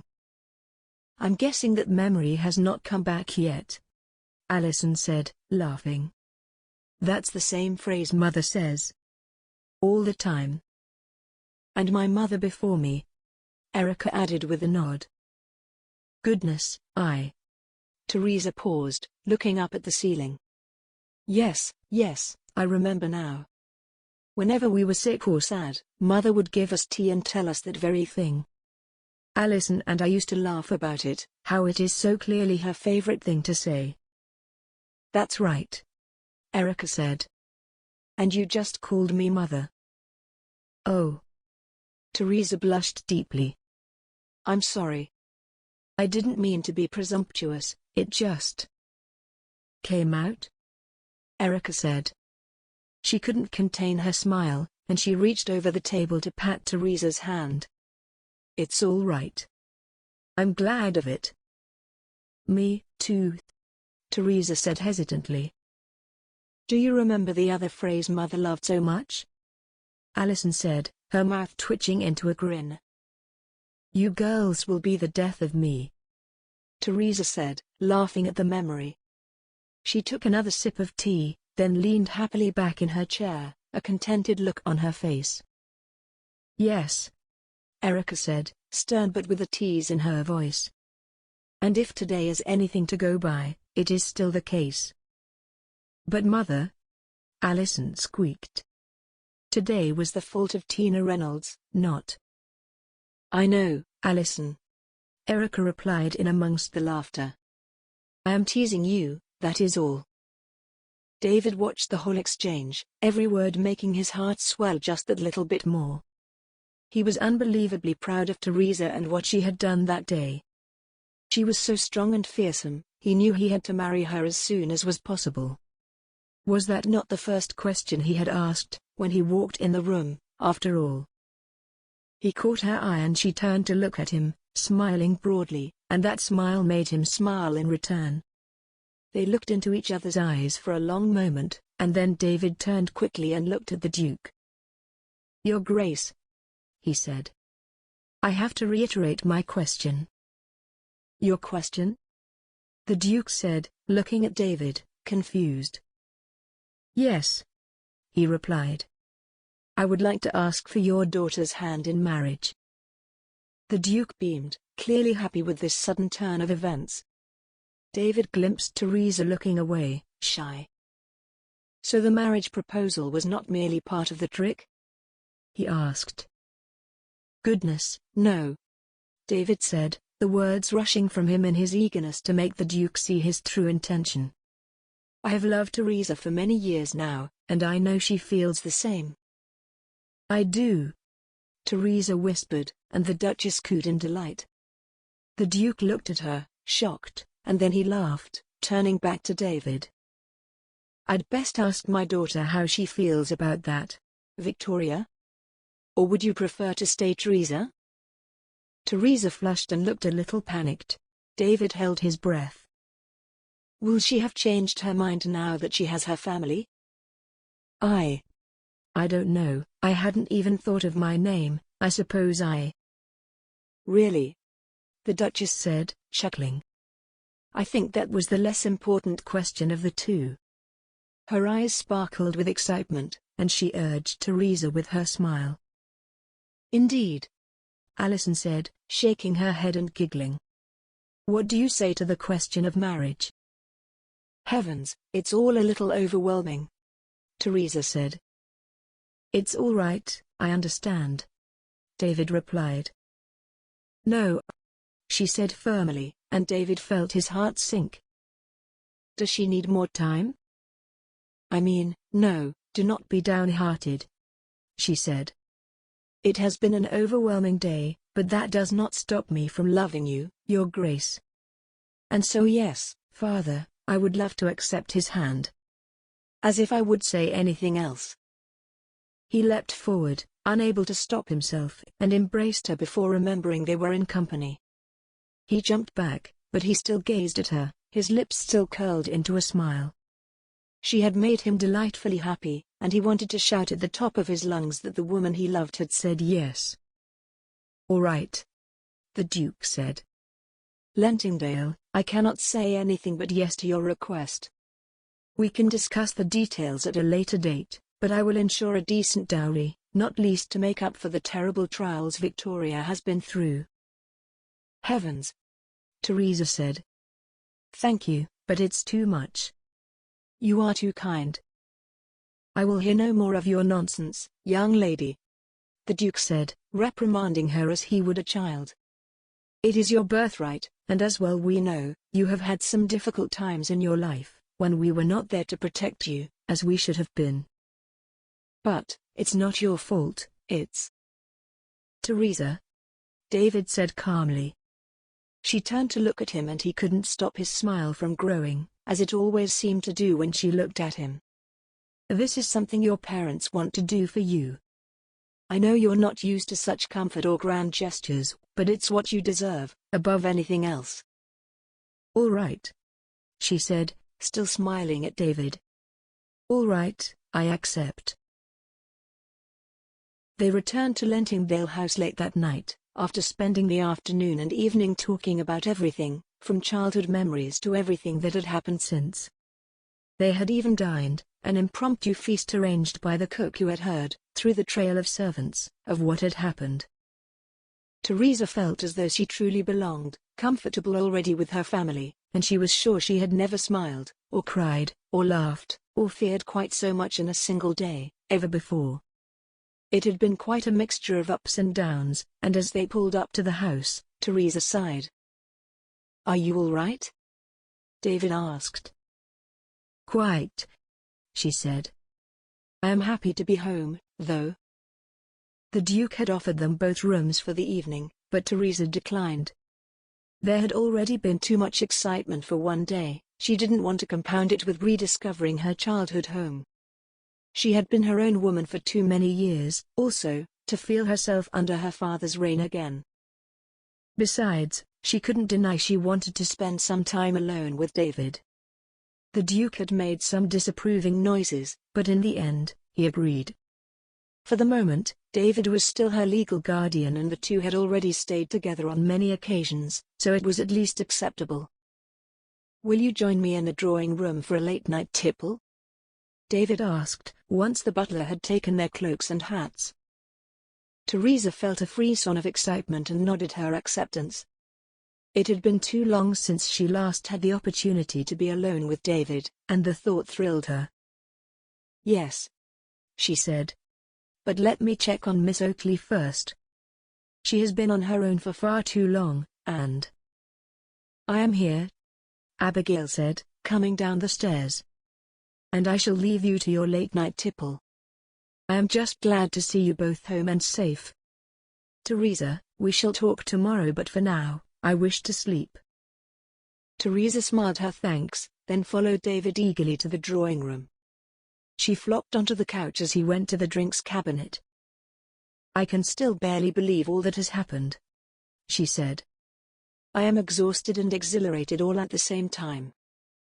"It is truly wonderful, though," David said. He poured 2 glasses of brandy to finish off the feast they had at Salisbury Manor. "I have parents," she said, shaking her head in bewilderment. "And a sister." "I know," David said. He turned back to her, glasses in hand, and smiled broadly. "Who would have known? It's so surreal. I cannot even begin to describe it. It's as though the last few days were nothing but a dream." "But it was not a dream, Teresa. You have found them. Enjoy it." He handed her the glass, then sat down next to her, leaning back and sighing contentedly. "We question too much in our lives, want answers for everything.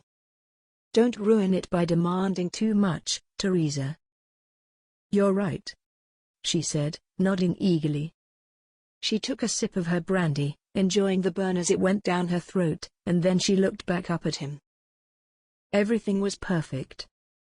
She had found her family, and they loved her in return. They were high-born, too. That she had not expected, and the dowry they promised was exceptional.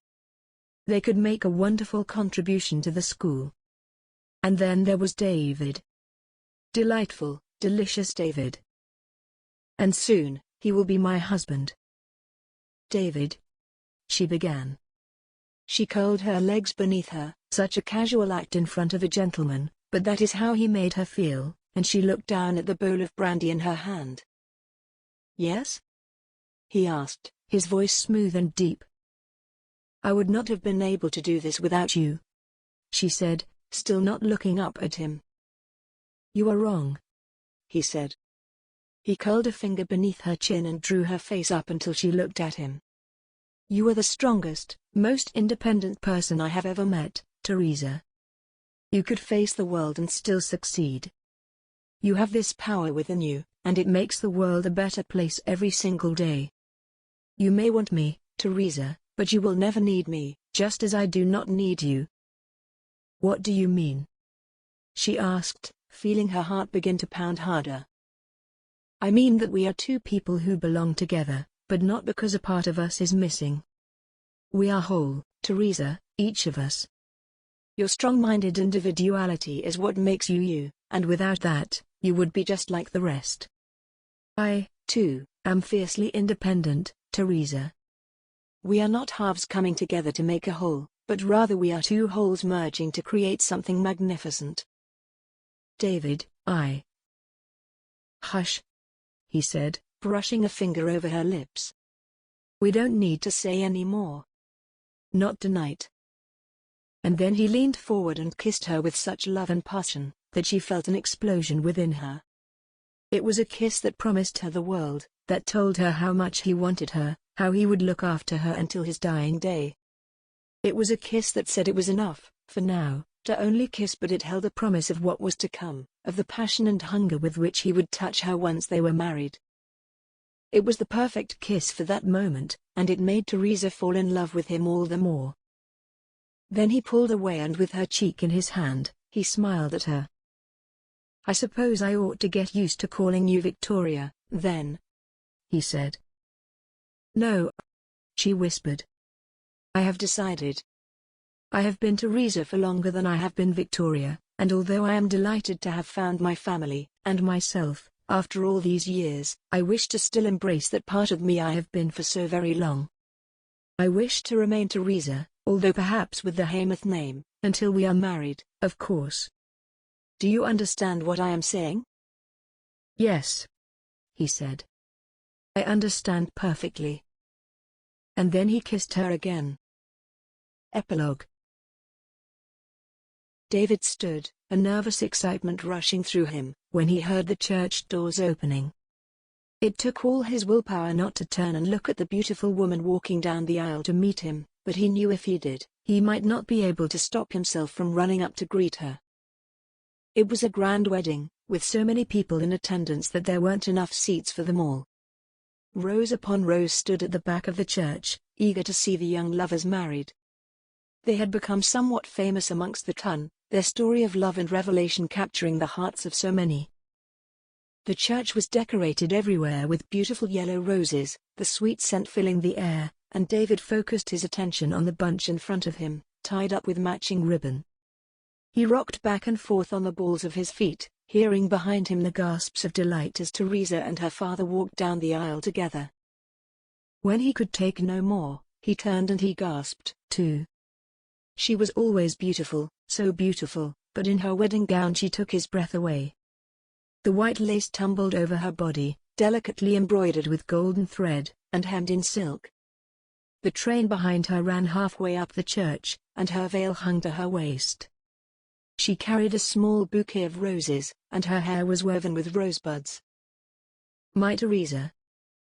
Teresa drew up next to David in the church. She didn't say anything, but looked at him through her veil, a nervous smile playing on her lips. David couldn't speak and he couldn't smile, either, because he was overwhelmed by her beauty, and by the union they were to make that day. They held their gaze for a few moments, silently telling their vows before the ceremony had even begun, and then she finally turned and looked at the priest. Teresa shook, though with nerves or excitement, David was not sure. But when she began to speak her vows, she looked into his eyes and her body and soul calmed. She became still, and the words she spoke across the church were words that tied around David's heart, and lodged themselves there. The ceremony was simple but meaningful, just as Teresa had always dreamed of. David had made sure she got just what she wanted, and her parents were eager to see her happy, too. And she was happy, he could see that in her face, her smile, everything she did. As they walked through the throngs of people, a newly married couple, David took hold of her hand, and she clutched it tightly. It had taken her family weeks to get used to calling her Teresa, but as time went by, David could see it was the right decision. Teresa Hamath was the perfect blend of her two lives, just as she herself was. She had taken the very best parts of each and cherished them, just as he cherished her. They had arranged the wedding soon after the events with Tina Reynolds and Toby Irons. Teresa's father had encouraged it because living with David unwed, legal guardian or not, was not proper, and Teresa had encouraged it because she did not want to lose any more of her life to uncertainty. Teresa had written to the school, apologizing for her absence, and suggesting they find another administrator, at least for the time being. But they had, she reassured them, sourced the funding they were looking for. They spent most of their time in the company of the Salisburys, recounting lives lived and lost. The weeks had gone by far too slowly for David, though. He wanted more than anything to be with the woman he loved. He wanted to know her, to spend every moment with her, without needing to make an excuse. She wooed him in everything she did, and he was fascinated by her. To wait weeks until he could make her his in the eyes of the law was torture. After the ceremony, they feasted at Salisbury Manor. There was every type food and the finest wines. There was dancing and singing and laughter. It turned what had been a hall filled with unpleasant memories into one of happiness and joy. The party wore on until the small hours of the morning. The ballroom was filled with laughter and love, with words spoken softly and sweetly, and good-humored jeers directed at the newlyweds. And so came the time for them to leave, to clamber their way up the stairs into the bridal suite, carefully prepared by the servants and the Salisburys alike. They giggled on their way up the stairs, nervous laughter that spoke of their anticipation, and the thrills that ran through them just at the thought of what was to come. Teresa gasped when they entered the room. The floor was covered in petals, yellow to match their wedding flowers, and hundreds of tiny candles burned on every surface, flickered like the stars in the sky. David turned to look at her and smiled. He was grateful for every single part of her, from the tips of her toes to the top of her head, from the kindness in her heart to the ferocity in her mind. He knew he was the luckiest man alive, and he would appreciate every second he had with her. "They have worked hard," he said, looking around the room. "They have. It's like a fairy tale?" "Yes," she said. "Exactly like that. And you are my fairy tale prince." Teresa took a step towards her husband, feeling the heavy train of her gown dragging on the floor behind her, pulling the petals along with it. She reached up and put her arms around his neck, and she gazed into his eyes. This was a moment she would remember for the rest of her life. "I am a prince now, am I?" he asked with an eyebrow raised. His arms encircled her waist and pulled her closer to him. "You are my prince, yes," she said. "And you, my darling, are the Duchess of Lentingdale. But more importantly, your wife," she said. He leaned forward to kiss her, but she pulled back, a teasing smile on her lips. "Not so fast," she said and stepped away from him. "We have all the time in the world, now.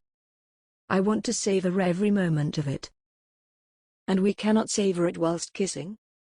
he asked, following her as she moved further into the room, chasing her hungrily. She looked back over her shoulder and giggled. "Yes, we can," she said. "But the anticipation is delicious. Don't you think?" He made a sound somewhere between agreement and desire. She turned to face him again, her long skirt swirling into a pool by her feet. She pursed her lips and looked at him, yearning for him but forcing herself to wait. "You know," she said, her lustful eyes looking him up and down. "You look so handsome in your shirt sleeves and your trousers. But I find myself wondering what you look like out of them." "Teresa," he said, laughing with surprise at her words. Was it too much? Her heart beat rapidly, a nervous flutter against her breast, and she could feel every part of her body tingle with what was to come. "What?" she said. "We're married now, and it's true. I wish to look at every inch of you, to drink you in." "All right," he said. "I shall grant you your wish, but I want something in return." "That is fair," she said, smirking. "And what is it you want?"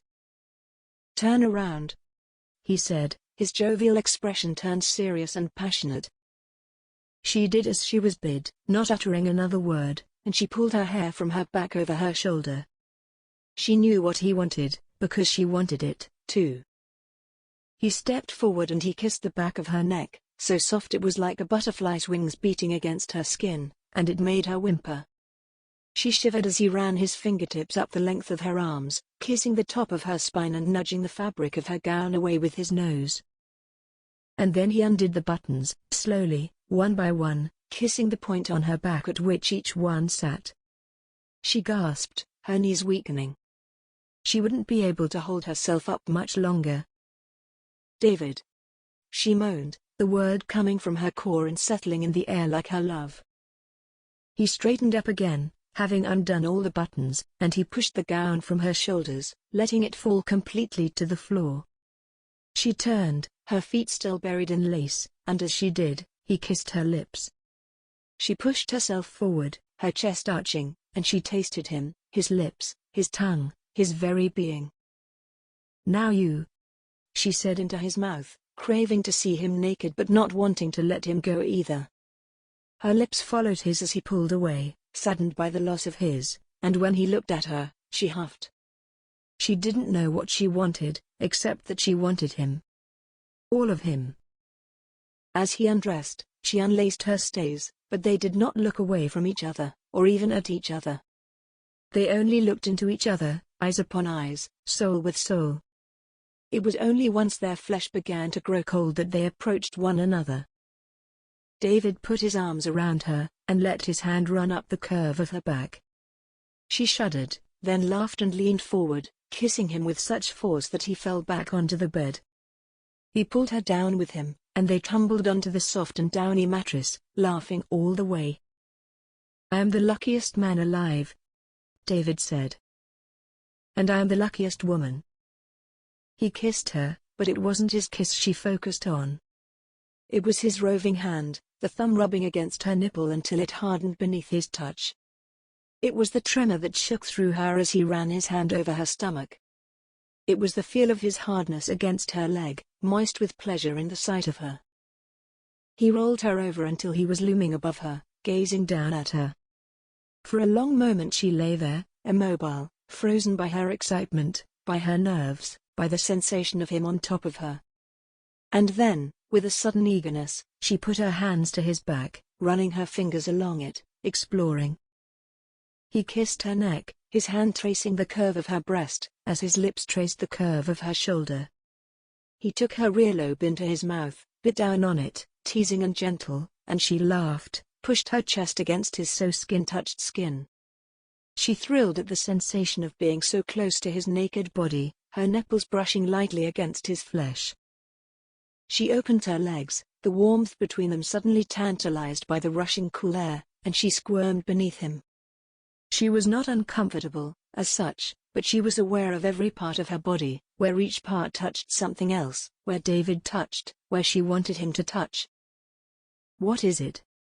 he whispered, still kissing her neck, her cheek, but sensing this new tension in her. "I don't understand this feeling," she said breathlessly. "This feeling," he said, looking into her eyes and smiling, "is love." "In that case," she said, opening her legs a little wider, "I want you to love me more." She moved a hand down and cupped his manhood, feeling its strength, its solidness, and she looked up at him, open-mouthed. Her nerves shook through her, but not enough to make her stop, to make her pause. It only pushed her to go further, to beg him for more. He pushed into her and she gasped. He filled her so completely, more than she ever thought possible. And while there was a hint of pain, it was tangled up in so much pleasure that the two became one and the same. "Are you all right?" he asked, seeing the expression on her face. He paused, and she could see him worry. "I am more than all right," she said, smiling although with a creased brow. How she loved him, and the way he cared for her. "It is almost too much to take, but I never want this feeling to fade." "It won't, my love, not now we have each other." He held himself up by his elbows, and as his body moved rhythmically against hers, he kissed her, each thrust and each wave of pleasure accompanied by the sweet taste of him. She let her head fall back as she half groaned, half laughed with delight. This was what she had been waiting so long for. This, and him. Yes, David. She cried, looking back into his eyes. My Teresa. He breathed. My love. Please. She said, and without asking, he knew what she meant. Oh my. She cried. Oh yes. He said. And then the tension broke, releasing with it floods of pleasure. She cried, pulling him into her, holding him close, never wanting to let him go. It came in waves, one after another, each as strong as the last, and when she looked into David's eyes, she could see he was feeling it, too. The wonder, the joy, a closeness they would never again lose. And finally, the waves began to lessen, still lapping at the shores of her body but slowing, slackening, until they died out completely and she fell back, spent and exhausted. He didn't move, but she could feel his shivers, his shallow breath, and as she whimpered, he whimpered, too. That was. Yes. She said, as he finally drew himself out of her and fell on the bed next to her. She turned and looked at his handsome face, wet with sweat, and she smiled at him. Yes, it was. The end? Extended epilogue. Teresa smiled and rubbed at her extended belly. She was heavy with their first child, 8 months after they had wed. Her back ached, her feet swelled, and she waddled as she walked. But she was the happiest she had ever been, happier even than their wedding day, because, as time went on, their love got stronger and stronger. And soon, they would have the product of that love. She looked over at David, hand still on her belly, and she smiled, watching as he wrote. His hand looped extravagantly over the paper, occasionally dipping the nib in the ink and dabbing it onto his blotting paper. In these later days of her pregnancy, she had taken to sitting in the corner of his study, alternately watching him work and gazing out of the window at the beautiful summer garden. Are you all right, my love? David said, not even looking up from his correspondence, though his voice was soft with feeling. I am content. She replied. I could watch you all day.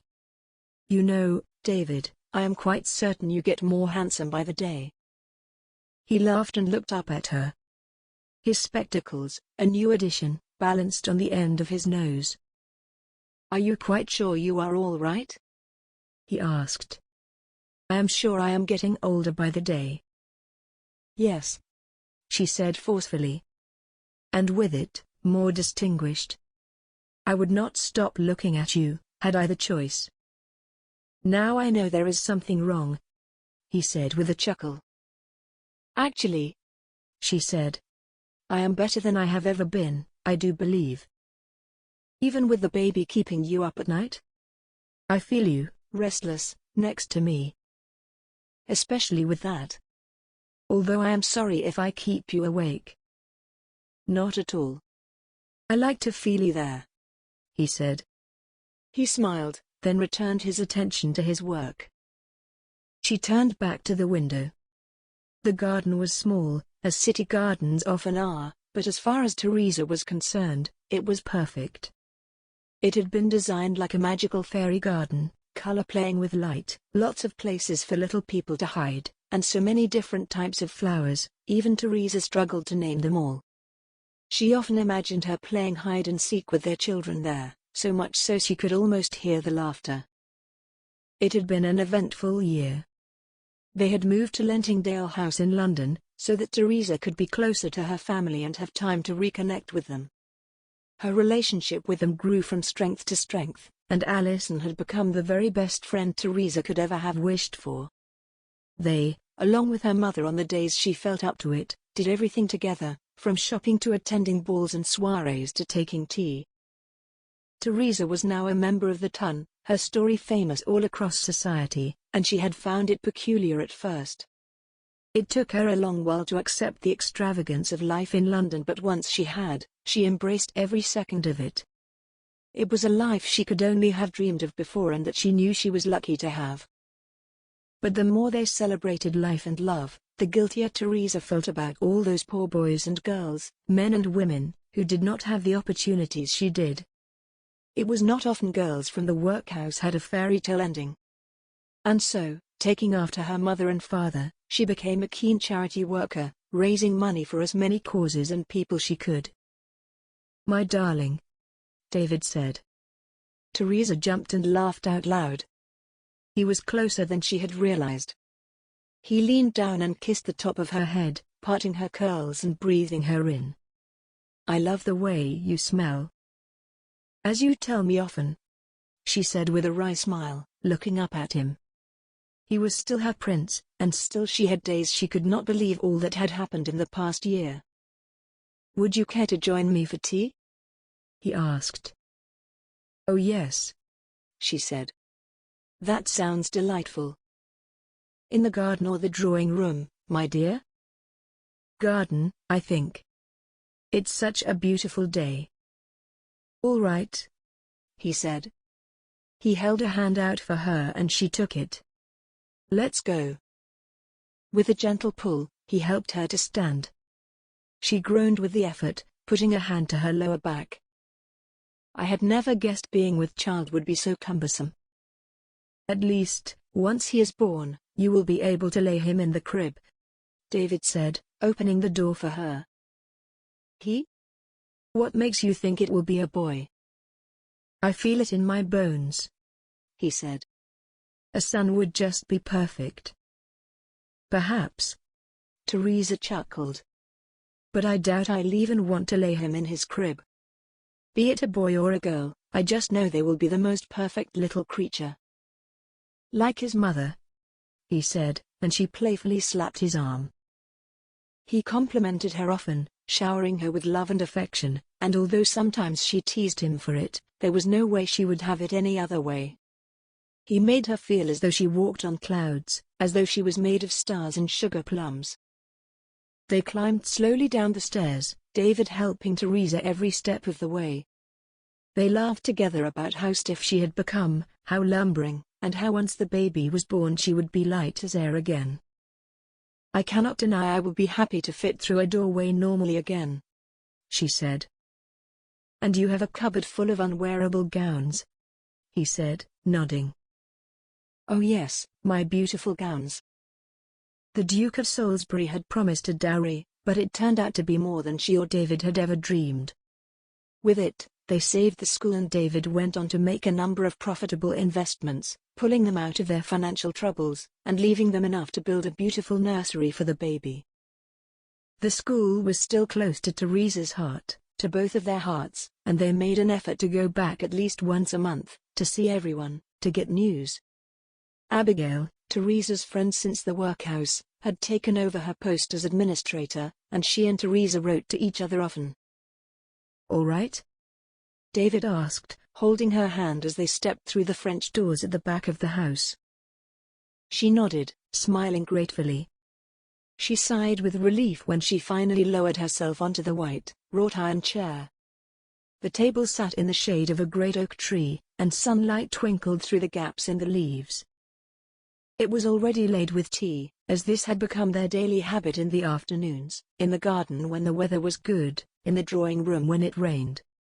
Although they were early apart, their time taking tea was a time for them to reconnect, to forget about their woes or their concerns of the day, work and charity and family, and simply be together, in love. "Goodness me, it's warm today," Teresa said.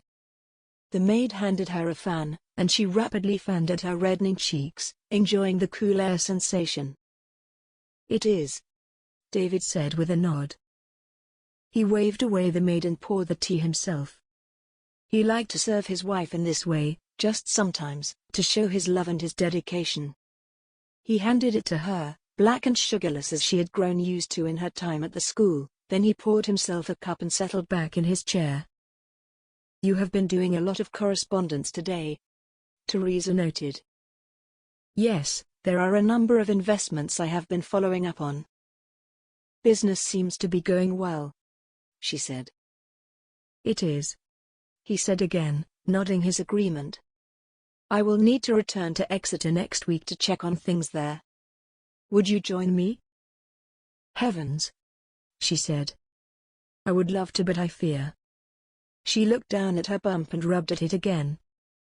Yes, you are probably right, he said. The road is no place to give birth, and the stress of traveling might make him come earlier than planned. Indeed. You go, my darling, and I shall ask Alison if she would like to stay for a few days. I would like the company, and it has been too long since we saw each other. That sounds like an excellent plan, he said. I know Alison would dearly love that, too.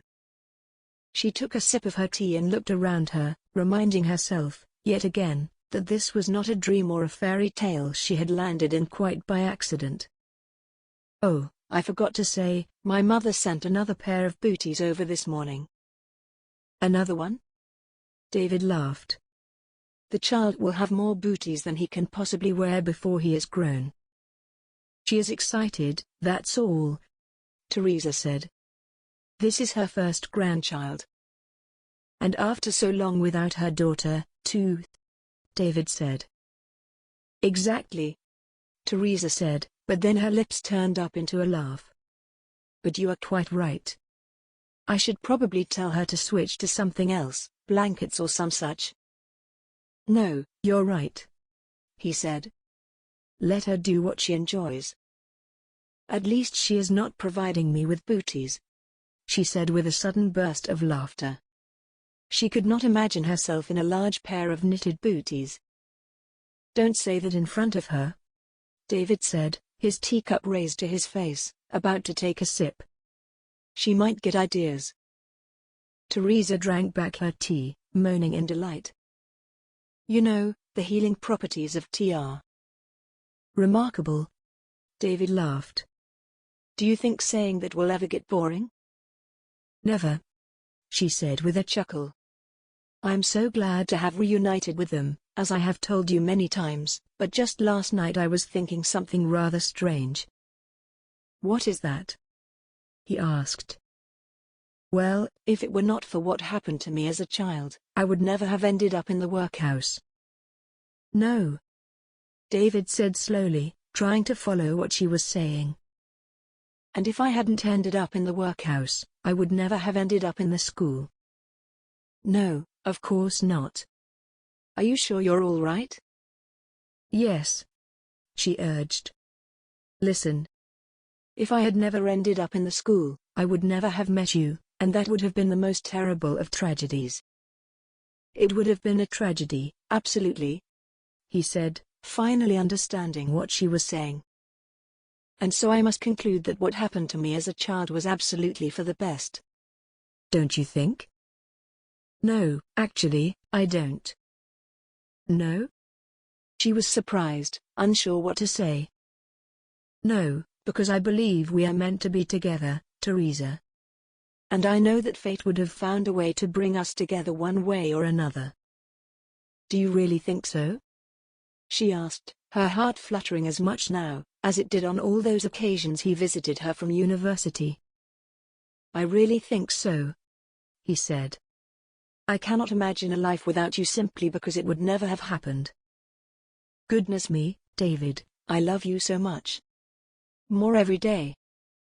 And are you, my beautiful, intelligent, magnificent wife? They lapsed into a companionable silence, each drinking and thinking, lost in the little world they had created, enjoying the love that blanketed them so succinctly. Finally, Teresa spoke. Will you check in on Abigail when you are in Exeter? Of course, he replied. A trip home would not be the same without a visit to the school. You know, I do believe some of the girls have started to look forward to my visits. I do not doubt that, Teresa said. Especially the older ones. You are something of a charmer, as I remember from the days you visited me. Well, charmed they may be, but I shall always be yours, my love.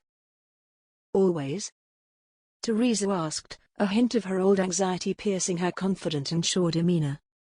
She knew what his answer would be, but she liked to hear it as often as she could. Always, he said, reaching over and patting her hand.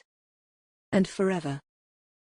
The end. If you like our channel, please subscribe and make sure to click on the bell icon, so that you won't miss any future audiobooks we'll upload for free each week on YouTube.